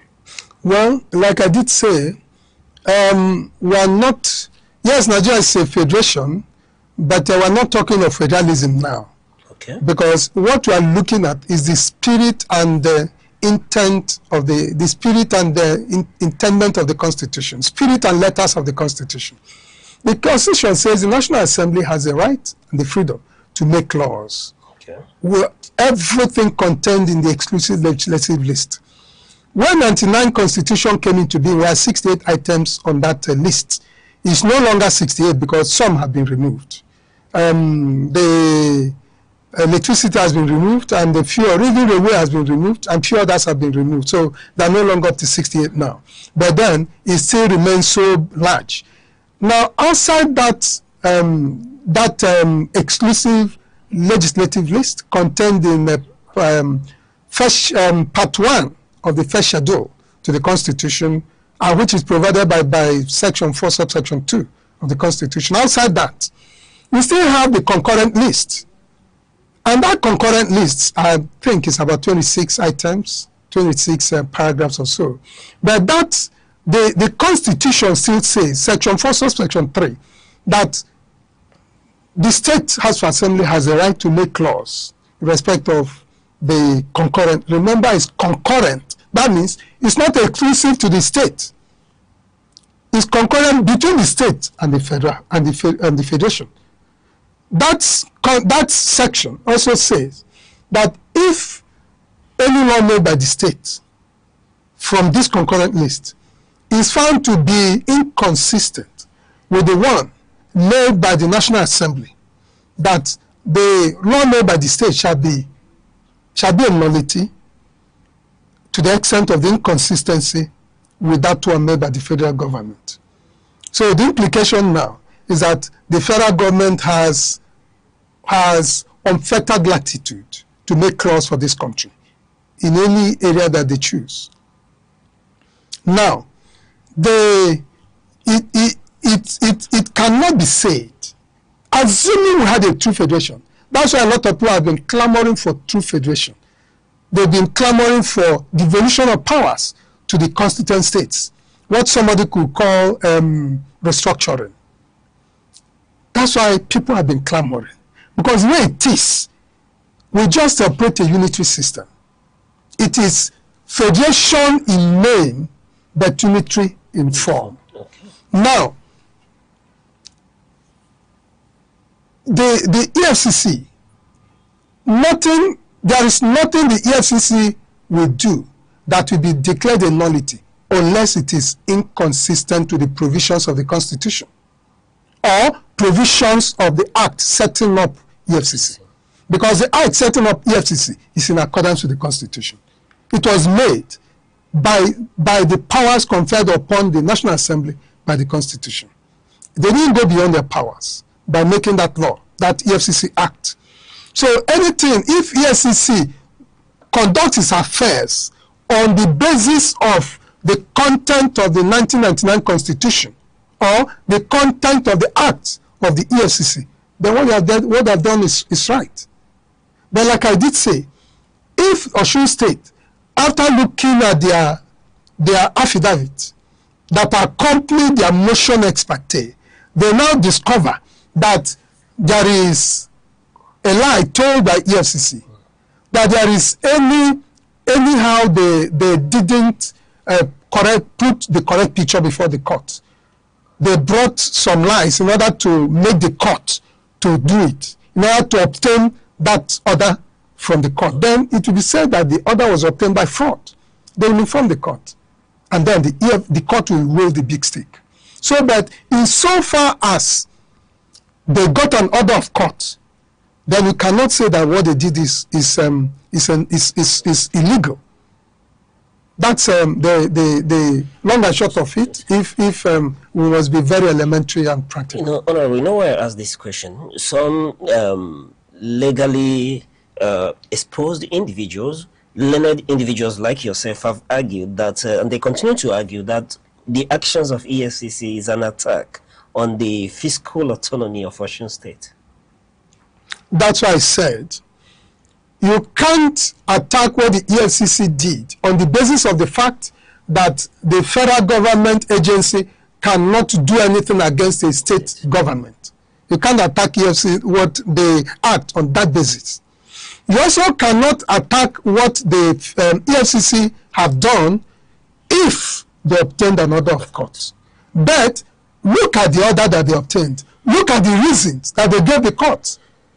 That is what will tell you whether what they did was right or what they did was wrong. But insofar as they did what they did, they presented what they presented before the court in accordance with the EFCC Act, in accordance with the Money Laundering Act, because as they said, there was a laundering. You know, you can't. It's difficult for us here to say there was money laundering, or that I've not seen the order that EFCC said they got. So I do not know anything about it. I've not seen the application they brought before the court that made the court to give them the order. So these things have to be looked at. The law is not a thing that you don't interpret it in a bar or in a marketplace. You need to look at the spirit and letters of the law, the clear letters. What does the law say? And it must be interpreted in accordance with what the written words. You don't do it by guessing. All right, Honorable, conceding to the fact that if there is, let's say, diversion, misappropriation, or let me use the word looting of the funds of Osun State government, if we should concede to the actions of EFCC, doesn't the law have a human face, knowing that the account of Osun State, for example, it was meant for the people of Osun State? Let me say this very clearly. If the EFCC just said, assuming the application that the EFCC made to the court is obtained, and they say they made that application because there's looting, then whoever says that must probably may need the services of a psychiatrist. Okay. Because if there's looting of the funds of EFCC, you cannot Osun State. Oh, sorry, of Osun State. You cannot, EFCC cannot, because of that, go to ask a court to freeze the account of the state. You can't. If somebody has looted the account of a state, you proceed against that person. You pick up that person, you investigate him, you take him to court. The Constitution, Section 308, protects the governor and the deputy governor from prosecution while they are there. You can't prosecute any of them while he's there. You can prosecute him after. But there is no governor or deputy governor in Nigeria that handles the state funds, the state accounts. They're handled by human beings. The EFCC can pick up any of those persons. If you think that the account of the state has been looted, you go to the man that looted it, you pick him up, you interrogate him. Even the Constitution does not say a governor cannot be investigated. Remember that Chief Gani Fawemi had gone to court against one governor. I can't remember the governor now. And the court said, yes, the governor can be investigated, but you can't prosecute. You can't prosecute him. You can't bring a civil suit against him personally while he's in office. You can't bring a criminal matter against him personally while he's in office, unless you are bringing a matter in a court of law, a civil case where he is a nominal party only. If he's a nominal party, yes, you can join the governor, not his personal name. Because the moment you put his personal name, it's no longer, you are now attacking him directly. So, but then, now I am trying to say that if the reason of EFCC is that there's looting, or there is a possibility of looting, that they are suspecting that the state government will use the funds of the state to probably give to politicians, or buy votes, or do this, or do that, that is not sufficient at all to freeze the account. There must be a clear reason why you are freezing the account. And what I'm trying to say is that I can't see that reason. I can't see it. I have said that if EFCC got an order of court, you won't blame the EFCC until you interrogate that order, until you see the reasons that they gave the order, they gave it to the court. Even when you see the reasons, you still cannot say that EFCC has done any wrong thing. You now go back to court and say, court, this order you gave was obtained by fraud. The man didn't tell you the truth. He told you lies. And of course, you can't blame the court, because the court is not God. He doesn't know that EFCC told lies. So it is for Osun State government to come and tell the court, look, EFCC told lies. Look at the correct position. If they bring documents to show and the court believes that EFCC told lies, court will deal with the EFCC. So that then, all I'm trying to say really is that what EFCC has done, they did it in accordance with the law. But I cannot see any reason why the EFCC will want to freeze the account of a state government. I can't see that reason. If they think that there's a looting or possibility of looting, then they should proceed against the man who is looting, not possibility. Because you can't say possibility, somebody intends to. No, the law does not, that one doesn't, there must be instances of looting. If somebody has looted the account of the state, you proceed against that person personally. You can't freeze the account of the state because somebody has looted the account of the state. So it is very, very wrong. It is wrong. And if we do not say that a wrong thing is wrong, then it means that something is even wrong with all of us. Right. So when such a thing is done, we won't begin to clap for it. Right. It's our duty to censure such an act, not to commend it. All right. Honorable, I was going to ask if, by virtue of your exposure to law and practice, have you seen any precedents of this nature? Because I know before the law, people cite precedents, to empower actions that are taken. I don't know if you've seen or able to cite any precedents of this nature. You see, remember I did say that a person in law means a natural person. It also means an artificial person. You are a natural person. Aneke TV is an artificial person. Osun State government is an artificial person. So EFCC can freeze the account of any person if EFCC obtains the order of court. In fact, it is the court that will freeze the account, not EFCC. Court is merely sending EFCC to go and do it. EFCC, go and freeze Mr. Okeke's account. So it's the court that has done it. Because in law, we say that if anybody does a thing through another, he has done it himself. If I tell you to go and do something, it is me that did it. Not considering the fact that it was you that actually performed the act, but because I sent you to go and do it, it means that I did it. So it is the court actually that froze the account of Osun State. But the court merely sent EFCC to go and do it, because somebody must perform an act. So that the person that matters is the person that issued the order. So now that the order has been issued and EFCC has done it, it is for the law to take its full course. And it will be wrong if Osun State begins to dilly-dally because the president has intervened and asked EFCC to defreeze the account.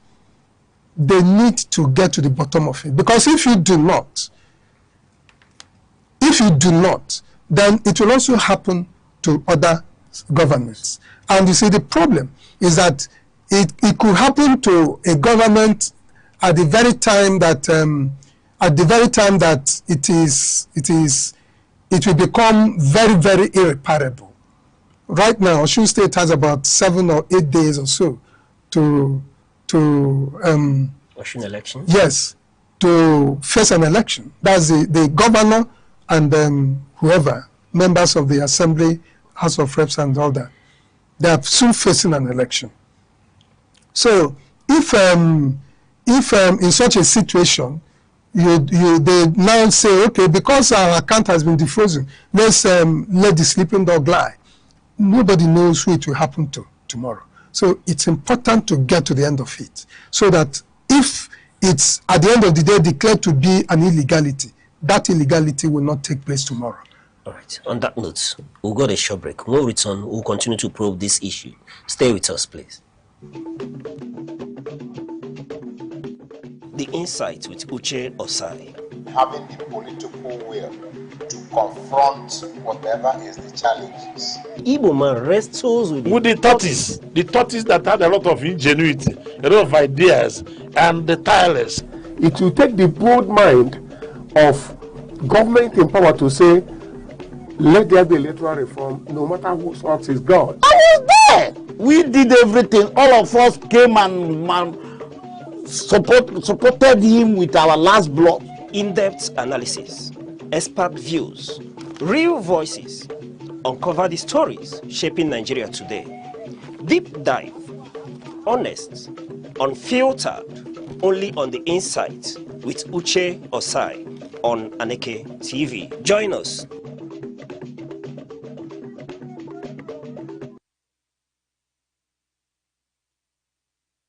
You're still watching The Insight, and with us is Honorable Wabeze Ugu, a constitutional lawyer and human rights activist, former member Enugu State House of Assembly, helping us to analyze the issues surrounding the freezing of Osun State account. We are taking a look at the federal agency, their power, their constitutional power to freeze a state account. And Honorable, so far so good, it's been a pleasure. But let's look at another dimension in this issue. The independence of the EFCC in this matter has called to question, especially given the presidential intervention in this matter. Yes, I bet the fact that Mr. President said the timing is wrong or could be wrong, irrespective of the fact that EFCC may be right in doing their job or have gone to obtain a court order. But he did instruct EFCC to get a court order and see that they release the account of Osun State. And many people are shouting to the lack of independence of EFCC and interference by Mr. President. Let me get your opinion. You see, when Chief Gani Femi was alive, there was an order that the court made, and the man said it was an Alawada comedy. Come again, please. There was an order, I can't remember the order now, that the court made sometime in the lifetime of Chief Gani Femi, in a matter that he took to court. So Gani described that order as an Alawada comedy. Can we get interpretation to what that is? Yes. He was referring to it as a comedy in a talk shop. Oh. There's a money market called Alawada. Okay. So he now he referred to it as a comedy that's been acted in that market. Okay. You see, the order made by Mr. President cannot make anything legal or illegal. It does not lie in the mouth of Mr. President to legalize an illegality committed by EFCC or to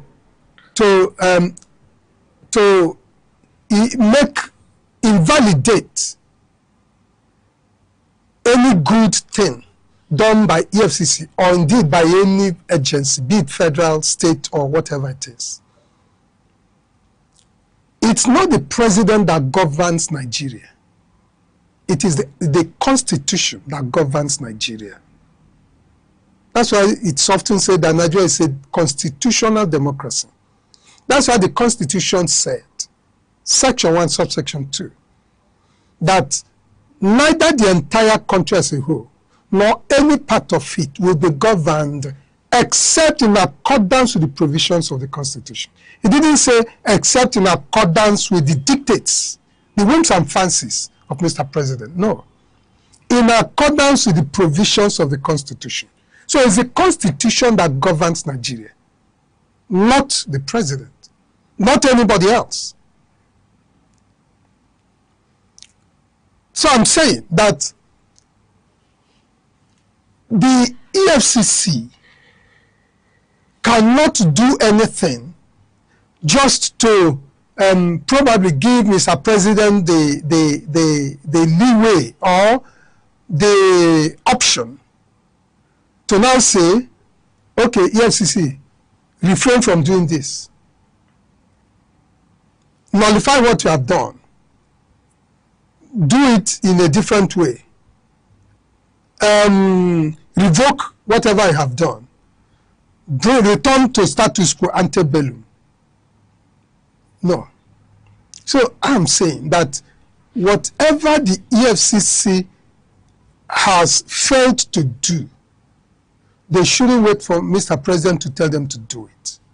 Whatever they have done wrongly, they shouldn't wait for Mr. President to tell them to revoke it or to nullify it. And they should not be pardoned, assuming they did it wrongly. They shouldn't be pardoned because Mr. President has intervened. The law is a thing that is very consistent. The law is a thing that ought to be always insisted upon. It should always be implemented. It should always be enforced, no matter whose ox is God. In law, we say that fair justice shall right coelum. That let justice be done, though the heavens fall. Chukwudifo Akunle Oputa was the Socrates of the Nigerian Supreme Court. He said that when justice is done, the heavens will not fall, the heavens will rejoice. So let the law be always insisted upon. If it's insisted upon, Nigerians will be the better for it. If we insist upon the provisions of the EFCC Act and upon the provisions of the Constitution in respect of this freezing of Osun State account, assuming that that freezing was wrong, if Osun State insists on it and the people of this country insist that the proper things be done, it will not be good only for Osun State. It will also touch other states. It will also even touch the personnel of EFCC. Because assuming EFCC does something wrongly and insist that it be properly done, and the EFCC is wiped into line by the courts, either by telling them to pay damages or by sending some of them to prison, they will stop doing such thing. So that when the EFCC chairman, the current EFCC chairman, ceases from being EFCC chairman, and just like what's happening to Magu, and the man is probably unduly, invalidly, illegally arrested or maliciously charged to court, he can go to court and say, see, what EFCC did is wrong. And assuming that the court had set EFCC up and stopped them from doing illegal things, probably after Magu had retired, EFCC will not go and arrest him, assuming he did nothing. I'm not saying he didn't do anything, but I'm saying in the event that he didn't do and he didn't run foul of the law. Assuming there had been a precedent before he retired, before he was removed as chairman, which makes EFCC to sit up, and EFCC will not go to arrest him. So the implication of what I'm trying to say is that when things are done properly, it's good, it becomes good for everybody. When you are in a position of authority today, and you are doing the thing and rejoicing and you are happy, that same act which you performed while you are in office can come back tomorrow to haunt you. You may fall to the same sword tomorrow when you cease being the chairman of EFCC. So that's why I'm saying that if the court were to insist on the proper things being done, and assuming the EFCC did it wrongly, and the court says, why did you do what you did? Okay, Mr. A go to prison, Mr. B go to prison, Mr. C, you are sacked from work, Mr. D, you are interdicted. This person, you are forfeiting all the money that have been paid to you in EFCC, refund all of them. Or so person, you have been dismissed, you won't be paid your entitlements. These things will make them to sit up. So that even when the current chairman of EFCC is removed, because he can't be there forever, it's not his father's property. He must sometime leave the office. So assuming he leaves the office tomorrow, and EFCC, assuming the court now forces him to do the proper thing, if he leaves the office tomorrow, the subsequent chairman of EFCC will not come and do perform any wrong act against him. That's why it's always important to ensure that the law is properly followed, because it will not only be good for the person that is the villain, it will also be good for the man who is today in office, because he must certainly leave the office tomorrow. He cannot be there ad infinitum ad nauseam, because like I did say, it doesn't belong to his father. It's a public office. All right. Honorable, let's talk a little bit of the political side of this whole issue. And I'm asking, do you think that the actions of EFCC in a way has caused political irreparable damage to the Osun government, being that they are headed into election in few days? There is no doubt that it has. And you know, that was the clear intendment from the one. That was the reason. You don't need to be told that was why EFCC did what it did.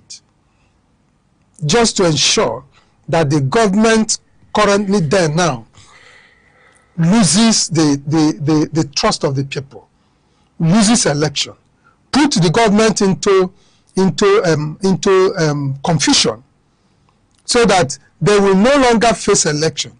They will want to, they will be preoccupied with trying to extricate the government from the pit into which EFCC has thrown them.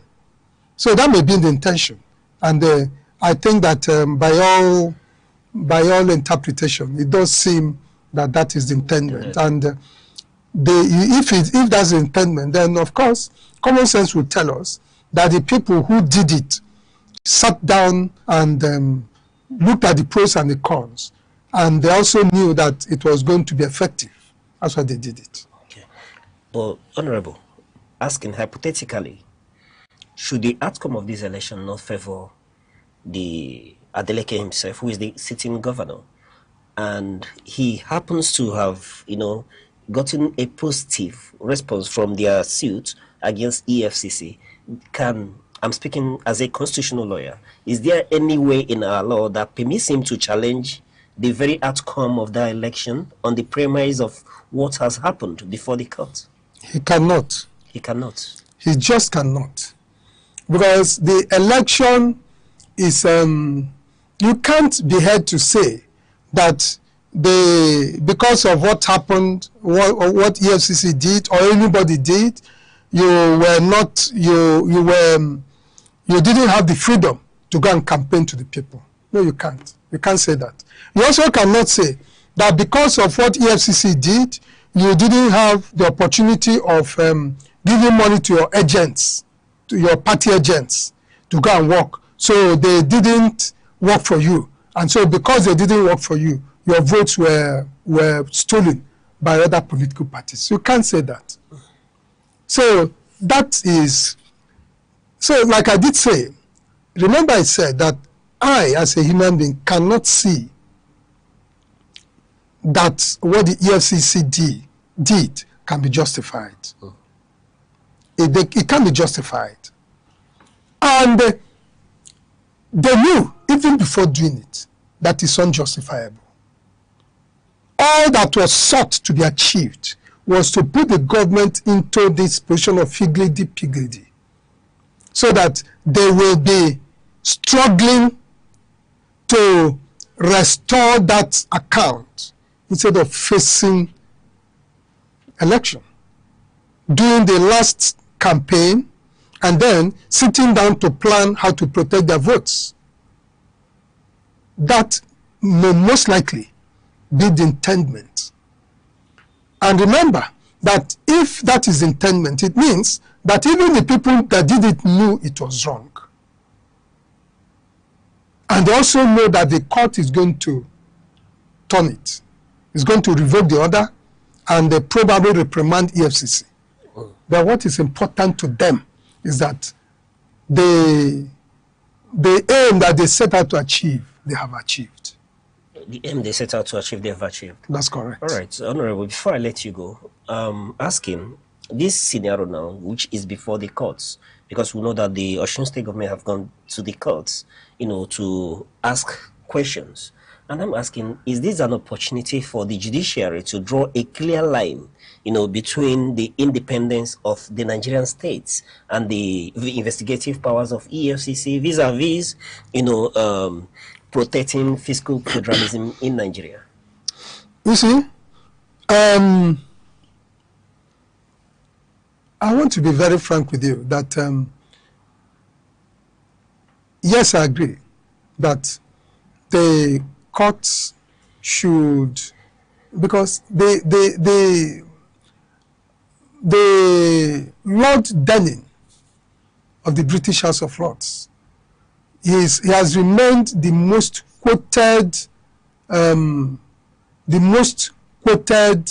member of the British House of Lords. He was a master of the rolls. He was very highly intelligent. He appeared to have been, it appears that God gave him law when God was creating him, and also gave him literature. The man did say that the judge is not an automata. That you don't expect the judge to be a robot, to be an iron. The judge is a human being and has brain. Remember that the human brain is the most complicated thing in the universe. It has billions of nerve cells. There is nothing as complicated in the world as the brain. We have brains. We have our brains. It is expected that every court that gets such an application, the judge ought to warn himself that Osun State, in as much as you were not told in that application that Osun State is facing you will be facing an election in less than 2 weeks, you are expected to know. You not take judicial notice of it. Or you can even, yes, you should take judicial notice of it. Because it's a thing that is of public knowledge. It's a thing, it's the acts of INEC has also stated that this state will face election on so date. You know that this thing must have a nexus with that election. And so I expect that the judge will say, no, please. The law didn't say that whatever application EFCC brings, you are duty bound to approve of it, to make the order. The law didn't say so. Otherwise, the law wouldn't have had any need to say, apply to the judge, apply to the court. The law would have given EFCC sweeping powers to do it on her own without going to any court. So by the fact that the law said go to court means that the thing is not automatic. The law didn't give you sweeping powers. The law wants somebody else that has judicial eyes to look at it. The fact that I have judicial eyes means that you very well remember that twin pillar of natural justice. The most important section of the Constitution, section 36. Let the other side be heard. Or the authorem pater. Let the other side be heard. If you must take a decision on any issue affecting a human being, affecting an artificial person, hear that artificial person, hear that human being. Again, the law also does not insist that if the law says that an ex parte, you can make an order ex parte, that you should make that order ex parte. you can say, oh, yes, the law gives you the right to bring this application to me as a judge, ex parte, but please put the other side on notice. Serve the other side. Serve Osun State government. Let them come. I want to hear them before I make any order. The court has the authority to do that. Many courts have been doing it. Even that court, even that judge that issued that order, I'm certain, has also done it in several cases. So if you think that there is some undercurrent, that some water has passed under the bridge, you tell them to go and put Osun State government on notice, so that let the two sides come before you, so that you take a decision one way or another. That is, without that decision which the court says, which the law says should be provisional. That to even decide whether you make this order provisionally, I want to hear Osun State government. That's what I expected the judge to do. All right, thank you very much, Honorable. But finally, just in 1 minute, assuming you had the brief of the Nigerian state, both Osun, the EFCC, the federal government, and the people of Nigeria, what will you be advising from the position of law at this point? What I'll be advising is that's why I told you that Lord Denning said that the judge is not an automata. The judge is not a plastic child. The judge is a human being with brain. The judge should always use his brain to know the proper thing to do and to know when to do it. My advice to this country, to the people of this country, is that the law should always be followed, but the law has a human face. The law is not an iron. It always has a human face. That's why I said from the beginning that there is no right that is absolute. The law will tell you that this must be done like this, but every rule under the law has exceptions. That's why a lot of people always say that the law is an ass, because it's like a sea that is vast and vacillating. It is overlapping and bewildering. It's like the Atlantic Ocean. If you go to the Atlantic Ocean now, and you are you want to catch fishes from the Atlantic or from any river or any ocean or any sea, if you put your bet into the Atlantic, there's a possibility that you can get any fish. It's not only one fish that is in the Atlantic. There are over 1 million species of fishes, and you do not know the one you collect. But what is important is that you have a lot of options. That's why I said that there is no law that does not have that doesn't have options. There's no law that is automatic. There's no law that has no exceptions. There is exception to every rule under the law and under anything whatsoever. And the judge has his brain, and they must always use his brain. That's why Nigerians did not put a robot to be the judge. They put a human being. All right. Thank you very much, Honorable. That's our time today on The Insight. Honorable Nwabeze Ugwu is a constitutional lawyer and human rights activist, a former member of Enugu State House of Assembly. Thank you very much, Honorable. I'm grateful, my brother. I'm also grateful to our viewers. All right. And to you, our wonderful viewers, let's know what you think about this conversation. Reach us with the hashtag The Insight, all on our social media handles at Aneke TV. To come your way same time tomorrow, I remain your host, Uche Osai, saying bye-bye.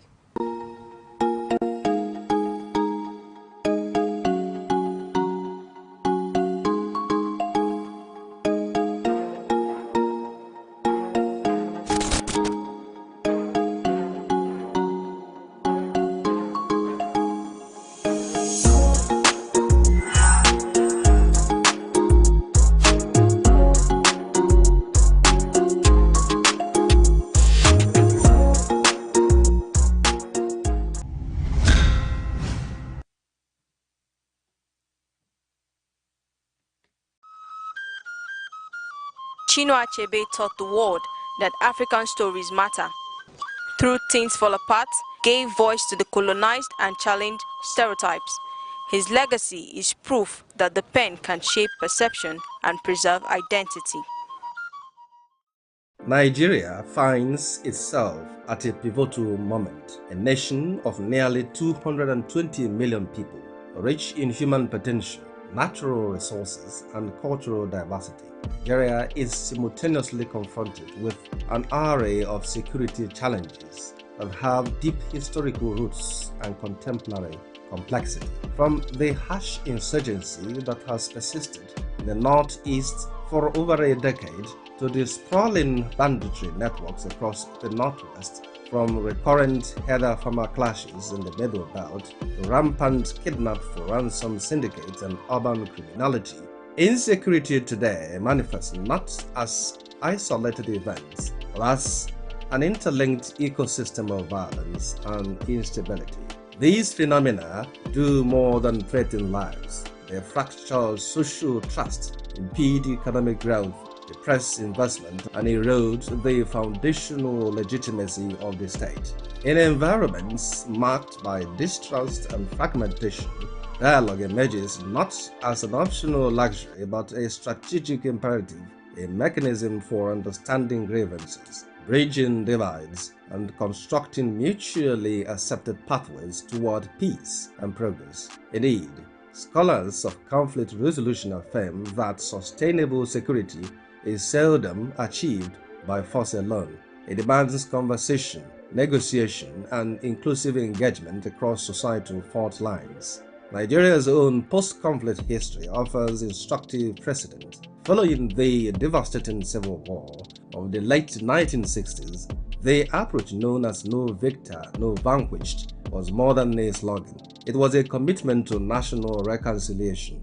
Government leaders, community representatives, and civil society actors engaged in dialogue that helped diffuse lingering bitterness and chart a course toward reintegration and rebuilding. Similarly, global practice reinforces the centrality of dialogue. In conflict zones from Northern Ireland to South Africa, negotiated engagement between hardline actors and governments ultimately outlasted militarized approaches. These examples illustrate a foundational principle. Dialogue humanizes the other and transforms entrenched antagonisms into space for shared problem solving. In the Nigerian context, dialogue must operate at multiple levels: local, state, and national, each tailored to the specificity of its environment. At the grassroots, structures like traditional council forums, community peace committees, and youth roundtables serve as critical platforms where grievances can be heard and understood. For example, in parts of Plateau and Kaduna states, facilitated dialogues between herders and farmers have reduced violent confrontations over land and grazing access by identifying consensus on resource management and corporate forms of engagement. These forums help transform relationships of suspicion into dialogues of accountability and shared interest. At state and national levels, concerted efforts are needed to institutionalize dialogue mechanisms within governance architecture. This means establishing offices or councils dedicated to peace building, conflict management, and stakeholder engagement with clear mandates, independent oversight, and sustainable funding. By creating structured channels for communication between communities, security agencies, traditional leaders, and civil society, the state can move beyond ad hoc responses and toward proactive governance. Dialogue must not be restricted to reactive negotiations in moments of crisis. It should inform policy design and implementation. For example, if a policy on grazing reserves is developed without the voices of pastoral communities, farmers, and state governments, it risks exclusionary outcomes that fuel resentment. Genuine dialogue ensures representation, especially of women, youth, and marginalized groups whose experiences with insecurity are often distinct yet underrepresented in formal decision-making spaces. Recognizing the value of dialogue is one step, operationalizing it is another. To ensure that dialogue is transformative rather than performative, several practical measures should be prioritized. Conversations must be paired with tangible socio-economic investments, such as rural job creation, skill development programs, microfinance access, and community infrastructure, which address the underlying conditions that often give rise to insecurity. Digital platforms can democratize engagement, enabling citizens, especially in remote areas, to participate in consultations, report security concerns in real time, and access information. Technology also expands the reach of peace education campaigns that reinforce values of tolerance and civic responsibility.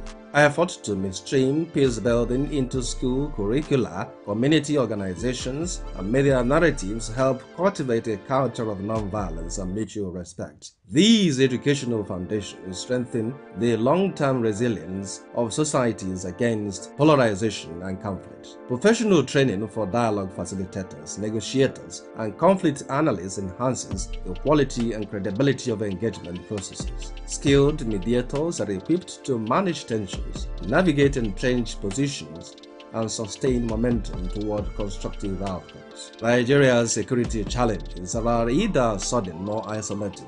They are the product of historical marginalization, governance deficits, competition over resources, economic insecurity, and weakened societal contrasts. Addressing these complex realities demand a response that is equally nuanced and collaborative.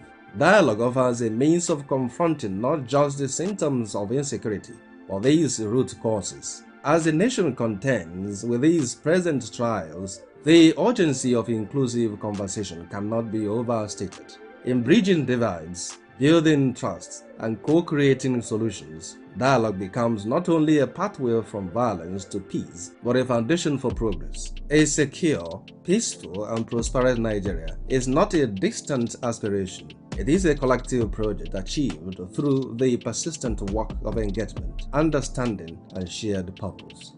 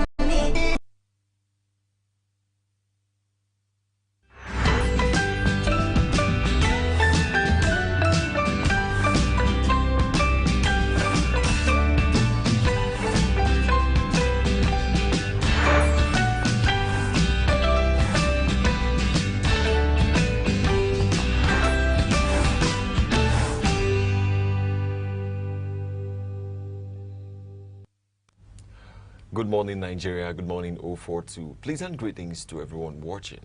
You're tuned into Sunrise here on Aneke TV, where every sunrise begins with delightfulness, love, and purpose. Bring you that daily dose of brightness and joy. I'm Good Hope Chukuma, coming to you live from our studio here in vibrant Enugu. And I'm Uche Osai saying good morning to you, our global audience. You know, no matter how long the night, the day is sure to break. And we're here to make sure that you don't just pass through this day, that you own it. Thank you for joining us. It's a beautiful morning, even though it's a rainy Thursday morning, and we are counting down to the Osun State election, which is in 2 days' time. I mean, Mr. Uche is really geared up to just give us how it's going to be. You know, the predictions and the details. Of course, INEC has really been up and doing also, as same with the Police Service Commission and the Inspector General of Police. They are gearing and getting ready for this Osun State election, which will be a benchmark, or we could say a trademark to the 2026, 2027 general election, which is coming up in January. We'll take a short break. When we return, we're going to go right into other details. Stay with us.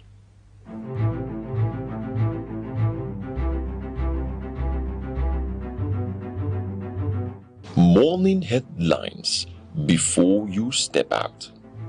Midday updates while you walk. Evening analysis when the day winds down. Wherever life takes you, Aneke TV keeps you informed, connected, and ahead. Aneke TV. Move with the world.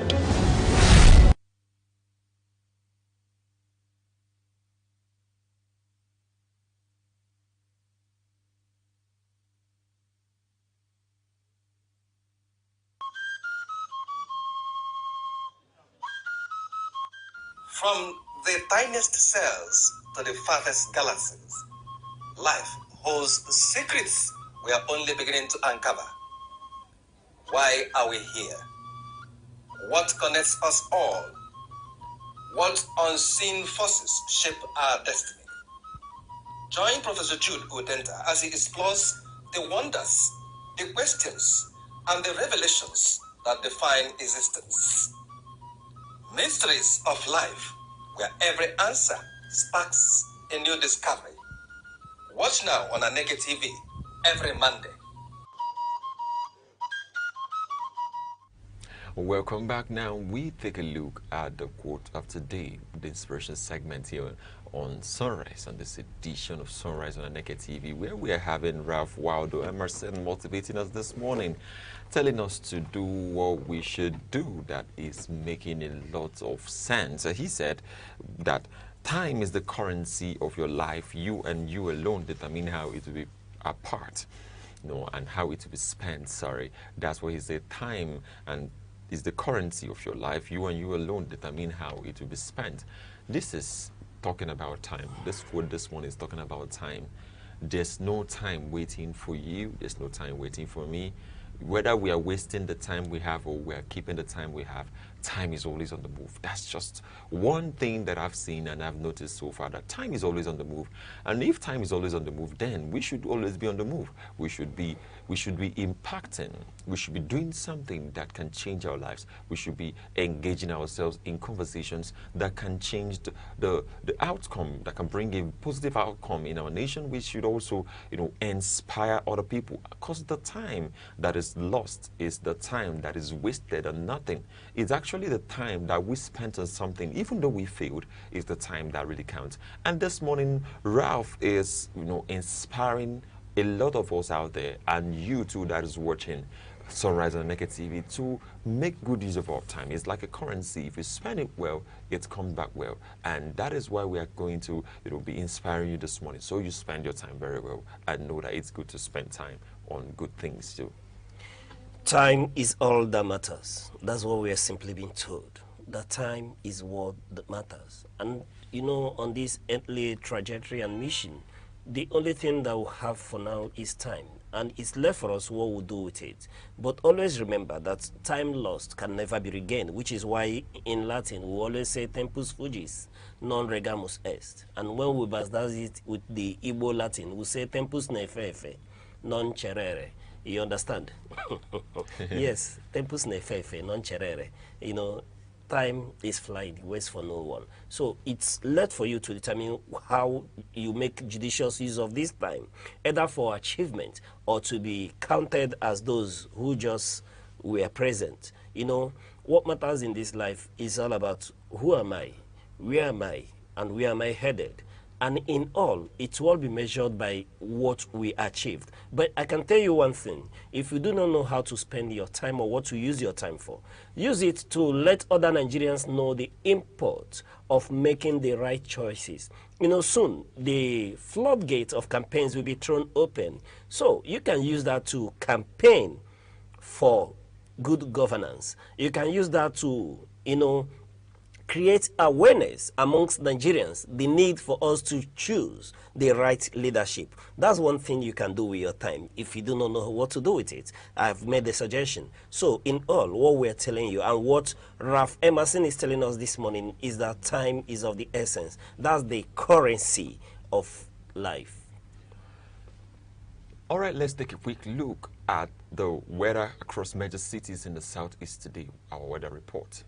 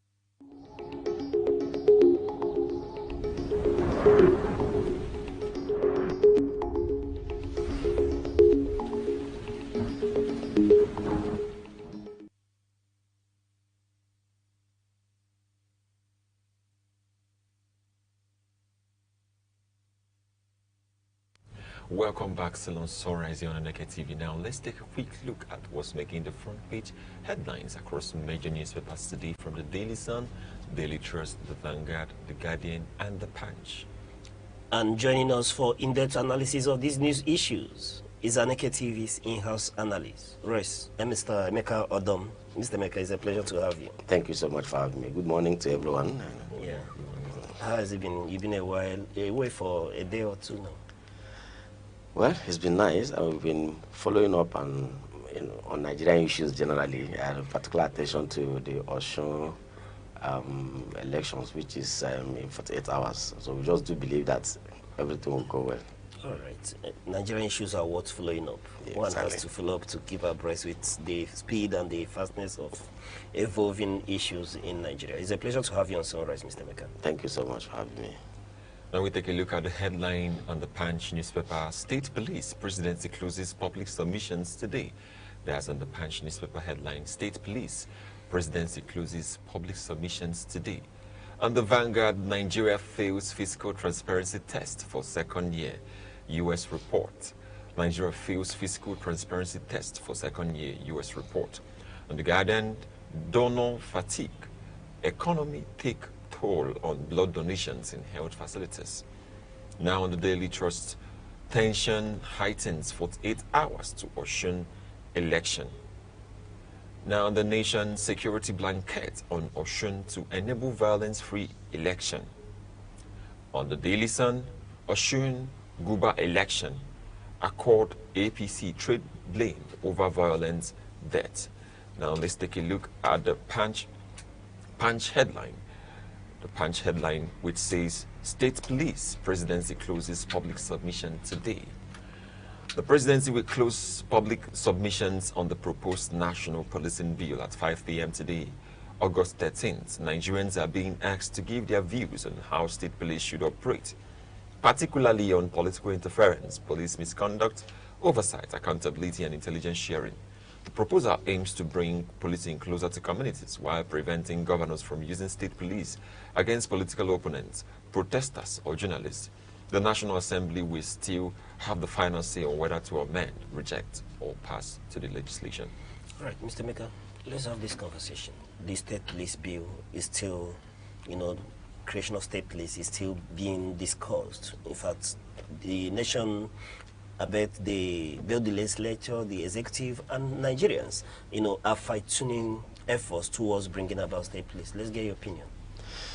Yes, the issue of state police has been in the works for some time, and also has been in the front burner of public discourse in Nigeria, particularly, heightened by the current security situation in Nigeria. A lot of people believe, although the issue of whether to have or not to have state police in Nigeria, being a federal system, being a federal state, a federal, operating, federal system country.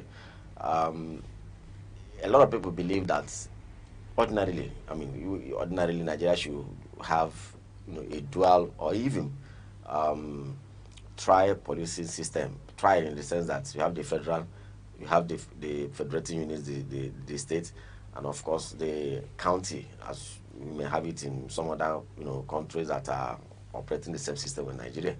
But here we have just a unitary system, only one, So a lot of people believe that Nigeria, even if we can't have that three system, we should have at least two. So that discussion has been on for a very long time. Why some people give reasons why that should be the case, that's also have their fears, and they've expressed them, but what seems to be the issue now is that everybody is more or less on the same page now in Nigeria on that issue. Even those who initially opposed state police, they seem to be thinking different, but the only difference is to fine-tune the letters of the law so that it doesn't confer any advantage on any group of people. For instance, a lot of people believe, and they have made the point that given what we have and what we have witnessed, in Nigeria here, as how main operators of power have done so in the past couple of years as Nigeria came back to democracy, that there's every tendency that the chief executives of the states, who are going to be the I don't want to say the major beneficiaries, because everybody's going to benefit from it, but who are going to be the major operators, of this system, may misuse the state police. Sometimes it could become a tool, in their hands to try to bring their political opponents to a certain point. And so a lot of people believe that except you fine-tune the laws, except you do one or two things to guard against that, that we may be creating one problem where you're solving one problem, but end up creating other ones that could also be hydra-headed.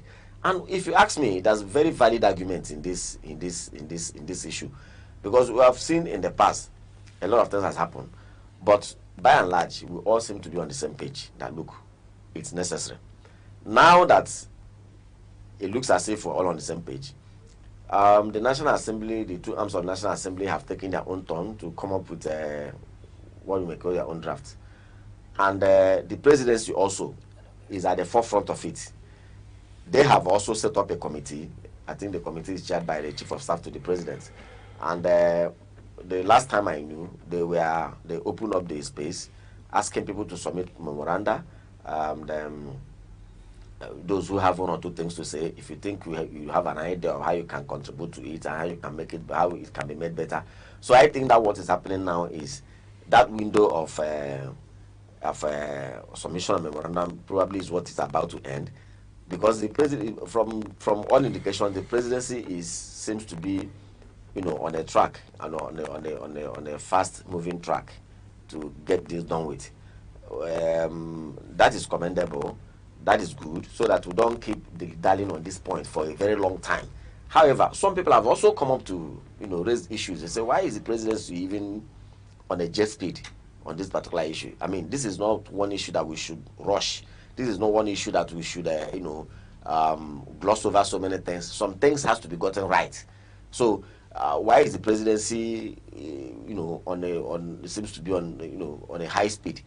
Is there anything that people are not being told? Is there anything in the works? Any hidden what do they call it in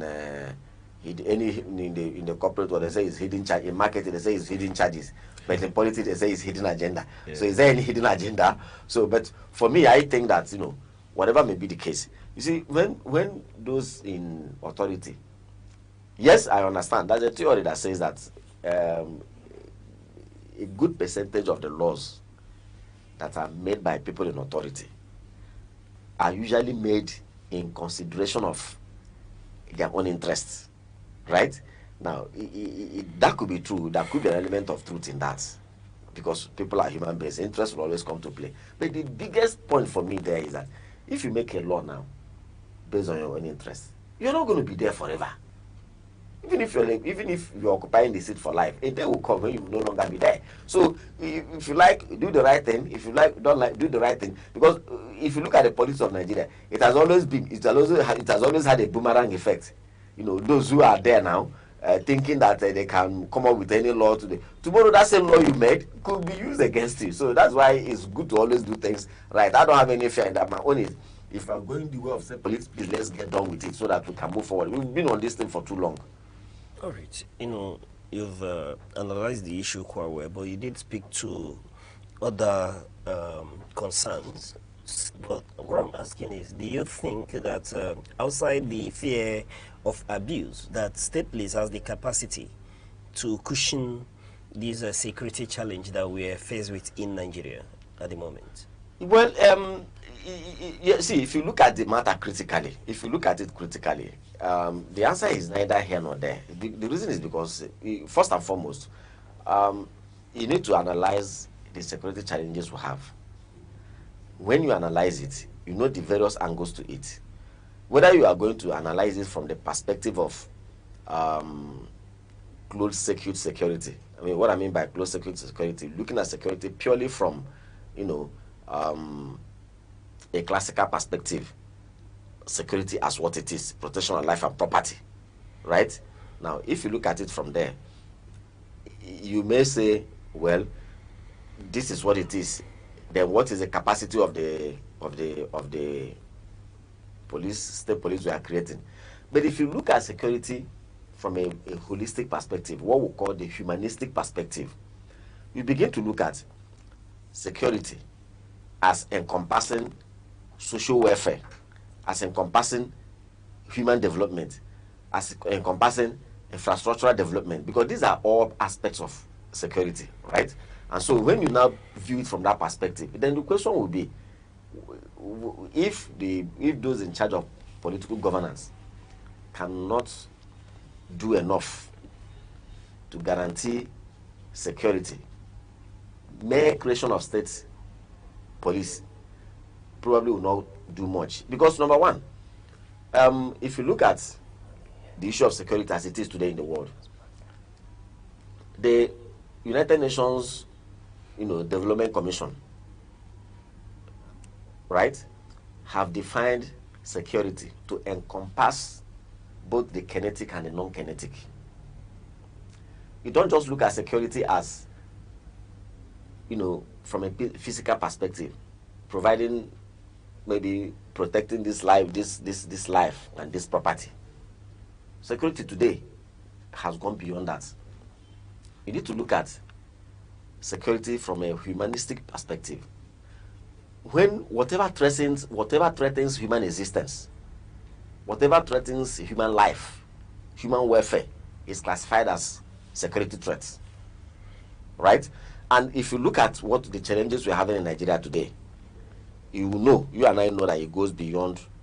Yes, there's a substantial aspect of it which is purely kinetic, but it goes far beyond the kinetic, and so if you recall, the current Minister of Defense, General Christopher Musa, at some point in time when he was the Chief of Defense Staff, he did say that the most effective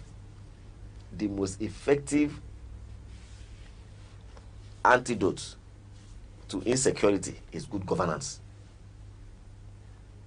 The most effective antidote to insecurity is good governance. You see, once there's good governance, yes, there won't be a time. I mean, if you follow the study of human development and society, there will never be a time where you can say, oh, the society is free of security challenges or security threats. No, I don't think so. Maybe it's in the millennial rule. For those of us who believe in in the second coming of our Lord Jesus Christ, it's in the millennial rule. That is the millennial reign. That's the only time you think that the society will be free from all kinds of evil. But as long as we are here now, the system is run by human beings. There will never be that time. However, good governance can drastically reduce security threats to the barest minimum. Good governance. And so that is why, in the absence of good governance, can mere introduction of state security, how far can you go? So because we don't come and build our castle in the moon, so that because what I see now is everybody's like a few days ago, which group was talking about was it the Trade Union Congress? I think they were having a program, and I heard the president spoke very eloquently on supporting state police, which is good, on how the creation of state police will go a long way and how it will solve insecurity. And as much as, well, he may have a few points there, but I don't think that mere creation of state police is going to solve, because the state police you're going to create, there's no way state police is going to be far more funded in Nigeria today than the national police will have. I don't see the reason, and even if that is going to happen, it will not now, at least not now. Even if I don't see how the state police we are planning to create will be far better than the national police we have in terms of in terms of capacity development, in terms of training, in terms of intelligence, in terms of personnel, and all the rest. They may match the national police in the area of welfare, but all of these things will only take time. So if the national police will have as of today, and we believe that they are giving their best, if they cannot, I mean, if what we are seeing now is what they can give, so why would anybody believe that mere creation of state police will automatically come to turn things around overnight? In any case, the same people that are going to function as state police officers and men, are they going to drop from the sky? Are they not the same Nigerians with our mindset, with all the challenges we have here, with our limitations, our strengths, our weaknesses and opportunities and strength? So you see, that is why, as much as we should be excited with this state police, but let us not, blow things beyond proportion and begin to build our castle in the moon. If anybody is going to do that, I certainly will not do so. All right. I was going to ask a question about funding, which you've somehow touched. But before that, you know, in theory, Nigeria is a federating unit or entity, or some sort of federalism is obtainable when you talk about systems. But in practice, it seems more of a unitary system. So bearing that in mind, I'm asking, shouldn't we have, because you raised the issue of funding while you were speaking, shouldn't we have, you know, evolved the, looking at state police now to have been perhaps a regional thing where you have the Southeast have collectively, the state that make up Southeast collectively funding a security outfit as a regional police? You know, wouldn't it have been better in terms of funding and providing cohesive, you know, policing? Yes, if you look at it also in theory, from that perspective, it looks very beautiful, I must tell you. And it looks very beautiful, and one would assume that that would also go a long way to do things. But look at where the challenge lies. Number one, our legal system, first and foremost, does not recognize regionalism. Nothing is done in Nigeria today on a regional basis as long as our law books are concerned. Things are done. In fact, the closest we have come to it is in the geopolitical zones. And again, even at that, just very little is done on that basis. Very little is done on that basis. The bulk of the things that are done here is done nationally, state-wise, federating unit state-wise, and the local government. These are the three entities that the Constitution recognizes. And so, when you now come to running an institution like state police, organizing it at the regional basis, that is going to run in direct conflict with the law, because the law can't be talking about federating units here and come here to be talking about regional. Where are they going to derive their powers from? That is number one. So, except when the states would have formed, that the states that found themselves in a particular region come together by a mere understanding, right? Now, if they make that understanding, and even at that, they will not have a common law, because whatever law they are going to operate, all the federating units must go back to give it a legal teeth in their various states houses of assembly. There's no regional house of assembly anywhere where these things can be authenticated. And when a particular state house of assembly has passed a law, it is within the limit. That law is operative within the limit of, you know, the geo-conference. I mean the geo-circumference of that particular state. It doesn't extend to another state, no matter how close or how neighboring they may be. So the only thing that will be left for them is mere understanding, and understanding is not strong enough to be able to, you know, run institutions like this. You recall that at the heat also of this insecurity a few years back, many of the geopolitical zones came together, the geopolitical blocks came together to form security outfits. You and I know why the one of the Southwest probably was able to, you know, sail through to a certain degree, and you and I know clearly how the one of the South is, what happened to it. Today we begin to ask all those what they call in Nigeria the IGI, the initial gragra by our governors, you know, about Ebubago. Where is Ebubago today? That's a typical example of how, you know, that kind of the kind of frustration that can hit, because there's none of them has any legal entity or any legal standing to make law for, you know, that will go beyond his or her state. I mean, beyond his state. So that is why, except if they control the turns to regional system, where in a particular region we have a single authority. Now, when that authority speaks, it's, you know, encompasses all the states within the region. That is the only time. But it will be a very beautiful idea, and I believe that things like that can be met. The issue that those who make laws are laws today, because when you come to that system, what is going to happen is that while it will elevate a position, it will drastically, you know, erode many other institutions of their own powers as well. All right. You know, I mentioned earlier where you were talking, you raised concern about funding, that whatever we introduce may not be better funded than the existing federal police. At least for now. For now. Now, we understand that the executive, through this bill, are trying to, you know, make sure that the concern of people concerning abuse, especially by those at the subnational, the key operators of state police, if finally the bill says true, we are trying to address these issues and fundings. Beyond that, are there personal concerns that you've seen that may hinder the success of state police if introduced? Well, when you say hinder, I don't think, if the way I see things now, I don't think, you know, not much is on the way that will pull back the establishment of state police, because practically everybody seems to be on the same page. And when you have everybody on the same page on this kind of matters, it will definitely sail through. However, where we probably may have issues with is the smooth operation, because see, for it to sail through is one thing, to have a smooth operation is another thing, because the level of enthusiasm and excitement with which everybody is talking about it now may not be the same, when the actual operation comes into force. A lot of people are going to raise eyebrows, accusations will come, some people will go to court, many things will happen. Because when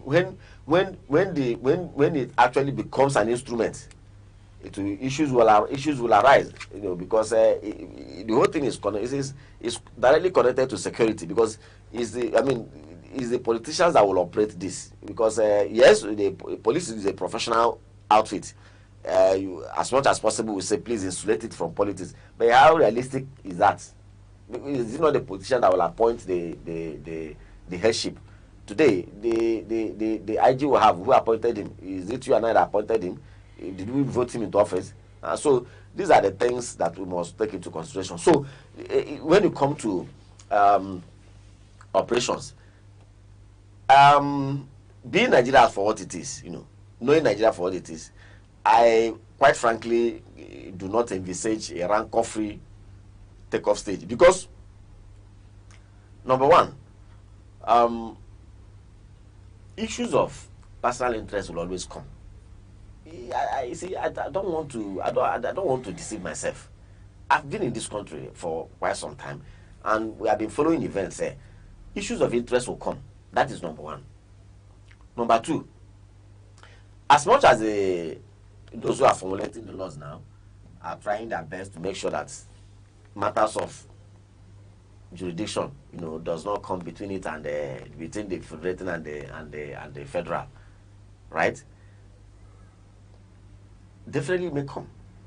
It may come, and although when it comes, I expect that can be resolved, but definitely to come, because even as it is now, as much as the powers are so clearly divulged right now between the states and the federal, a lot of times they run into issues. There have been several cases where the state governments took the federal government to court to resolve issues.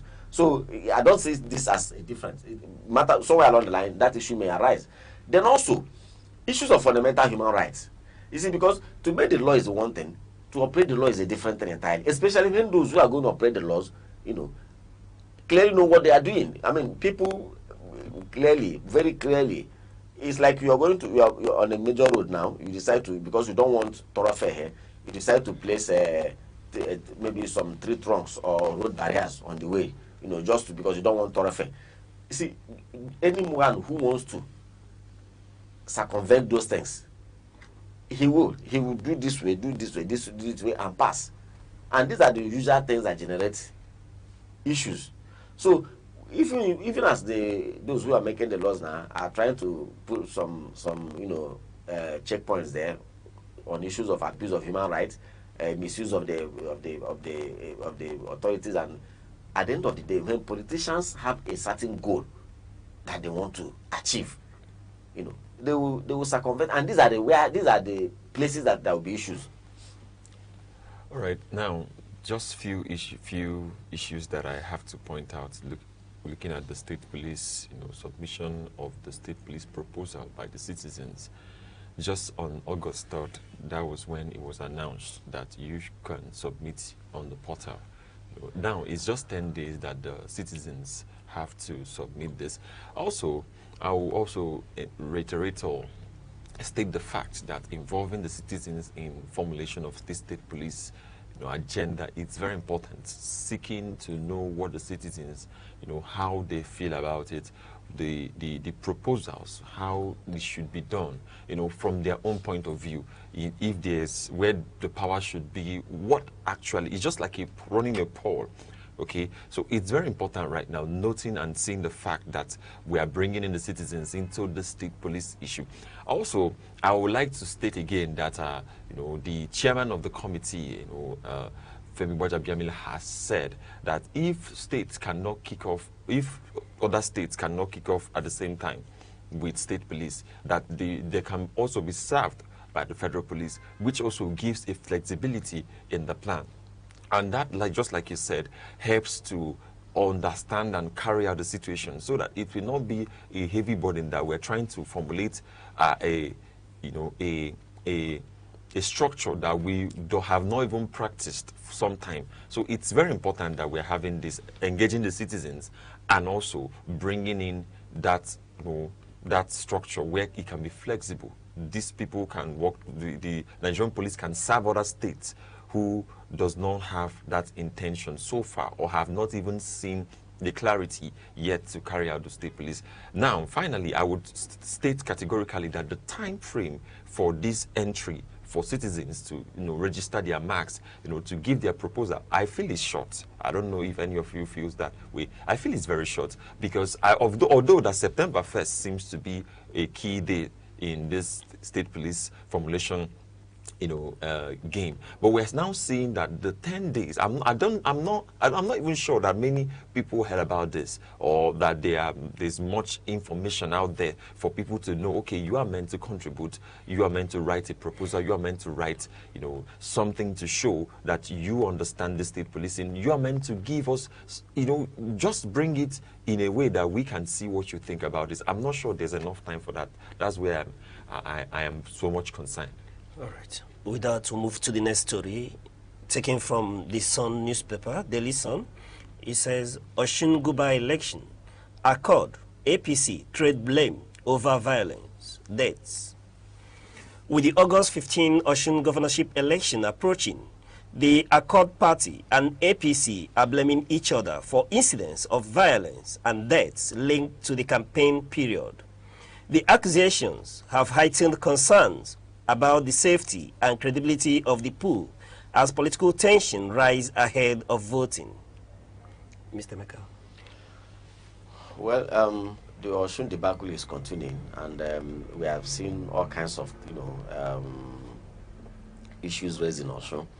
A lot of accusations have gone forth, some political incitements, inciting people to do things that are not in line with the law.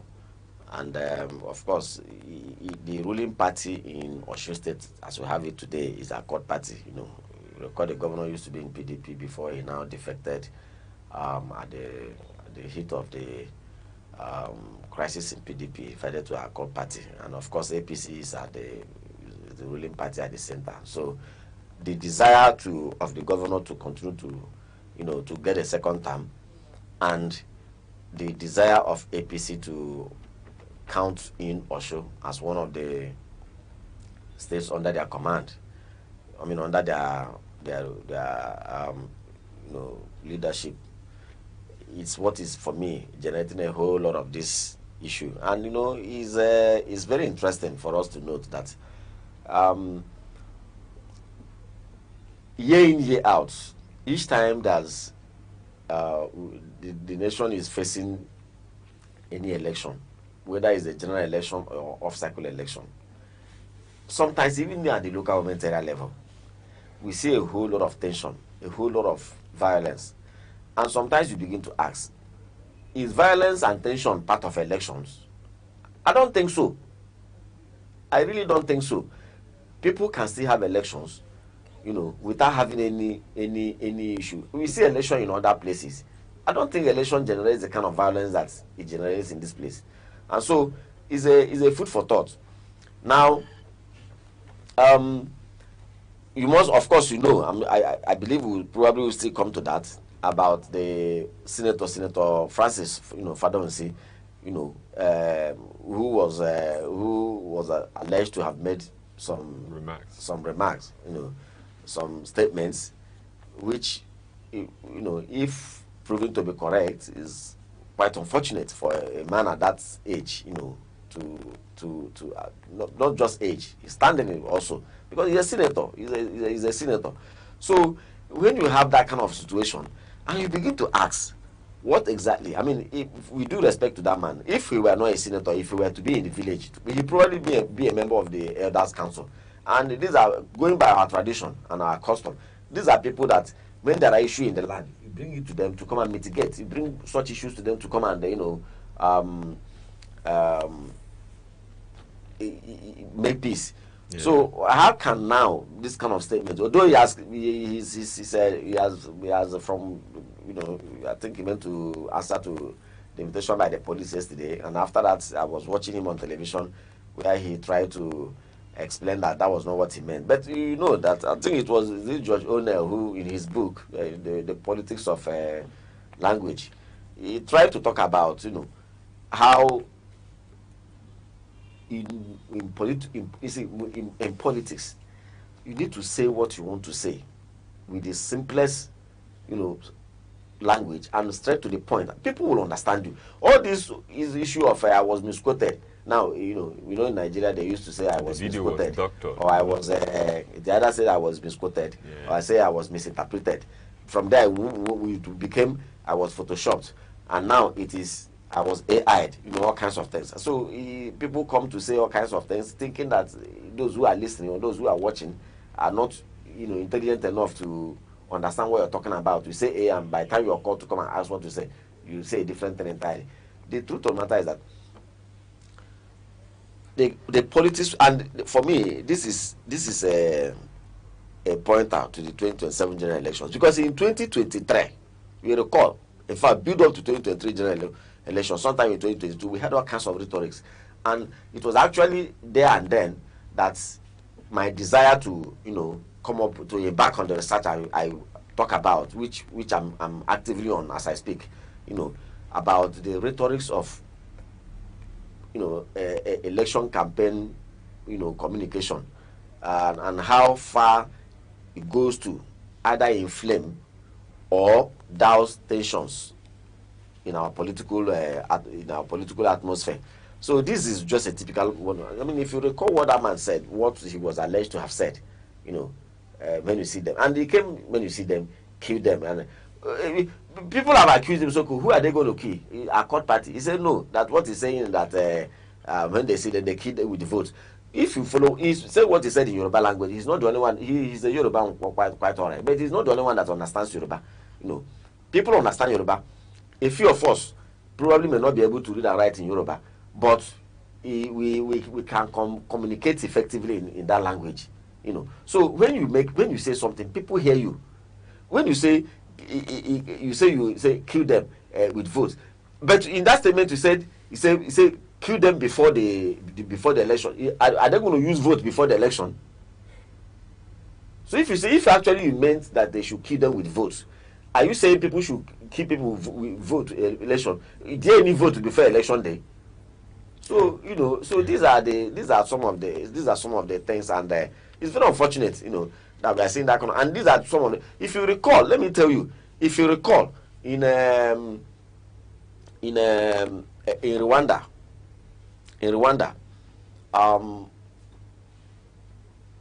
people were regarded, in fact, if you had followed the case of that Rwanda, all the people that were indicted in that genocide, nobody came out to say, for instance, if you are a Tutsi, if you are a Hutu, no Hutu man came out to say kill the Tutsis. They were only saying kill the cockroaches, right? So when you make a statement, people will know what you imply in your statement. You will be interpreted very clearly, and again also in that same genocide we are talking about, most of the people that were indicted, many of them were not in the field. Many of them did not physically come out to carry machete, or that they were referring to it in those days, or or to carry other weapons on the streets. But they were indicted because they were inciting other people. So that is why incitement is, when you are a leader, people listen to you. You must be very careful of the communication, because when people listen to you, they draw strength, they draw motivation, they draw inspiration from what you say. So that is why I honestly will appeal to our leaders in Osho State and in other places too. Let them take it easy. Let them be let them show maturity, let them show calmness and candor in their communication. And for me, I believe that one of the mistakes our leaders have made is that they engage anybody that can talk. And these are the crux of what, my research is all about. You don't just get anybody that can talk just because they can talk. So there are people who are trained in the use of words. There are people who are trained in the use of words, and they manage image. You see, let me tell you, as long as the public is concerned, what you said and what you didn't say means a lot. If you fail to talk when you are meant to talk, it's a communication. And if you talk when you're not meant to talk, both what you said and how you said it is also a communication, which is subject to interpretation by other people. So these are the things. I employ our leaders, our political leaders, please let them understand very clearly that this thing we call political tension, they are the ones generating it. Where else again? Is it the voters that are generating the tension? Of course it's the leaders. All right. Your call is quite germane, and one would wish that our leaders, especially political leaders, will understand. But the question is, just like Bolaji Abdullahi is saying that he doesn't hold the senator accountable, do you think that we should look towards maybe that the utterance of Mr. President, like Bola Abdullahi is alleging, is part of the issues that is fueling this sort of rhetorics and the level of engagement, and I bet negative engagements we are getting towards the Osun election? Because you remember Mr. President telling the Catholic bishops that all is fair in politics, and this could be misinterpreted by party faithful and followers as well. Yes, in fact, let me tell you, in continuation of my research, because every opportunity I have, I apply myself to, going through historical issues in Nigeria and trying to update myself to as I put down my point, jot down my points in my research. I was trying to, I was trying to go through an analysis. Now, it's a tale of two presidents. A tale of two presidents. All has to do with election. One said, my ambition does not want the blood of any Nigerian. He's a Nigerian president. It has to do, the context here is election. Then, another Nigerian president, in a different context also, that has to do with election, says that grab it, snatch it, run with it. In another situation, he said, all is fair in politics. Let's be fair, the other statement, he wasn't a president when he made that. Who made the statement? Whoever said, grab it, run with it, wasn't a president as at that time. But it has to do with election. And the person ended up, he was a presidential candidate at that time, or aspirant. And at the same time, he ended up becoming the president. They're all in the presidential line. Okay. The character is still the same. Well, the toga he was wearing at that time is on the road to presidency. Presidential contender. Yes, he's a presidential contender. And he ended up, and the issue at that time was, the contest was also the quest for Nigerian president. It's all elections, right? So now, how do you look at, the issue now is, how do you look at that, those two coming from those two helmsmen? And these two men we are talking about now, at no situation you will ever find them in the street arguing with people. You will never find them in the street fighting with opponents. You will never find them in the street arguing with opponents. You will never find them in the street fomenting trouble.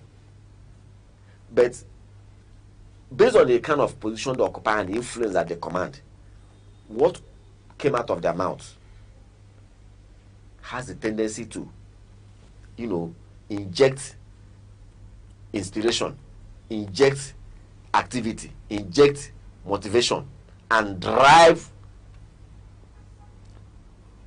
inject a certain force that can drive people into action. That is it. You see, a leader rules by influence. the biggest weapon or the biggest instrument in the hands of a leader is influence. You influence your followers to take a certain course of action. That is what leadership is all about. So, and what are you going to influence? Is your mindset that you are going to transfer to your followers. That is where it is. All right. Let's move a bit from the rhetorics. You know, Ashun has been about the rhetoric surrounding the election, the violence, but let's look at the politics of it proper. Mr. Meka, the election is already here. Yes. Yes, about 48 hours, if I'm right. Let me get your view about the contenders, speaking to these individuals and the political parties moving towards Saturday. Well, I know that there are up to 9 or if not more, candidates, but principally the clear light is on the few political parties. Few of them. You have the ruling party there, which is the Accord Party and the incumbent governor. You have the APC candidates. You also have the ADC candidates. Now, quite frankly, I do not know where the NDC is in that But the point here is that it's democracy. That is the beauty of democracy. In fact, if all the parties have the capacity to field candidates, let them go ahead. Democracy is about alternatives. Present alternatives to the people of Osun State. Let them go through, take their time, go through the profile of the. I'm happy that 2 of the parties are fielding relatively young people. So 2 youths at least are contesting this election. But unfortunately, a lot of attention is not given to them. That's also where some of our media people have also, not done well in that sense, because at this age and time where a lot of attention and focus is on the youths, I think that the youths in Nigeria have faced a lot of criticism, and sometimes I feel that a lot of the criticism that we are pushing to them or we are subjecting them to are very, very unfair. I believe they are very unfair because the youth in Nigeria have gone through a lot. They've been traumatized. Yes, many of them are into 419. Many of them are into all kinds of things, But you should also understand that we cannot give any excuse for illegality. That is very clear. But these are youths who, many of them passed through hell before they went to school. They spent several years in school with all kinds of strikes and closures of the academic system. For a system where you need to spend 5 years or 4 years, you end up spending 8 or more. And eventually when you come out, you are subjected to go and serve your fatherland, pass through another rigorous 1 year exercise. And by the time you come out, which is the time actually you should settle down and begin to plan your life, 5, 6, 7 years, you don't get any meaningful employment. Before you know, frustration comes in. At that point in time, the man becomes vulnerable. He becomes vulnerable. And so most of the things that the youths are doing these days, these are things, and it's not as if why these frustrations come at a time that there's nothing on ground. The nation is blessed with resources, but they can't access those resources. Those resources are in the hands of a chosen few. So so how do you feel when you pass through school, you see your mate that both of you left school the same year, and right now he's already a senior manager or a senior climbing the ladder to the top in one of the federal government establishments, and you are still grappling. You have not even gotten a 50,000 naira employment since you left school. But the other guy has more than 3-4 cars. He's living in a big house. He's married. It's not as if he's better than you, but simply because he has somebody at the top who is pushing. So naturally, will you be happy? That's the way it is. So when you see these youths, when you see some of them try to come to this point, we should celebrate them. So talking about the candidates, I feel that the sitting governor, the APC and the ADC, You know, they know themselves. They know themselves. You know, they very clearly know themselves. Let the people of Osun decide among all of them. You know, let the people of Osun decide. Yes. I think that's the way we'll anchor that. All right, we'll take a short break. When we return, we'll bring you more updates. Stay with us.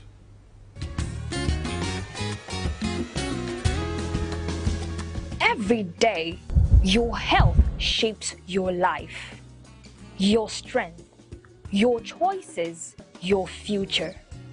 Because knowledge is the first step towards well-being. This is Health Matters, only on Aneke TV.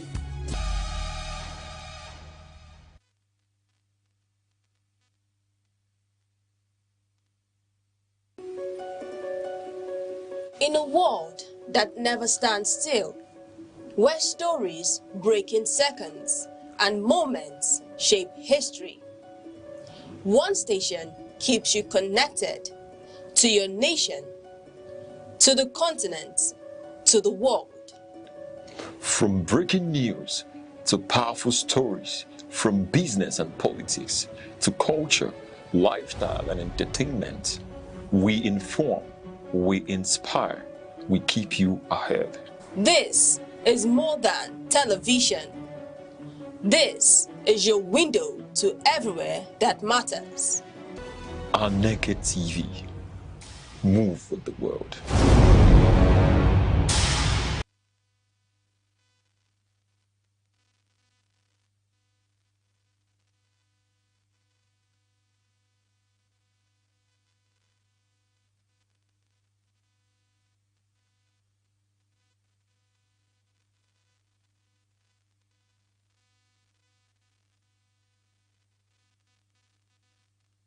Welcome back, Salon Sunrise on Aneke TV. We take a look at also in the news on the Punch newspaper. We have 2027 Atiku Obi Mule options ahead of single candidate summits.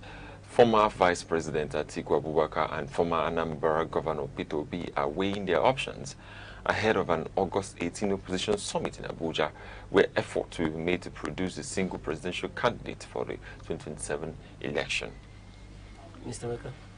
Yes.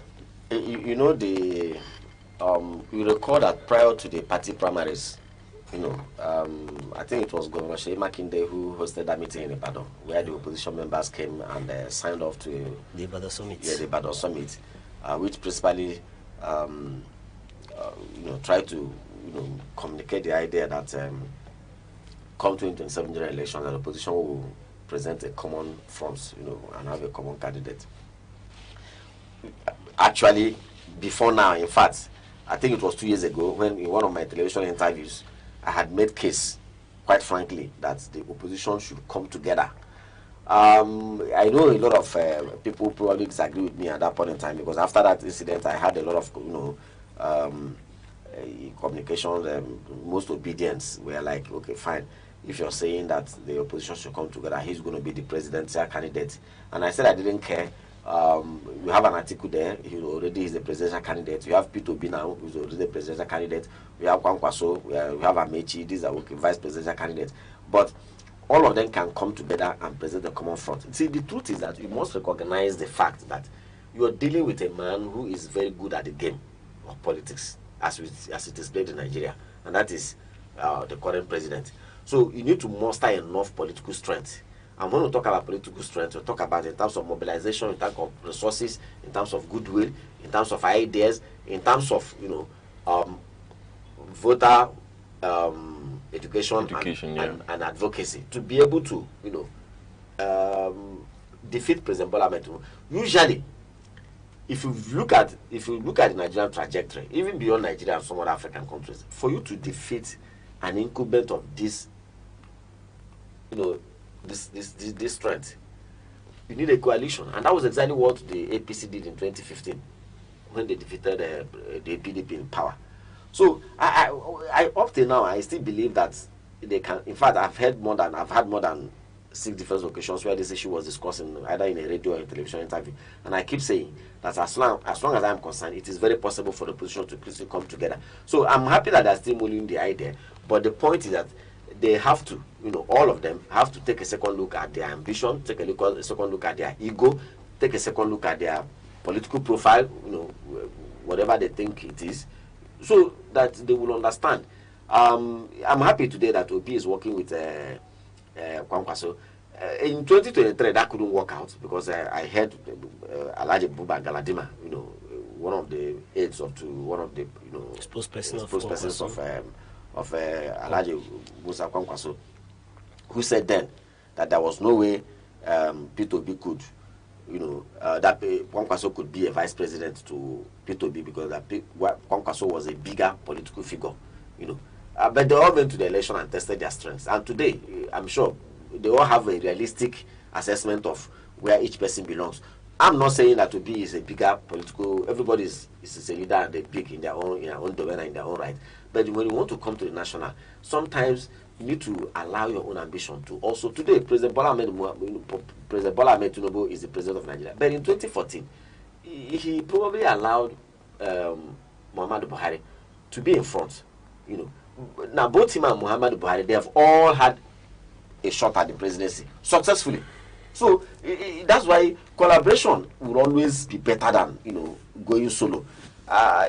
Honestly, I want all of them. Let them come together. Let them. It doesn't matter they are presidential. It can be a presidential candidate and at the same time say work together. In 1999, we saw that happen. Bonayono was a presidential candidate of the ANPP. Olufalaye was a presidential candidate of the AD. And they came to work together, and it worked out very beautifully well. So let them work together. Let them work together. Obi, Kwankwaso, Atiku Abubakar, Mechi, Sheyi Makinde, and let them come together. Let the opposition come as a front so that they can be able to, gather all their political arsenal together and see how that can, go in challenging the incumbency of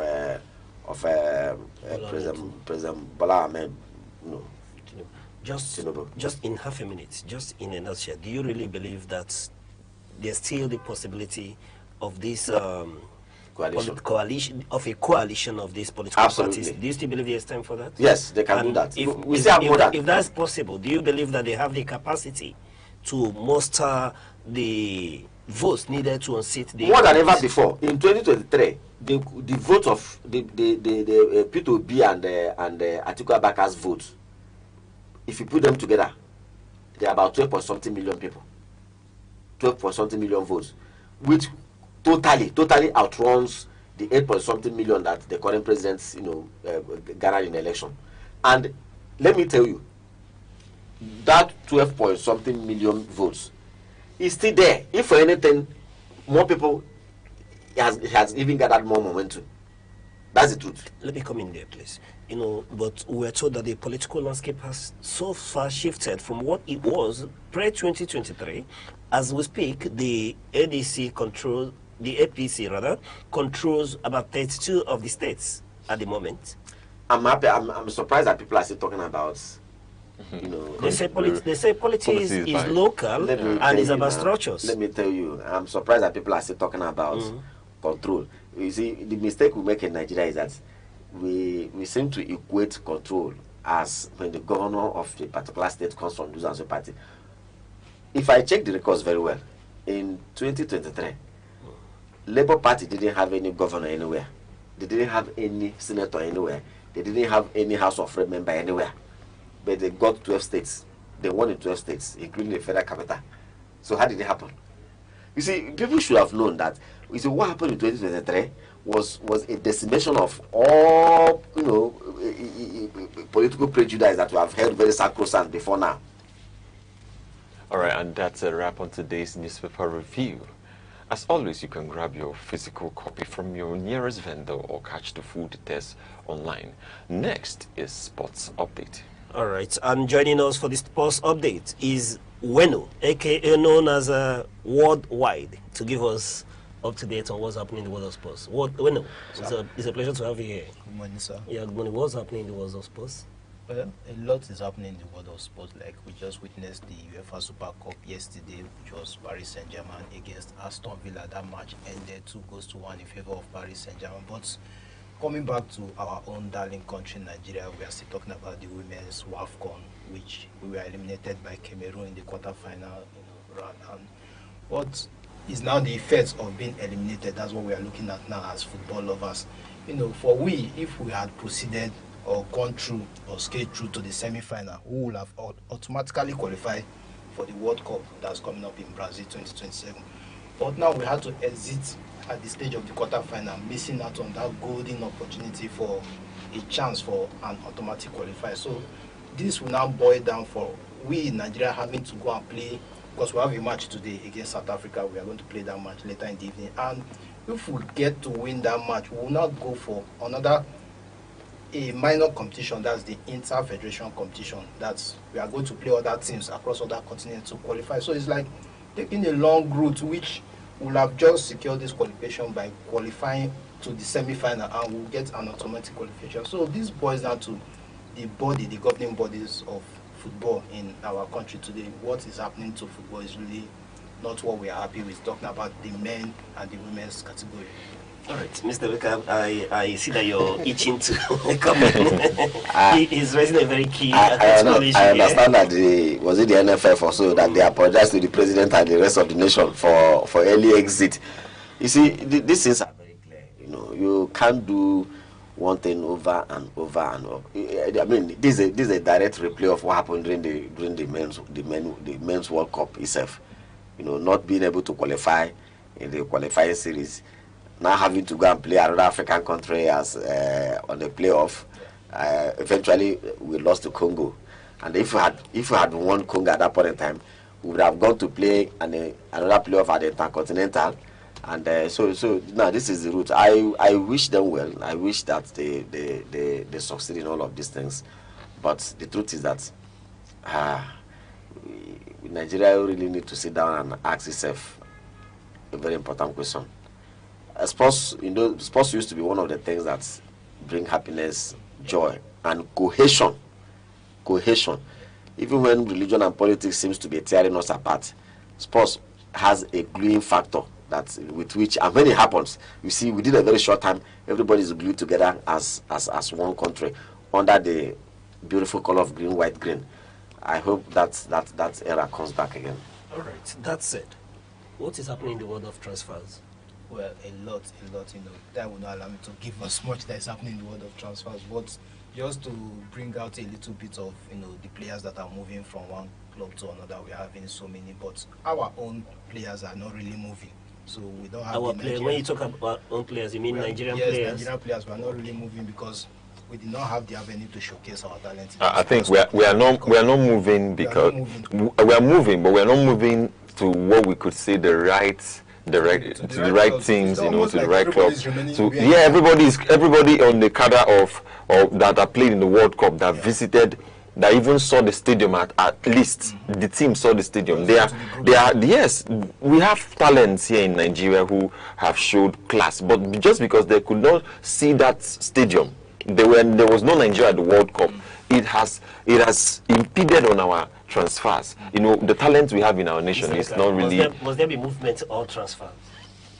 The point is that after a major competition like the World Cup like this, naturally, movements begin to happen because the World Cup is a very huge fair, football fair. It's like you're holding a football fair like we do on trade fairs. So now, since we didn't have the opportunity to be part of the World Cup, people cannot. It's all about people say what's in front of them. If you talk about players now, the players, the managers, and the scouts who go after these players, the picture they have is what they saw at the World Cup, not what they did in their previous. No, what people did in their previous clubs is still there, but that is one of the reasons why players pass, whilst players struggle to qualify for World Cup. Okay, let's raise the question about someone like Osimhen. Yes. We expect that Osimhen should be moving clubs at this time. If Osimhen had played in the World Cup, probably would have had. If he had displayed in the World Cup, plenty of us would have been. But now it's just it would have been a different. It would have been a different ballgame entirely. We are expecting Osimhen price tag to even be going up now. I can tell you that close to, let's say, 60 euros. 60 million euros. Euros. So this is somebody that we are expecting that his price tag should be above 100. 100? Because if you're looking at Bakola, what has Bakola done in a country? In PSG, if he had played in a country, against a country, and the World Cup, let's assume, for instance, Nigeria had the opportunity to play a team like England, a team like Spain, a team like Argentina, or any of these other countries, and you see him at his best. And one thing about this footballer, when you have a big game in front, see the superstars have a way of bringing out their best. And when you see them perform like that, then you know that this one can break any defense any day, any time, and that he won't be swallowed by a big game. Yeah, basically summed it up. So that's why I said basically we, the Nigerians, we are not really moving. But of course there is a lot of movement. Look at in the clubs, you will see a lot of movement. But our own players, we are not really having much to say that this person is going to another club. That's why also these players, when they are playing for Nigeria, they're also playing for themselves in a way. Because if they play well and qualify, ultimately also they have a share of the booty. Anyway, you know why I'm so excited that we're talking about this? Because I've been at the forefront of talking about the decay of Nigerian football, and today everybody would agree that the decay is impacting and affecting every one of us. We can't comment and enjoy football like the World Cup. Nigeria didn't know there was a World Cup. What it would have been if we had our team playing at the World Cup, and today we are talking about our players not moving because they didn't participate in a major tournament. And until we take care of this situation, until we take care, and it's getting over to the women World Cup as well, women football as well. So until we take care of them, we may not be able to see our team in any major tournament, and you begin to forget the likes of Osimhen playing for any big club in the world. Do you know that what is very powerful in this is that women football in Africa used to be almost an exclusive dominance of Nigeria. Yeah. For nine times champion. When you see buildings collapse, when you see buildings collapse, it doesn't just happen. Of course, something is responsible. Imagine the promises that we have made. That's the last tournament. This was when they now had to fulfill it. After losing the first match. That was when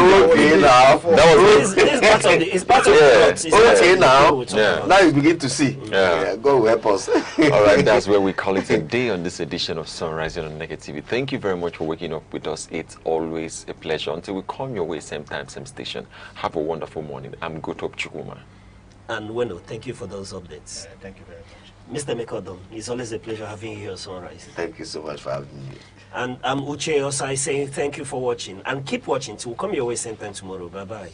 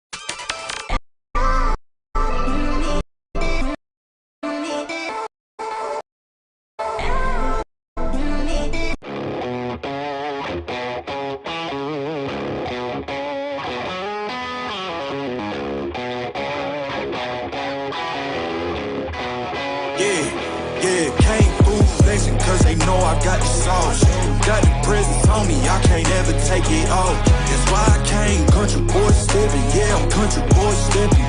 Country boy stepping, yeah, I'm country boy stepping. Yeah, they can't get like me, rocking boots and white tee. Designer on my cuff ring, something like a movie. Country boy stepping, yeah, I'm country boy stepping. Country boy stepping, yeah, I'm country boy stepping.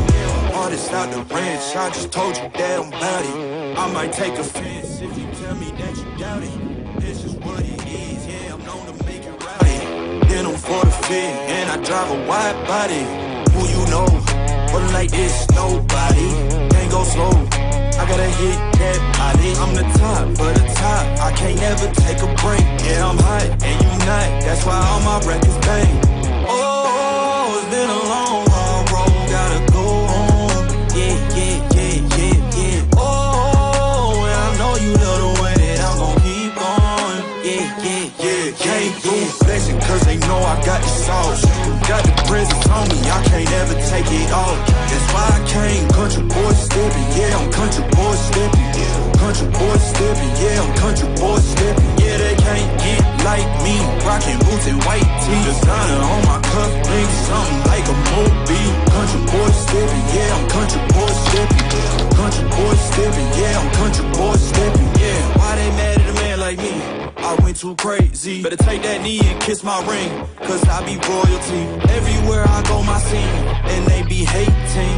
That's such a lame thing. Yeah, y'all be lame things. I could never ever go outside like that. Yeah, my people got my back, and I know that that's a fact. So I won't worry about a thing. I'm gonna keep on burning track. Do you get what I mean? I got faith in my dream. Oh, it's been a long, hard road, gotta go home. Yeah, yeah, yeah, yeah, yeah. Oh, and I know you love the way that I'm gon' keep on. Yeah, yeah, yeah, came through flexing cause they know I got the sauce.